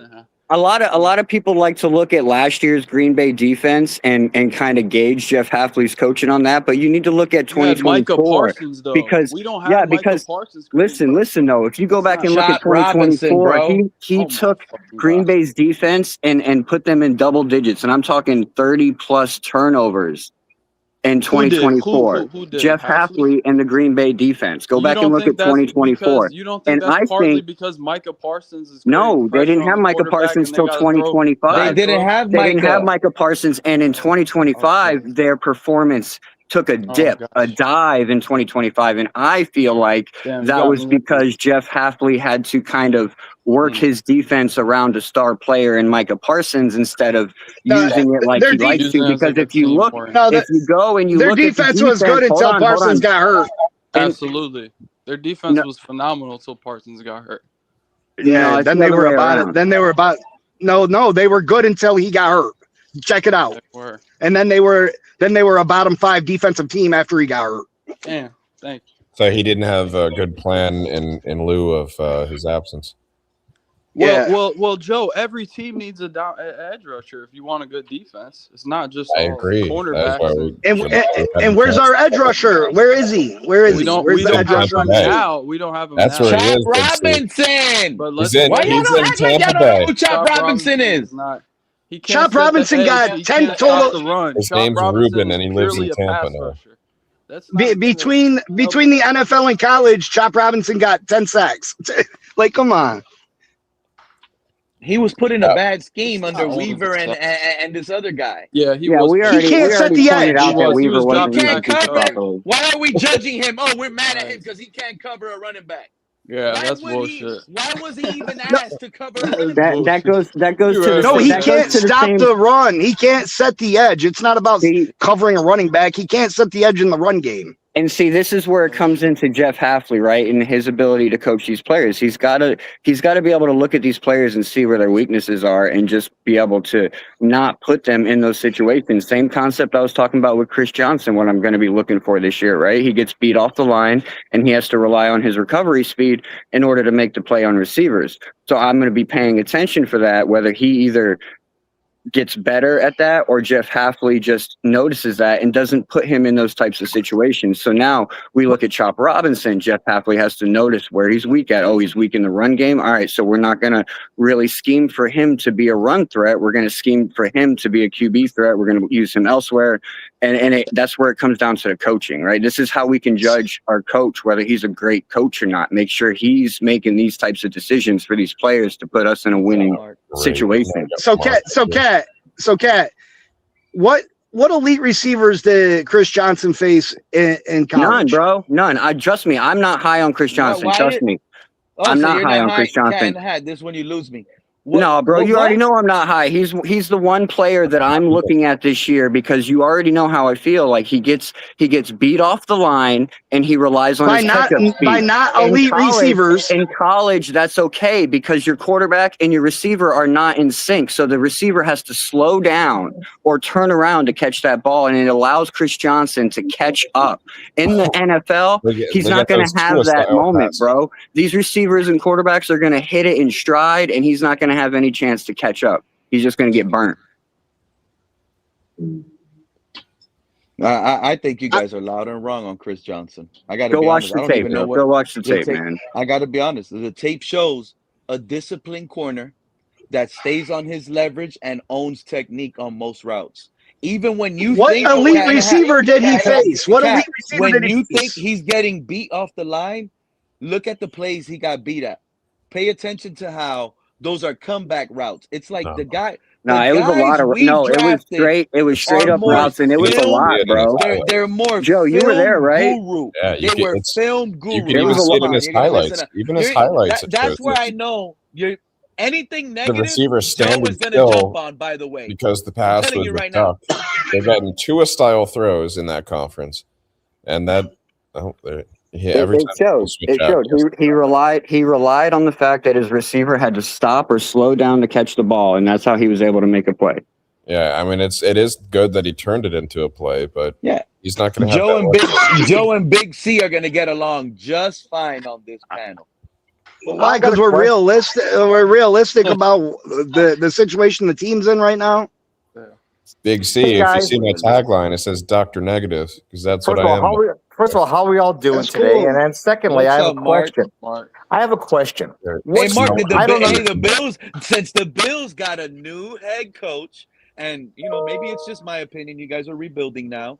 We're not rebuilding. You guys are now. You guys reported with the rookies today. You guys have early start. So right? did you guys. Was Josh Allen in the rookies. building today? Was Josh Nope. Allen? Did he go into the building, or is he too busy selling pistachios? I got a feeling that the veterans will report the 28th, like everybody else's veterans. I hope not. I hope not. I hope not. I'm still waiting on that report for ours. I'm glad that's I'm not still our waiting on locker that room. report for ours, bro. They've been doing it so far all off season. Let's keep it going because that's going to be the telltale for us, right? What? Is if these veterans are here with the rookies right now. What's it going to tell you? You still don't have any talent on the roster. I don't know why. It's going to tell us that we have a united locker room. We have a locker room with the same mindset, bro. The same mindset, not this bullshit mindset. I'm going to tell you something. First of all, your Jordyn Brooks signing makes no sense. You Oh, signed it a guy makes for 100% sense. You know why it makes 100% sense? Because it matches all of our core players to the same contract. It's fucking real. Okay, let me explain why. Can I finish? Can I finish, please? Okay, first of all, it makes no sense because you've committed yourself to a 3-year program for a guy that's not going to be with the team because you can't trade him now because of the bonus because of the signing bonus. You're also going to inhibit the development of Jacob Rodriguez, who's supposedly going to be your new starting inside linebacker to go ahead and do your team to go out for your team, and also the other kid that you drafted from Pitt. So that's going to impact that. So you're going to have Dodson and Brooks. With Dodson and Brooks, how'd you finish last year? You finished 7-10, but now you have wait a second. I'm not done yet. Because you think that we signed Brooks as the player to come out here and be the dominant player. That's not why we signed him. We signed him because he's going to be a leader in that locker room. He's going to help develop these young guys. He's going to show them how to play. They're going to get their playing time. And he's going to help them grow. That's why we signed him. That's why we signed Brewer. Hang on a second. That's why we signed A-Chain. Okay, I could understand A-Chain because he's the only thing you actually have on offense. I can kind of assign Brewer, although I don't necessarily agree because the style of offense that Hafley and Sullivan want to run are inconsistent with Brewer's skill set because he's a small center and he's a pulling center. And you're in a pin and push type of running style, so that doesn't make any sense. It's not what Hafley wants to run. It's what Slowick's going to run. But go on. Slowick's going to run what Hafley wants him to run, and that's going to be the bottom line. You're not going to be doing a wide offense, so it'll be interesting to see if that move actually works. A-Chain, I understand because you got to have some reason for the fans to go to the stadium. But Brooks signing makes no sense. It really doesn't because you can't trade the guy now. Well, Mark, if the you're going to eat the freaking bonus in the next 2-3 years, if we wanted to trade him, we would have traded him. Can be a leader had so many on that offers. Young team. He can be Brooks would be a leader on a good defensive young team if the roster. What's the actual cap hit 2 or 3 years? You have no pass rush and you have no secondary. That's why Mark, can you listen? I just said if the roster improves within the next 1 or 2 years, Brooks is still going to be young enough, barring injury, to be a leader on a young defensive roster that's competitive. Next year he'll be he's 30. a leader, and he's the best player. And he can help develop the young players that we bring in next year's draft or the following year. It's the same reason you keep a Zach Steeler, bro. Excuse me. What's his number for 2027? You mean the cap hit? 20. His number is going to be 20. I was about to ask. What is it for each year on this contract? Does anyone know? Yeah, no. Because I don't think it's that. It's like 17 overall, 17. Because it was 51 million for 3 years. That's not that bad. It's not going to be anything this year. It's going to be 17 next year. So now 17 this year, 17 next year, and we're done with him. Okay, but my point is, my point it's only 31 now you're going to be down to 82 million in available cap space next year. So your cap space is decreasing. You've got 8 draft picks next year. You can't trade this guy. We're not building through free agency. You guys got a $250 million quarterback under contract, bro. What cap space do the Bills are ever going to have? Actually, about 45 million after they do the restructuring, because Allen's restructure takes it down from 60 some odd million down to like 42. Dawkins restructure is going to take it down. More historic dead cap than Tua ever gave us. But go ahead. No, actually not, because we actually had a competent general manager and you guys had a clown. So that's why you're $180 million in the cap hole this year. and you had to eat all that Brandon cat Bean has only hit on one pick. Josh Allen. Name another one. James Cook. Would you like me to go back and address all the picks that he actually hit on? The guard Torrance I wanted pretty bad. Osiris Torrance. Injury prone, but go ahead.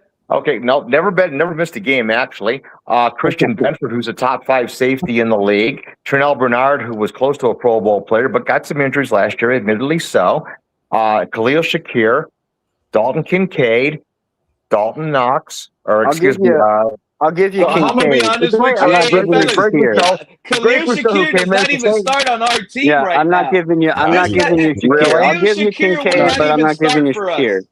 Shakir would start for us. You're crazy. Shakir would not even start in Miami, dude. Really? Shakir would be our number 1 receiver. Yeah, Shakir would be the number 1 receiver in Miami, no doubt. Yes, he would. Yes, he would.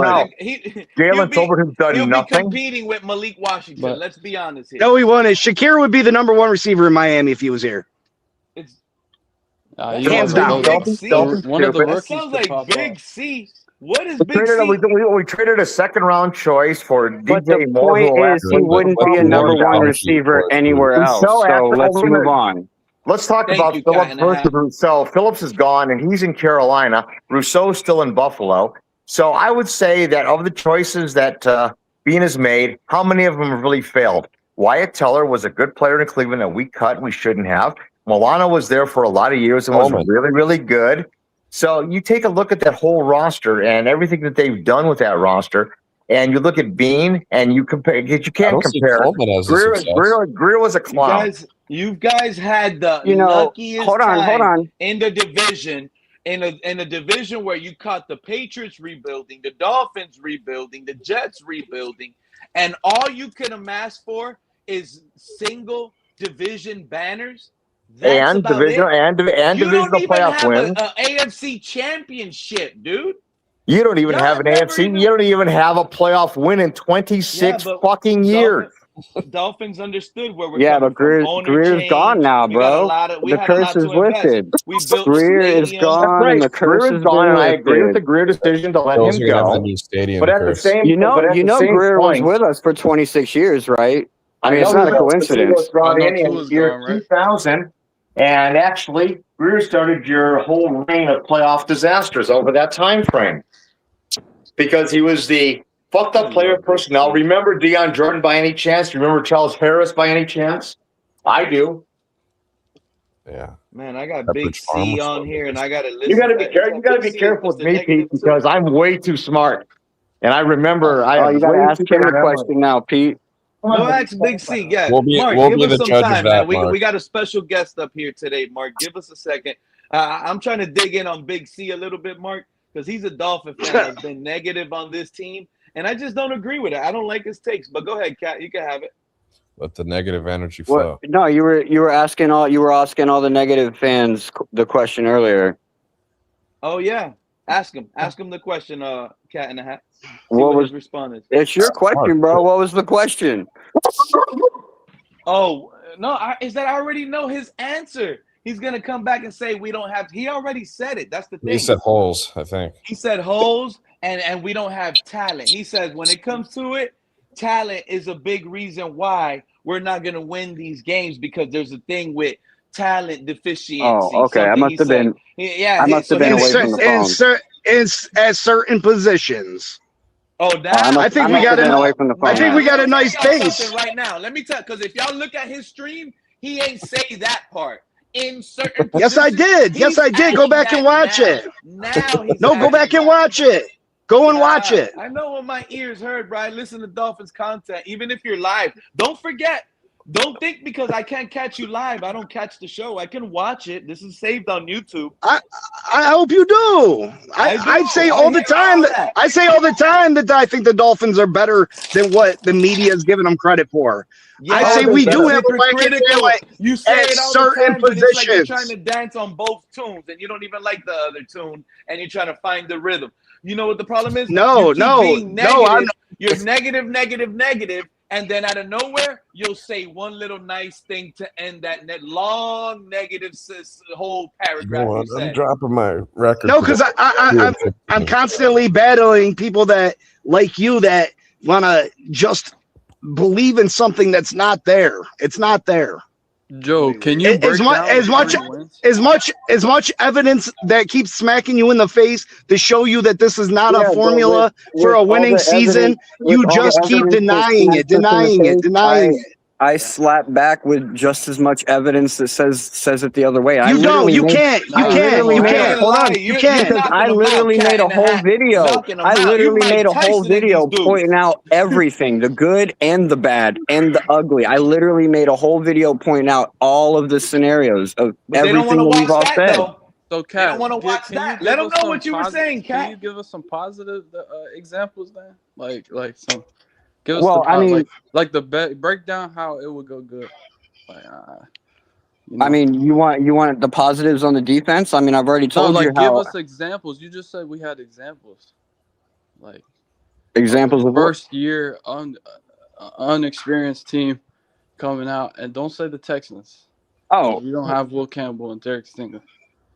Well, I mean, there's lots of them, right? You can look back last year. The Patriots technically were qualified as that. Stop bringing out the Patriots. The Patriots spent $100 and some million. The Patriots had one but of the it's still the same thing. You're asking me to. No, it's not. No, it's not. We had we got $180 million in dead cap. That's 64% of our salary cap. What we do? We went from 64% of our salary cap. The Broncos were the same way, and look at them now. The Dolphins' net worth. No, the Broncos aren't the same way. I broke that down the other day. The Broncos had the third-rate defense. The Broncos had a Super Bowl winning coach. Broncos got Patrick Surtain Jr. Bingo. What do you think? Whoa. So when we hold on, because now I lost connection. Yeah, no, the Broncos only had 34% of their salary cap dictated the dead cap. We got 64% of our salary cap goes to dead cap. And not only that, Big C, not only that, but the Broncos already had some bona fide players in key positions. So they were able, and they were young. They didn't need contracts yet, so they didn't have an elite running back. They had to take the dead cap. What running back? And Sean Payton. Listen. Sean Payton is a Super Bowl winning head coach, and it wasn't the first year of Sean Payton being there. It was the second year. This is the first year of the scheme. There's just too many issues with this football team to produce a winner. And on a consistent. I don't think so. Sean Payton made the playoffs 2 years in a row with the whole situation with the salary cap. It's only 34. We have double the cap issue that they did. Double.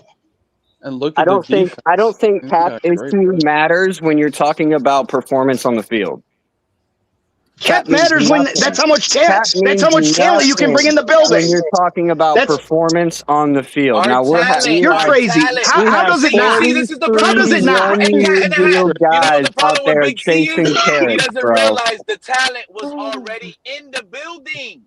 Don't forget where you got that fact from. Don't forget where you got that fact from. We got 43 one-year deals out there chasing carrots this year. It's the next man up. And it's everywhere. It's all over everything that's being posted about the Dolphins. What do you mean? It's because you know what it is? It's clickbaity to talk negative on the Dolphins. A lot of people don't like Big C, bro. Let me ask you a question, Big C. You don't think Tua make the defense worse? Bro, Tua made. He handicapped the defense at times. Absolutely. Thank you. We're not dealing with a 20+ turnover guy anymore. Well, we could have won a Super Bowl if we just replaced Tua in 2022 or 2020. With Malik Willis. I swear to God. We should have drafted Malik Willis in 2022. Why? He could have got benched. We would have ruined him. He needed to go to Green Bay to learn how to win. Yeah. We would have ruined him. Yeah, 100%. So same thing. Like with Patrick, if we would have drafted Patrick Mahomes, he wouldn't be the Patrick Mahomes he is today. You know what I mean? Should have got Lamar.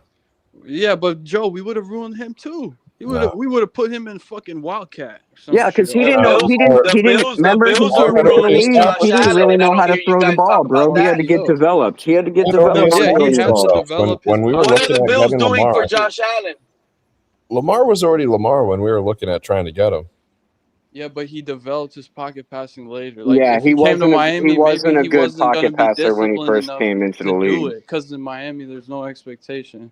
So it's like, why the fuck do I need to get Or better? was it the organization of Baltimore that helped that, or was it his coach? I think because he had a shot at a Super Bowl. He had a great defense. He had great the running back Derrick Henry. He learned. I gotta learn how to throw the ball, and he did that very effectively. The funny thing with that question, Joe, is like we're gonna get to see if it actually was John Harbaugh, right, or not, because we're gonna see a kind of same thing happen with Jackson Dart. Remember what I was telling you about Isaiah Likely? Big C, you really believe everything you saying, or are you trolling just to get attention? I don't troll. I think he stands on what he says. That's one thing I can give him. That's what you really believe. That's all. I'm not saying. I'm not calling you a troll. I'm just asking you just so we can get an answer. Believe what? What do you ask me that I believe? Like what all these takes you're making on your channel. And shout out to Big C if you guys don't know who he is. Go subscribe. But you don't know what takes you don't know what the Pete. You don't know what the takes really are because I. But you said I said 3 wins. I've never said 3 wins. To me, Big C, your negativity drives me away at times because your takes are so wrong. I have to tune out and calm down. Listen, the negativity drives me crazy too. I don't want to talk bad about my football team. But I gotta be realistic. I gotta be realistic with myself. I go in his chat and I troll him, bro. I always try and argue with him. You're gonna stand on it. Okay. You got for real. This is the first year of Jeff Hafley and John Eric Sullivan's regime. We got a new quarterback, right? Malik Willis got all the traits to be a top 10 quarterback in this league. But we don't know what it's going to look like for a 17-game season because we've never seen it. We don't know if he's going to. We don't know if he's going to be able to stay healthy running the football. Like you're not even a Dolphin fan, bro. I'm a Dolphin fan. I'm spoiled. Every time I get a first-time head coach, we always make it to the playoffs. Adam Gase, Mike McDaniel, Brian. I'm starting to get spoiled. Every time we switch, something good happens in the first not true. year. What about Cameron? He was 1 year. I'm talking about recently. Steven Ross again, learned from those bad hires.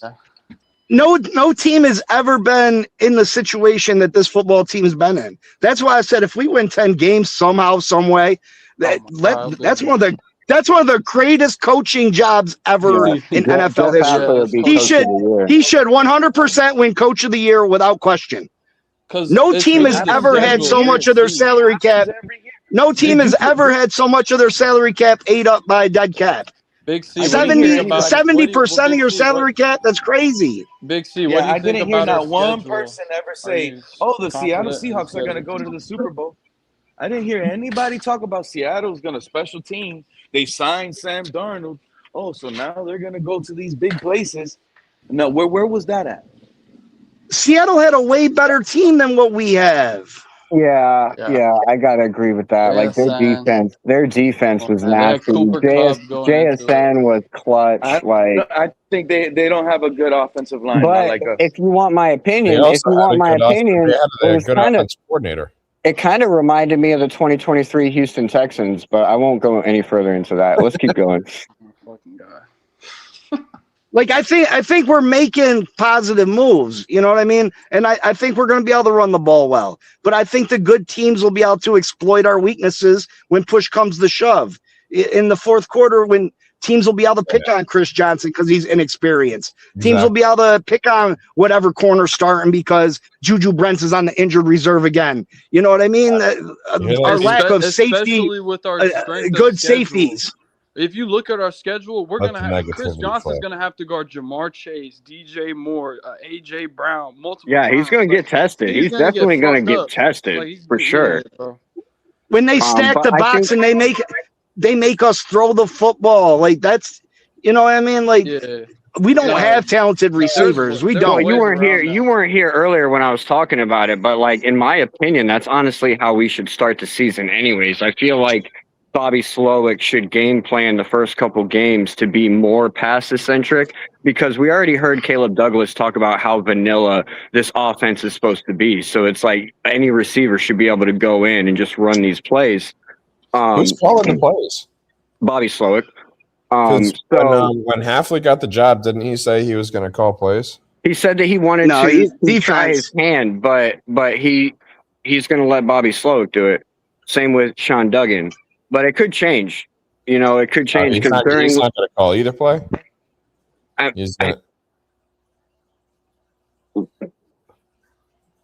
That's why I said I feel like he's in a great position, bro. Like, you get to. This is why I'm not concerned about our defense, Joe. Right.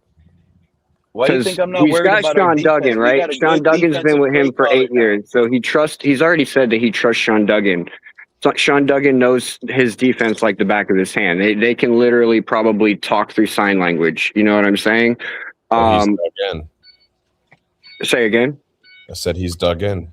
Dug in. That's right. And then you got Bobby Slowick, who he's already worked with before and he's already expressed that he trusts Bobby Slowick as well and is in allowing Bobby Slowick to kind of take the control. With Bobby too? Yeah, in San Francisco.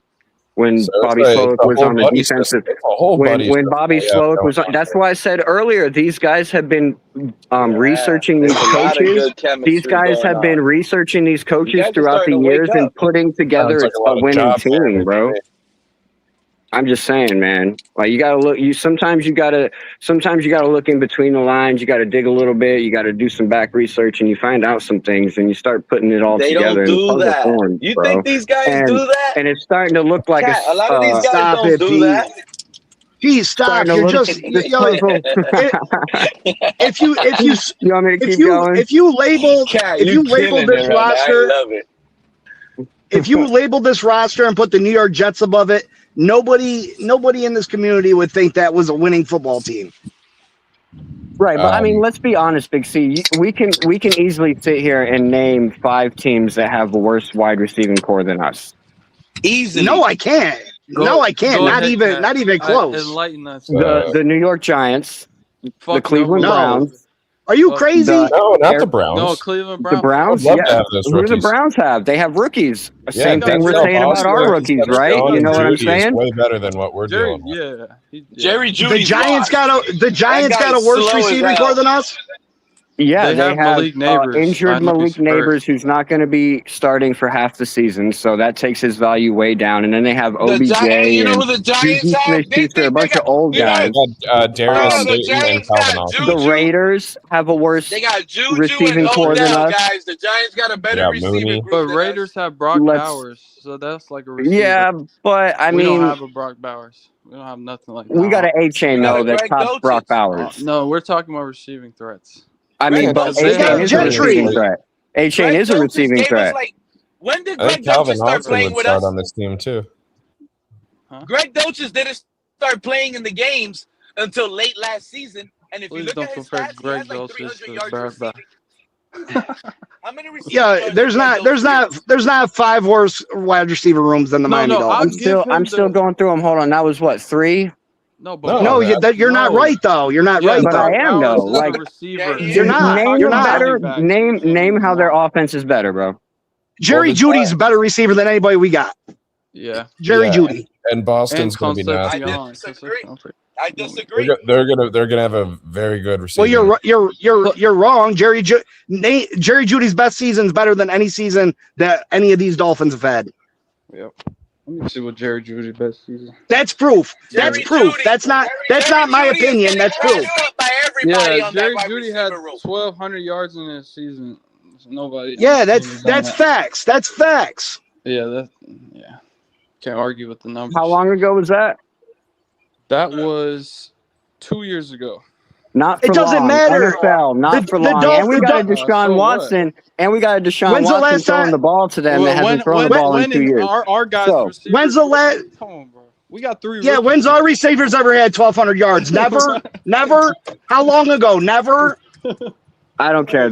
We still. All right. I meant to say offense. All right. I singled it down to wide receivers, and then y'all threw in Trey McBride. So I got to throw, or y'all threw in Brock Bowers. So I had to throw in Achane, right? So it's like. Tight end because in the New But they got Gentry. They got Gentry. Ashton Gentry's a receiver. Yeah, but what did Gentry do? They got this. They got that. They ain't winning nothing with that. Neither are we. That's what I'm saying. You're comparing teams that are going to be bad. Okay, Kat, we got so I'll give you, if we're going purely wide receiver, that's the point, right? We're not going to sit here and list off the fucking Rams as a team worse than us, right? Like the real teams. Maybe two teams are worse wide Super Bowl receiver. favorites. Can this team compete with the Rams? I'll go through the list. I have no. So you don't think we could compete versus the Raiders? The Raiders are probably no. The Rams would smash us. Yeah, I don't think anybody's touching the Rams, bro, especially if they get Donald, bro. 2 times this season. If we beat the Patriots, the Patriots had the worst. The Patriots had the easy. The Patriots had the easiest path to the playoffs in the Super Bowl in history. And they had played 2 games over 500. The playoffs. Let's not forget their path through the playoffs was the easiest as well. They played an injured Justin Herbert with no O-line. They played C.J. Stroud, who literally threw them the game, and then they played a Bo Nix-less Denver Broncos, and then the Seattle Seahawks showed them they didn't belong in the fucking Super Bowl. Exactly. Perfect. Who are the Saints receivers? Oh, the Saints got more receivers. They got Chris Olave. They got Jordan Tyson. They just drafted. That's right. It's not. It's facts, Pete.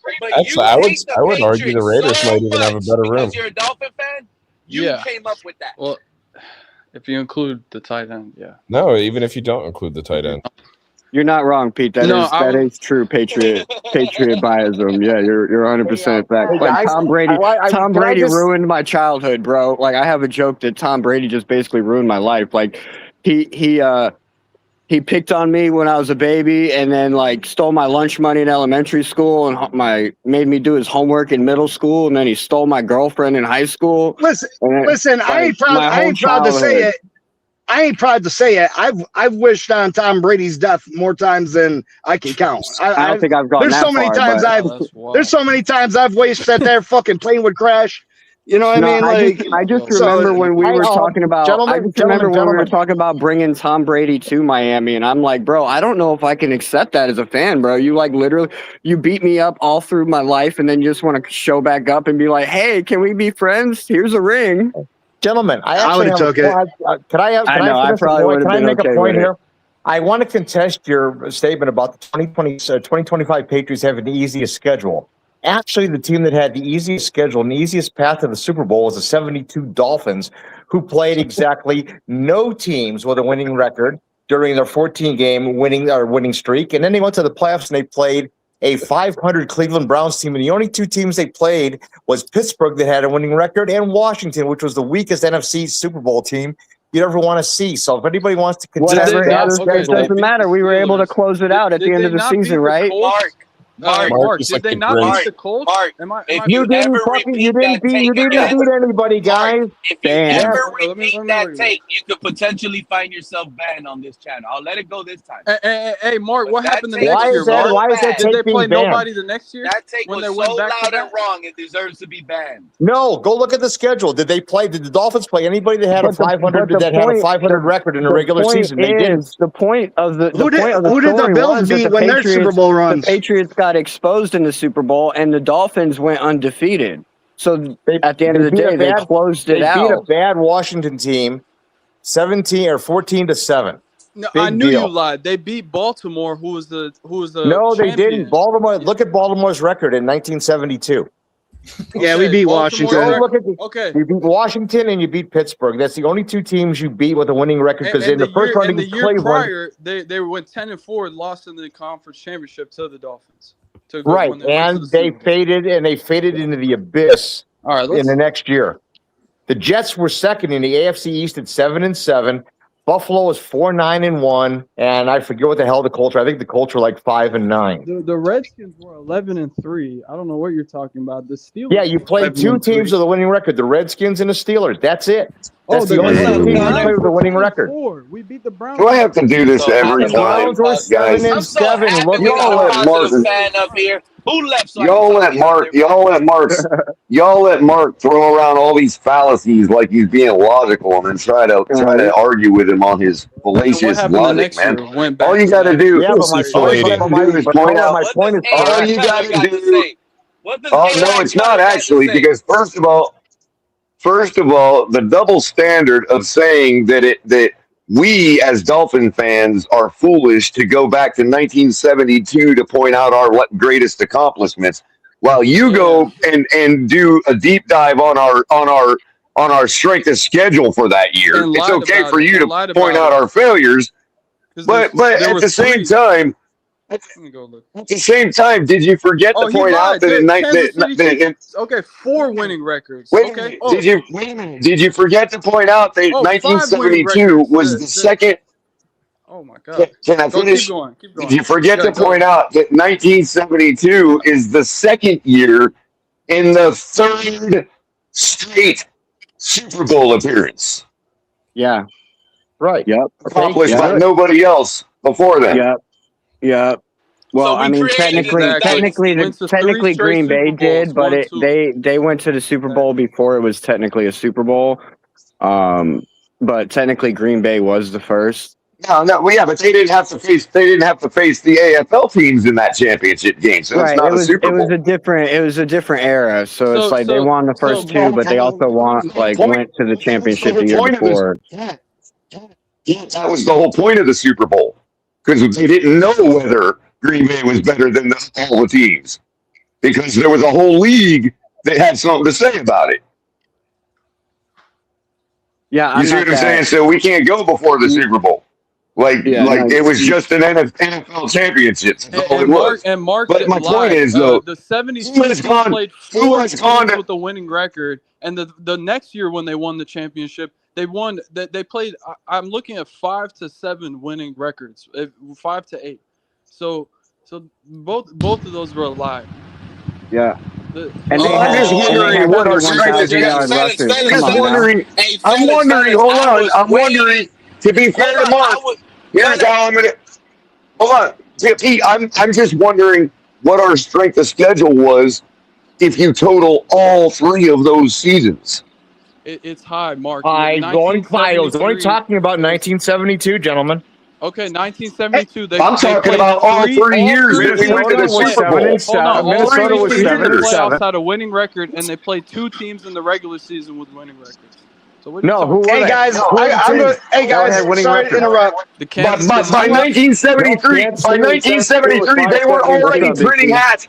They were already printing T-shirts for the Dolphins in the beginning of 1973 because they knew who was going to the Super Bowl that year. Hey guys, I'm going to get out of here. Come chat it up with me tomorrow at 10 a.m. on the Fin Posse podcast. I appreciate y'all though. No problem, Big C. We'll go over there. I can't wait to thanks. out. Thanks, Pete. No problem. As soon as you back out, all right, brother. So if you're going to bring up strength of schedule, you got to factor in all 20, don't take it personally. All 42 games, bro. Nope, actually, I only have to factor in 17. You won 17 games. Congratulations to you. I think that's great. The Dolphins actually won the Super Bowl. They beat 17 times 3. Redskins. You guys went to this. It's not 17 times 3. It's 17 times 1. Talking about 1972 as a standalone. I think we can end this conversation with 0-4, right? I'm glad Big C is gone now. The Fin Posse podcast. Yeah, 0-4, exactly. I'm glad he's gone. And he's just going to say we're not allowed to talk about 72, even though he just did. 0-4 feel. You know what I mean? Was that painful? He was up there cooking the kick. No, young, he's just young. He's just going to. Just like Young, he's just going to say we're not allowed to bring up 72, even though he just did. Right. Even though every time they went to the Super Bowl, they lost in their heartbreaking fashion or they got dog walked. No, they lost in heartbreaking fashion in 90. They got dog walked in the next rest of them were all blowouts. So the last three blowouts. They got dog walked twice. Just like they got dog walked twice. Dog walked in 82 and 84. Mark, we got in-house problems bigger than it was a strike year, bro. It was a strike year. In 83, man. Yeah. 82. No, 82 was a strike year. Yep. As was 87. We got. First of all, Mark, I'm sorry to interrupt you, but 87, we were like 6 and 10 or some shit. We got bigger in-house problems than dealing with a Bills fan right now. We just had another YouTuber, I'm telling you, another content creator, Big C, right, on the panel. Negative as always. And you know what I don't like how he does it? Negative as always. No. You know how Big C does it? He'll say the things nicely, right? For example, he'll be like, nah, we don't got no talent. And then he'll finish it off by saying, but if the coaching is done right, they'll groom and grow and type things. Like they'll be like, right. But you can tell the beginning. We ain't got 15 years for them to grow, bro. Yeah. He thinks that. But Color, we have two Big or C three. Big C is loud and wrong. Well, yeah, of course. I just meant that in football. He had some good takes. You're expecting them guys to come through as soon as they're able to. As soon as they're able to. You know what I mean? Like, there's no just put. You know what I mean? Like, Color, read Joe's. a lot more potential with that. Oh my God, he changed it to 2. What does it say? I can't read it. This is 2 and 15. I can't see it. It's tiny. This is 2 and 15. 2 and 15. Oh, doctor, negative 2 and 15. Jeez, man. No, because as bad as we were last year, we got more than 2 wins, man. Against the Jets. So you think as bad as we were last year, Joe, we got more than 2 wins, man. You don't think we beat that? As soon as you back out, Joe, you're gonna want to listen to this. You don't think we beat Green Bay? No. We have the advantage in Green Bay, bro. Jeff Hafley knows Matt LaFleur like the back of his hand. Matt LaFleur doesn't know how Jeff Hafley. Yeah, but that don't mean he can stop him. He knows all his division opponents too, but he can't.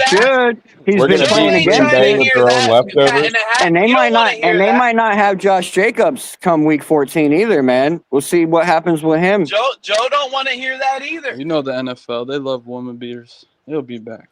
He'll be back soon. Yeah, but here's the problem with that. Hafley knows the entire NFC North, but they still run right through his defenses. And they know what's knowing Green Bay got to do with it.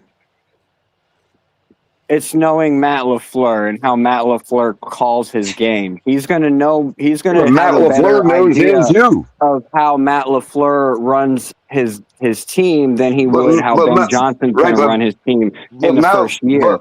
But Matt LaFleur's not going to know how Jeff Hafley's going to run this team. It's going to be like he can have an idea of how he was running the defense. He knows how he's going to. That's all he cares about. That's all he needs to care about. That's all he needs to care about is how Hafley runs. Mid-season, they're going to have plenty of film. We'll see. He's not. Matt LaFleur runs the offense. He don't need anything but to know what Hafley does on defense.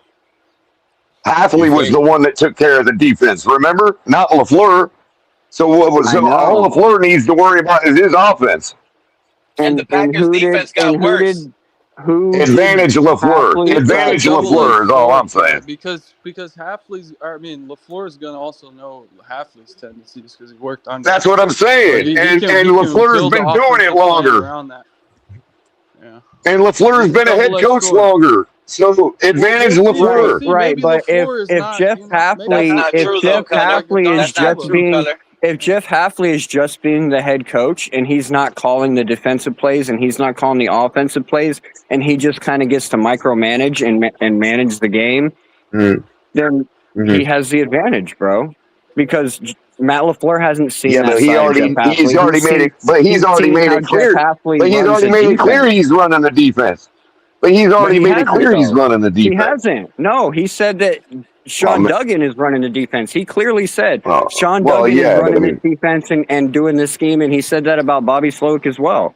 He said it about both of them. That's why he's in such a great position, really, bro, because he doesn't have to come in and focus on either side. He gets to come in and focus on the team as a whole. All right, I got you. I got you, bro. Leader does. Just remember what Shanahan did to McDaniel, bro. Just remember that.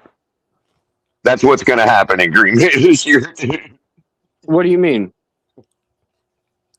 Shanahan wiped the floor with McDaniel, I see what bro. you're saying, but San Francisco's a better team than us all around. Period. And McDaniel we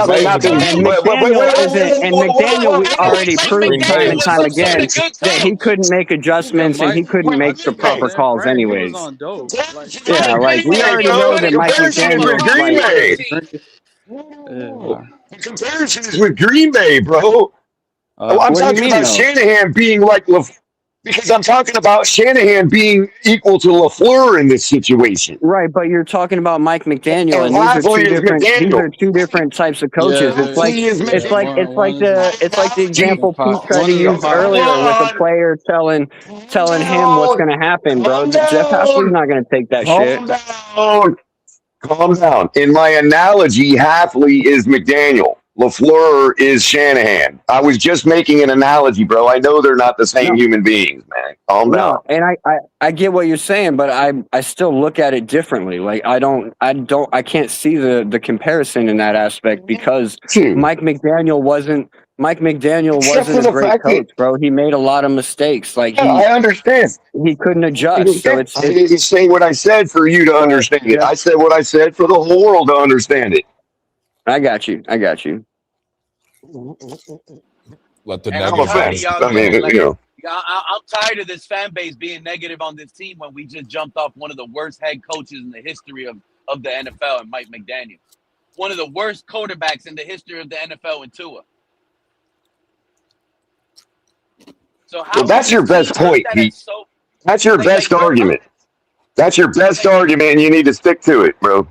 That's what it is. Let's just be honest here. I never in my life saw a quarterback hurt a defense more than Tua. No idea what the hell we are. We have no idea what the hell we are because of what we've been dealing with the past 5 years. Exactly. And that hurt a lot of the talent and a lot of the roster. A lot of the that goes for everybody saying that we're rebuilding, and it goes for everybody saying we're going to the Super Bowl with a first-year head coach. It goes for both sides of the argument.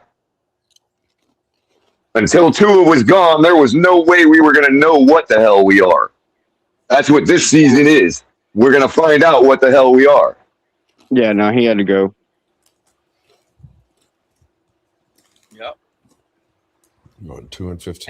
And even if he is good, even if he turns out to be Tom Brady, we still had to do it because he wasn't Tom Brady for us. Yeah, no, it would, and it would never would have happened either. First of all, Tua better not. It's just like the Drew Brees thing, bro. I'm sorry that we didn't get Drew Brees, but there are 1,500 other players that we don't get every year. 100%. A lot of teams, because we were in the market for a quarterback. The following year, other teams needed a quarterback. I bet. Exactly. And everybody acts like Dante Culpepper wasn't lighting up the league for 4 years. We were a year. And everybody acts like Dante Culpepper wasn't lighting up the league and looking like Dan Marino, as big as he was, like we weren't trying to do something with him. So it didn't work out. That has nothing to do with what Drew Brees did with his career. No, that was a bad decision, though. Culpepper, he had one. Maybe it was, but we didn't know it at the time, bro. Young. All I'm saying is we didn't know it was bad. Yeah, he was hurt. Yeah, because when we got Brees was hurt. I was happy. I thought we'd have something with him. Yeah, Drew Brees was hurt. Brees was hurt. That was my point. You could have taken either of those guys and the fan base would have been happy. You could have taken either one and the fan base would have been happy at the time, is all I'm saying. We were fine with it at the time. All of this is hindsight we're looking at with Dante Culpepper. Yeah. I still think he has the coolest. Because the dude was like 6'4". The dude was like 6'4" or 5" and 240 pounds. I mean, I know he had one of the best seasons. He had like insane numbers. At the same time, we should have seen it coming because. Hurt. And you're right. You're right. But you're right from the respect that we should have seen it coming because he was throwing to Chris Carter and Randy Moss's entire career. Well, All he right, y'all. I'm also gonna get out of here, depends man. on his athleticism I'll catch more y'all than another Drew time. Brees did. You gonna be live tomorrow, Pete? Maybe if we get some news for sure, I'll try to do what I can. But Well, we got hurry training up and camp. back out, because you Yeah, did I enough know. I negative know you talk waiting today. for it. I've been stalling, bro. I know you waiting for it, bro. But I'm still gonna be on the lookout to see if any veterans are reported to camp today, and I'll let you know. But y'all have a good evening. Peace Take out. care, buddy. AFC Eastie boys, don't forget, we told you first. It should say per cat in a hat next time you get some news. Peace. There's too many people on the scene to be saying you said anything first, man. Come on, be real.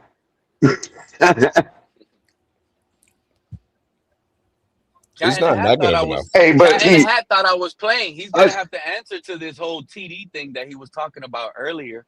I don't know if y'all heard him, but he started bringing up TD Finns Talk name and talking about TD Finns Talk in a way I wasn't even like whoa. I was kind of shocked in the beginning of the stream. He was like, "Oh, yeah, I know. I don't want to." He said, "I don't want to be like the Blitz pickup because the Blitz pickup they went and only got 20 Acting like they got cucked or something. Yeah. Oh, the Blitz Acting pickup like TD only got cucked them or 20 something. subscribers off of TD Finns Talk. So TD Finns Talk really didn't help out. What was TD supposed to do? What was TD supposed to do? Is TD supposed to order his audience to go subscribe? I mean, come on, man. They're still their own people. Know, but I mean, now that he's gone, I'm just letting y'all know I had that to say behind his back. And now when he comes back, he's going to have to answer to some of that. Give it to him. How y'all feel about it? Now, the only thing I have issue with is I'm pretty sure that like 2 weeks ago, I saw a news feed come across from TD that said we traded Jordyn Brooks as a reported fact. That's I gotta take up with TD, man. I gotta give him a call or something. I don't know. I don't know what that was about. I told the guys and everything that day. We traded Jordyn Brooks. Yeah, of course. I love the guy. I think I would. If you're talking about, I would. Yes, I would sign him for what we signed him for, just on his personality alone. Yeah, that's my take. People can make fun of it all they want. Jordyn Brooks. No, I like it. I'm glad they signed him. I think he'll be good for our defense. If somebody else, we like just throwing the money away. Yeah, we all. I mean, what money did you throw away today, Joe?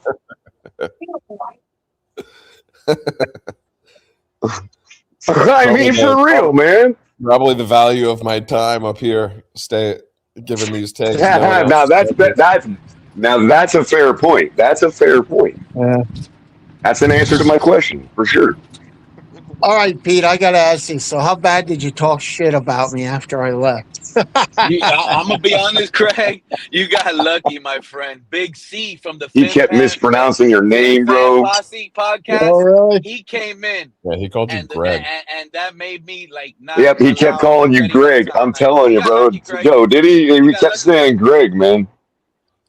That's okay. Hey, I've been called Greg by one of my closest friends. My name's Craig. I've known her 30 years, and she still keeps calling me Greg. And I'm like my own kid. Greg. My own kid called me Greg. Let me tell it's you okay. It's all good. It's all good. Craig. Oh, my own mother called me Greg one time. I'm like, Mom, what are you doing? Craig, let me tell you something. Oh, look, hold on. We got the Blitz pickup. Lewis pulling up. Shout out to Lewis. But Craig. Oh, thank God, man. We had Fim Fan Posse up here. And the man was so negative on the Finn Posse podcast. What is it called? Because I keep messing his name up. Finn Posse podcast. Finn Posse podcast. Shout out to him. He's in the chat there. Hopefully you guys can click that link and then subscribe to him. But only because I'm saying he has bad takes don't mean he words things correctly. That's the sneaky part about his content. He has negative, bad takes, but at the end of the sentence, he words it perfectly where it makes you be like, oh, yeah, he was making sense. But nothing he said sounds like me sense until the very last word where he'll finally get you and be like, okay, yeah, you're right about that little part. But it was only sounds like an intelligent dude. Sounds like an intelligent dude. Go tune in. He's interesting, but we got Lewis pulling up. Lewis, I think Lewis been negative. Lewis from the Blitz pickup is another one that's been negative. I'm telling you right now, as soon as you back out, he hates I'm gonna have Halfley, your dude. back, Lewis. He hates You have Halfley, the floor right now. for sure. Yeah, I think Halfley is a fucking clown. Told you. Don't worry, I'm gonna let you have it once you back out. I think this team outside of a couple players is a fucking joke. God damn. Yeah, and I think Lewis is hilarious. And I think a couple like a big old glass of OJ. This is the Blitz pickup. This is the Blitz pickup. Lewis talking. Go ahead, Lewis. Well. Again, that's just my opinion. Some other people that shout out to Finsanity and Tone, people I do the show with, they might be a little bit higher on the team, and that's what makes this thing great. Everybody has their own opinion. I'm just telling you, I think this team is trash. But I'm not here for that because I'm on vacation overseas. So hopefully y'all can hear me good. Where you at? Oh, where you at? In Barbados. I'm in Barbados. Oh, nice. Oh, you're nice. in Barbados? Barbados. Shit. Thank God you're in Barbados, bro. Yeah, it's my wife's birthday tomorrow, so I ended up bringing her out happy here. birthday to her. For a couple days, and we'll be. Is it real hot there? It's actually not that hot. It's probably like 88, 89, maybe 90 degrees, if that. Oh, nice. Yeah, how far ahead of you of us? Yeah, listen, it's a great time. The people have been friendly. I've been posting pictures on my social media and stuff, so people that follow me can go check it out.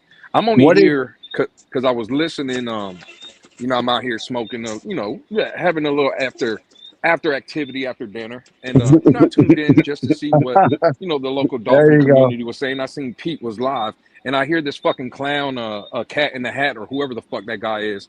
He was talking shit about, I guess, my channel or whatever. Is that what I heard? Oh yeah, something. I don't know. That's why I said I'm glad we got. I don't believe those claims by Pete.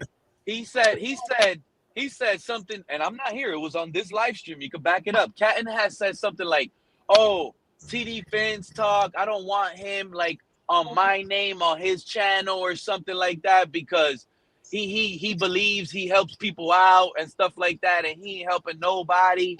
And Blitz Pickup is an example pretty much because you guys I guess went on TD's channel and supposedly you guys, after being promoted by TD, you guys only got bumped up with 20 subscribers, so it ain't even do much to y'all." Well,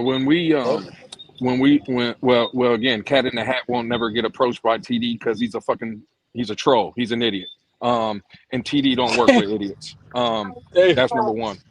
Number two, when we went on TD's channel, we told TD the objective was just to have a conversation with a guy in our community. It wasn't to gain subscribers. Anybody that follows the Blitz I Pickup, was gonna say that's kind of weird. Like we don't ask for. You know what's even more weird? People that go around the community looking at other people's channels to see how many subscribers they have. That's like I know, bro. I know. That's what's weird. Like you were so worried about the Blitz Pickup going on TD's channel and only getting 20 subscribers. I don't even know. 20 subscribers is a lot. Shit, I know channels who don't got 3 fucking subscribers. They have a show every week. Well, it's probably his channel. What is it? The AFC Eastie Boys or whatever? Bro. Yeah, that shit is trash. That's great as fuck.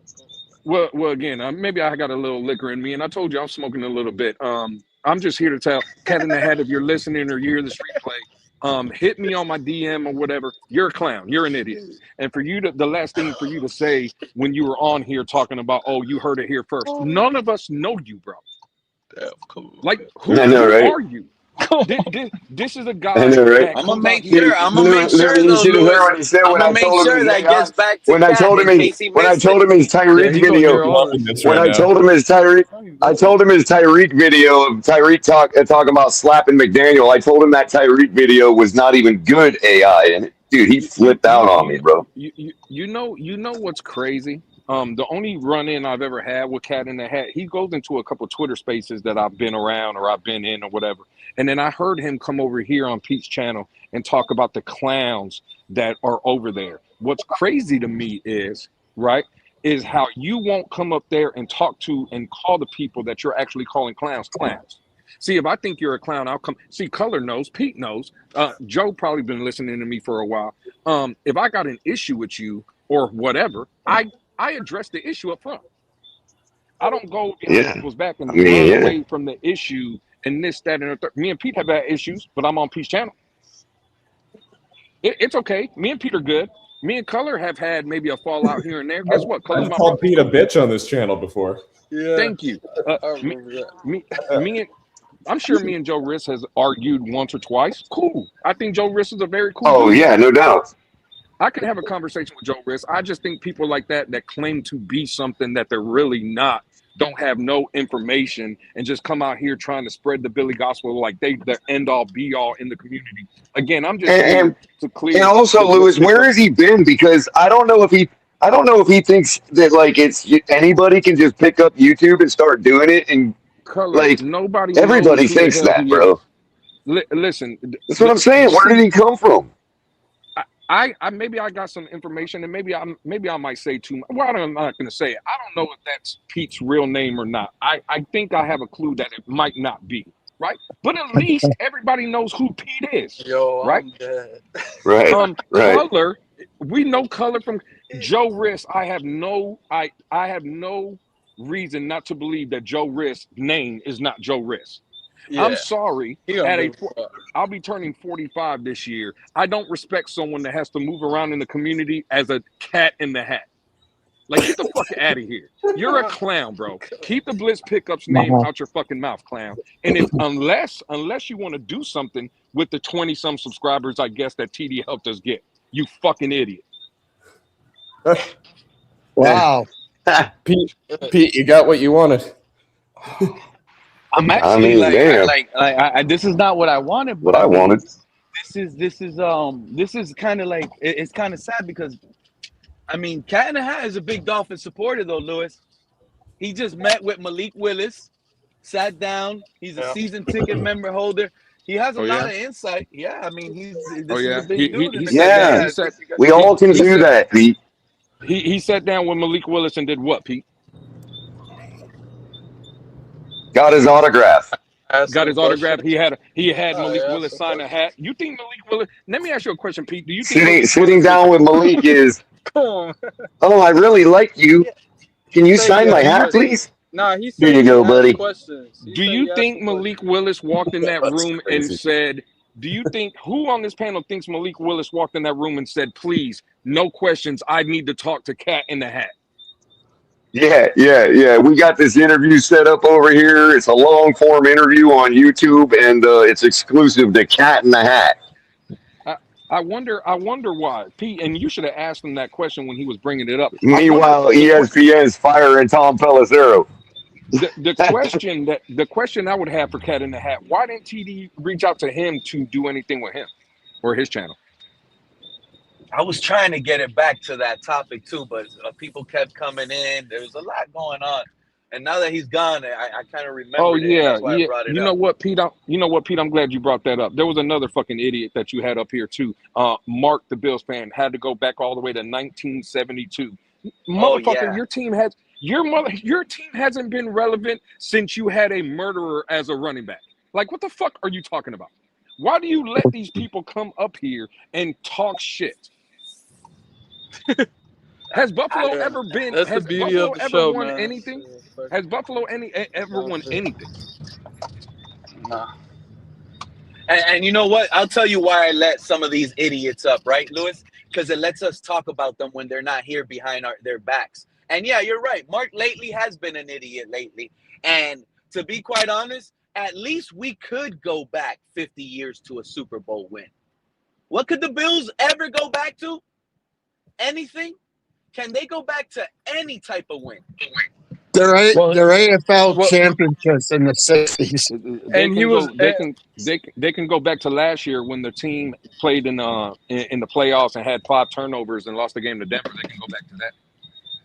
If you search up the word excuses in the dictionary, Buffalo pops up. Yep. I just go back to 52-17. That's all I do.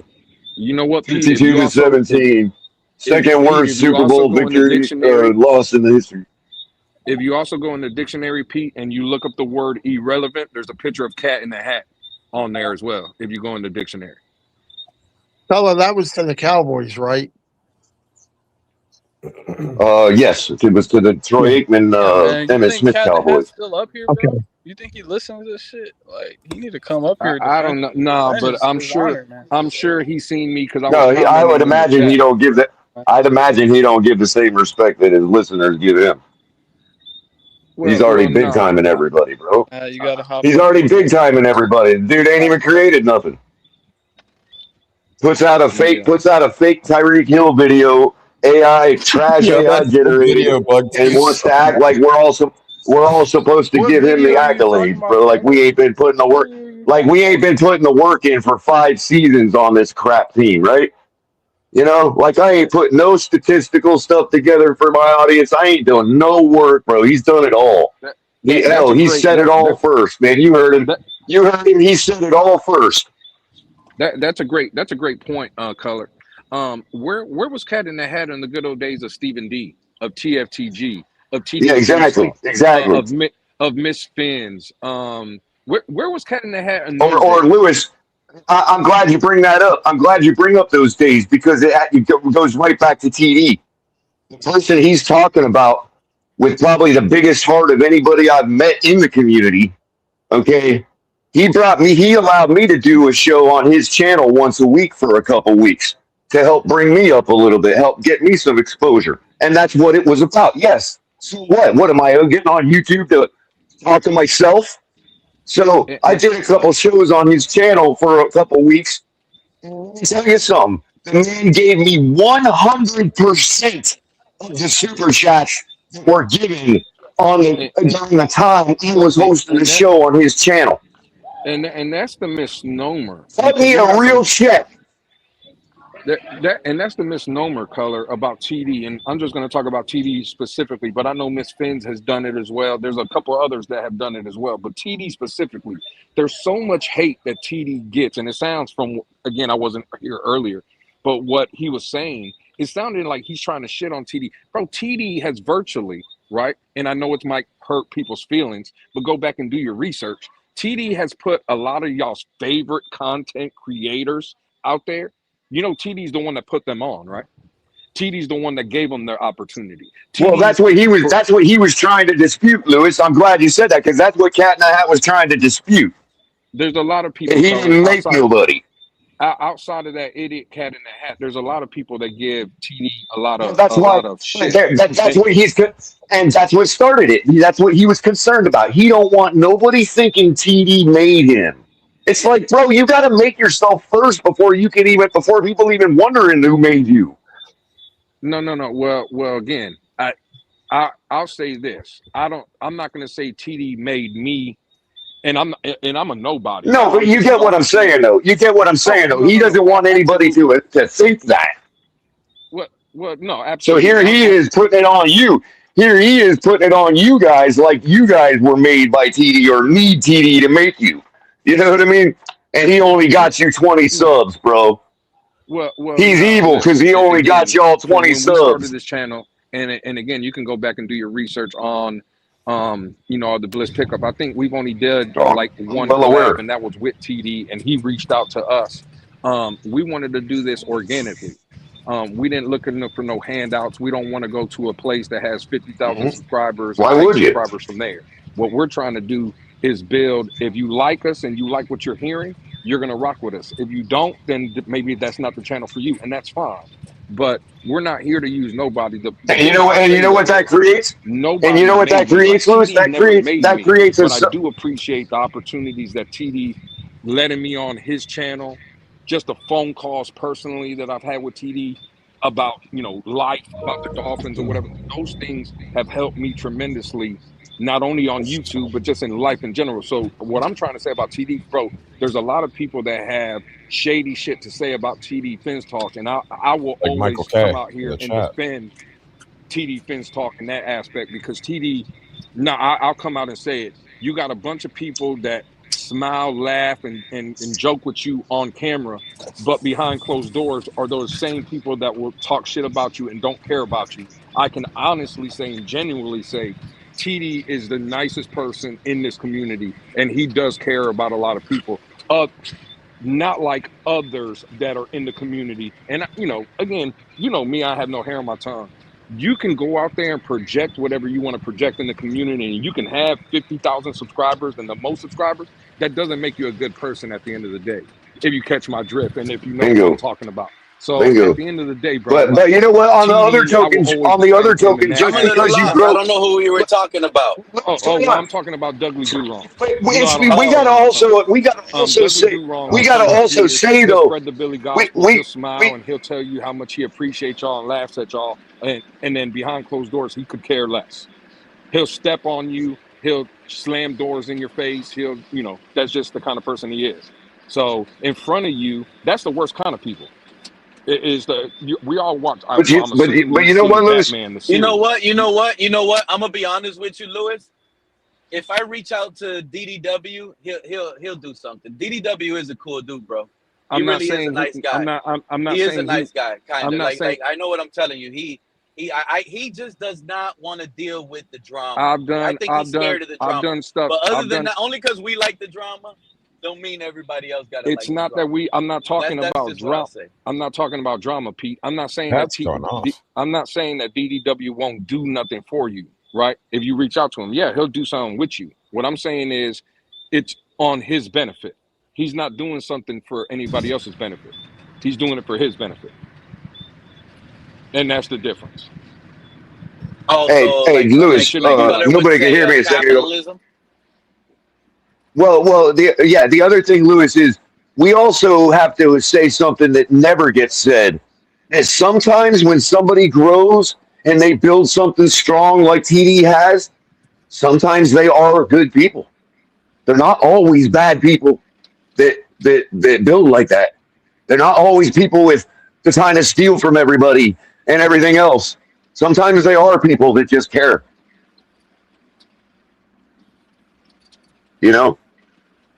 Like people assume that he's done something nefarious because he grew when he could have just put in hard work. Your chat's going off, Pete. Today? No, like your chat. People are talking shit. You got Michael K. You got Ghost. Yeah, Jose. The other thing is, have you seen some of the memes they put out there about him because he didn't like Tua? Have you seen some of the memes they put out about TD because he didn't like Tua over the years? Have you seen some of those? I don't blame the guy one bit if he just closed shop and didn't collaborate with anybody else ever again. I wouldn't blame him one bit. Who? TD. Oh. Well, something that I saw Lewis dropped was something else, like not only the content creators that have worked with him, but also just introducing people. Oh, yeah, Lewis. Oh, I'm glad Lewis left. Introducing people to the community in general, because like I was never really a big TD watcher, but he was the first streamer or whatever you want to call it, content creator that I saw about the Dolphins stuff, because I was looking for someone. I was looking for someone. I as well too when I was living in St. Louis. When I was living in St. Louis, and when hold on, Pete, when the Rams left St. Louis, all talk of the NFL shut down in the city of St. Louis, dude. So I was left going to the internet to try to find Dolphin talk, even find what was going on with my team. And I found them guys, I forget their name, Paul Pickin and the other guy and TD, bro. Those are the two channels I found, man. On the Fin side. I was looking for on the Fin side. Not reading show. On the Fin side. On Lewis now. Color, I got something on Lewis now. I just was waiting for him to back out so I could say it behind his back. Hopefully he's listening. But check this out. Remember earlier when Lewis was up here talking about, this man, Cat in the Hat, goes around looking at people's subscribers and stuff. Like, who does that? Oh, yeah. You do that, Lewis. Color, you don't remember one time Lewis he was on your panel. Yeah, he was on your panel. And he was making fun of a podcaster or the inside leverage guys. And Lewis was up there like, bro, nobody even listens to you guys. The inside guys only got 10 subscribers. You guys don't get no views. You know what that means? Lewis was out there looking at their subscribers, looking at their views. He was one of those guys checking in too. He wanted to know. Think about it. Oh If he shit! said that, Oh shit! yeah, I got Lewis. Hard to argue. Hard to argue with that piece. Lewis could try, but I got so many receipts, Color. This is incredible. Damn. Oh, man. You see, this is what I love about Lewis. Because if you talk behind his back, he's going to come right back. What's up, Lewis? Well, the other thing is, I'll say this real quick, just to give some friendly, fair advice to Cat in the Hat. Just because you collab with somebody, everybody in the community is not going to think they made you, bro. But if you sit there and shun everybody like you're trying to do, you're going to be alone, bro. That's just the way YouTube is, man. You are not NBC. You are not going to grow like you think you are by shunning everybody like that. It's just not going to happen. How is he shunning? How is Cat in the Hat shunning people? Explain that to me, because that's what I'm curious on. He said he will never go, he will not do collabs with TD because he doesn't want anybody to think that he was made by TD. So he's cutting out a whole aspect of the community from himself. He's limiting himself because he's afraid to be associated with TD. You know what, Color? No, you know why fine. If you want to, that's his business. I ain't. He thinks he can grow without. But let Lewis go, because my mind, when he said that, my mind was on the blitz pickup and Lewis. So that's really why I didn't think about it how you thought about it. But that's a good point of view. He's not afraid. He's not afraid. He can hide behind, I don't want people to think TD made me. First of all, you're not made now. So for you to have to worry about that, no. Exactly. The problem is TD wouldn't work with you because, again, no one knows you, right? Let me just address the inside leverage shit, Pete. I didn't say nothing about their subscriber base. I said the same thing I just said about Cat in the Hat. Nobody knows them. You know how I know that? Because when I used to go to their channel, I would be the only guy over there. You know what I did? I hit the like button. I used to ask them to drop the link. You know why they didn't drop the link? Because people can't fuck with me. You know why I used to talk shit about the inside leverage guys, Pete? No, I don't know if you heard this. Because I remember one day you were calling them out and you were saying, this channel, and you know what? They don't even got subscribers or views. And that means you was tuned in the same way Cat in the Hat was looking at the only view they had was me. But I still hit the like button. I still was in their chat. Nobody else was. It was just me. But you know, Pete, let me give you the little inside, since you brought up inside leverage. Let me give you the inside story of why I hate those guys so much. Do you know I was sleeping in my house one day, and I have an open relationship. My wife can look through my phone, open my phone. I don't hide stuff from my wife, just like she don't hide from me. I don't think that's what an open relationship is. Yeah. Well, I'm saying in the aspect, I wouldn't call it that. I thought you guys were swinging. No. Well, no. I don't mean. Man, piss on these guys, Lewis. He meant that they have a mutual, respectful relationship.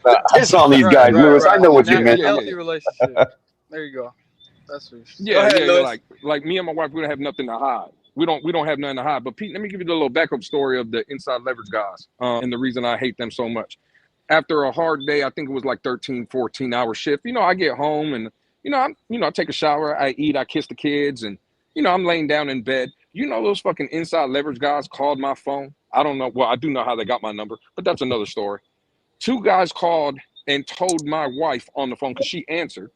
2 guys told my wife on the phone that if your husband ever comes to a football game, no matter if I take my son or daughter or whoever, they had guns waiting for me at the tailgate. And I would never come home. This, that, and the third.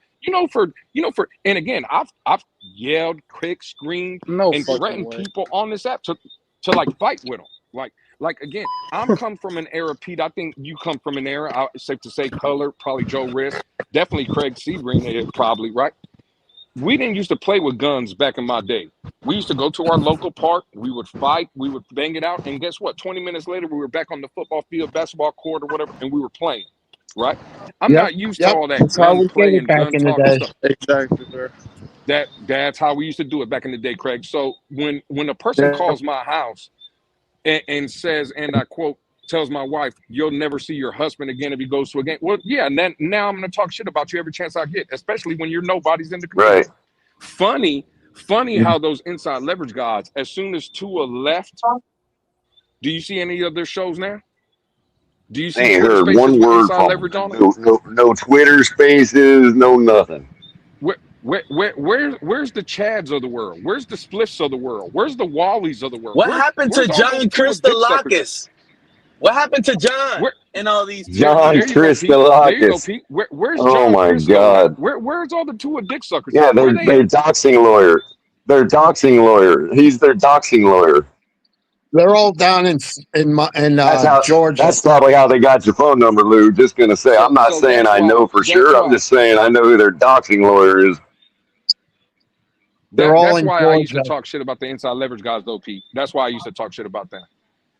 No, I remember hearing something similar to that. But you know what, Louis? They actually. It's funny how they came. They tried to make a bunch of money, and then they left.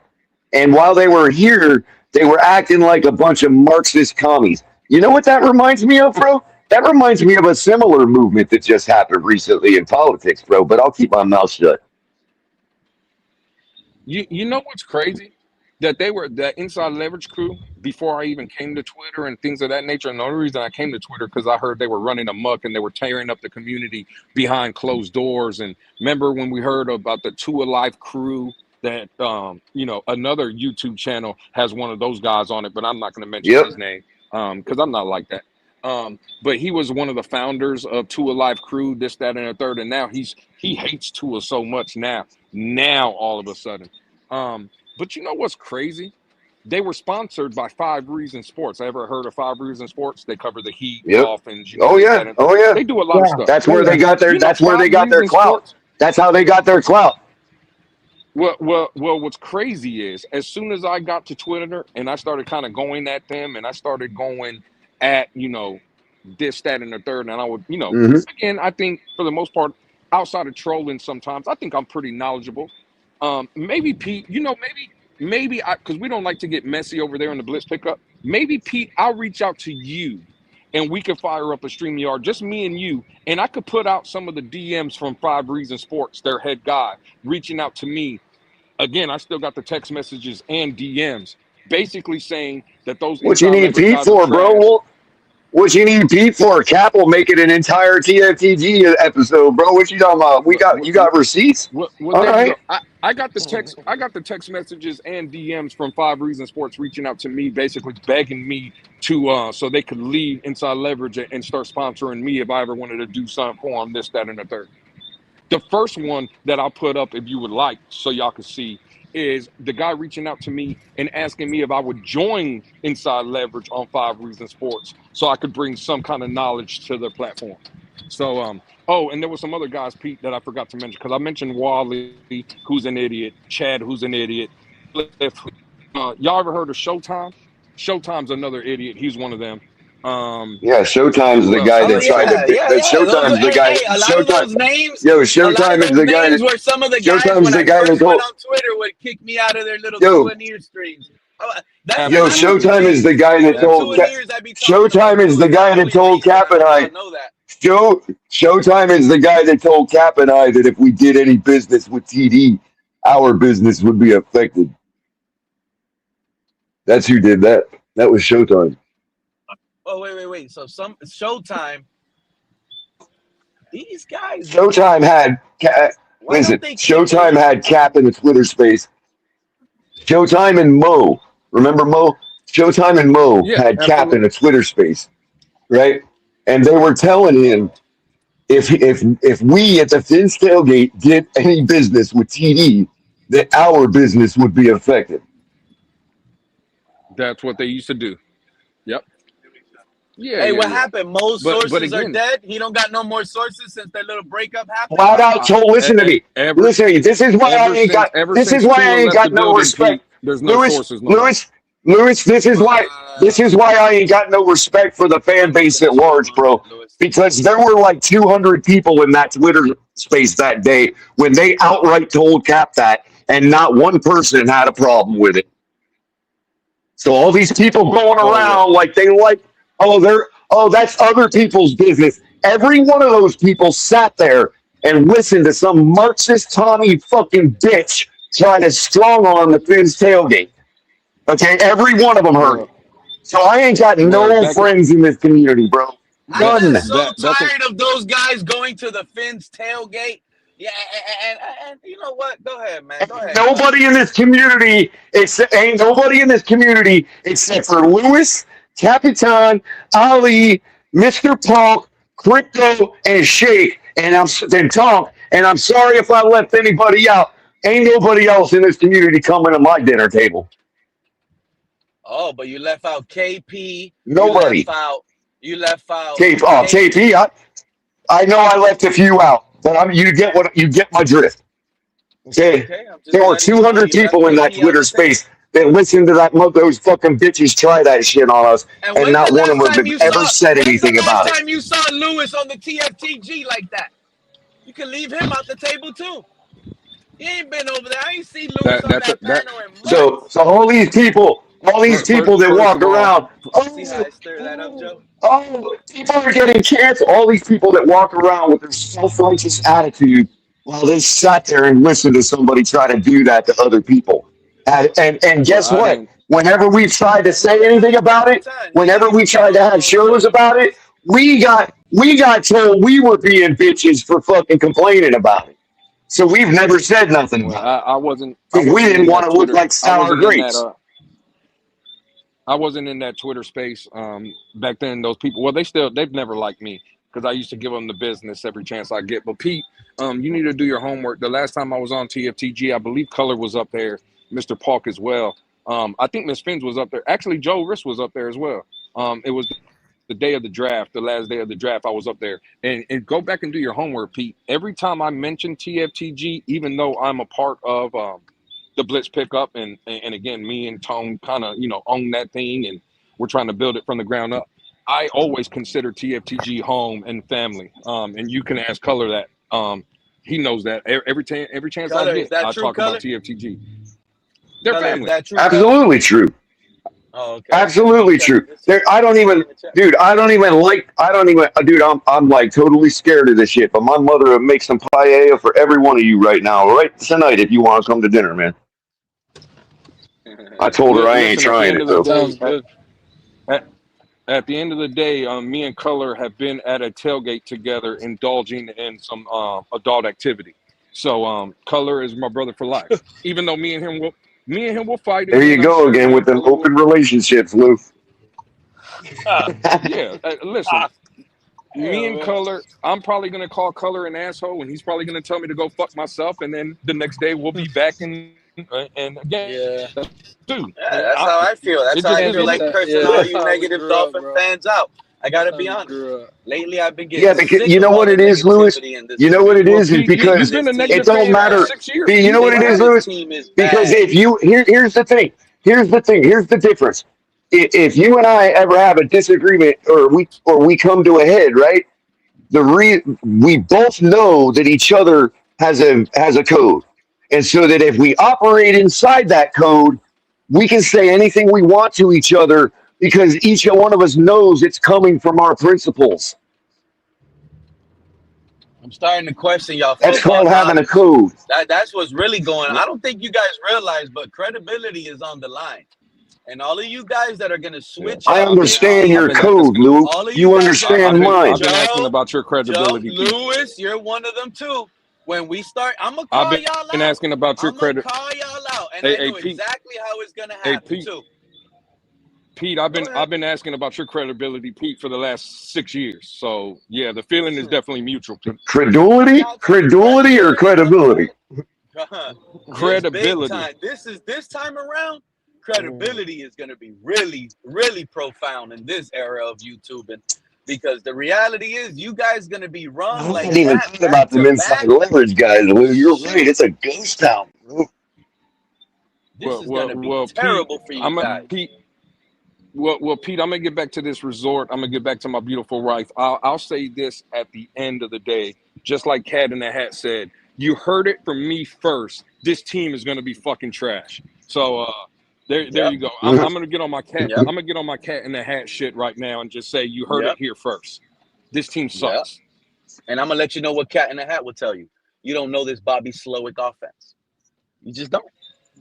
That fucking clown doesn't know. Y'all that fucking acting you know like you know what's crazy? Slowick is Bill Belichick, bro. Come on, man. Like, You know what's crazy? Bobby Slowick don't know this fucking offense. Get the fuck out of here, Bobby Slowick. He was trash. Now you're hating on our OC?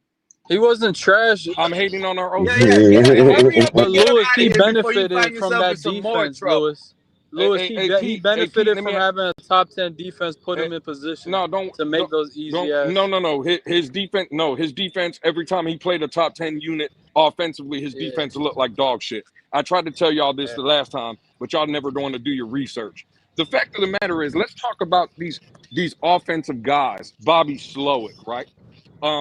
He got fired already one time from being trash in Houston. Do you know who our offensive line coach is?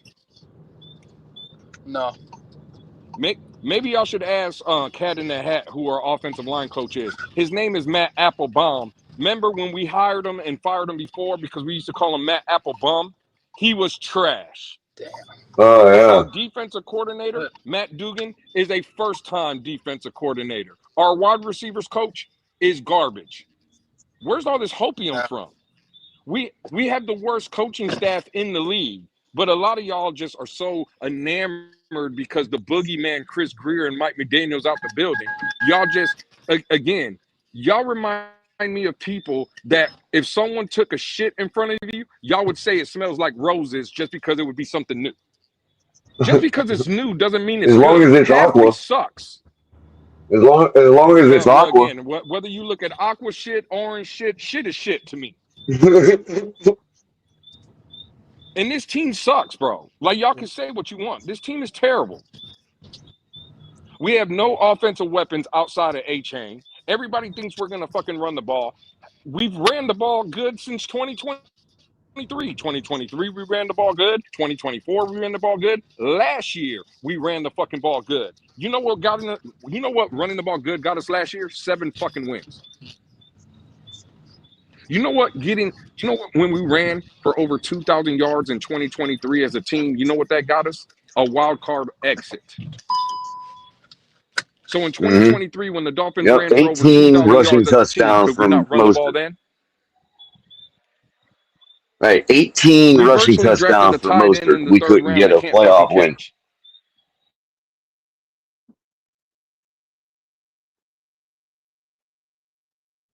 Yep. Yeah, that definitely didn't help. Blowing that Monday night game, and then we had Buffalo down 14-7, and that guy ran the punt back, 97, 98 yards?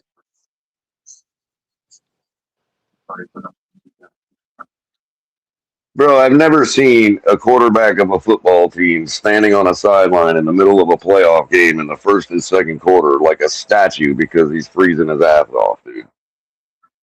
Oh, Tua. Yeah. Yes. Yeah. Well. Like we're really lucky, and this, I hate to say it, I'm not. Obviously, I'm not in total agreement with Lewis as to how bad our potential is, but I will say that that game against Buffalo in the playoffs, or against Kansas City in the playoffs, could have been a lot worse than it was. Yeah, what was the final? There is something to be said about it was like 24-7 or something, but there is something to be said about, as decimated as our team was, we still held it together despite our terrible quarterback. Because when you're a half step behind, when you're a half step slower than your opponent in the NFL, bro, that's an eternity. Yep. Yeah. Yeah. That's how big time blowouts happen. That's how 70-20 happened to the Broncos. Yeah. Okay. They're coming all the way across country. It's hot. They're just starting out. They got a rebuild going on, and they get the floor wiped with them.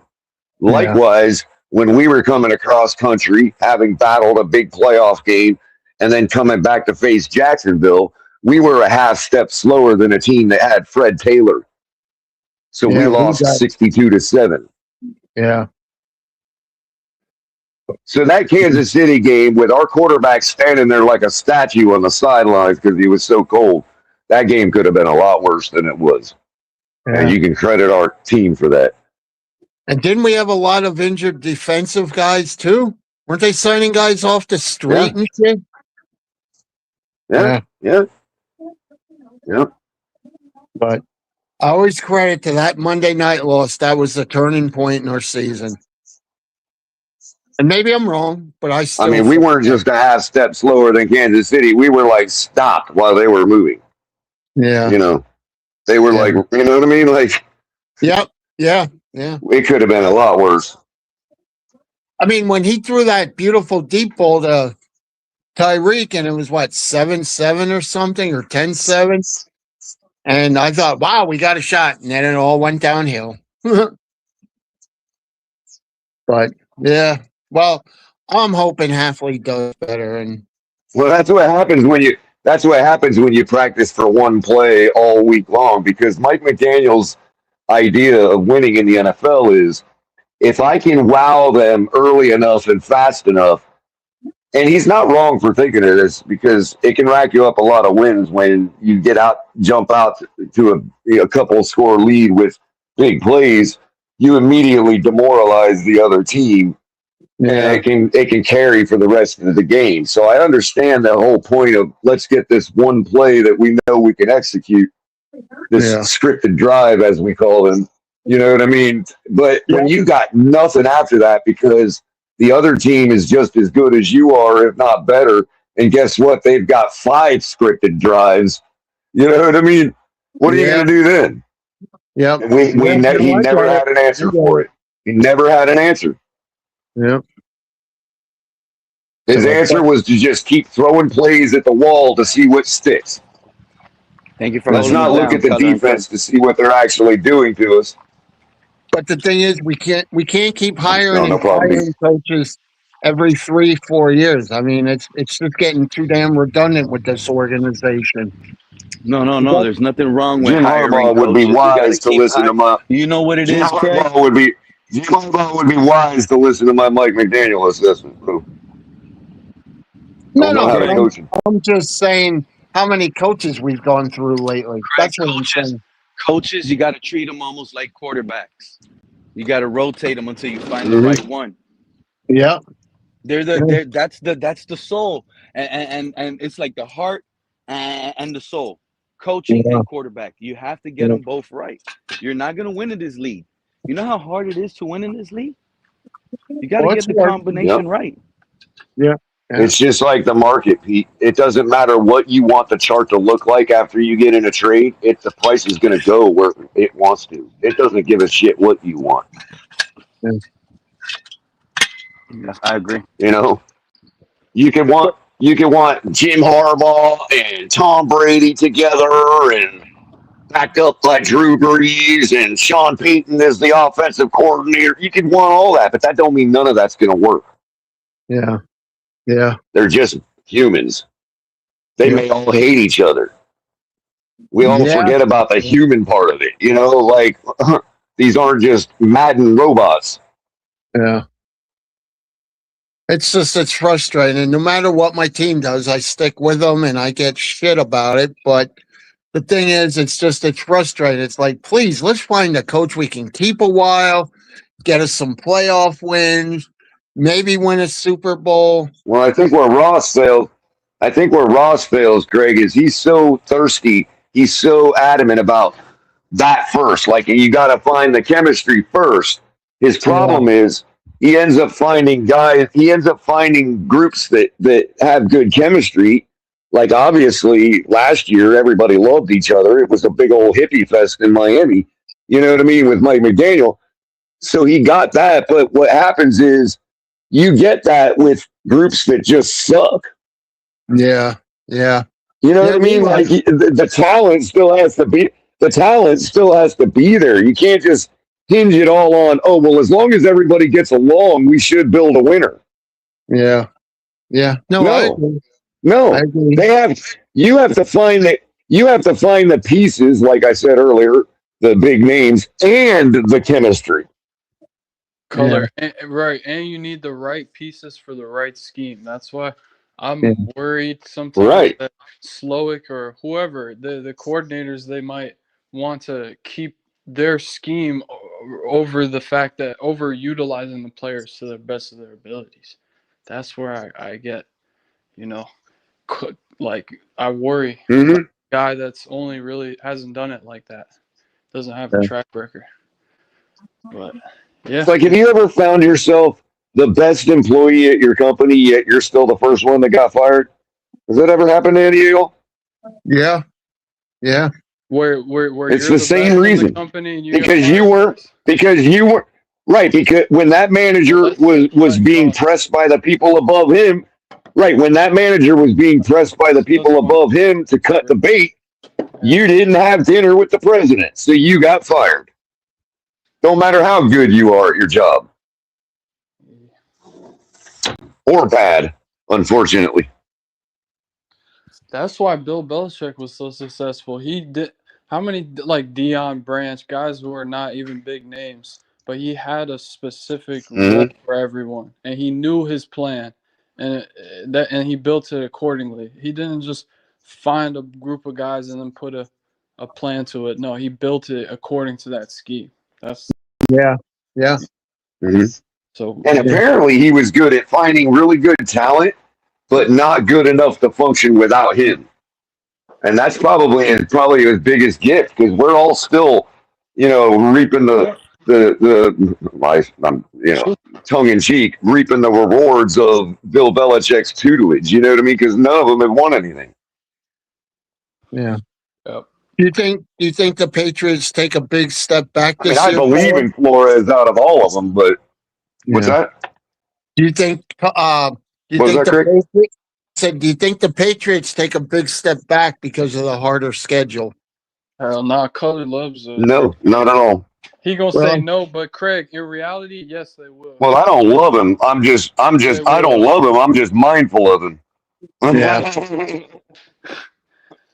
They're gonna be worse. I don't know. They got better with AJ Brown, but AJ Brown. I still thinking, man, he's gonna have AJ Brown to get the ball out to. Yeah, but think about what AJ Brown does for him. Did you see the last playoff? Yeah, but think about it. AJ Brown played and he dropped like 4 passes. Remember where they're at. They don't need him to be a regular guy anymore. So think about what it does for Drake May. We already know he's good at buying time, scrambling, and also picking up first downs when everything fails and he can't find anybody to throw to. Right? We already know he's good at that. Imagine if you could cut that in half. His reason for doing that would be cut in half with a guy like AJ Brown running around the secondary. How many of those balls could he dump off? How many extra yards is he going to be able to run? Because a defender is still back on their feet because they're worried about AJ Brown behind them. You see what I'm saying? We'll see. That's a huge pickup, dude, in my opinion, for him. The only thing about AJ Brown is the fact that when he doesn't get the ball thrown enough his way, he gets to be the biggest diva in the world. Yeah. I hear you. If he doesn't get those, I hear you, but I don't see Drake May having a problem. Going to New England was the worst thing the Patriots could have done, is because of already they have a bad locker room PR going on. He already has a relationship with Coach. He already has a relationship with Coach. Yeah, that's fine, but he was in Tennessee. Let's not forget. They're in this bad PR stunt. They are. Drake May will get him fed. Drake May will feed him. Drake May will feed him. Trust me. Diana Rossini kind of bad for her age. I don't know. She all right, bro. That's not the point. But listen, Drake May's chomping at the bit to feed him. Are you kidding me? And I'm just assuming Drake May is feeding right now. You know what I mean? You can do that. This man was a coach doing elite things. No, you can't do that. Benefits because he had inside information. So he cheated on his wife just to reach a Super Bowl, bro. He didn't even win it. Yeah, but why hasn't the NFL come down on about it?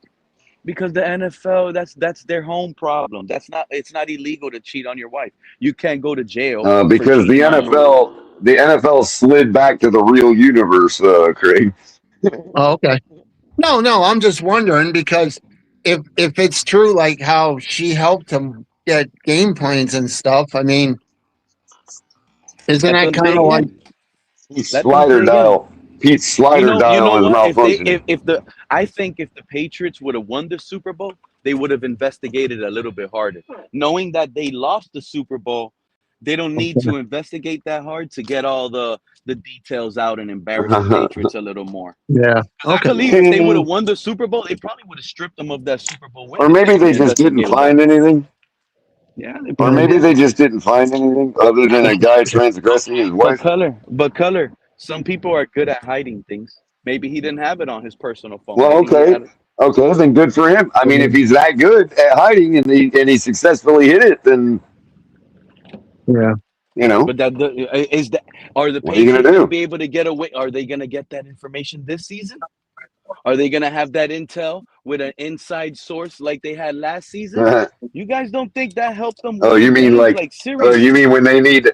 You're talking about when they need the Patriots to lose, like later in the season to fit their narrative. They need the Patriots to lose. They're going to dial up Vrabel and be like, "Yo, you gotta admit, we don't need you winning this game this week." Throw away your family. But wouldn't that make the NFL? Wouldn't that make the NFL just as guilty? But wouldn't that make the NFL just as guilty? Yeah, but what I mean, color, is this information is what I mean, right? And I'm assuming this is the intel. I could be loud or wrong, so this is not anything. This is just me. But Diana Rossini going over there, watch the Seahawks practice, acting like she's over there, reporting on guys, asking questions. But what she's really doing is letting Vrabel know, hey, on third down, third and manageable, they're running a tight end package, and they keep practicing this one play that on the backside they're finding the tight end open.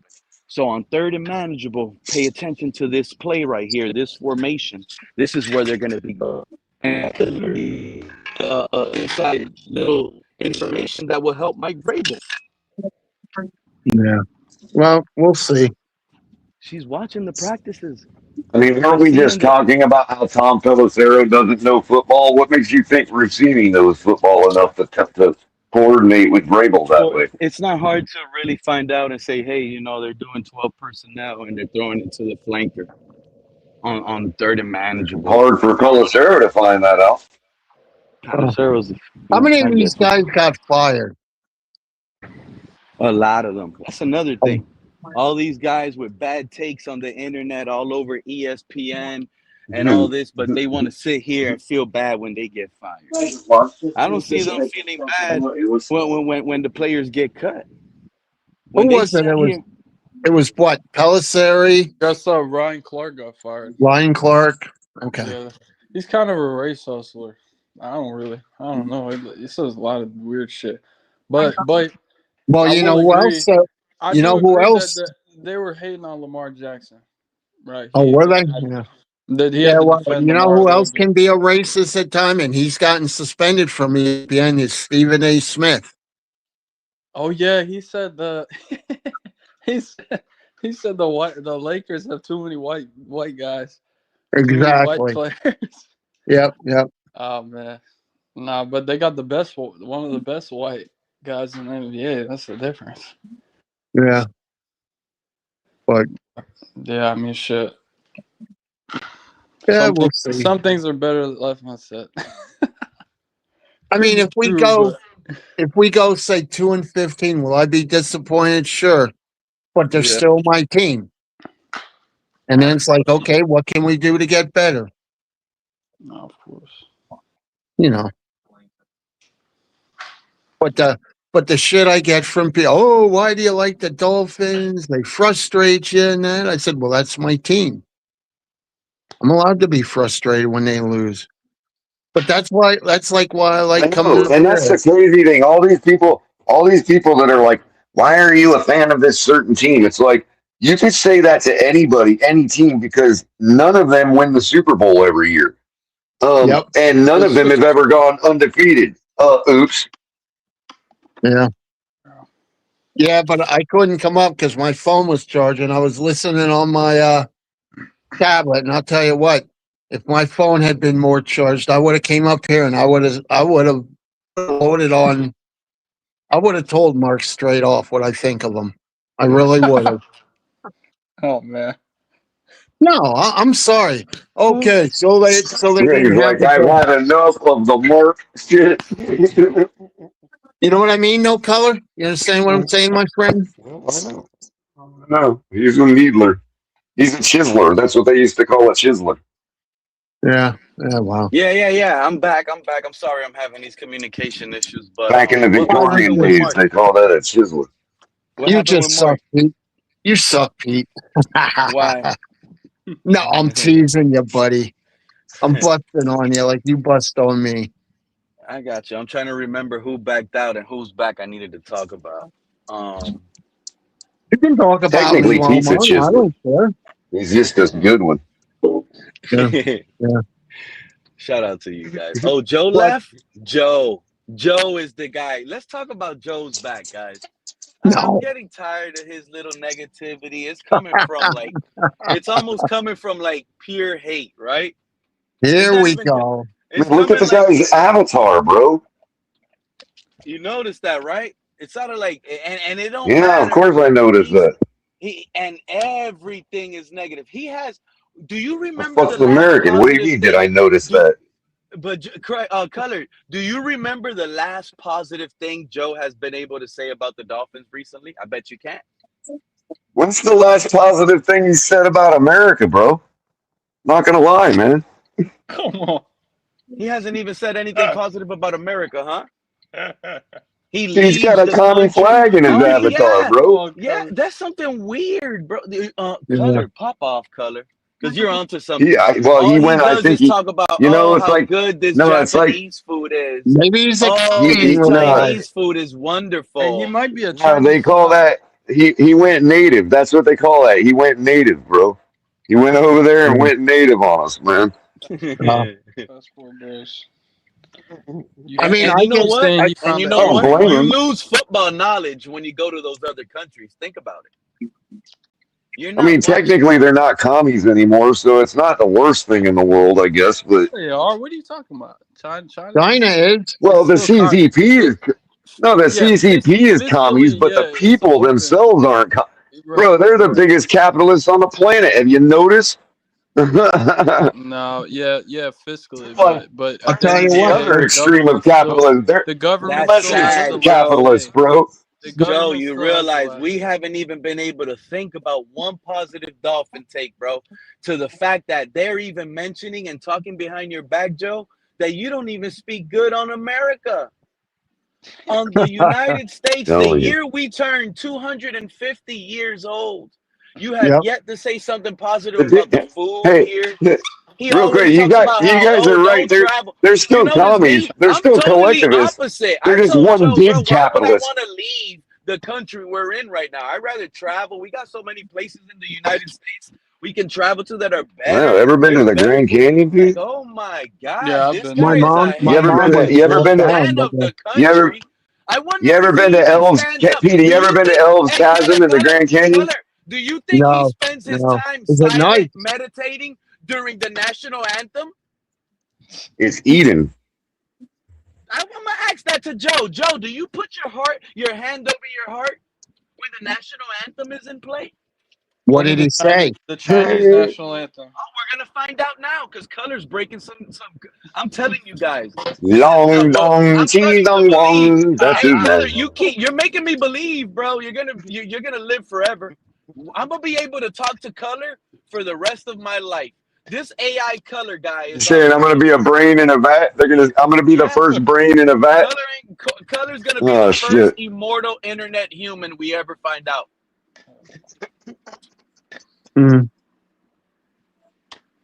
That's all right. I get. I'm the first transhuman, huh? AI Color, you broke it down. Joe might be just he might just not know the Dolphins, guys. Let's be honest. They're gonna upload my memories into an AI bot. And if all you have been the last 6 seasons was negative on the team, chances are you were right because they had Tua. So they didn't even need to know Tua was good or bad. Hey, think about that. Think about it.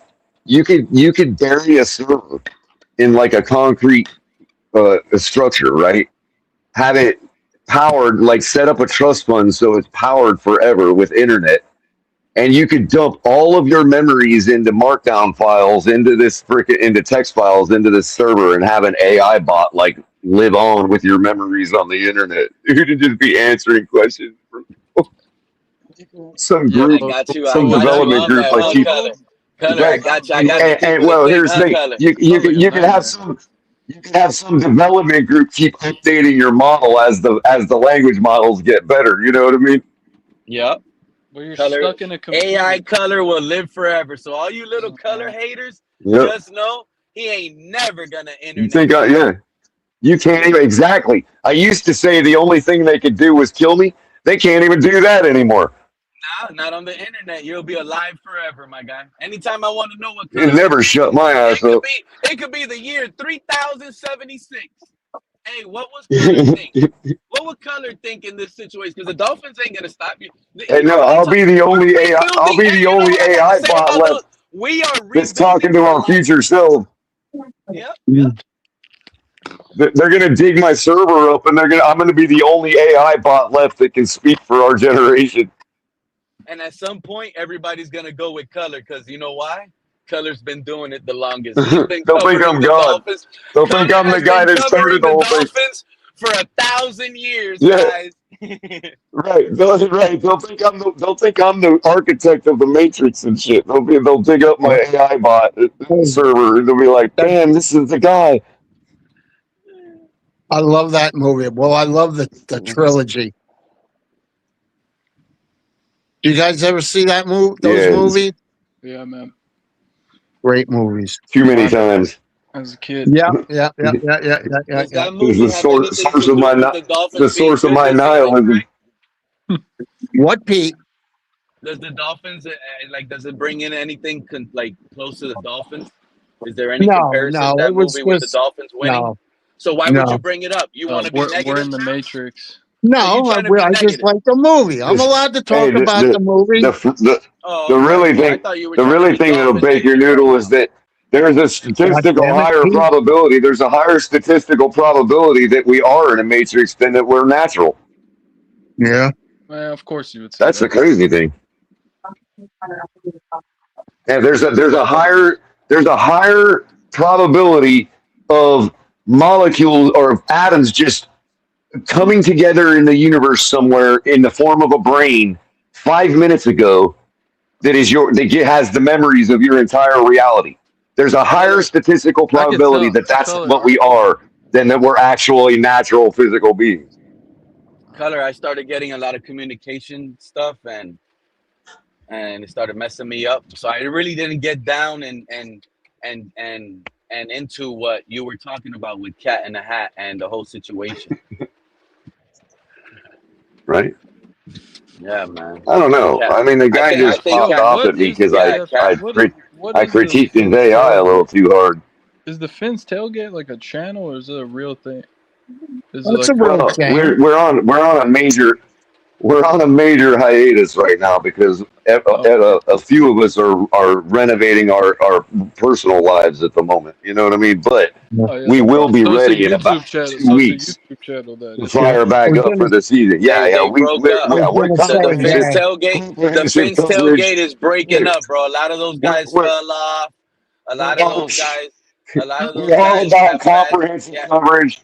And Cap and I give reactions to the games every Sunday, like we call the games every Sunday on our channel. You know what I mean? And then after the game, had to get rid of a little bit of souvenirs. I like that the Fins tailgate got rid of. We drop the link for everybody to come up and join the tailgate to talk about the game and bitch about it. You know what I mean? It's an open panel too. We've been doing it for 5 seasons.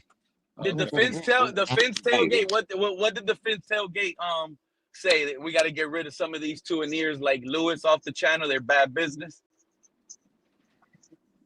No, we just Cap moved, bro, out of state, man. Like bought a house and like he's had to build it basically.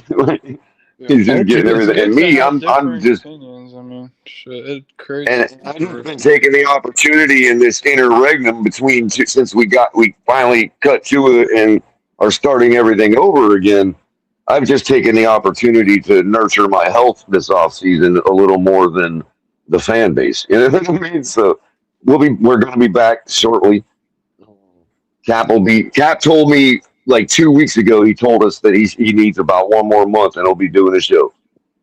So that's about 2 weeks left. Where did, you know what I mean? So that's another. He better pop up soon. I've also been busy.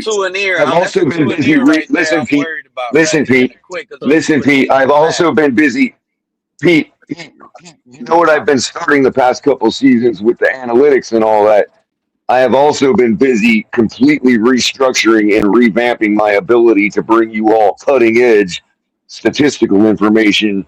And I am also working secretly on providing a brain for TFTG so that y'all can actually go to our website and ask us what TFTG would think. And what I would like to do is I would like to train our model on not just the stuff we've said in our YouTube transcripts and all that, also the stuff, the chat logs from all of our shows. I want TFTG's brain I'm gonna be honest to also include all of you all's opinions. I want it to include. So when you get an answer from TFTG, it's not an answer from me. It's not an answer from me. It's not an answer from Cap. It's an answer from everybody. Good. It watches and engages let with me know when let me know when AI TFTG pops off. Because as soon as they do, I'm gonna get on my little computer. I'm gonna it's gonna take some time. It's gonna take some time, Pete. Well, Pete, it's gonna take some time. But what used to take 5 years will take me a month to get done because of it. So I'm working on it, bro. I'm working on it. I want to see it. And as soon as they cut, because all you do is talk about it. You keep talking about it. Well, it's because I got to work on the shit. Like where's complicated shit. Come out with it already. Stop talking about it. That's what I do all day. When you all don't hear, the reason I don't do shows is because I'm busy working on this shit. Oh, really? I can already tell you, Pete, that the Dolphins are plus 174 on the money line against the Raiders. To start the season. I can already tell you that. Look at Joe. I just happened to be doing a test run the other day on this API, and I pulled the odds for week 1. Color, how you feel about that? How you feel about that, Color? Joe in the chat mocking the American flag. Joe picking on my AI bot. Yeah, he's making fun. Joe picking on my AI bot again. You don't think he's mocking the flag? Making fun of the flag. Yeah, look, it's an American flag. That's all was in the chat. All he did was put the flag up. He didn't say nothing. He heard us talking behind his back. He heard it. And he's like, I can't click the link because you know what? I'm going to get myself in trouble right now if he defends the way he's going to defend China. Yeah, because Tommies aren't allowed to click the link. Yeah, I don't know if y'all noticed, but I said, why don't you talk about Buffalo Bills like that, Joe? Joe said, I don't know. I don't know about the Bills like that. He needs a VPN. He needs a VPN to click the link, Pete. Who else was up here earlier with these bad takes? You guys remember? Me? Well, not so much me, but that's okay. Some of these people need a software update to their takes. You know that? I really believe they really think this team is not talented like that. And it's funny. Well, who's the guy saying we'd win 2 games? Was that Lewis? No, that was Joe. That was loud and wrong. Joe. Yeah, Joe should be embarrassed for that. Okay. Yeah, straight up. Joe should be embarrassed for that. 2 wins. I wonder what Joe's going to say when we match those 2 wins in week 2 and we're heading for our home opener week 3 sitting at 2-0. You know, I know what Joe's going to say. You want me to tell you? Oh, we played the Raiders. They suck. And the 49ers, they had a bad game because, remember, they were coming from Australia or some stuff. It's going to always be an excuse. Hey, my mom was to Australia years ago, and I'll tell you something. That messes with your mind coming from there. But she had to take an extra week off from work because that time zone stuff. Because she had to go through 6 time zones, and what do they call that? Like the equator, or whatever. That's how she flew. Whew. That's tough. That's a 2-0 start. Going to a home opener. And I guess who knows? Who even knows if Mahomes gonna play? Right? Isn't he kind of questionable for the first yeah. I forgot, but Lewis was up here earlier. I could have gave him so much. He got, Lewis came in at a time I started having communication issues, and I was this man gets lucky sometimes. But Lewis, right? Think about what Lewis said to y'all, and y'all be liking Lewis's takes. Caleb Douglas should have been an undrafted free agent. By the time week 7 hits and Caleb Douglas already has 3-4 touchdowns, I don't want to hear guys like Lewis hype up Caleb Douglas. And I'm going to be the first. And as soon as some of these guys come up to apologize that they were wrong, I'm still going to embarrass some of these guys because it's been way too long. It's been way too long for some of you guys to not have some of this football intellect at this point. It's embarrassing. It's embarrassing. We got a real tight end in the third now. That's what y'all call him. I think it's correct, but however you pronounce it. We got Caleb Douglas, Chris Bell, Jalen Tolbert, Tutu Atwell. Dude, we got Terrence Marshall Jr. We got Tutu Atwell. Theo Weiss Jr. For real. Tutu. I love that name. Tutu. T-U-T-U.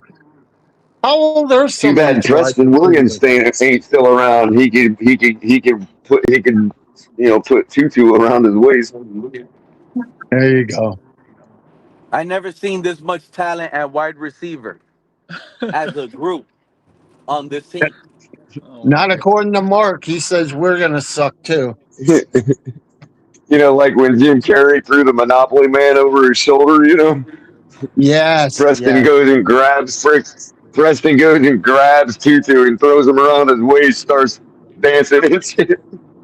Yeah. Wasn't he supposed to be a football player in the hospital?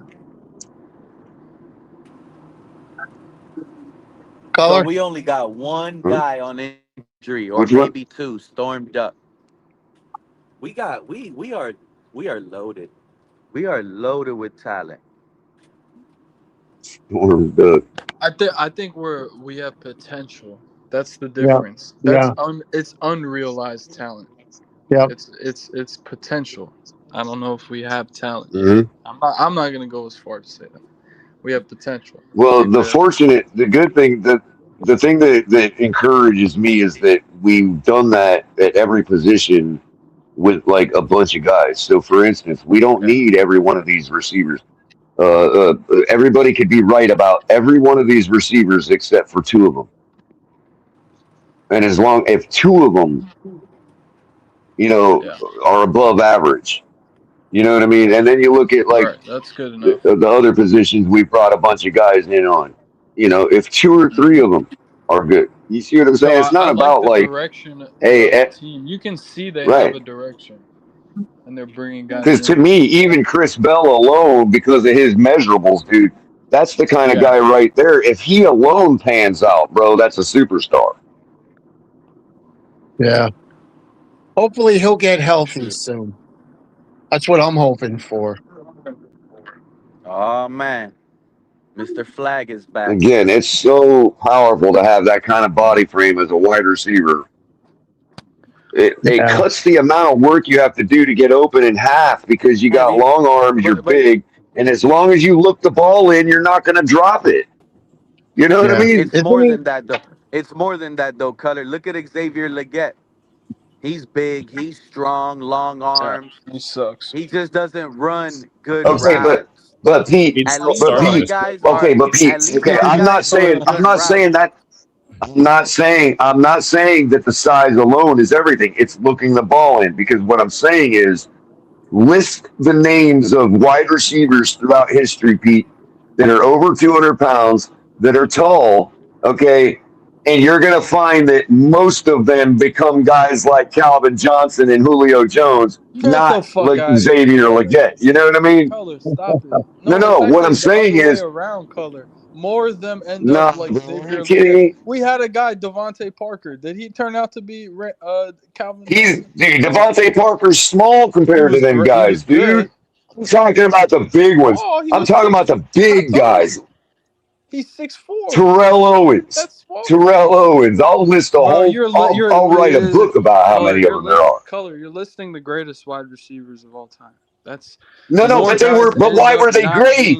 But why were they great is what I'm talking about. Why were they great? Because they were huge and they looked the ball in. To Pete's point, no, it's not. No, I didn't say that. I said it's about getting open. Bro, I don't know how many. It's about it is everything. Looking the ball in is everything, bro. You're not gonna convince me. Looking the ball in is everything. There's more that goes into bro. It. You got. I get you. But for those guys, why do they need all that if they're that big, bro? No, come on, dude. Terrell. Man, I'm telling you, bro. This body catcher shit. Looking the ball in is everything. Looking the ball in is everything. Looking the ball in is everything. Terrell Owens got smacked. How tall was Terrell Owens? How tall was Terrell? If I had a body the size of them guys, 6'3". Holy Jesus, man! But he was, strong and run out of catch. Pretty good. And that's what Caleb Douglas is. Caleb Douglas is big, strong. No. You guys not see that? You know how much easier it is? You know how much easier it is for a guy like that to moss somebody than everybody else, dude? Oh my God, man! Stronger than T. Higgins. That's why I love Randy Moss so much, because he wasn't even a big guy; he was just tall. But the guy looked the ball in. That's why he's the Hall of Fame Randy best wide receiver that's ever walked the planet. Vertical, and he ran a 4.3. He had a 40-inch vertical. He had the best. Right, exactly. So why did he need to get open? So why did he need to get open? And he doesn't have a vertical. That's but right. He has the speed. I'll give you that. I'll give you that. Did I not pose that question? Did I not pose the question of whether they could look the ball in or not? That's what I'm talking about. But Randy Moss didn't need to be bigger than anybody else. We literally had it. We literally had it. Listen to me. Okay. But when you're 6'5", when you're 6'5" and your arms are that long, when you're 6'5" and your arms are that long, you don't need separation. We literally coined the word mossing somebody after the guy. That's literally what mossing somebody is. But Moss had a 40-inch vertical. Like, you're not understanding. This guy doesn't have a 40-inch vertical. He relies on his. And Terrell Owens. And Terrell Owens has a 40-inch vertical without even jumping.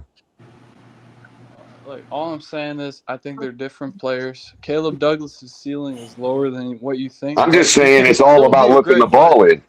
If they focus on that skill alone, that's all they need to do. Thinks he's trash. We know Joe. All the rest they've been doing their whole lives. The cutting, the getting open, but all of what you're talking about, they've been doing their whole lives. Is he looking the ball in if he's dropping the ball? No.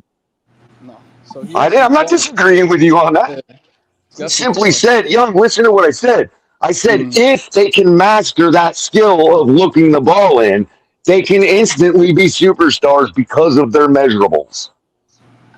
That's what I said. Yeah, if he can. Yeah. Well, I think Bell's situation. If they can master the skill of looking the ball in. Yeah. At the speed of the NFL, because they've been doing that their whole lives too. It's the speed of the NFL that makes the difference. I get you there. Like, it's harder to look the ball in the NFL than it is in other leagues. Sure. It's going to be harder to because it's faster. It's, length. If Yao Ming played in the NFL, he'd be dominant. The windows, the margins are a lot smaller. So when a wide receiver in the NFL turns his body around, his head around, the ball could be already in his face. There's that. I get it. I'm not saying this. I'm just saying, dude, think about it. Like, if you can master the skill of looking the ball in and the ball never touches the ground, and you are a guy that's 6'5" and 220 pounds, you're Hall of Fame. Yeah, but Douglas. I have no doubt making that bet. Let me see Douglas's weight.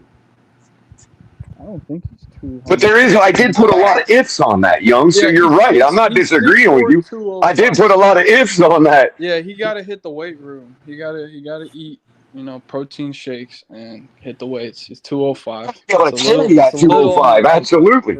You got to be able to cut with that 205. I get it. I mean, but that's why he's so good off the line. He has the quick route running and the change of pace because he is a little bit lighter. So it's not necessarily bad. I mean, but, to your point about Randy Moss's vertical. He's got to be able to catch it. And Bell has to learn how to. What about Chris Carter? Separation as well. What about Chris Carter? Chris Carter is Hall of Fame because he understands what I understood. He wasn't Randy Moss, but he would catch everything thrown to him. Hands. You're catch everything thrown to him. Hand problems. Chris Carter didn't drop passes. I'm not. Who made that comparison? I was comparing him to Randy Moss. I was comparing Chris Carter to Randy Moss's hands. Yeah, but we're talking about Caleb Douglas. You gotta hear me, bro. I am right with you on the ifs. What's up, man. Mr. Paul? I put a whole bunch of ifs on that shit. What's your opinion? We're not in disagreement, bro. That's why I'm having a hard time, bro. We're not in disagreement. I want to hear what's your opinion of Caleb Douglas, Y3K. Well, I think like he has positives and negatives. He's a crisp route runner. He's 6'4". He can accelerate, change of pace very quickly, and he has height and length. So he could, what I'm saying, like he can make some shit happen. But if he can't catch the ball, that's a big problem. And he has to he got to hit the weight room. You know what else he can do quickly? A little bit too light. What's that, Joe? He can bag groceries very quickly. That could potentially happen as right. well. And that's my point. That's my point. None of the athletic skills matter if the ball is laying on the ground. None of them athletic skills matter. Exactly. Football skills should be number one. That's what it's about. I love the very first thing should be looking the ball in. The very first thing should be eyes on the ball, because if the ball's on the ground, none of the rest matters. None of it. Well, maybe it's because he's weak. The whistle blows when the ball hits the ground. It's a fumble. Cully, remember what I had a discussion with you about a little ways back on? I forgot what show it was, about the same issue we talking about. When I was coming up in Pop Warner football, I played linebacker. Did you know I had to learn the same skills as a wide receiver to watch the ball? Yeah, because it's a football skill. It's not just a wide receiver skill. It's a football skill. You're absolutely right. I had to learn the same thing. So I really wish I'd have got video, Mr. Polk. I really wish I would have got video of Xavier Howard in training camp, bro, during his warm-up drills. Because I'm telling you, that guy's head dips. That guy's head dips in everything. Like Xavier Howard could have literally had another career as a wide receiver. Just catching the ball. Just run to the sticks, run to the first down marker, and catch the ball. That's all I need Xavier Howard to do. And he could have done it. Because he knows what I'm talking about. And he actually practices it.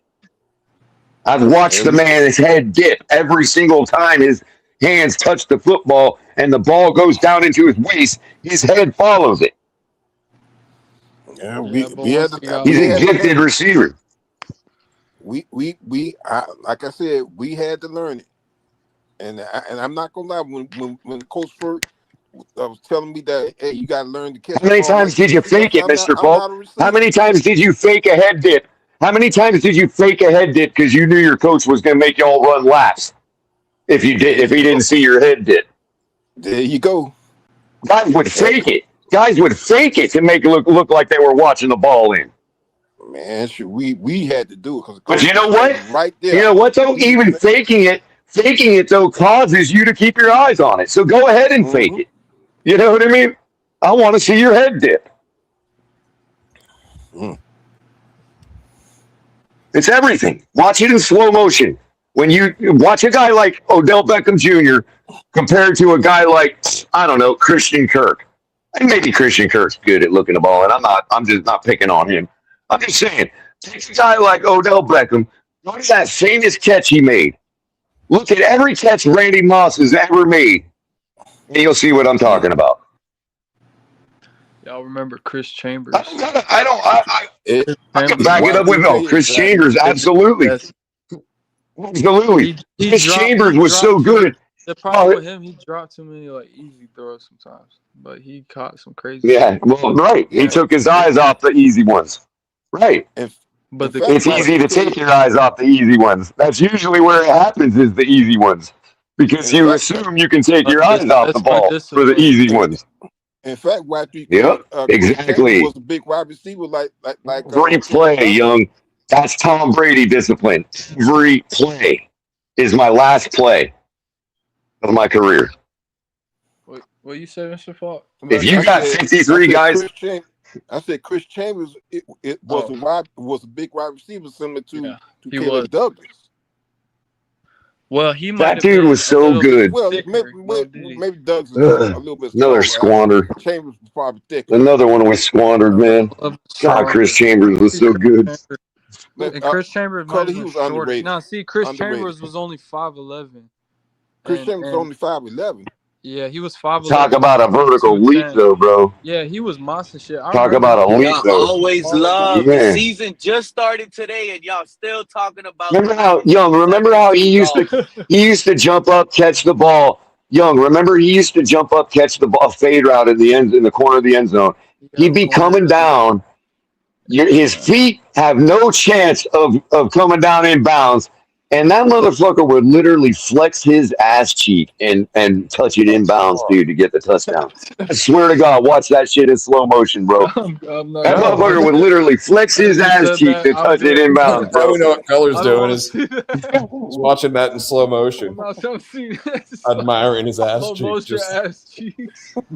Color, you know I was thinking about. What can I say, bro? It happened. Color, you know what I was thinking recently? Color, on one of the latest streams, that's you the were most un-American thing I've heard. Color, hey, stop! You better watch out, Joe. Where you been, Joe? We know you're Chinese. Where you been? You been to Seattle lately, Joe? You're un-American. Yeah, let Joe fall. Let Joe. Go ahead, Joe. Talk about it. What? Talk about it. I know you got a lot in your chest. How do you feel about American food? Go ahead, take a shit on America right now. This is your. I can tell you, American Chinese food sucks. Huh? It's not real Chinese. Well, we're gonna pin Joe down and shove hot dogs down his throat. America hot dogs and apple pie, bro. America has Guess what, Joe? Guess no what, other Joe? country can do in chicken China, wings like us. You haven't been to New York? American food sucks. You know why? It's not a real American food. Damn. Yeah, that's Joe's like, true. we can do the chicken wings that have no meat on the bone really good. Their McDonald's is better. American food does suck because the American food does suck. The food. Oh, Joe, I meant to ask you, Joe. Killing us. I meant to ask you. I had a buddy that grew up in Hong Kong told me that the KFCs over there have honey biscuits by default. Yeah, they all instead of salty ones like we got. Sounds good. Well, Color, if I'm telling you, them honey biscuits are the shit, man. Look, you're starting to sound like an American hater right now, too, Color. If any of y'all from the Midwest know Chester's in the gas station, their honey biscuits are freaking fire, man. Color. You know Chester's chicken? You heard of them, right? Chester's, they got them all in the Midwest, man. Churches. The last church is closed down like 10 years ago, Mr. Paul. We had one in downtown West Palm for most of my life. Okay. No, but they shut it down finally. Going in like Nashville. They still have them down here, but it turned into Mr. Polk, it turned into a soul food heaven. That's what it's called. Oh well, that's not a bad move, I guess. Pete, but it's been there forever. That same building. But you don't want to believe it, but the food is better in other countries. Yeah, I will give you that, Joe. But there are places like New York. Like when I went to New York, there's a lot of different. Washington D.C., Toronto. Or Toronto's not. I'm not the one that started it with your American hate. You got to go at Color. LA I couldn't believe how big Toronto is. Toronto is huge, dude. No, but the food industry is getting bad because they're lifting regulations and they're not keeping up with the food industry to make sure that they are doing what the public needs for them. That's why I'm so fat. It has nothing to do with my gluttony. It's because of the food. Yeah, the recent problem that was happened at Taco Bell. I'm thinking I saw the news report come across the feed, and I'm like, they're reporting that people get diarrhea at Taco Bell now. Is this really news? I figured that was the goal. Well, there was the lettuce. I'm gonna say it like this because I used to be a Taco Bell eater. It's been I would say this maybe 4-5 years ago. I eat Taco Bell. People been saying Taco Bell will send you to the bathroom for years. Sometimes you got to clean the pipes. Even if you watch the movie. Well, the report was, Pete. Well, Pete, the report was that it was causing explosive diarrhea, and I'm like, well, that's the norm. Well, what other kind of diarrhea is there? Yeah. Go big, go home. Exactly. That's still not good diarrhea, though. That means you got a lot of cleaning up to do. You want to spackle the bowl. It would be. It's like one of the things we say all the time. We say something is more dangerous. How can something be more or less dangerous? Dangerous is dangerous. And now, what influencers are doing, right? That want to lose weight, they're saying, "Oh, I could eat Taco Bell because I'm gonna lose 10 pounds fast now." You see, so is this like a marketing scheme for Taco Bell? Are you saying all that for all the anorexics and bulimics? Is that what they're marketing to now? They want to go into and they want that diarrhea explosion. I was wondering why everybody in the place was so skinny, man. There's people that actually struggle to do doo-doo. They might need that explosive diarrhea. You need fiber and probiotics. Diuretic. Pete's like Taco Bell. Your diuretic needs. That's medical use of Taco Bell. But Pete, you right on that. Diuretic. Hey Pete, I was listening to a radio station about 6 years ago. I was listening to a radio station in my truck driving, and this lady came on there, and she said she has one bowel movement per month. I said, lady, you probably need to smells be like a dead wow. You need to It's like my ex-wife. There's something wrong with that. Can you imagine that smell? When you talk about a bowel movement, she probably within a month, 600 pounds. It probably smells like a dead body when it comes out. No, that's crazy. That's just someone they desperate. I don't think a person can be alive with it. That's backed up shit. That's going what? Nah. You saying, Joe? You saying it's got teeth growing in it by the time it comes out? It's got an eyeball and shit. It's probably painful to pass. Yeah, it's probably like a baseball in there. Oh my god. Prayers to you, like whatever you want. Like a big ball of earwax. Like you pooping out a whole pineapple like a cactus plant. Wow. Pineapple. A whole pineapple. Y'all need to stop, man. That's crazy. Remember the movie Little Nicky? Oh my shit. You know, Pete, I will say something that America has better than China. And that's toilets. Finally, we got it out of his color. Joe got a point on that. I'll say the toilets here are better. However, the toilets in Japan are better than ours. Bar none. Yeah. Well, yeah, you don't even have to sit down on it. That right there, what Joe just did, is the example of Finn Posse Podcast. That's exactly what he does. You notice how he's like, oh, you know what, guys? Pete, the toilets in America are better than China. The toilets are better. Boom! But they're not better than Japan. You know what I mean? You gotta preface it. The Japanese toilet will change your life. Joe, Japan or why you say that? Japanese are Republicans, Joe. So what are you saying there, man?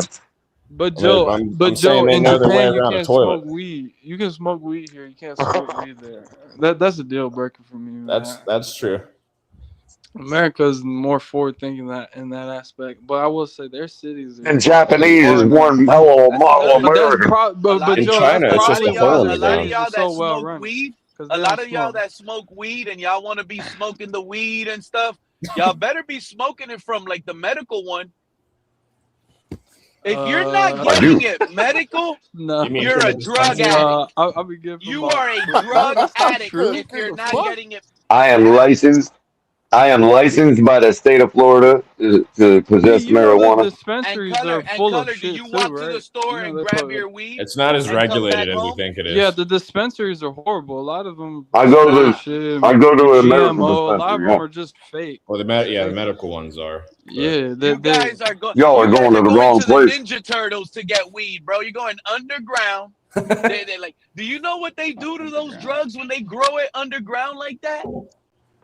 Do you say that when you drink a beer?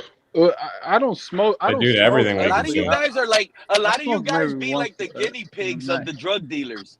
Nah. You guys are testing the new drugs. Hey, Pete, they Pete, mix you know the what's chemicals you know what's interesting, Pete? You know what's interesting, Pete? Ever since legalization passed in Florida and I got licensed, and I've been buying from proper dispensaries, especially this one I go to, it's actually medically focused. But ever since I've been doing that, right, I actually feel better than I ever have in my life. It's exactly. There are some dispensaries that are actually. And I get higher. I get higher. You know why? I get better pain relief. Listen. I get higher. I get better pain relief, and it's easier on my lungs. Yeah, Color. A lot of these guys used to buy weed from the local dope boy, and they used to get their little nickel bags, their little dime bag of weed, and they used to go home and smoke it. And you know what they used to get high that's on? when you were 14. They used to get high on road spray and molds. Some of these desperate drug dealers, they're growing the weed. And you know what else, Pete? Moldy, wet you know why it's easier on my lungs? You know why it's easier on my lungs, You ain't Pete? smoking mold Because anymore, bro. Yeah, a lot of that shit. and also because I don't have to smoke near as much. It's all good quality herb. It's not street herb. You know what I mean? It's not regs. It's good stuff. So I don't have to smoke all day long. You know what I mean? Yeah, I just use it at the end of the day. Like, shit. It's like nothing different from like a glass of wine. But if you drink a whole bottle and you get drunk, then it's a problem. It's the same shit. I mean, you know what else, Pete? I'll even make a point. I'll even make a point for the people that don't smoke. Right? The ability to have one of these vape pens, to be discreet about it at a restaurant. You just go out while I have a smoke and take a little hit off my pen. Okay, I don't listen. Can I finish? Can I finish? Can I finish? I don't like vape. I don't like. Listen to me. Listen to me, please. I don't like vape pens. I don't like vape pens either. But I'm talking about for when you're out with. Listen to me. Can I finish, please? I was just saying I don't prefer that way either. But when you're out to dinner with the family, okay, and you step outside to have a smoke, it's nice to be able. Color, I don't smoke around my family. Fine. Okay, fine. Okay, fine. Okay, I'm talking about anybody that you. I'm talking about anybody that you don't even be coaching the Dolphins and pull one out and smoke. Okay, you're being too detailed. I'm simply talking about being discreet. I have the ability to be discreet now. Is all I was trying to say. Like you could get a little stoned before the. It doesn't matter if they can tell. It doesn't matter if they can tell. It doesn't matter if they can tell. I'm not fogging everybody out. I'm not fogging everybody out while I'm stepping out to have a smoke. That's what I'm trying to say. It's courtesy. It's easier to be courteous. It's easier for me to be courteous to people. I got you. That's what I was meaning, bro. Yeah. No. I don't mean that people should smoke around their family. I meant like if you're out at a gathering, you don't want to be rude. You know. Bad for you.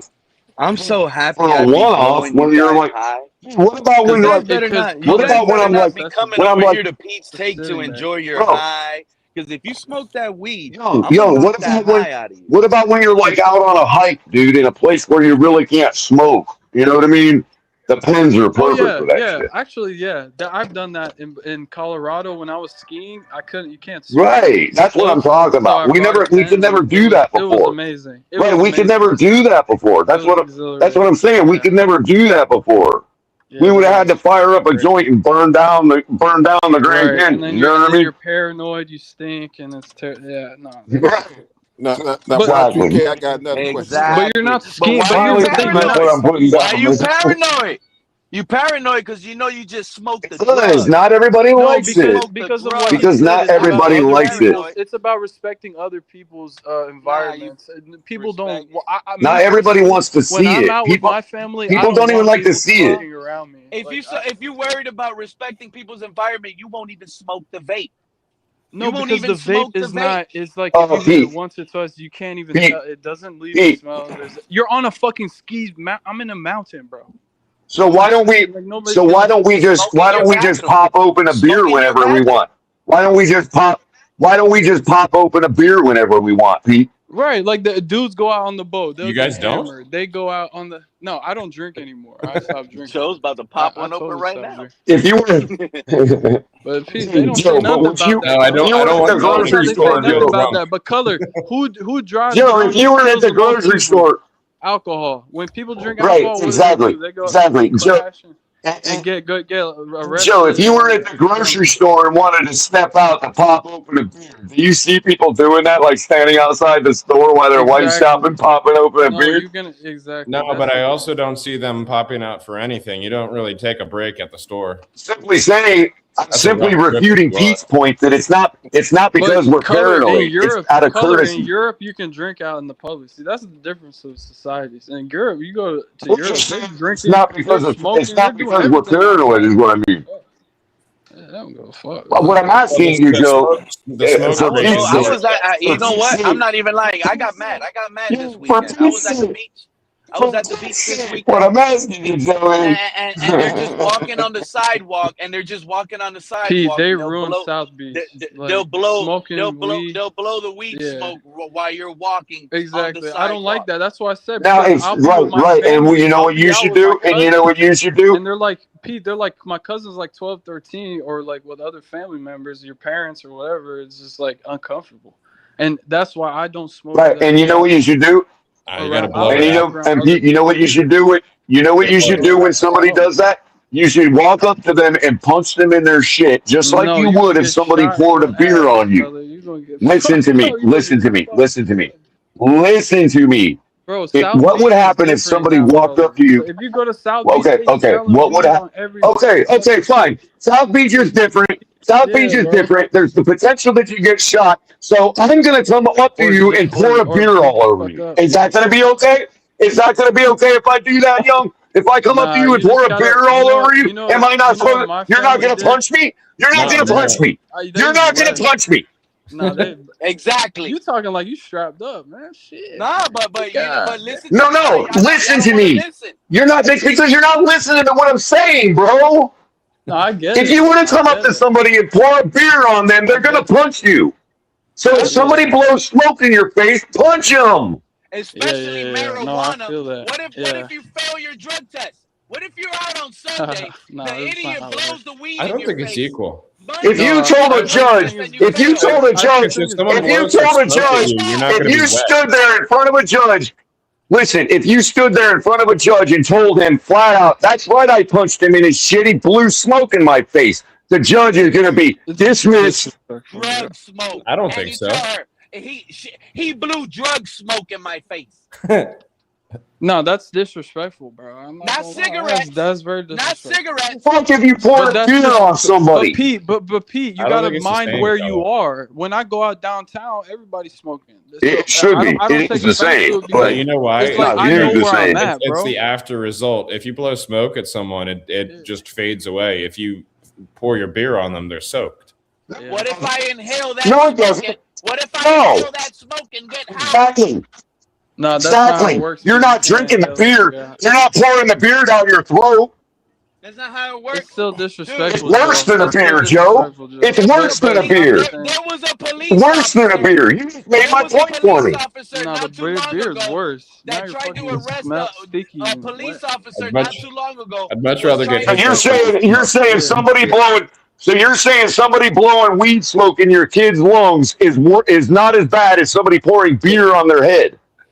They're not blowing it in someone's lungs. What are you guys talking about? What? You have to breathe, don't you?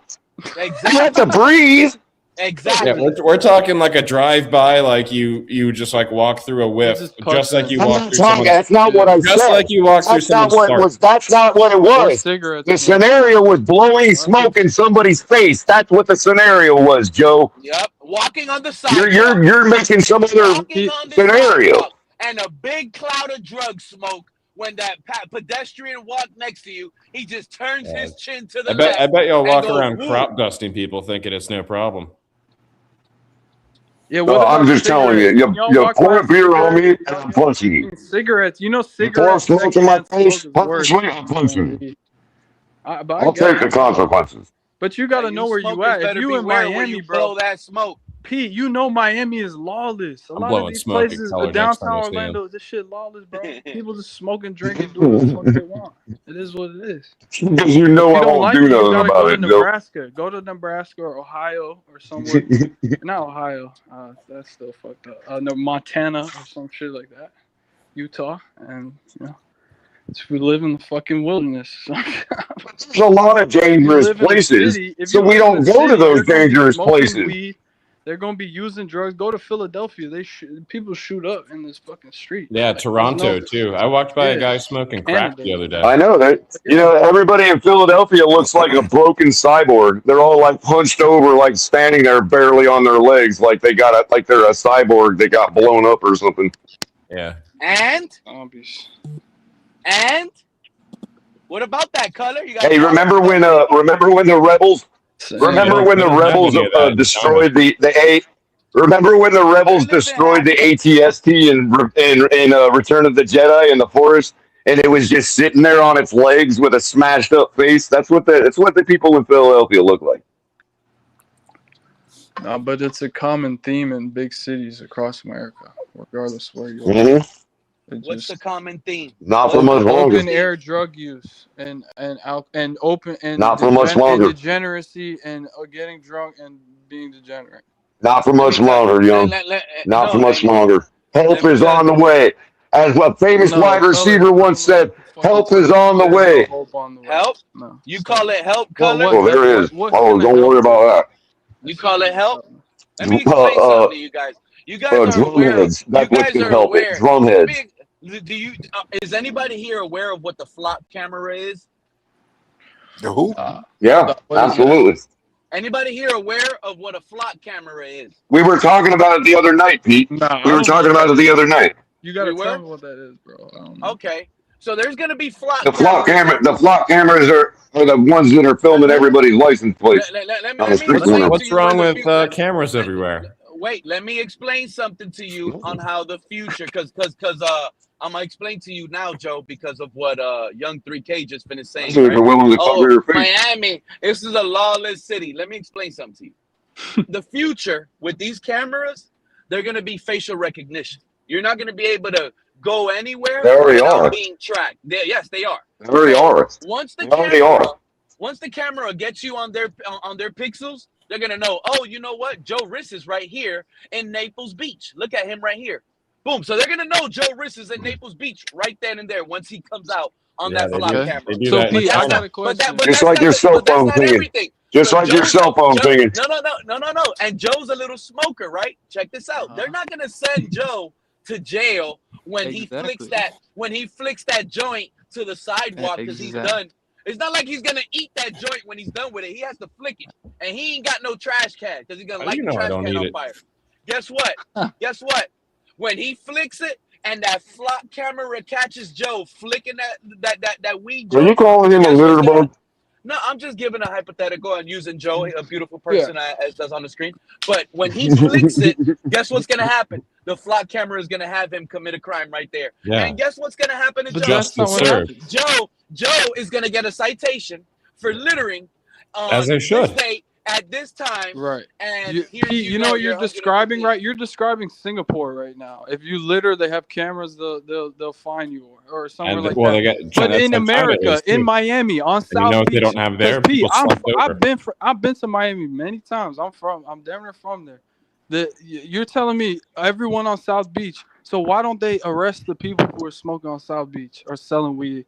because they got the cameras, they know But who's. it's not They can illegal. clearly see they're smoking. But 3K, Why don't they every arrest Not them illegal. 3K or tell them that they 3K, can't do it in 3K, Not public? illegal. 3K. What do you It's mean not not illegal? that It's it not is It's illegal. You can't literally use. You can't have an open container. you can't arrest. You cannot arrest 1,000 people a night.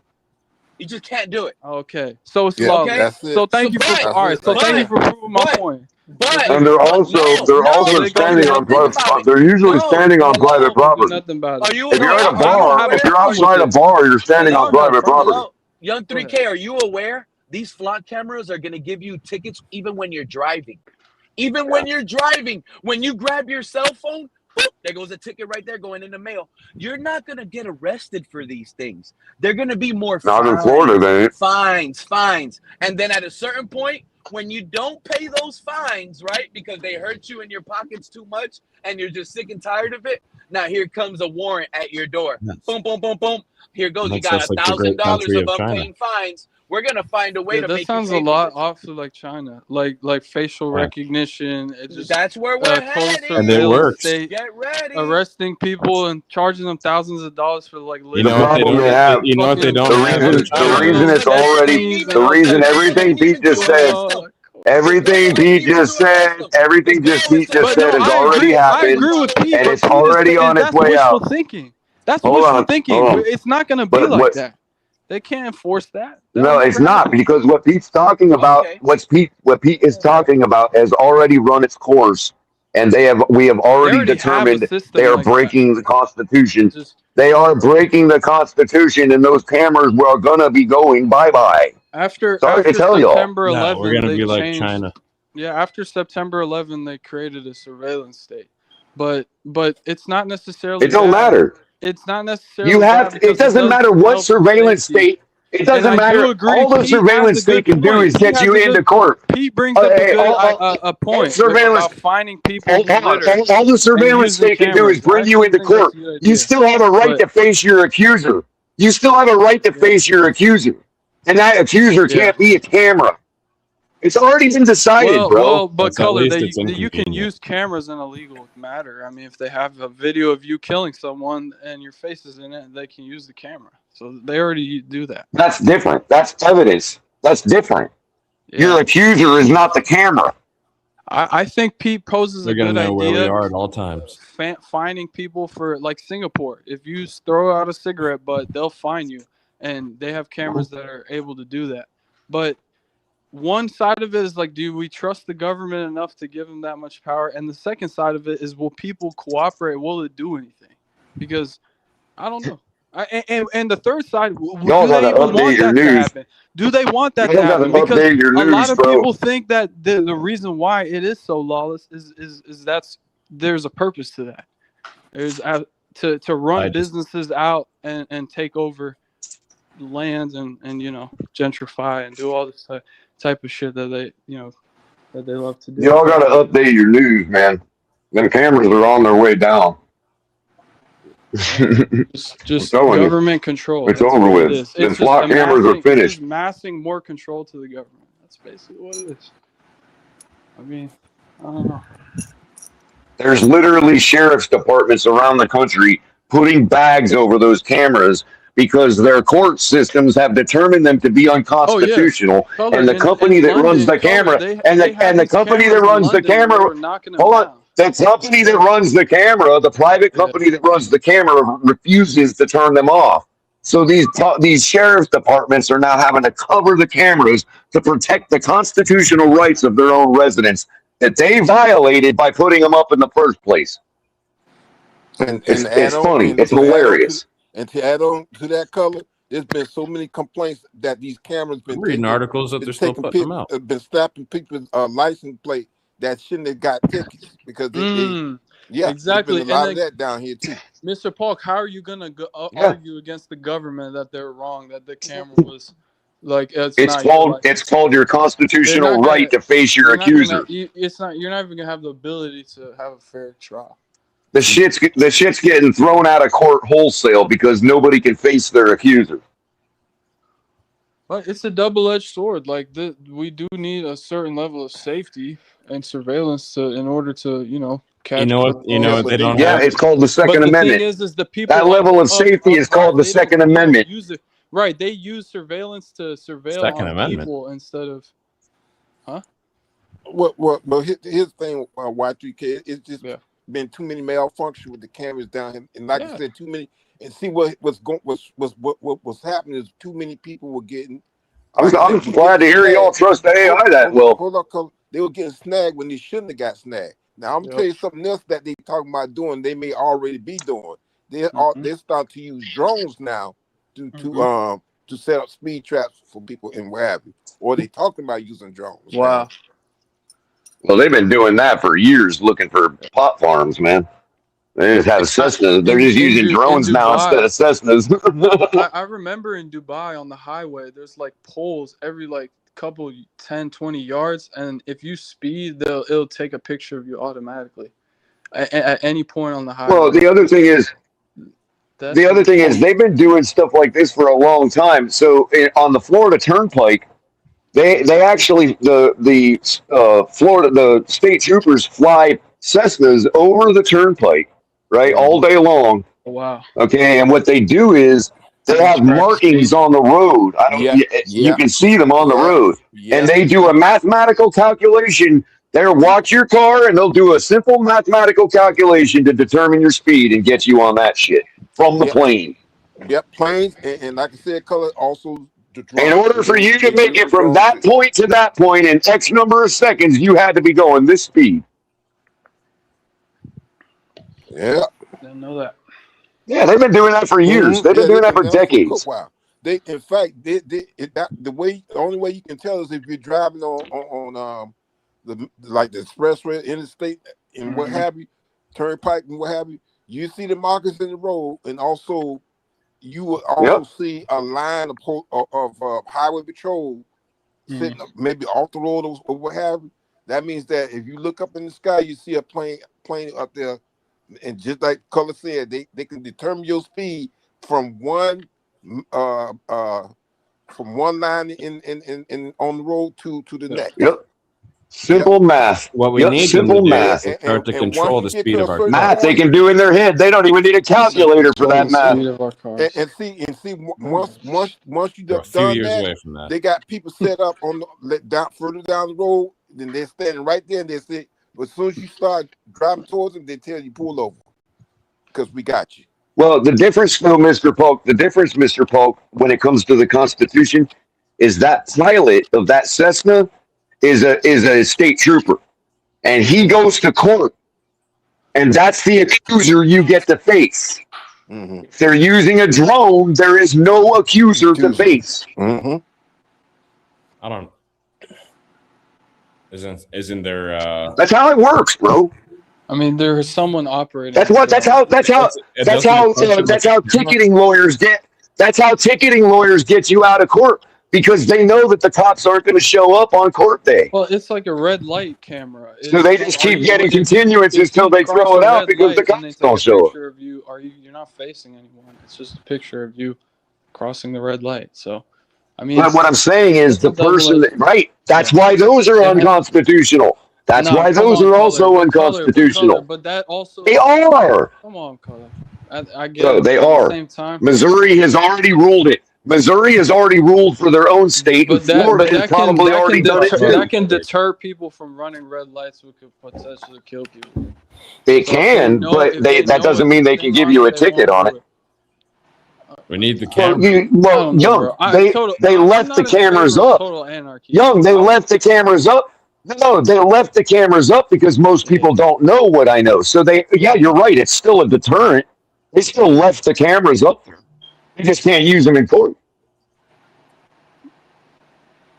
Oh no, I was trying to solve Pete's problem with the weed smoking in public and smoking, because I agree. When I'm out, I don't appreciate it. I smoke, so it's not. That's part of. I don't either. I'm a smoker, and I don't appreciate that shit. It makes us all look bad, bro. I don't like cigarette smokers that throw their butts on the ground either. I mean, shit.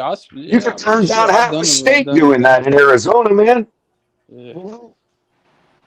But yeah, smoker, young. And when I'm in Arizona, I'll go tattle on somebody for throwing a cigarette out on the ground, dude. I will literally go tattle on Man, them. You can torch half that freaking throw a lot of state. cigarettes out. You can torch half that state with the wrong cigarette, dude. You need special cigarettes from Arizona that burn out if you leave them sitting too long. Colorado. Harder to smoke. Colorado was like everybody was smoking out that bitch. That shit was crazy. So when you're at a park out there and you see somebody just throw a cigarette out, yeah, I'm going to tell on you, bro, because I'm a smoker and I'm tired of people looking at cross-eyed at me because somebody else is a pig. You know what I mean? Stupid shit like that. Well, no, bro, but think about it. Think about the image that the average smoker has, just because somebody is a pig. Face, like Pete said, like it depends.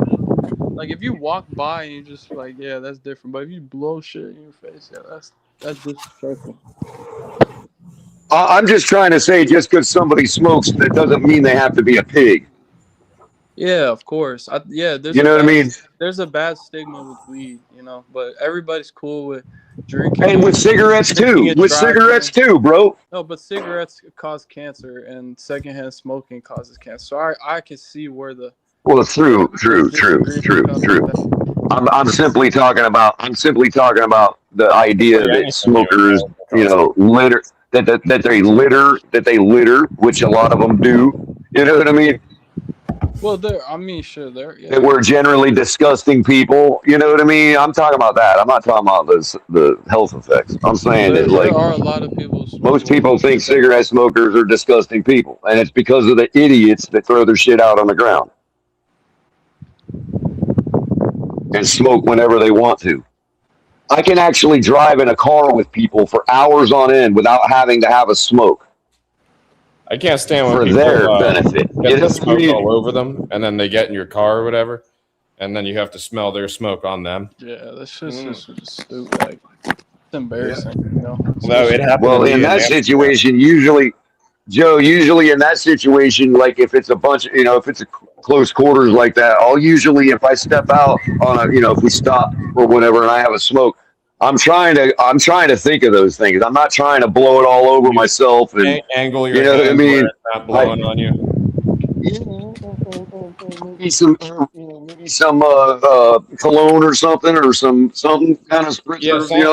Little what's that shit called? Stronger than others with some people. It's almost like they held the cigarette against their clothes or something while they were. I am also aware, but also Joe, for the real sensitive non-smokers, yeah, even the smell from holding it in my fingers can bother those people. Yeah, you wash your hands. You know what I mean? Like the smell.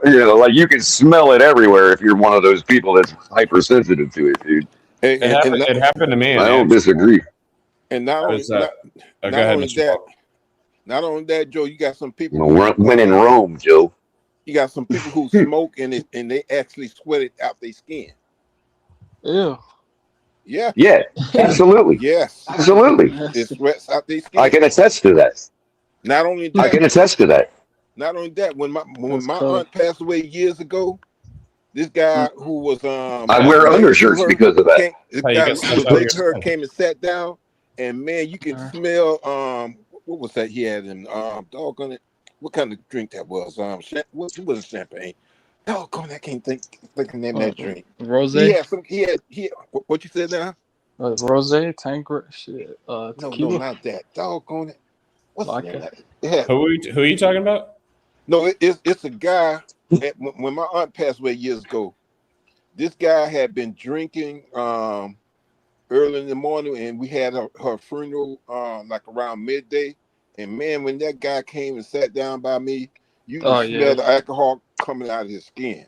Oh yeah, my homie was an alcoholic, bro. Every motherfucking day, bro. That shit is literally disturbing. It's like seeing someone you eat die too much slowly. bacon, your sweat will smell like bacon.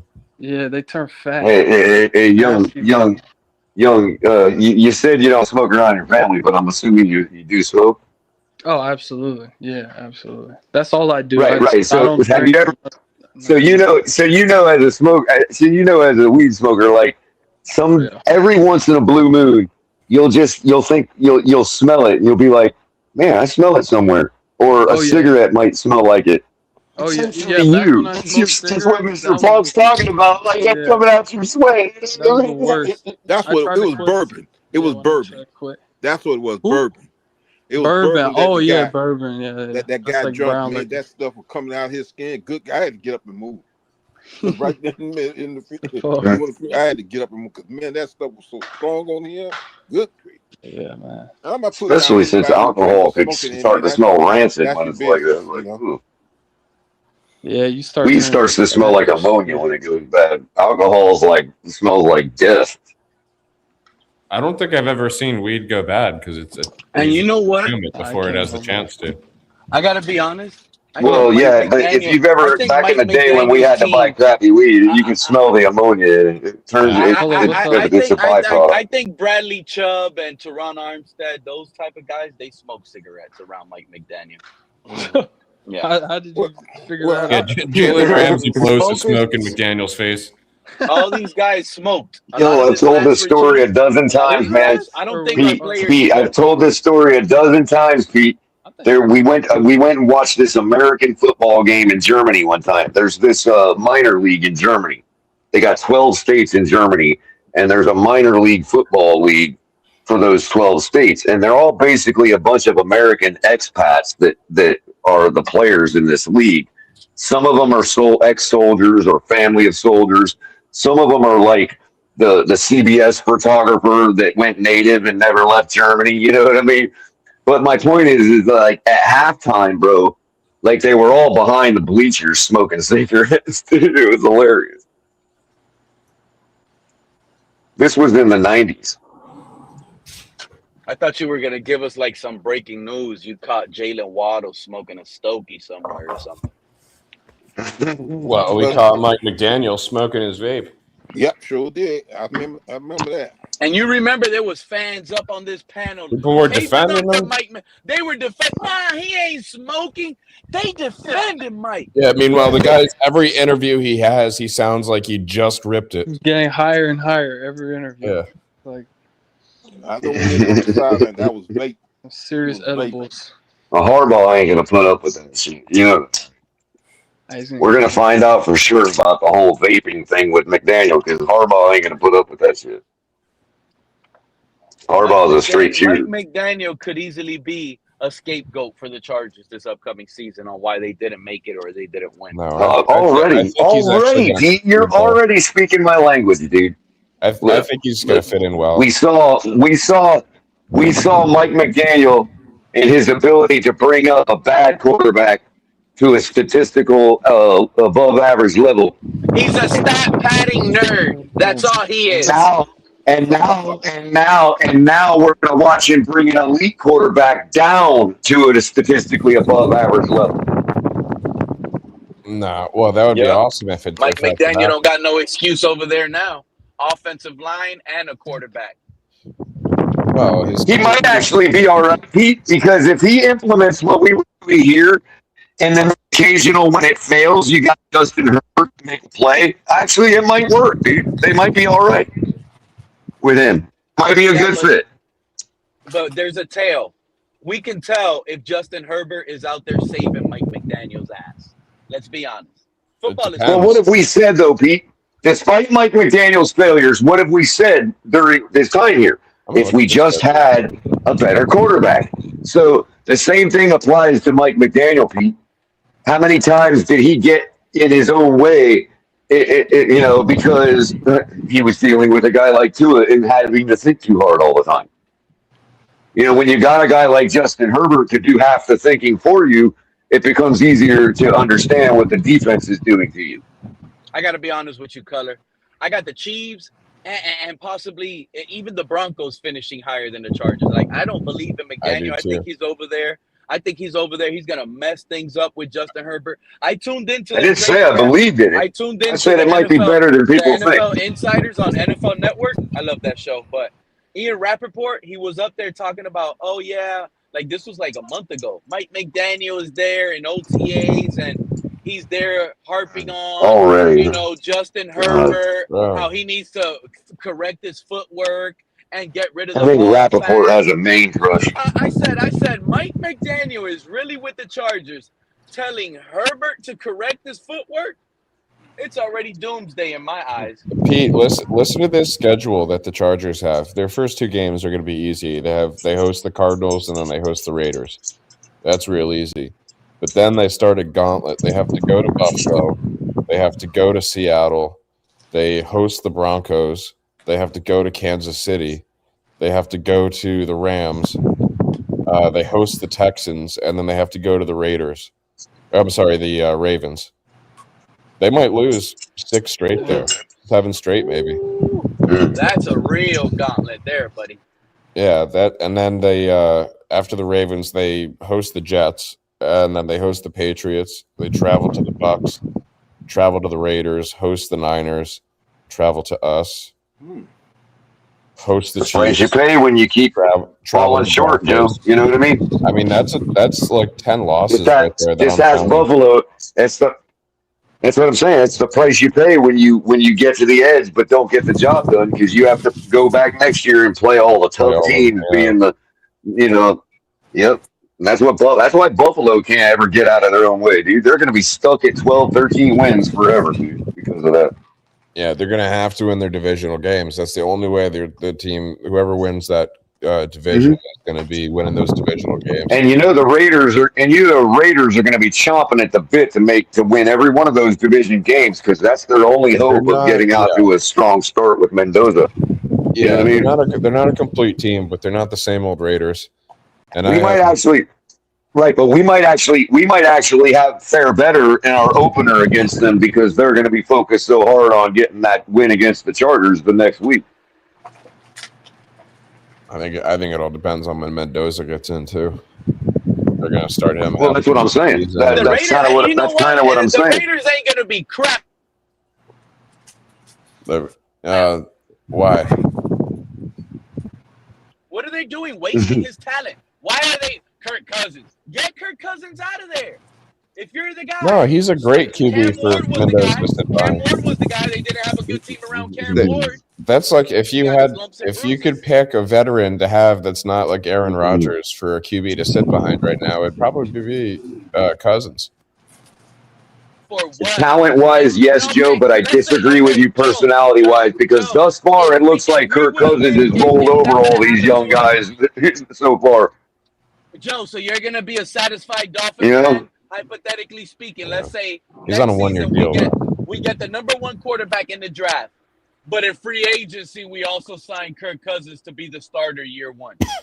You're gonna be satisfied with that? I think Kirk Cousins is a lot more about himself than people think he is.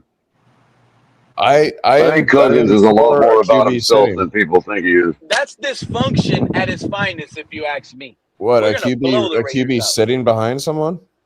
Yeah, like what are you doing? This is the number 1 overall pick. You should be ready to go. You should be ready to go. You're the number 1 pick. It's not like Jackson Dart. Lamar Jackson didn't sit behind those. It's normal. No, but it is normal. It's what are we talking about? Mahomes? We've seen it more in the past eras. Mahomes was right there almost like Marino didn't start. Marino didn't start off the bat. Yeah, Montana didn't start off the bat. Marino was a late first rounder. Drake May started right off the bat. Pretty much. At least top 10. Yeah, you're talking about number 1. Yeah, number 1 overall pick. What is wrong with these people? Well, what if the team ends up sucking, and then every number 1 overall team sucked except the Bears because they traded with the Panthers. Okay, but what if they don't want to throw him? Baker Mayfield started right away. They don't want to throw him in the fire just yet. Baker Mayfield started right away. What? Why? Why don't you want to throw him in the fire? Because maybe the team is bad, and then it makes. But what's the common denominator of the confidence? But to you guys' point, what's the common denominator of the guys that? But what's the common denominator of the guys that started right out the gate? They all played for bad teams and had a bad career because of it. Exactly. Don't you want to see some flashes as a rookie? You got to make plays. Now they're not going to see that with Fernando. They're pampering him, bro. I get what you're saying. I don't know. They're treating this guy like, when we get him out there. Comparing or pampering? Brady sat behind Bledsoe. It's not unusual. Brady sat behind Bledsoe. The only reason he got in early is because Bledsoe got hurt. We're talking about number one and pick. they never looked back. Number 1 overall pick, Color. Okay, I get what fine, Pete's but saying. it's still Like Tom Brady, bro. You would expect it to be able to crush it at the start. But Everybody in Bill it's better Belichick's long eyes term is to the number sit 1 your guy. overall pick. It doesn't matter the position. Everybody Bill Belichick picks is a number 1 overall pick. No, they're not competing this year. They know that. We draft Jeremiah Smith, number 1 overall pick next season in the draft. Wait, we can't play him. He's a rookie. We need. Well, it's not a QB. No. We need a better quarterback for him. Don't hurt his confidence, because if he has a bad quarterback, that's not a QB. It's totally different. This is completely different for the QB. We're getting Arch Manning. Y'all know we're getting Arch Manning. It's about learning the game plan. It's about learning the speed. We've already got his college backup. We're getting Arch Manning, Wait, bro. did Eli Manning? It's already in the card. Do y'all know if Eli Manning started off the bat or not? If Arch has if he has a good year, I don't remember. That's a good question. Didn't he come in after David Carr? So I don't know, but what we need to kind of do has is a draft point. Manning and then trade for Harrison. Eli Manning. I think Manning came in after David Carr. I'm looking at these previous number 1 quarterback picks, and basically all of them started immediately. Damn near. What? Except for an exception of 1 or 2. Yeah. Like, I don't think Jameis started. I don't know if Baker Mayfield. I don't know. Jameis Winston did start. Baker Mayfield. Yeah, so all of them. So all of them. Yeah, Jameson started. Usually these guys Eli Manning. They invested in Kirk Cousins before the draft, didn't they? 25 years. Didn't tell me he had started too. They knew they were the number 1 overall pick. That's true. They knew they were gonna get. Yeah, I see Fernando. what Pete's saying. I would be mad as fuck if I was a Raiders fan. Like, why? I kind of get it. I met a Raiders fan the other day that wasn't fond of Mendoza, and he wanted Cousins to start. I couldn't believe it. Look, I think honestly, I think the guys that sat behind somebody else, we just have to face the fact that maybe they weren't actually ready.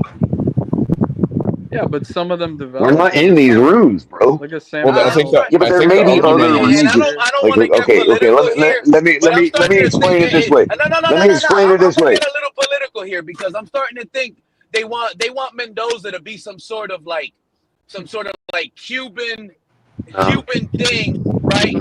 To make it right with Cuba. I don't know if you guys noticed, but lately Cuba. If they did, no. If they wanted that, no. If they wanted that, no. If they wanted that, they would have forced him.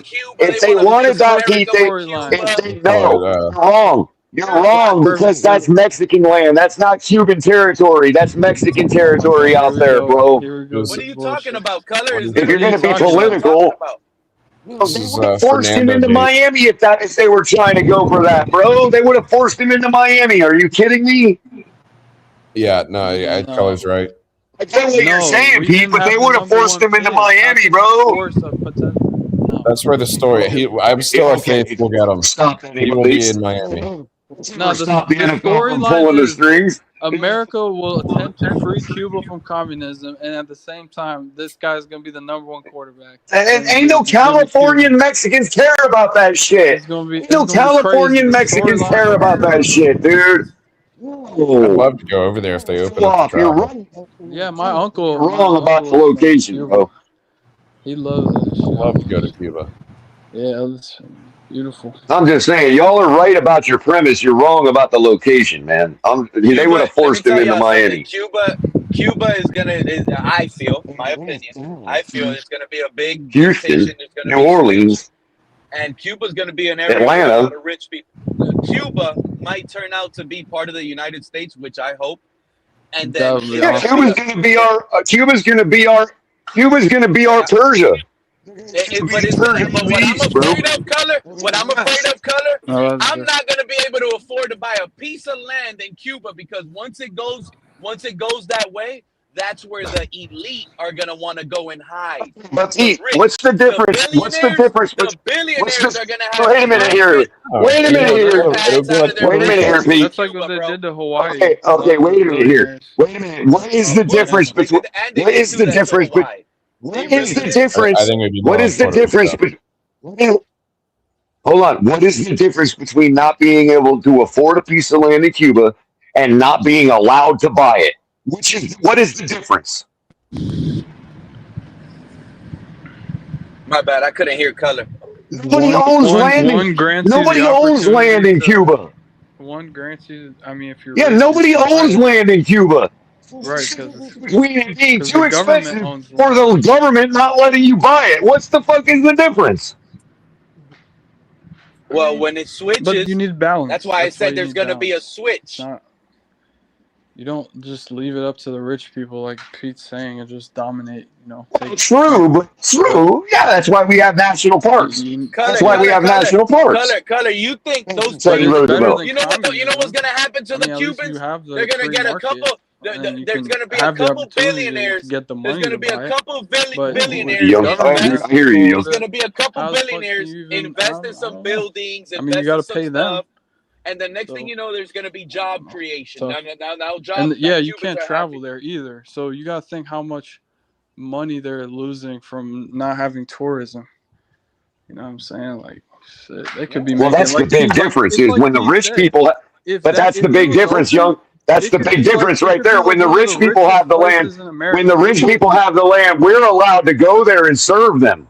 Exactly. You know what I mean? That's the other end of the coin, the corporatocracy, and that's no good either. You don't think some of these Cubans on that island like Pete said, would love to if we get some a valet runner? They can invest into that country. You don't think some of those Cubans in America are ready to be a valet runner? I know, Pete. Running park cars all day. You know what I'm saying? Like, Young and I both know because Young and I both have grown up in South Florida, and we know how our Cuban brothers and sisters are, bro. My aunt, you're absolutely right. Yeah, my aunt married a Cuban. I love him like my uncle. I don't know about all this Cuba overnight, Cuba will become richer than half the states in this country. Overnight, Cuba will become richer than half the states in this country. Color, watch what I tell you. Is that watch what I told you? The elite, vibrant culture, the billionaires are going to get to live in Cuba, bro. Beautiful land, private helicopters. Guys like Stephen Ross chomping at the bit. Guys like Stephen Ross to make Miami of the South, bro. Are you kidding me, man? But you heard Joe. Joe likes comedy. The real Havana. No more little Havana. The real Havana. The real Havana. Joe, I think it's funny, right? It's funny how Cuba right now they can't get a lick of gas. They don't got no gas. But once the elite, Young Joe's gone native, bro. That's all we can figure out at this point. What? What'd you say? What'd you say, Pete? Wait until, because right now there's no gas in Cuba, right? Yeah, I said you've gone native. When the elite start buying land in Cuba and building their mansions and helicopter pads and taking over, watch how much clean gas there is. Watch how beautiful the land looks. Clean water? How about clean water? Can we start with clean water? Purposely. Yeah, clean water, all type of food. Now there's all type of food all over the place. Y'all will see. And guess what's going to happen, Pete? And guess what's going to happen?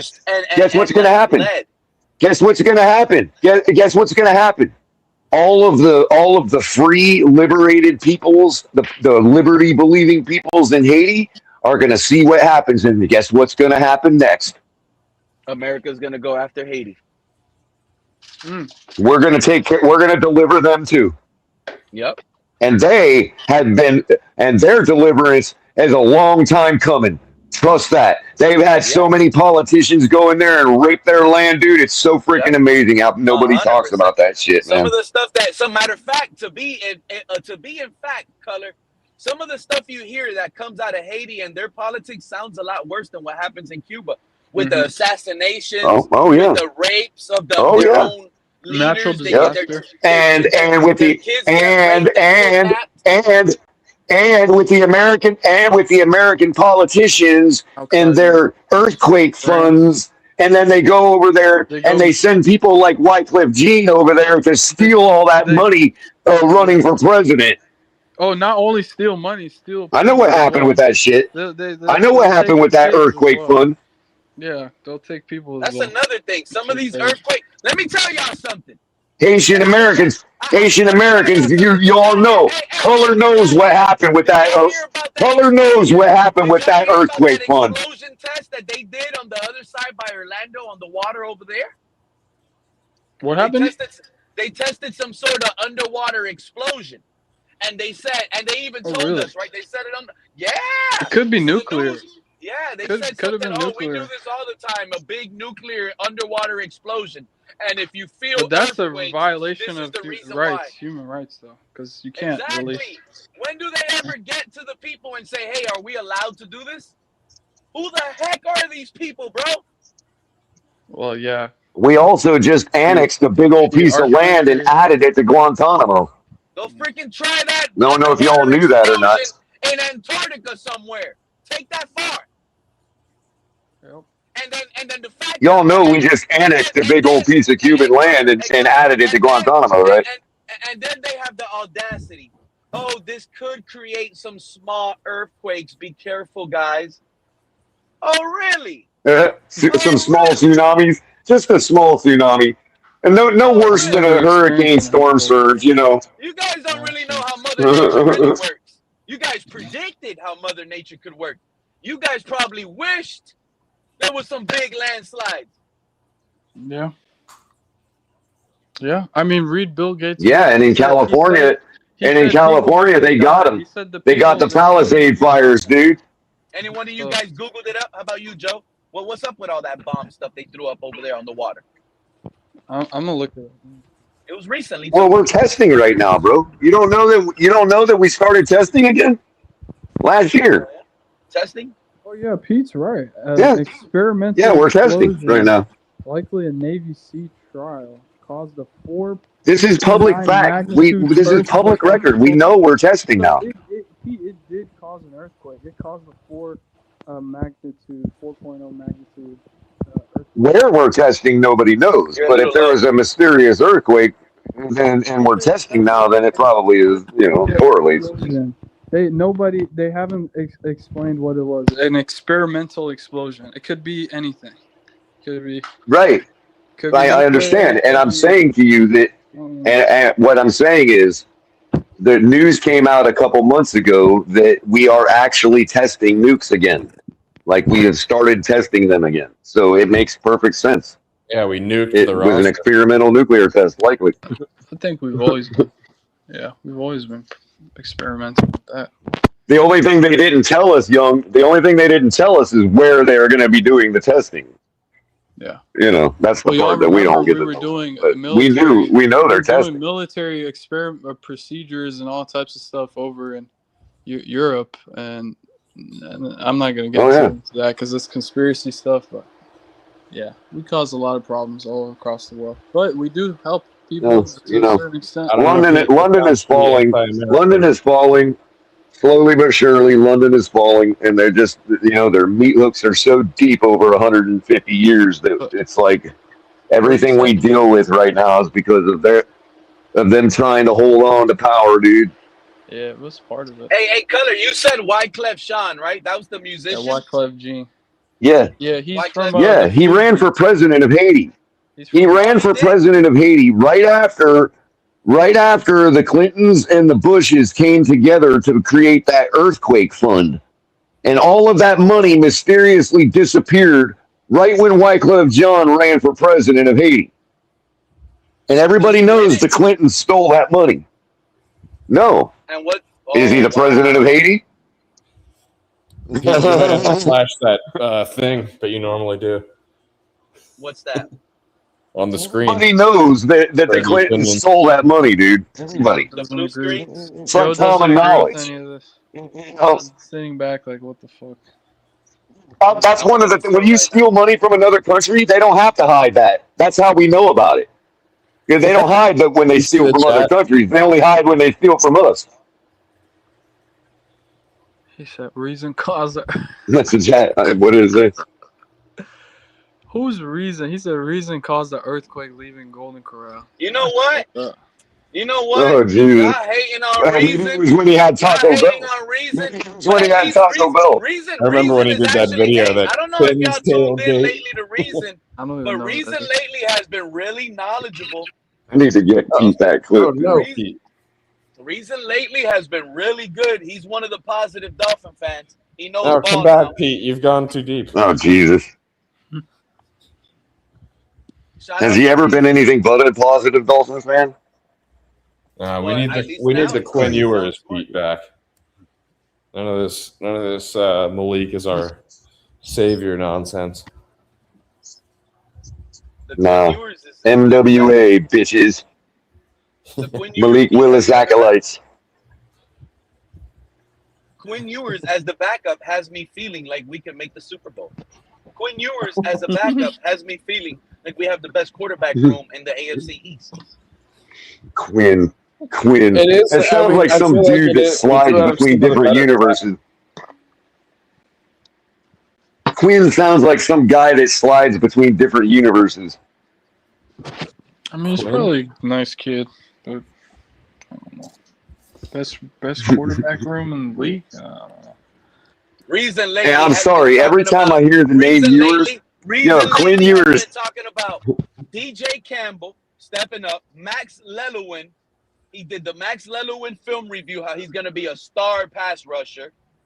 You know? Is he even going to make the team? Who are these guys? This is like naming like brand, like Madden creative players. Max Lelowin. Who the fuck is that? Llewellyn? Max Llewellyn's all right. Some good stuff. Y'all been missing out some real positive content.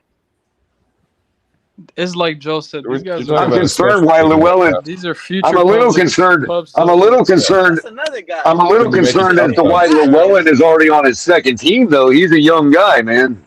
Why is he already on his second team? That's my concern. Llewellyn's a young guy. How is he gonna fit on the D line? Like we already have our guys. I don't understand.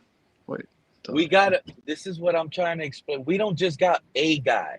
We got a plethora of guys. Our guys. I mean, remember when Anthony Weaver plethora to us? Hey Pete, do you know what a plethora is? Last year, he said, "I'm gonna be sending people in waves. We're gonna be sending rushes in waves." You use a word like plethora if you don't even know what a plethora is. I'm sorry, Color. Sometimes I just gotta, it sounds good. You're gonna rotate the guys in. Right out of Three Amigos. You remember that shit, Pete? Three Amigos. Remember El Guapo? When the guy was like, I got a plethora. When he's like, would you say that I've got a plethora of piñatas? And the guy's like, yes, El Guapo, you have a plethora. And he's like, do you know what a plethora is? And he's like, no, I'm not smart like you. And he says, well, how can you use that word like plethora if you don't even know what a plethora is? Remember that shit? I never seen it, but guess what? I do remember. You never saw Three Amigos? Come on, man. You never saw Three Amigos? Lied to us, and this regime has not lied to us not once, or only once, and it was a business decision. So I respect them for that. They lied. They said we're not trading Jalen Waddle. He's a big piece, and they said that just so we could get extra ammunition over him. So that was a business. That was a business lie. They get away with that, but the rest of them, these guys been truthful. Sully and Halfley. These guys are going to send these guys in waves. That's how you're going to see the Max Lelowins come into fruition. I'm telling you, we probably got a Van Ginkel in the making. He's going to be making my chicken tender pub subs pretty soon. And it's probably not Lelowin, Joe. But what if it's Trey Moore? The best. The only Llewellyn I've ever heard of is... the only Llewellyn I've ever known is Doug Llewellyn, the court reporter from People's Court. That's like literally the only Llewellyn I've ever heard of. What happened? Is this negative color hour now? Is this negative color hour now? Because if you want to join the negative dance, I could get on you too, Color. There we go. The doctor is in, Pete. No, Llewellyn is Llewellyn is an old Gaelic Irish name. It's strong, man. Llewellyn. Strong. That name don't have a quit in it. Matter of fact, that sounds like a good Hall of Fame. Some of the name. first kings of Ireland were from the Llewellyns. Who's in the Hall of Fame that's Irish? That's not a quarterback. Come on. God, that's a good question. But you remember everybody back then was Irish, so it's probably everybody, dude. Yeah, not during Jake Scott. Jake Scott. Jake Scott. I'm gonna guess. I'm gonna guess at least. I've ever had. I need a Jake Scott card.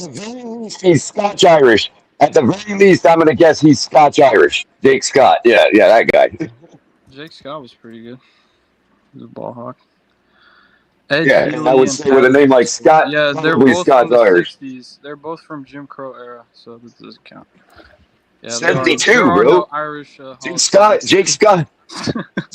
was 72. He was the Super Bowl MVP in our perfect season, bro. Man, we got the first one, man. Shit crazy. Young. Jake Scott was 72. He was our MVP of the Super Bowl. We only got two Super Bowl MVPs. I'm aware. Zonka. He was a ball hawk. I guess it's still 60s. I mean, 72, 60s. I guess it's still the 60s. Something Buffalo fans can never say? Yeah, they don't have a Super Bowl MVP player on their like alumni, like on their little thing. We have Super Bowl MVP players. We have two of them. Larry Zonka. Oh, he's definitely Irish.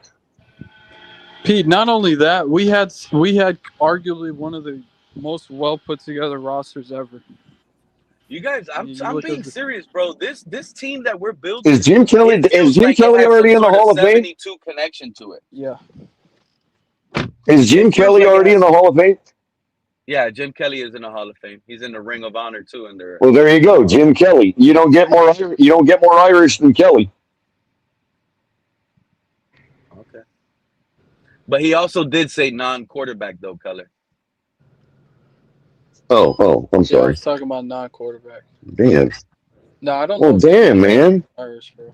Y'all are just chopping color down tonight, man. You're just chopping color but down. you nailed it with Jake. You said enough with Jake Scott. You had him going in his glossary. Who is Jake Scott? David Woodley? No, I know Jake Scott.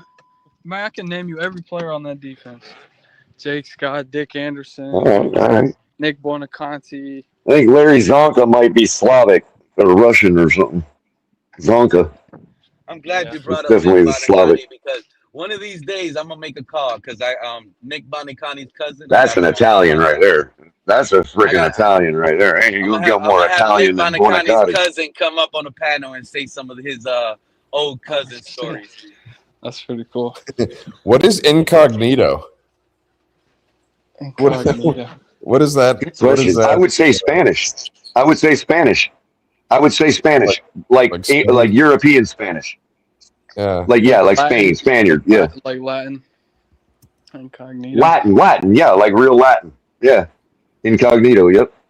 I'm gonna save it for like a Thursday. I'm gonna call him and be like, "Hey, I got a show." I guess it could be Italian, but it's probably more. It's probably more Spain. About Nick Buonaconti. See. He was a hell of a player, a smart player. Sure. The whole defense was loaded, though. The whole team was loaded. Comes from Latin. Now, if you pronounce the incognito, then it would be French, like incognito. You know, like if you made the G sign, like how the French do it. You know. So Gemini says, as a last name, incognito is a genuine rare surname. Incognito. That's what the French would say. Incognito. Italian. You know, I don't really like how Omar Kelly's running from Jonathan dirty Latin. Remember, all Spanish, Italian, and Italian is dirty Latin originally. Kelly's running from French Jonathan too. Martin smoke. French was the first dirty Latin. What's Jonathan Martin saying? Is he still on Omar Kelly? Yeah, well, he deleted his Twitter. He'll be back. Jonathan Martin already messaged me. He messaged me. He says, "Don't worry, I go in and out. I delete English is dirty German." And then I activated again. Right now, he's on one of his little trips where he don't want to be on social media, but Jonathan Martin will be back. Man, if I was him, I'd just delete that. Oh, gosh. I'm not going to social lie. Media trips. Jonathan Martin, you're my guy, but I'm going to talk behind your back right now. I find that a little soft, right? Isn't that a little soft? Let's be honest. Oh, the man messaged me saying, "Oh yeah." Well, when you're the size of an NFL lineman, it's pretty easy for people to talk behind your back. I mean, you take up a lot of space. You know what I mean? Yeah. Well, I won't say my ego. You don't think I'm a smart man, Color? Why would I say that? I was going to know. We're feeling very negative, JC. Oh shit, JC, what's up? You're still alive. Oh my god, man. Of course, I'm still alive. You think I thought you buy? OD'd, man. Oh my No, I goodness. don't buy bad drugs. You want to run my cocaine under a Fetty test? No. Oh my god. No, I've actually been sober though for like 2 Oh months. God! All right, thank God. I'm glad. So not only do we get a Buffalo fan, but we get the Bush League Buffalo fan. Come on, man. How you been? At least this Buffalo fan is a smart Buffalo fan. And this Buffalo fan lives in Buffalo. And he lives in Buffalo. That's a freaking oxymoron, Pete. He don't lie for his That's an team like those oxymoron other guys. Pete. I'm JC, you don't be lying about your team like those other guys, right? No, hey, you know what? You know what, Pete? Pete. He knows they got a soft A smart Buffalo fan is like like Dave Meggett. Hey, Color. Hey, a smart Buffalo fan is like Dave Meggett. It's an oxymoron, like a little giant. No. Hey, Color, I'm so smart. I predicted your last 2 first-round draft picks, and Pete can announce to this. I predicted both of them. Back-to-back years, early. Predict how bad we'll be this year. You know what's I can tell you who your draft Did you predict our picks, but he can't even predict his own. Did you predict that one of them would be backing up? Did you predict that one of them would be backing up Lamar Jackson in Baltimore? No, I'm predicting Dolphins picks. He's talking about the defensive tackle, right? Yeah, I predicted your tackle and I predicted your offensive lineman that you drafted. Yeah, he predicted Kenneth Grant and Caden Proctor on the head. No one's talked about Kenneth Grant this offseason. I have, but you guys are negative. Y'all don't want to hear it. And who are we drafting next year, Pete? Because I got there's 2. It's not going to be a quarterback next year. I can tell you that much. Y'all are drafting a wide receiver. It's either going to be another offensive lineman or it's going to be a receiver that you're drafting in the first round next year. No way.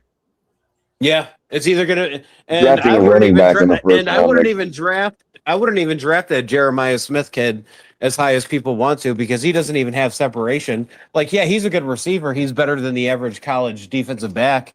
So his athleticism allows him to beat, those players. But at the NFL level, he's just going to be another Marvin Harrison Jr. trash. But I like that kid in Miami, though. That Malachi kid, or what's his name? That kid at Miami that they call Malachi Tony. Malachi Tony. That kid is sweet. He's a beast. Hold on. That kid's gonna be special. I like Cam Coleman. Yeah. He's actually, Joe. He's the number 1 receiver in a lot of people's big. Is that the guy that transferred from Auburn, right? Yeah, to Texas. Yeah. He's on everybody's. So you're saying we're gonna go from Malik to Malachi? No. I think that the Dolphins will reach. Oh, Malachi, he's a running back. You're talking about Tony. All right. The receiver, yeah. I think they'll go with the Jeremiah Smith guy, but I'm not a fan. I would say Coleman. That kid Coleman he's gonna be probably the best receiver. He's insanely young too. I don't know if he'll come out, but he would if he wasn't at Auburn, he would be such a bigger name.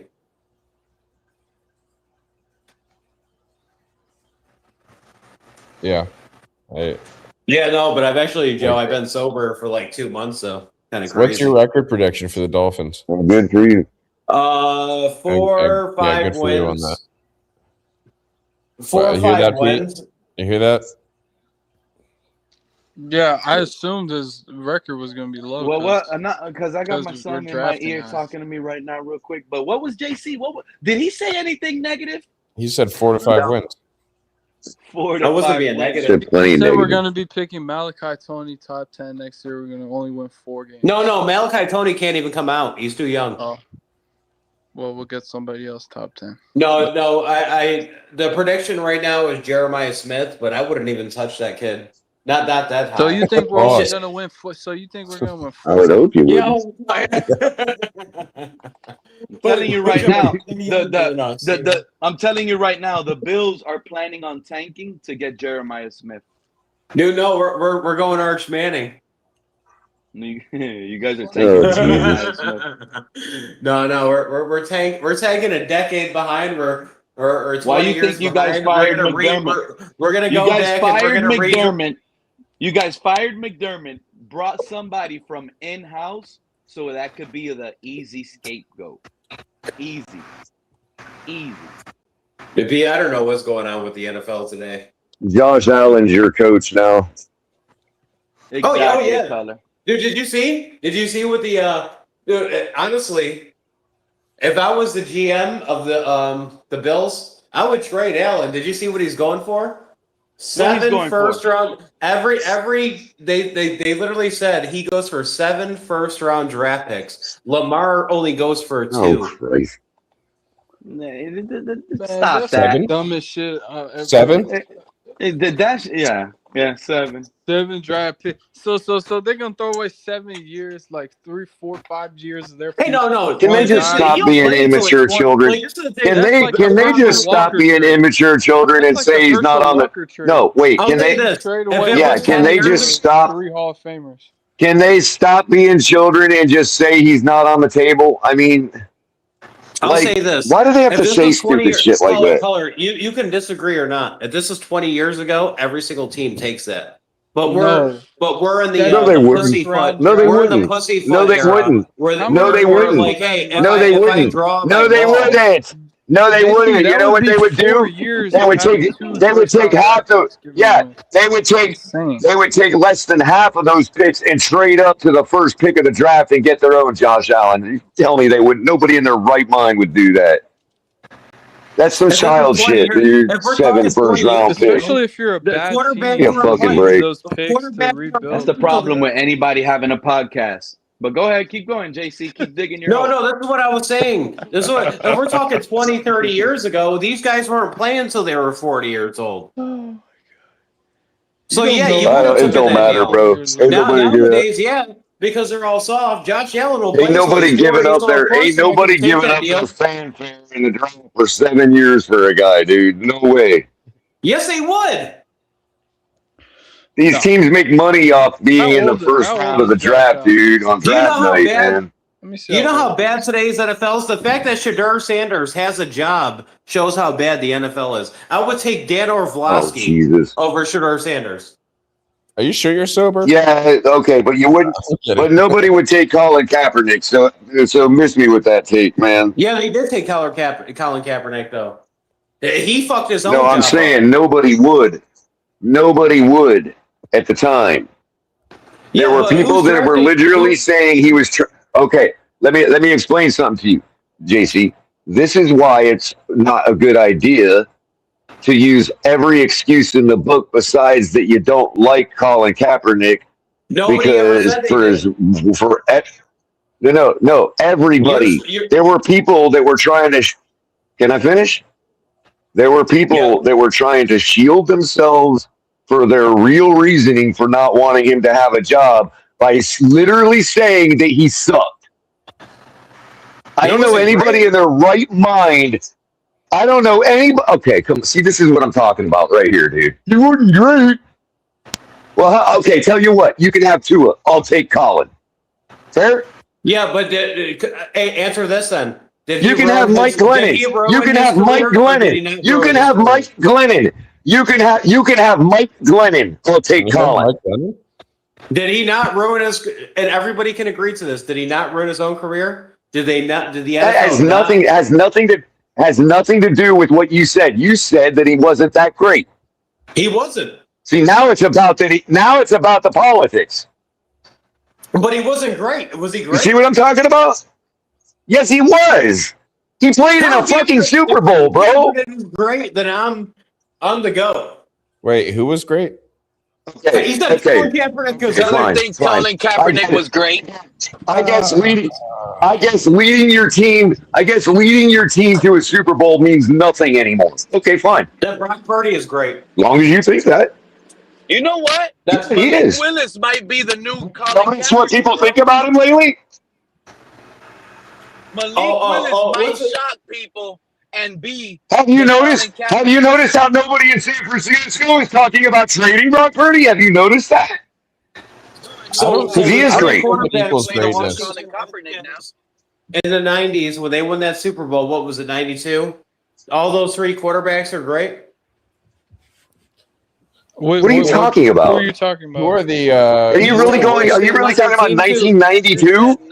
What is it? Are you talking about 1992? I'm gonna look this up. You said when Troy Vincent had 4 interceptions in one playoff game in the early 90s. Good for a moment, but he wasn't like.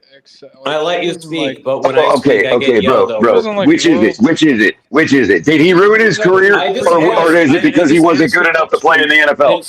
You see, I get yelled over. Let me answer one way or the other. Was it because of the politics, or was it because he wasn't good enough to play in the NFL? Which is it? Well, probably he a was little bit of both. Well, he had a chance. He just ruined it himself. Yeah, I mean, statistically, right. But you said it was because he wasn't good. After 2014, you said it was because he wasn't good. Was it because he ruined himself? Was it because he ruined it? Okay, God, really? He was great. He was great. He was great. 2016, he went 1-10. Okay. He had horrible records, and his stats were. I mean, so Deshaun Watson went 4-12. So what? No, I am just saying you can play your way out of a spot if you had 2 back-to-back subpar seasons. So yeah, and you know who can't? With Tua. You know who can't? Now, you know who can't play that? You know who can't?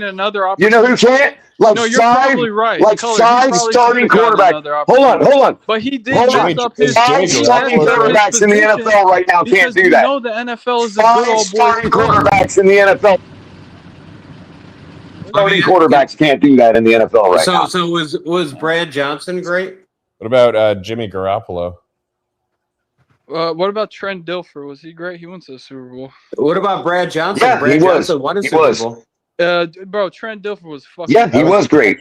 Bad season that he went there too. He was. Why was he horrible? Why was he horrible? Trent Dilfer. Why was he horrible? Tell me. He just sucked. Yeah, tell me why he was horrible. Tell me why he was horrible. I don't want to hear he just sucks. Okay. Well, Trent Dilfer was actually considered a bust. Yes, come on. Are we really caping up for Trent Dilfer right now, man? I don't have to explain it. Well, there's a reason why the Indianapolis Colts, when they could have drafted him, you know who wasn't considered a bust?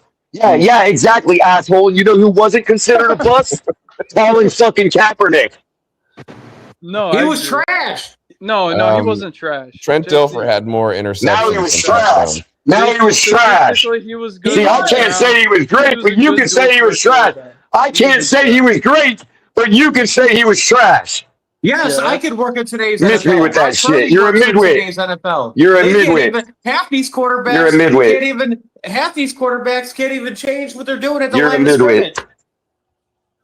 Right. So why did Colin Kaepernick sit on the pine then?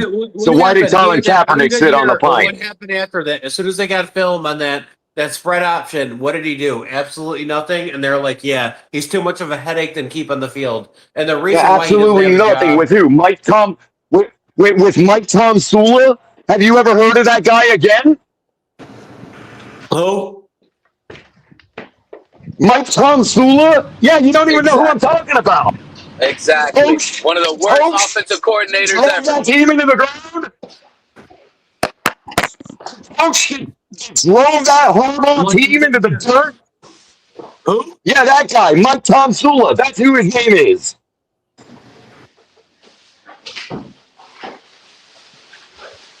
Like I'll say again, who?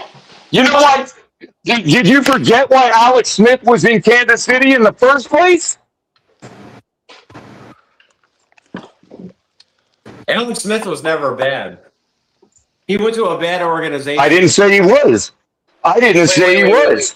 But he was obviously. But it's funny. But he got. He got chosen. He got chosen over Alex Smith by Harbaugh. Color,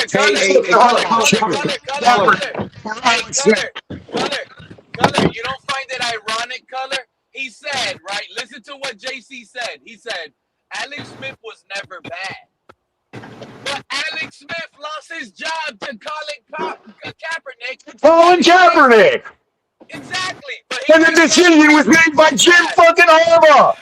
And the decision was made by Jim Harbaugh. Even if Colin Kaepernick was still in the NFL, whose career would still be considered better? And Alex Smith or Colin don't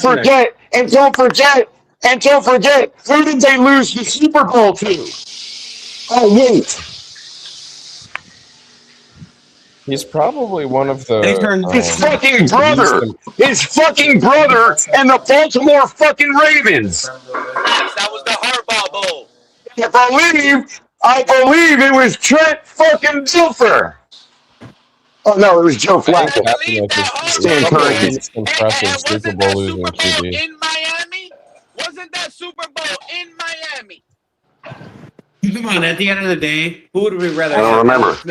Alex Smith, or would we rather have? Because Alex Smith wasn't horrible in Washington, even right after a broken leg. That wasn't what I was trying to say. That is never what I was trying to say. What I was trying to say was I would rather have Colin Kaepernick than Tua Tagovailoa, Mike Glennon, and a myriad of other starting quarterbacks that are trash in this league. I never said that. We were comparing them, though. I wasn't arguing that fact. He's trying to say. No, you said that. I'm trying to get your answer as to why he didn't get another job. I'm trying to get an answer as to why he didn't get another job. Caller, if you let me speak and stop yelling over me, the reason he never had another job is because he refused to go to the workouts. Right. But then 5 minutes later, you said it was because he wasn't good enough. But he wasn't. Which good. is it? He wasn't great. He wasn't great when he came into the league. No, he was not. Oh my God, dude! Did I not? Did we not just? Caller, can I explain to you? See, this is why I talk over you. This is why I'm talking over you, bro. Because I just illustrated to you clearly why he's good enough to play in the NFL, and you still are saying he wasn't. Caller, when he came into the league, they put him in a system just like RG3. Remember RG3? Dude, just admit that you can't stand. Just admit that you can't stand when another man kneels. You can't stand when another man kneels before your flag. Just admit it. Just admit it. Anything about Just admit it. Explain to you. Just admit it. Just admit it, bro. Just admit it. Hears it. No, it's got nothing to do with the football. league. It's got nothing to do with football. Nothing to do with football. What do you think? What's his name? CJ Stroud looks horrible. After his rookie year, they get built. It had zero to do with football. I'm not going to argue this. AC, what do you think of the Jordyn Brooks? Zero to do with football. It's not even worth arguing. It's JC. Yeah. What do you think of the Jordyn Brooks signing? I would have traded him and gotten way more pieces. Yeah. Well, what do you mean on the current contract he was on? Yeah, I would have trade, in my opinion. The money's not that bad. I think a trade is still possible. Because you could have get, yeah, it is because you extended him, and maybe I didn't see the numbers of the deal, but you can obviously get way more pieces. Moving it, if you're 35 guaranteed out of 51 over 3 years. Yeah, I would move on though. I would see what pieces I could get. By the way, Pete, how did I graduate from defending Flores to defending Kaepernick, bro? The Bills should move off of Christian Benford. That's what the Bills should do. Flores hated Kaepernick. We have one of the youngest teams in the NFL. You guys should get rid of Christian Benford. We have a young team, Pete. But you guys should get rid of your best player. Yeah. Get rid of Christian Benford. The Dolphins are going to trade for Christian Benford, and we'll give you guys a third. But what I was trying to say, you guys remember when RG3 was in the league? It's the same thing. Like when he first came in, and the spread option was pretty brand new.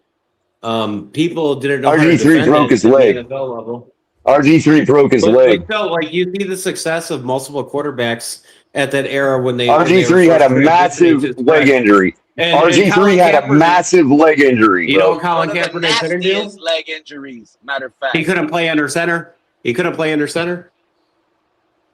There's a reason why he had to go to Nevada. Tua can't play at all. Tua's trash too. I would have never played. I would have never drafted the fact that. So you agree with my point then? You agree with my point? Drew Brees didn't like playing under center. He even said, "Hey, color. Why didn't Tua make Hawaii successful, but a quarterback like Colt Brennan? Why isn't Tua sitting on the pine? Why isn't Tua sitting on the pine after he sucked? Because Michael Penis Jr. Is it because he stood for the flag? Is it because he stood for the flag with his hand over his heart? That's another thing. Hey, you know what, Color? You just made me realize something, Color. We let go of a good quarterback to bring in a way better one. Hey, Joe, are you back in Florida? Yes. How was dude? I gotta do. Well, Pete, that tells us right there. That tells us you know what, Pete? You know what, Pete? I like your optimism, Pete. You know what, Pete? Hold on, Pete. Pete. It was great. Pete. I'm gonna back up your optimism, Pete. Pete, I'm gonna back up your optimism now. Because if we brought in Malik Willis, then that means he's at least better than Colin Kaepernick. What you talking about, Willis? Better than Kaepernick. What you talking about, Willis? He is better than Kaepernick. You don't think Malik Willis is better than Kaepernick? I think Malik Willis is better than Kaepernick. Apparently he is. He has to be. He is. Because he's still in the league. He's still in the league. He has to be better. How long of a career did Kaepernick have compared to Willis? Is better. According to that logic, Mike Lennon is better than Colin Kaepernick. Mike Lennon is better than Colin Kaepernick. With his long ass neck. Well, there you go. That's who I'm debating with, guys. There you go. Exactly. That's who I'm debating with. Who's it? This is the wow! When you Google him, it says American Civil Rights Activist. Losing credibility. Go ahead. Tyler Badgett. Is that his name? Badgett for the second quarterback for the Bears? Badgett for the Bears. Yeah, he's better than Colin Kaepernick. Why would we talk about Kaepernick anyway? People still can't admit what the real reason he didn't have a job is. It's because he skipped out on his workout. Oh, yeah, okay. He skipped. Yeah, they had a He workout. got another offer and after he's that. like, oh, I'm going to do my own workout. He got another offer. He got another offer after that. Plus, in the recent round of quarterback hirings, he hasn't been making any political noise. Why didn't anybody give him a phone call? He made it clear he was still healthy and he was still strong. And you know what's crazy, Color? You want to know what's crazy? All that shit is blown over. All that shit is blown over. There's no reason not to give him a job now. Hey, Color, you know what's crazy? Well, you know what's crazy? The Colts last season, God. when they lost Daniel Jones, instead of calling like Colin Kaepernick, they decided to get old Phillip Rivers, dude. Color. Yeah, Phillip Rivers. Phillip Rivers. Would you? What about Mac Jones? I would take Colin Kaepernick over Mac Jones. I would take Colin Kaepernick over Mac Jones any day of the week. Any day of the week. Any day of the week. I'm taking Mac Jones right now. I'm taking Mac Jones. You know what I've never seen? You know what I've never seen? You know what I've never seen from Colin Kaepernick? I never seen tears come out of his eye because he couldn't get the job done. I'd probably take Kaepernick but he over tried Mac to say, but he tried to say that the NFL draft was like a slave thing. Yeah. It is. It is. Back to the. It is. No, but here's the problem. It is. But Color, if you. What do you mean? Why? If you say something like that, they're not gonna let you back, bro. You think them owners? Dude, I'm not disagreeing with you all. I am not disagreeing with you all. Here again. You think I disagree with that? I'm simply telling you to admit that's the reason. He literally said. And here you are admitting that's the reason. Slave thing. Oh, nothing. It had zero to do with football. It does have to deal with football. Even when you play Little League, they measure you. They weigh you. They had a problem with him kneeling on those national anthems, Color. Oh my God. Big problem with him kneeling down. I have a problem with that too. All the bullshit is over with, Pete. All the bullshit has been over with for 4 or 5 years, dude. Color, did you just hear him? He finally admitted it. He said he had a problem with it. Talk to us, Color. Yeah, because I'm not going to kneel during the national anthem because I support all troops. I support anybody that wants to be an American. Why did they? Why did they? Have they ever done anything for you? Yes. Have they ever personally come to your house and served you dinner? No, they do for me because I support all my troops and I support America and they protected us. You acting like people didn't die for Well, yeah, I know, and I honor them for that. I honor them for that, and I honor them for that. And you know what else they protected? And you know what else they protected? They protect. You know what else they protected? They protected Colin Kaepernick's First Amendment fucking right. That's what they protected. You don't have a First Amendment when you work for a company. The corporate. You always have a First Amendment. You always have a First Amendment. Okay, Color. So, Color, go to your job, Color. Go to your job, Color, and tell your female you want to eat her pussy in her ass. And see what then happens. Tell your female coworkers then you overeat that, spread that shit over, eat your ass. If you don't get fired, I give you $1,000. I thought it was about football.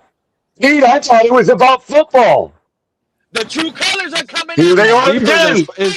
Oh man, yeah. What do you think I've been trying to say, Young? What do you think I've been trying to tell JC, Young? It had zero to do with football. Well, he did go one. I don't even like Colin Kaepernick. I don't even like Colin Kaepernick. But I'm going to fucking debate anybody about it being about football. But he wasn't like he wasn't great when his last year. It doesn't matter. 17 guys aren't great right now. Bad, but he wasn't like amazing, you know. Right, and 17 other average guys have a job, making millions. Yeah, but they could lose it just as quickly when you're average. Exactly. So how is he not? So how is he wrong? So how is he wrong about it being a slave trade? It's not, bro. You're making millions of dollars. He signed to Nike. He got paid from Nike to peddle this shit. And plenty of ways to make millions of dollars. There are plenty of ways. There are plenty of ways to make millions of dollars. Why did he want to be a quarterback? Plenty of ways. If you really think it's a slave trade, stand on that. Plenty of ways. Plenty of ways to make millions of dollars without pledging your body to a league. Plenty of ways to make those millions. With your logic, we're all slaves. I have to pledge my body to a fucking job. Yeah. And a bunch of other shit and responsibility. So we're all slaves. Some of us are. Some of us cannot be controlled. Those are not slaves. Okay, all right, bro. When you talk about you don't have a First Amendment. Hold on. How rich you are. Can I please? I don't care. Can I talk now? Care how much money you have. When you talk about you don't have your First Amendment because you got to keep your job. I don't have a job to keep. Ain't nobody shutting my fucking mouth up. Everyone, some people have jobs that they don't want to lose, and I understand. So what the fuck does that? Stand on business. What the fuck does that have to do with? I'm not mad at you. So what the fuck does that have to do with football? That's the beauty of America. If you don't like the job, you can leave it. What does that have to do with football? Oh my fucking God! What does any of that have to do with his ability to play football? It's not just a game that people play for fun. It's $1 billion business. They're just not listening to me, bro. It's an international business, $1 billion business. I'm not listening. They're just not hearing me. Bro. I'm in my own know that. Joe, that's the same. You keep saying it's about all that, and I keep agreeing with you. Keep agreeing with you that it's about but what it's not about is football. He was average his last year. He won 1 and 10. Oh my God! Yeah, I know. We're gonna be going round and round and round and round and round. Everybody's average. Everybody outside of the top 15. Everybody outside of the top 10 is average. I don't know. Would I take Malik or I don't know. I would take Cap over Malik. Yeah, Kaepernick had a statistical. Now, I would like you to ask me this question. I would like you to to be fair, Young, I would like you to ask me this question after this season, so I can judge Malik fairly. Yeah, because we don't have a sample size. You're right. We don't have any. He hasn't played. What I have is Colin Kaepernick getting all the way to the Super Bowl. That's what I have. We also have his flaws of his not being a pure. We do. We got the Jalen Hurts comparison. Of all the QBs that have made the Super Bowl and lost, I think he's when did Jesus get drafted? When did Jesus get drafted? Malik Willis is a faster Jalen Hurts with a stronger arm. We can literally think. When did Jesus get drafted? Super Bowl, it's with a QB that's not that great. Malik Willis got drafted. I want to know. Malik Willis is probably Jesus got drafted. We probably got Michael Vick right now. Did I miss that news? Did I miss the news? Jesus got drafted. Drafted Jesus. Who? Are we smoking like fentanyl right Somebody now? must have drafted Jesus. Exactly, What are you talking Color. about?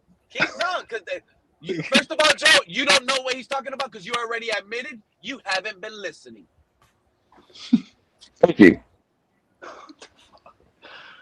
Those ears work.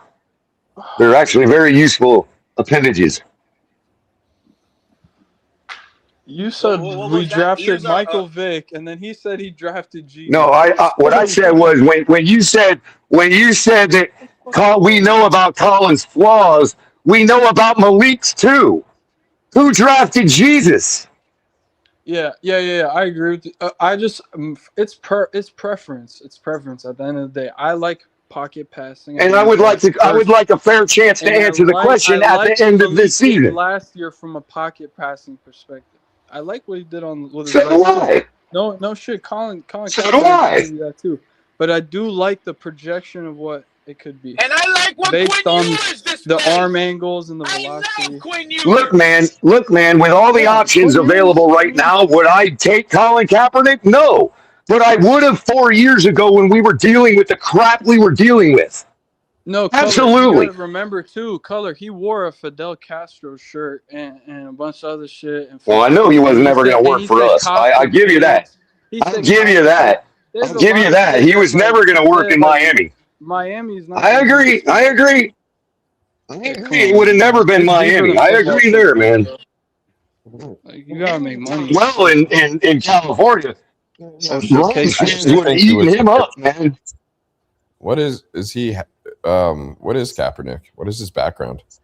I think he's Irish, and I believe he's Irish and African American. Yeah, I used to think he was Egyptian. Yeah, you know Jerry Jones, these are the guys who run the NFL. So he also embraced the whole Islam thing too for a minute, Joe. So I don't know if he's got Middle Eastern. I don't know. Because he was all about that too. Damn. Cuban, I would say that they would be ironic if it was Cuban because of what he did with the Castro thing. Yeah. Yeah, let me ask you guys this question real quick, because this has been on my mind. I just never wanted to bring it up, to be quite honest with you. And KP is coming up, so he's probably gonna want to chime in on this Kaepernick stuff. But before we by the way, hold on, real quick, Pete. Thank you, Young. I had to thank Young real quick. I had to thank Young real quick for the fiery debate. Appreciate it, bro. No hard feelings or nothing, man. Oh no, that's how it's done right there, bro. Yeah, sorry. That's how it's done, man.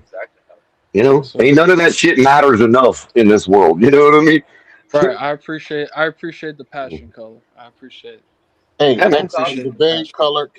You're killing it tonight, bro. Well done. Color's amped up.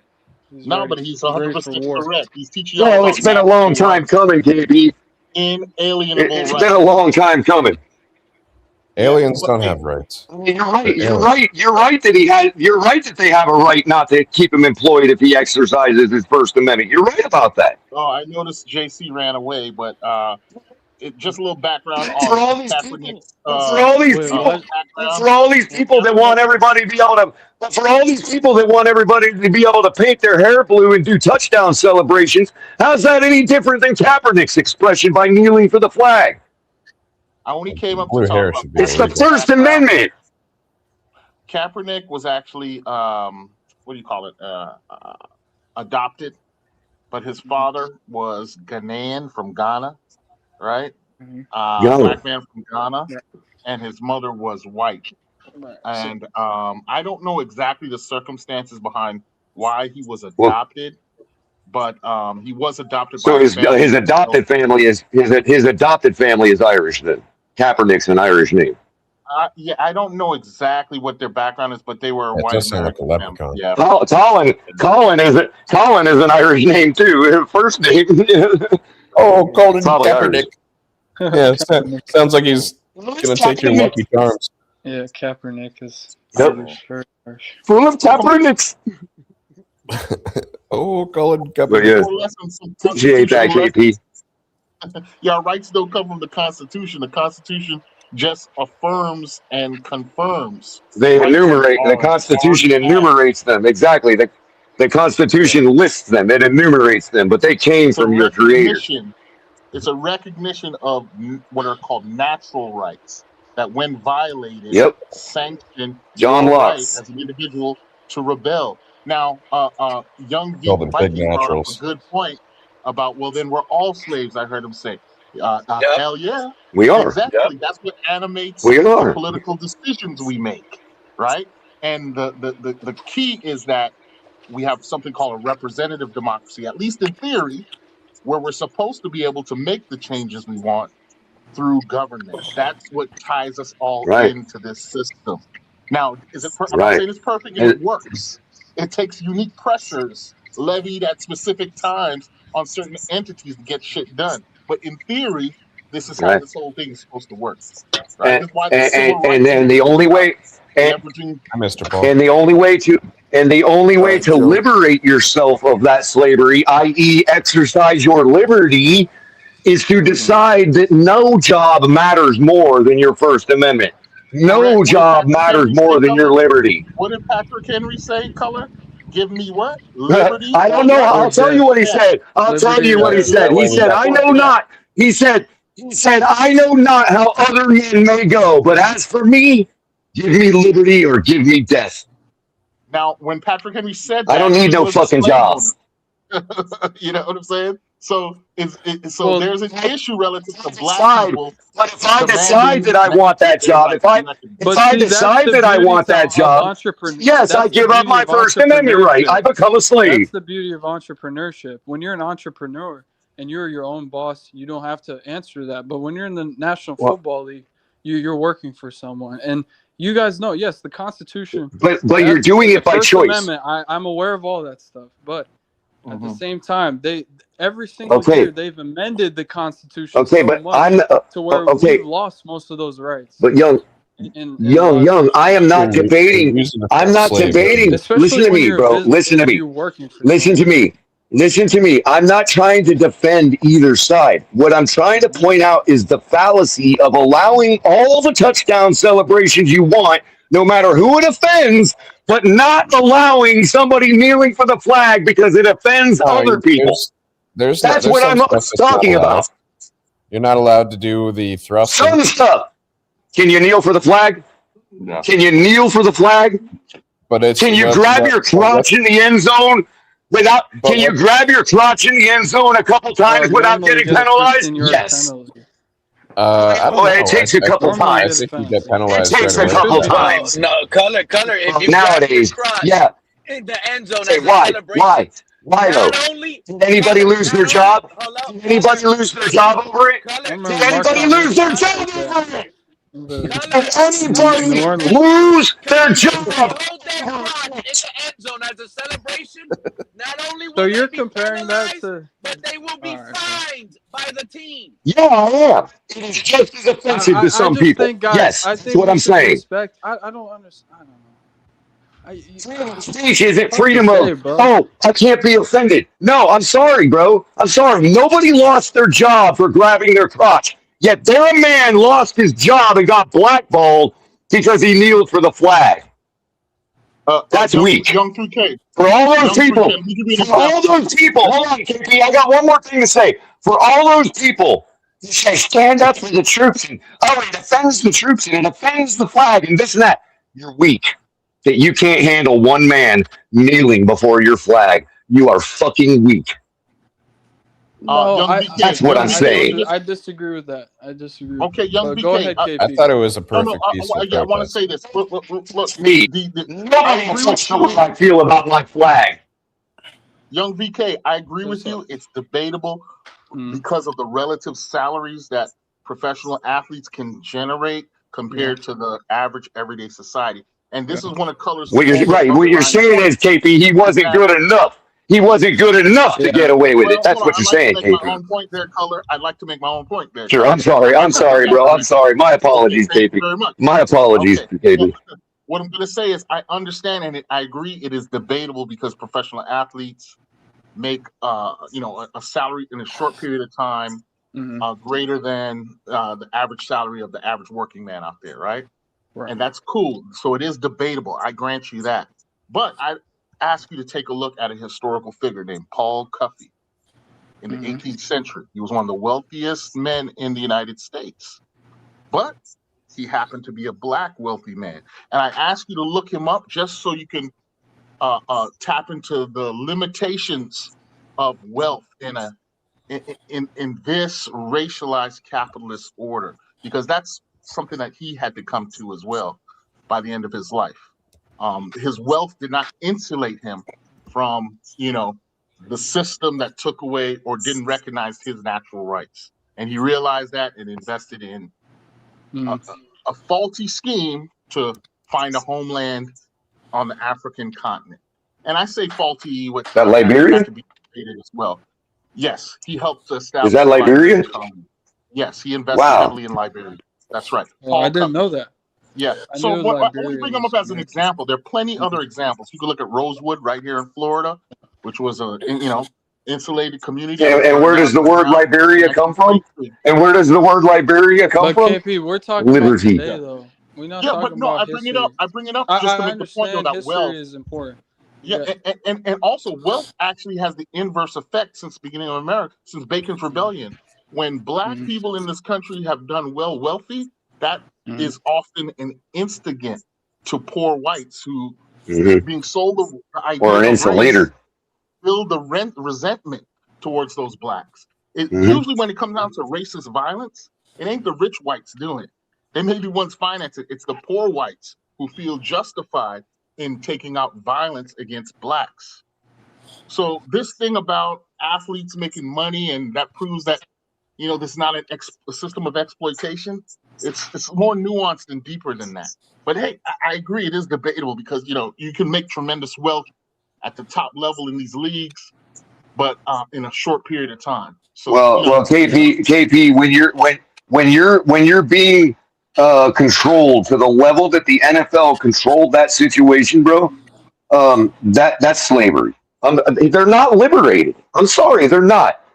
For you to be able to say, I can't say X, Y, or Z because I might lose millions. But he got paid from Nike. What kind of power and control that has for somebody over you? But he still got paid from Nike, though. And that is right in line with and then he had a bunch of people telling him. Then he had a bunch of people turn around and tell him, and they take away the right. So another company works. This runs right parallel to the shift that's happened in the United States over the last 20 to 30 years. This thing with the NFL becoming a little bit more right-wing doctrinaire and what you can and cannot say, cannot do, and all this. This is happening society-wide. It's bigger than sports. What's happening here? Well, you and I can leave it there, KB, because I just have a differing opinion on the source of it, but that's okay. It's still the same end result, and it's not left or right. I'm not trying to say that. I'm just saying that there's an overarching source, right? There's an overarching source There's an overarching source of fomenting division in our country. Diagram is not. It does not satisfy this. I agree. I take that back. I made a mistake in that. Yeah. No, you're not wrong to say that. Yeah, I get what you're saying, where you're coming from, though, because I in my circles, I say it's the left wing censors trying to silence everybody. You know what I mean? But it really is an overarching source that's pitted both of those parties against each other. You know what I mean? Yep. I agree with that. And that source is London. I'm not going to hide it anymore. No, Well, it's deeper than London. Yeah, it's deeper than London too. Well, KP, I agree with you. I agree with you. So let me correct what I said. I'm not saying it's British people. I'm not saying it's Britain. I'm not saying it's the English. I'm saying it's the city of London. That's where they reside. That's where the powers that be reside. I'm not saying that they're English.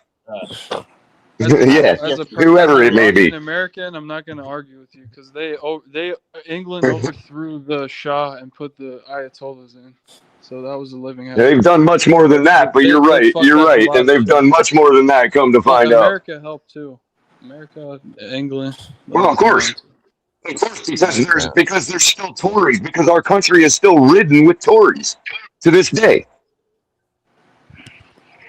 Well, what were Tories though to begin with? Tories were just those loyalists. They were American loyalists. Yeah, their share of their share of the empire, and so they backed it in and reinvested in it because it helped their pockets. Yeah, but we also you got to think really nationalities. Yeah. We got infused with Operation Paperclip. If you look at it comes down to loyalties to a sovereign, KP. We got infused with a lot of extra. He could be Chinese. It could be German. It could be Russian. It could be Chinese. Anything. I'm just not a monarchist, there's bro. Americans who are bought in, like in the CIA. And now that I fully understand monarchy, it's even worse. Bro, we let 300 Nazis in, more than that. Thousands of Nazi scientists into America after World War II. I know. You don't think the ones that didn't have positions, the ones that didn't hold, and the ones that didn't hold our favor, retreated to South America. Werner von Braun, the head of NASA, sent us up to the moon. He was a Nazi. There was a German scientist, bro. There was a German scientist that retreated. There was a German scientist that retreated to the jungles of like Colombia, right? And he started resuming all of his experiments on the jungle people there, dude. Yeah, they probably survived. Yeah, but he started doing his experiments on all the jungle people there, bro. They started finding like native Guatemalans and people like that with all kinds of deformities because this dude started resuming all his experiments in the Colombian jungle. You read this on Reddit?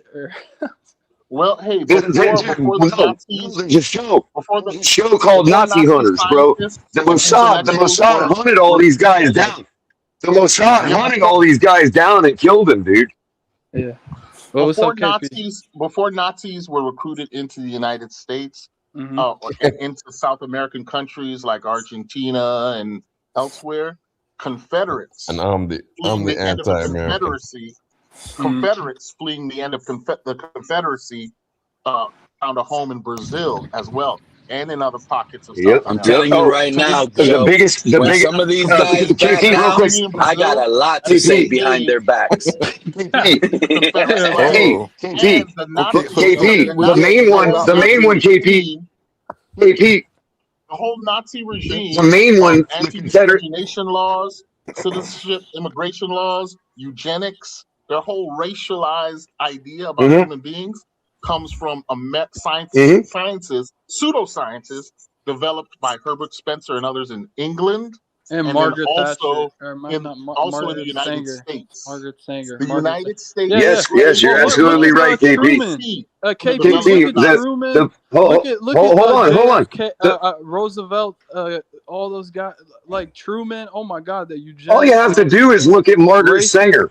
All you have to do is look at Margaret Sanger, the founder of Planned Parenthood. Oh my God. KP, hey, you know what? The big country too. Hold on, Pete. Hold on, Pete. Hold on. Go ahead. Man, I gotta say it. I gotta, because it's not gonna make sense much longer. But KP, big country at that time was also Bolivia. That's why all the outlaws wanted to go, like Butch Cassidy and all them guys wanted to flee to Bolivia because there were I want to flee to Bolivia. Confederate sympathists there. And to this day, there's a village in Bolivia, Bolivian citizens that have a festival every year celebrating the Confederacy. Look it up. Yeah. You know Bolivian nationals. I want y'all. This is why I like talking behind your people's back when they leave, right? Notice how JC, the Bills guy, he ain't here no more. All this started because of the Bills guy, JC. Where is he at? Yep. I think he left because KP. Well, we know why he does that. We know why he does Is he that. scared? I think he's scared of KP. Oh, he's definitely scared of KP. Like he's definitely scared of KP. Just a rational conversation. I've had my run-ins with him in the past. And he is a hardcore eugenicist. KP's got some. KP's got some X-ray vision. He believes in eugenics. He believes that people are naturally and more intelligent and better because of their skin color. That's what he believes in. Yeah. He stated that. Really, Mr. Wow, that is nuts. That is so nuts, dude. Right on that because I heard him I never say knew that. What? Yeah, I heard Jason. Yeah, say it. Josh Allen is the next John Elway. He was the other one. And we rooted him out of the community. What did you say, Mr. Park? Hold up. What did you say? What did He's you say, not Mr. even Park? smart enough to make a cultural argument. He points directly to physical appearance as a signature of intelligence. Right. No, exactly. He did. You're still racist if you use a Can't even say, cultural hey, argument. He didn't even go the there. sun cooked our brains a little more. Right. And he also, who was that? It was a woman in who was that he criticized? I'm trying to figure out, was it Miss Spence or somebody? Yeah, it was a woman in the Miami Dolphins family that he criticized because I had jumped on him about that too. But don't confuse him with Snorty. No, I know what you're talking about with Snorty, but he cursed out. Snorty's just a rabble-rousing racist Canadian dude. That's all he is.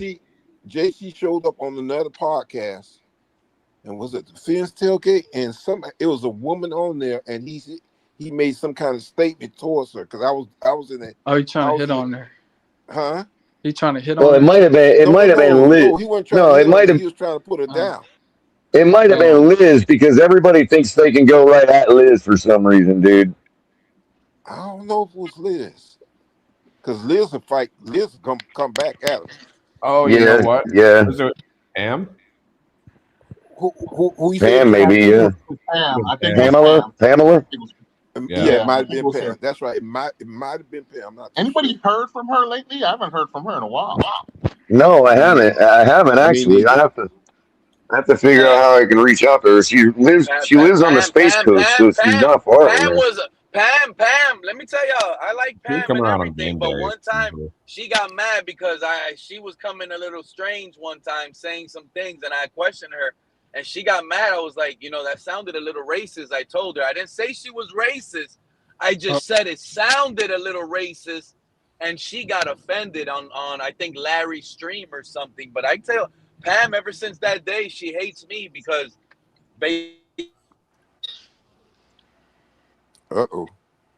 Tool got you, Pete. That's crazy about JC though. I know Pam was always pretty cool. JC was Yeah. Same here, KP. When he first showed that, we tried to debate him. We tried to discuss it with him, and just the worst came out. Yeah, that's the sign of a coward. Is someone like KP, me and you, we don't agree on a lot of shit, but shit, I listen to you. I'll try to take your viewpoint into perspective. I'm not gonna fucking flip out. But somebody like that who can't express themselves with their words and just think like their way is right, that's disturbing. It's just crazy how you can be grown adult like that and think like eugenics, believe in eugenics. Like, who are you, Bill Gates? Like, come on, man. Are you really that stupid? You know how many, like, oh my God, I don't even want to explain it. Like, it's insane. Literally insane. Like, America is built on every single country, damn near. All the European, everyone coming together. Like, Well, we've had this discussion on Finn's Tailgate, but the beauty of America lies in its ideals. And it goes back to that conversation that we're having. Yes. Right. It's a in the Constitution, the unalienable rights. They recognize the natural rights of human beings. That's etched in the foundation. Now, but those can be taken from you, though. Every year that goes by, more are taken. If you correct, and nobody. Yeah, but they're only taken from the people that say they were taken from them. Well, and then there's a deep hypocrisy at that moment because there were people who were deemed not human, or 3/5 of a human, or less than a human. And so this is where, we constantly need to revisit what these ideals mean in practical terms, and that presents politics, and politics are difficult and nasty and piss people off. You know what I'm saying? But the one thing that's been happening in our lifetimes is that we're losing this idea that we even have these rights. Absolutely. But we do, and that's why Color's point is so strong here. Because do you know why we're forgetting that? Because in my lifetime, I'm only 26. Well, that education I ain't forgotten nothing. Absolutely, yes, that's for sure. But also, I'm gonna tell Color right now. Politics is becoming more polarized. There is no more discussions. Everything is one way or the other, and everyone they've forgotten that you're right. The truth, which is those unalienable rights that we're giving away. Because we want to be right. What happens? Physical violence usually happens. How do you But the fact that a young guy, but the fact that a young guy like you is concerned about it tells me it's not as bad as you think it is. We all have thought that growing up, dude. It's always been the end of our rights. My whole life, dude. You know what I mean? It's a battle. It's always a battle to secure those rights. That's what our founders taught us. Our founders taught us. But Color, let me ask you, always on the edge of losing everything. We have to fight for it on a daily basis, forever. Color, and is that why it never stops? Color, is that why you believe we're not gonna put up more cameras all over the place? Is that why? You think I already know we're taking them down. No, it's because I already know that we're taking them down. My news is updated. I don't have a 6-month-old news feed. There's idiots out there cutting them down on their own. It's not like we're taking them down. No, there are. Listen to me, Pete. Listen to me, Pete. Listen to me. There are sheriff's departments that are driving around and covering them with bags. Yeah, he's ready because the company that owns them. The company that owns them is refusing to turn them off. Yeah. So it's not the government anymore. The government is on our side now. Wow. Keep thinking that, Color. Keep thinking that. Because all they're okay. Let me correct what I said. Let me correct what I said. The government has stood by us to say, yes, it's unconstitutional. No, you can't use the shit in court. But the government is not backing up the people that are vandalizing the cameras. So you're right that they're not backing us up in that respect. We should be able to go take them down ourselves right now. To KP's point. Why are the cameras such a problem? We have the duty. They have the duty. We have the duty as Americans to go remove those cameras. Right out of here. What is the problem, Color? No, what you were saying? What is the problem with cameras? Why everybody got a problem with them? It's not a problem with the camera. It's a problem with how they're being used. It's a problem with how they're being used. And as long as they're there, they will be used that way. That's it. That's what a camera's for. Okay, bro. When you're facing a fucking lawsuit, when you're facing a judge having to explain why your face got confused by an AI, more power to you, Pete. I'm not going to show up. They can come get me. They can come get me. They can come get me. Some goddamn bot, some goddamn AI bot subpoenas me. Some AI bot, listen to me. If some AI bot subpoenas me, they're gonna have to send the robot right along with it to come get me. But what would they subpoena you for? Are you committing crime, sir? I'm not a cop. Exactly. Okay. So all of a sudden, okay. So let's be a midwit all of a sudden. Let's be a midwit like nobody can talk your face. Like AI is this perfect fucking thing that can determine your face perfectly. Oh no, I agree. Come on, man. No, I agree. No. But Pete, let me say it's one of the things. It doesn't matter if it was perfect. You're right. It doesn't matter if it was perfect. It doesn't matter if it was perfect because can a camera sit in that court seat and face me? Can a camera face my questions? No, but Pete, this was one of the main problems. It's unconstitutional, period. End of story, and it is our duty as Americans to go remove those cameras. Let Mr. Paul go. It's our duty. Got you. Okay. All right.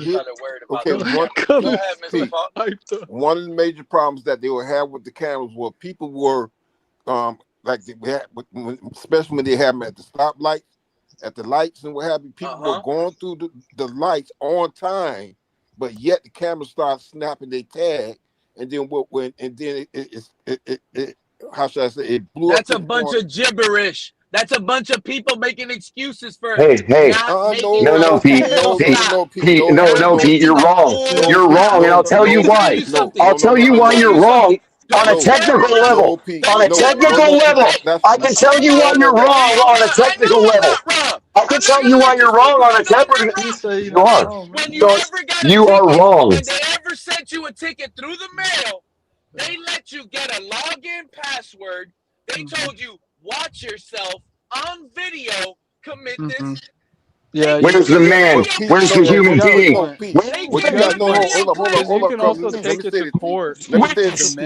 Pete, there have been cases. Hold up, color. There have been cases where people went to court and the cameras showed that a person went through that light at the right time and still got their license plate hit. And Mr. Paul, I'm going to tell you this right now. I'm going to tell you this right now. Hey, I'm going to tell you this right now. Guess what? Newsflash, everybody. Newsflash, everybody. The camera malfunction. Yeah. And it started doing No, it didn't. No, it didn't. No, it didn't. Let me explain let me explain what I mean. Please let me explain what I mean. The camera, the AI, is designed to do what it did. Okay? AI, in case y'all didn't know, is designed to produce your answer, even if it has to make it up. But it's designed to do that. First of all, those signal lights, they're triggered through recognition is AI. No, what I'm saying is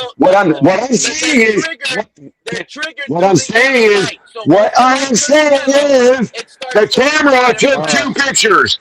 The camera took two pictures, okay?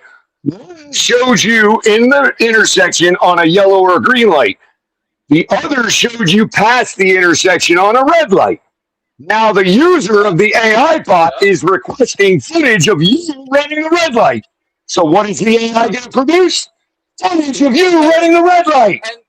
And they don't know the law. They think, oh, I'm in the middle and it's red. I was already in the middle, so now it turned red while I was in the middle. No, you just don't know the law. Will literally superimpose the images. The AI will superimpose the images.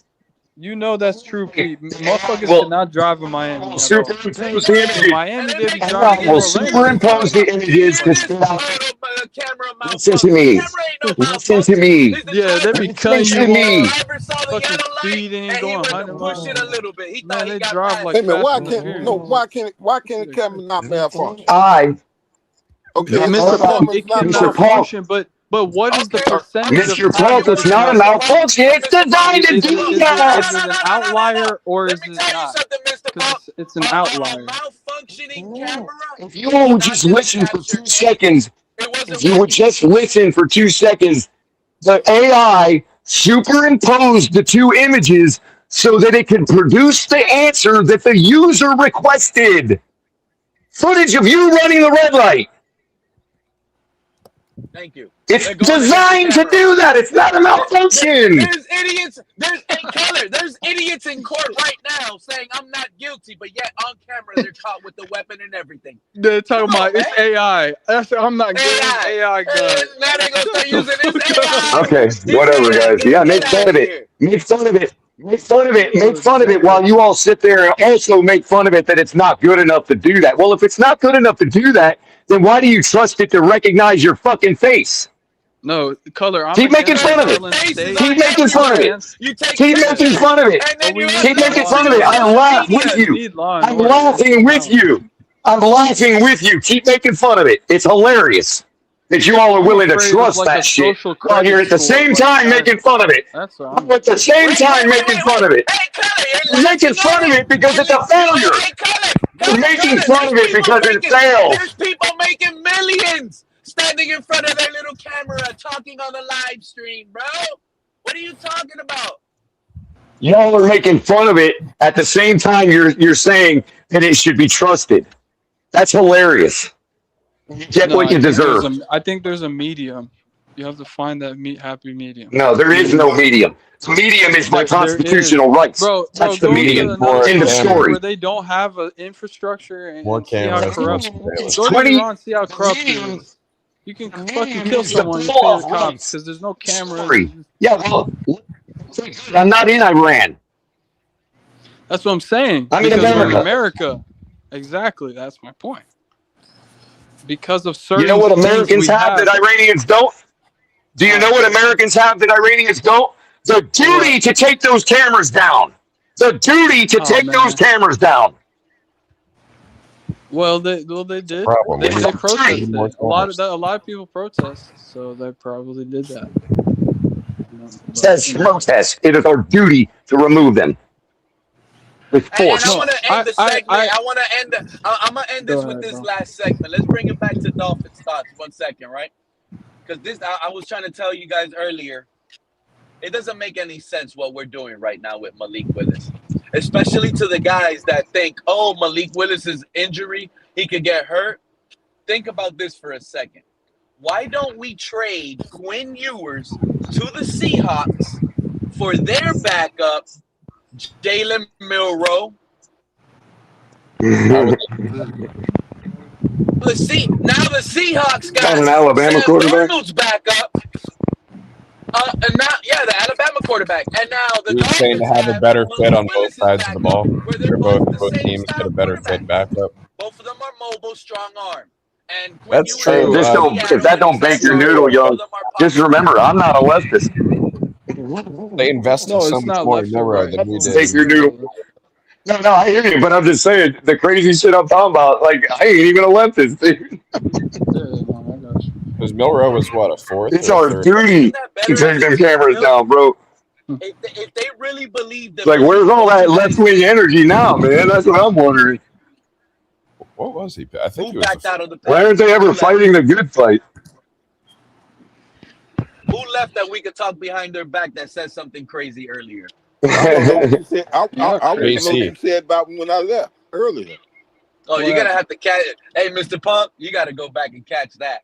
You should have seen how these guys jumped. Hey, Mr. Punk. Hey, Mr. Punk. Let me clear up. Let me clear up, Mr. Punk. Mr. Punk, you're gonna think you don't need. We ain't even your friends anymore, bro. Mr. Punk, Mr. Punk. I was being semantical. You're right to say they're malfunctioning, but what I'm saying to you is that they were designed to do what they do. They're not actually malfunctioning. They're designed to give the answer you want to see.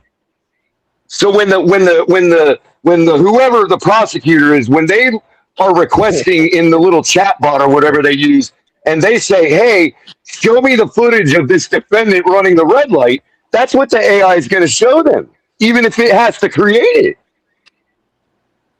That's a design function. That's what they're designed to do. That's how they work. They're not going to create an image unless specifically prompt to, though. Yes, it will, Joe. Yes, it will. No. Sorry to tell you. It's been tested 1,000 times, bro. I've done it myself. It literally told me this whole program was created. I went to go hit the link that it said it was served on, and the file directory wasn't even there. It never even created the shit. It showed me an image of the website that it created. That's a mock-up, though. It's designed to do that. If they're using that AI, was the most state-of-the-art model, Joe. That was the most state-of-the-art model on my own local hardware. But there's also rules that you can tie into the AI that you use and how you use it. It's not just going to be... Yeah, and those rules can be defeated. Those rules have been defeated 1,000 times, bro. Why do you think they just fucking... Why do you think the government just stopped Fable from coming out when it did? Those rules can be circumvented. It's a text document. It's a text document that says, don't do this. Yeah, but that's different. That's all than it is. Producing an image. Producing an image is based on a specific action where you're... Bullshit. That's just not true, dude. They create images all the time that you request, bro, for shit to show you shit you request. Exactly all the time. If you're making a request... that's what I'm saying. That's what I'm saying. No, but you're not hearing what I'm saying. You're not hearing what I'm saying. Shut up for a second and listen. No. Not as long as you're going to put words in my mouth, I ain't going to shut up. And don't you fucking tell me to shut up, you drunk. Oh my God, here we go again, Color. You just talking over everyone, and then you start crying when someone else talks over you. So why don't you shut the fuck up and listen for a second? Sleep death, man. Go back to sleep death, man. And then you go to personal attack. People are talking. Yeah, like you did. Like you told me to shut up. You did it first, Squad. You're an absolute child. Oh, that's right. What, because you said it first? What, because you called me a child first when you are the one that fucking acted like it first? Really? Color, I started talking and you didn't even let me get 5 words. Is that what adults do? Adults go around putting words. Adults go around putting words into people's mouths and then telling them that. And then telling them, here we go. Oh yeah. Keep talking over me. Just like you accuse everybody else and should be keep talking over me.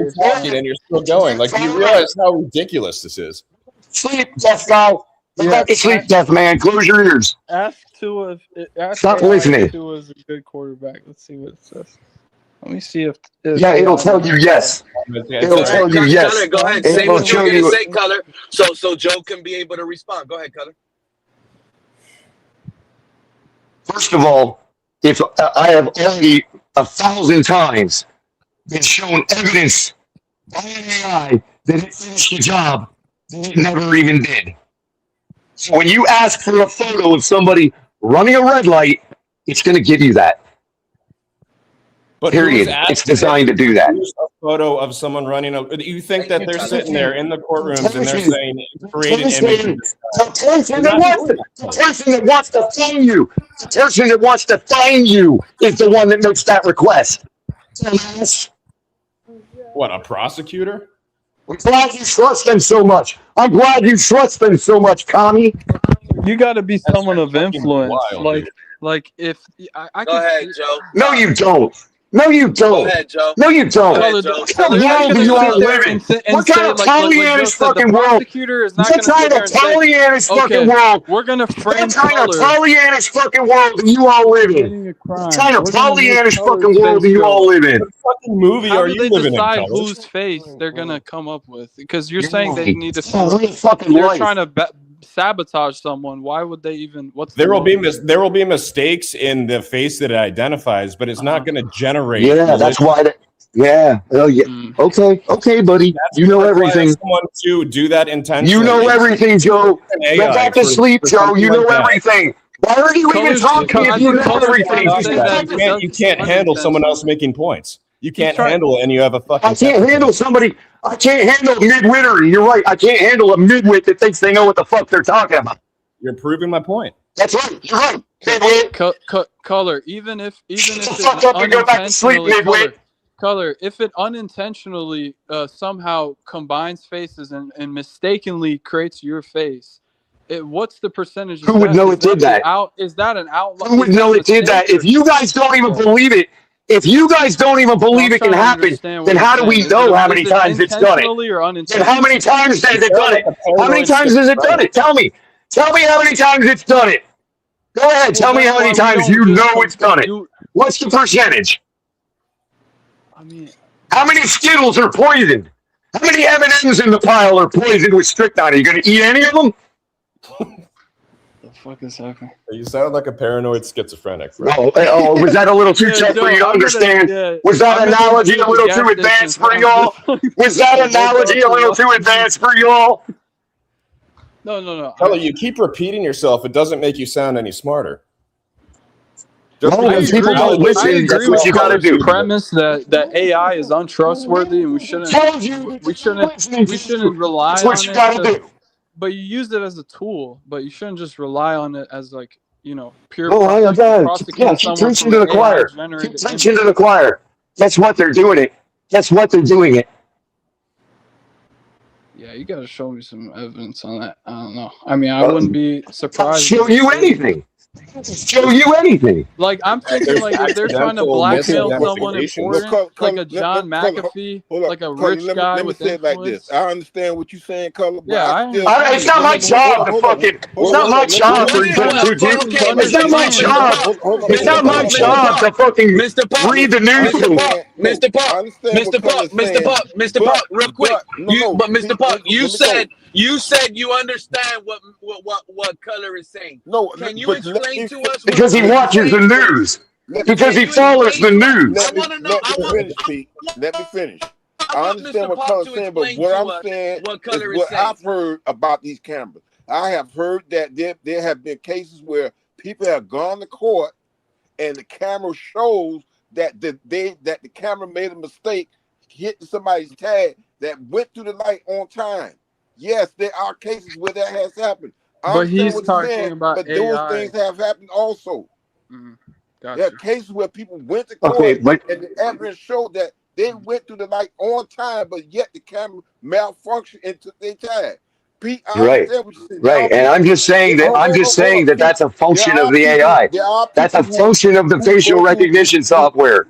Who use that as an excuse to try to get off paying the ticket. Some people have done that, but there are cases where these cameras make mistakes taking the tag number of a person. I'm sorry.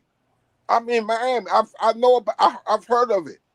I've heard of cases like that. And y'all keep using facial recognition as if it's different than AI. That's what it is.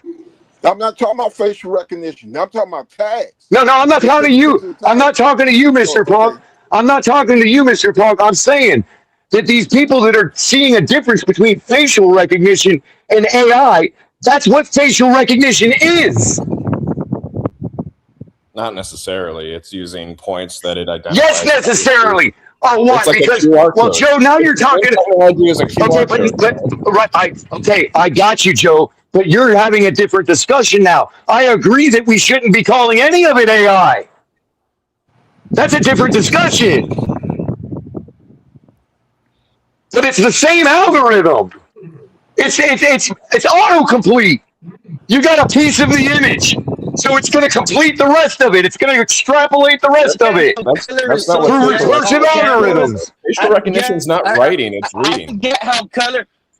It's the same algorithm, Joe. It's still a recursive algorithm. It's not writing. I'm not saying it's writing. But yet, Color loves AI. Color loves AI, but he's against the cameras.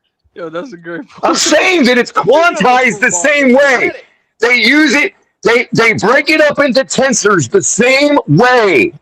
It's just pixels instead of words. Pete, I asked the AI, "Is Tua a good quarterback?" It said yes. It said yes, he's pretty good, and it listed reasons why. And you all want that to fucking accuse you of a crime. You want all that to subpoena your court. How you prompt it? That's a clear flaw in prompting. 3K, and I was gonna wait for Color to back out. No, it assumed. No, AI cannot give you a no. AI can't give you a negative answer. No, I'm sorry. AI cannot give you a negative answer. Its guardrails will always tell you yes, a player is good. It will always tell you a player is good. I'm gonna do the same with Jamarcus Russell. Most okay, but it's not gonna outright tell. But it's not gonna outright say no, he's bad, or yes, he's bad. It's gonna beat around the bush. It's not allowed to disparage people. It's a guardrail. So AI is a two-in-ear. 3K. They were literally programmed to lie. Around the bush. I'm supposed to listen to that's these open AI prompting engines. If you're all of them, Joe. It's all of them. It said no. Jamarcus Russell is one of the worst disappointments. You're wrong, Joe. Go ask Gemini to say the word fart. Just go ask Gemini tonight to say the word fart, Joe. That's what I'm talking tonight, about. do your own experiment. Gemini is not all AI. That's not an open model. That's not an open model. There's different That's a models, closed model. restrictions that you can put on the models for where you're using them.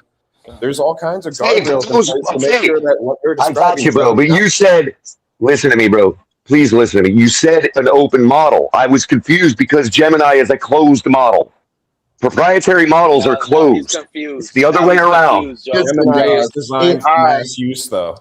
And AI is just. You said open model. Hold on. Let's get. You said open model. What do you think about all this? Yeah, no. AI, that's all I was saying. KP was up here. I was about to start talking behind KP's back. Go ahead, KP. Well, they were having a heated exchange. An open weight model is not trained on anything. Hold on. All I have to say about this is that AI is a revolutionary technology. I think all of us could agree with that. It's bigger than the internet. Yes, absolutely. Technology have often led to distraught and fear and anxiety. But here's what happens: we adjust. They can cause seismic shifts and changes, but we as human beings have the ability to adapt to new environments based on our technological capacity. I don't think there's any difference with AI. I think, though, it is worthy of discussing the pain threshold that some of us are going to have relative to these new technologies that are more and more and more reliant on AI. And yes, we have to fight for our humanity versus any technology. Cell phones have created huge issues with the way our minds are programmed and our ability to internet, all this kind of stuff. Absolutely. TV, we can go backwards in time. Programming. Positives and negatives. Radio. So I just want to add, remember what they did with, remember War of the Worlds. Remember War of the Worlds over the radio. Just to advise remember War of the Worlds over the radio, KP. Color, just to advise everybody from here, this point on, nothing else will be uploaded on YouTube. But whoever's here now with us live, we've been streaming so long that YouTube is going to cut this section off. That's all I'm saying. That's right on. No problem. Yeah, KP, the radio itself. Remember the War of the Worlds broadcast that caused a panic in the 50s. Exactly. So I'm saying it's like, I mean, these things are, they can be, they're painful to experience, man, these big shifts. And they seem to be happening faster than ever before. But I think, we at one point we got to adapt, and then we also got to be smart and make limitations where we can. Yeah, we can't be Pollyannish about the shit. We can't be Pollyannish about the shit. And think that everybody has our best interest in their mind. But we can't be doing that stuff. But what Color was describing was like kind of like an apocalyptic wasteland in a sense, where it's like the Wild West with no cameras. I don't know if we should go to that. No. Again, it's the way they're being used. If that company has a license to put. If that company has a license to put up those cameras like they have and film us all in public, that's fine. I am simply concerned about the constitutional right to face our accuser in court. They cannot be using it for court evidence, period. I got you. I disagree with that, Color. It'd be different. It would be wait a minute. Let me clarify. I knew you would. And let me make the difference here. Real crime. Hold on though. Hold on. You're talking about evidence. You're not talking about something to be used to charge you with. Isn't that? You have so many other ways to face your accused. No. Okay. But there is a human being that is bringing that evidence forth. Okay, you have a right to address that human being. Okay, I'm gonna bring a tragic incident as an example, Color. Right here is why I talk over everybody. Okay, Color, if a police officer stood there, listen, Pete. You already spoke. Listen, Pete. Yeah, but I'm not finished. Okay, I didn't make my point. Well, if a police officer stood, I'm sorry, Color. I thought. Oh my God, that's why I dude! was trying to speak. If a police officer was standing on the corner with a camera, filming your plates go through the red light, that is different because I can face that police officer in the court of law. He is my accuser. His camera is his evidence. Okay? Exactly. I'm not going to fucking face evidence as an accuser. Oh, okay. So I was gonna bring up the scenario of Henry Ruggs. I was gonna bring up the Henry Ruggs. Evidence can't accuse you of something. Evidence can't accuse you of something. It doesn't have the ability. It's just evidence. The red light cameras. Color. I was gonna bring up the Henry Ruggs situation. And who witnessed it, Joe? Who witnessed it? Color. How do you feel? How do you feel about this situation? Henry Ruggs speeding, gets into a tragic car accident, kills the lady, and now you're telling me it's tragic. I don't know what you want me to say. Okay, no, but I'm talking about this scenario, right? Of course, it's tragic, but now he has to go to court and face that. You don't want the cameras to show him getting into an accident. But you're talking about you're talking about one incident where if it ever was seen that the AI camera got the wrong plate, everybody would know it right away because John Smith in California was nowhere near the scene of the crime. But he was on the scene of the crime. What are you talking about? Oh my God, man. Okay. The other thing is, whether you want to believe it or not, there is actually people that have worked as analysts, okay, for the government that have successfully hacked into the server before it gets there and have literally placed videos onto that server to then be retrieved by the asshole that we talked about earlier requesting the footage of you running the red light. I got a feeling everyone. I want to face my accuser. I want to face my accuser, and it better be a human. Period. All right, bro. Well, if you're done with the bravado, anything else, I don't get. Man, fuck you and your fucking insults, bro. Hey, bravado. Hey, bravado. Relax, bro. Oh, fucking being real. You fucking relax. Tell me to shit. You're never gonna tell me to fucking do anything, Joe. Bro, you got issues. All you're doing is wasting your fucking calories because that's all you are. That's all you are is a sick, sad motherfucker that has to fucking leech off everybody else's energy. That's all you are. But Color, you noticed when Joe said something. But Color, did you notice when Joe said something? 3K was there. Why you gotta go leech off other countries because you're too weak to function in this one. Yeah, and you know what? I'm capable of making. I bet you like how they treat Americans. I bet you love how they. I bet you love how they treat Americans over in China. I bet you love that red carpet they roll out for you. I bet you love that red carpet they roll out for you. I bet you they roll. I bet you love that. 4 or 5 years old. I bet you love. I bet you love that red carpet they roll out for you over there. I bet you fucking feel like a king, don't you? You fucking piece of shit. That has nothing to do with the point. Where, Color? Tantrums where, Color? You and your flag. You and your flag. How about that? Country of China. This guy has me taking off my watch. I don't even know why. You and your flag, Joe. How about that? Guangzhou. Color, are you? You let me see that flag anywhere fucking near me. You bring that flag anywhere fucking near me, you prick. See what the fuck happens.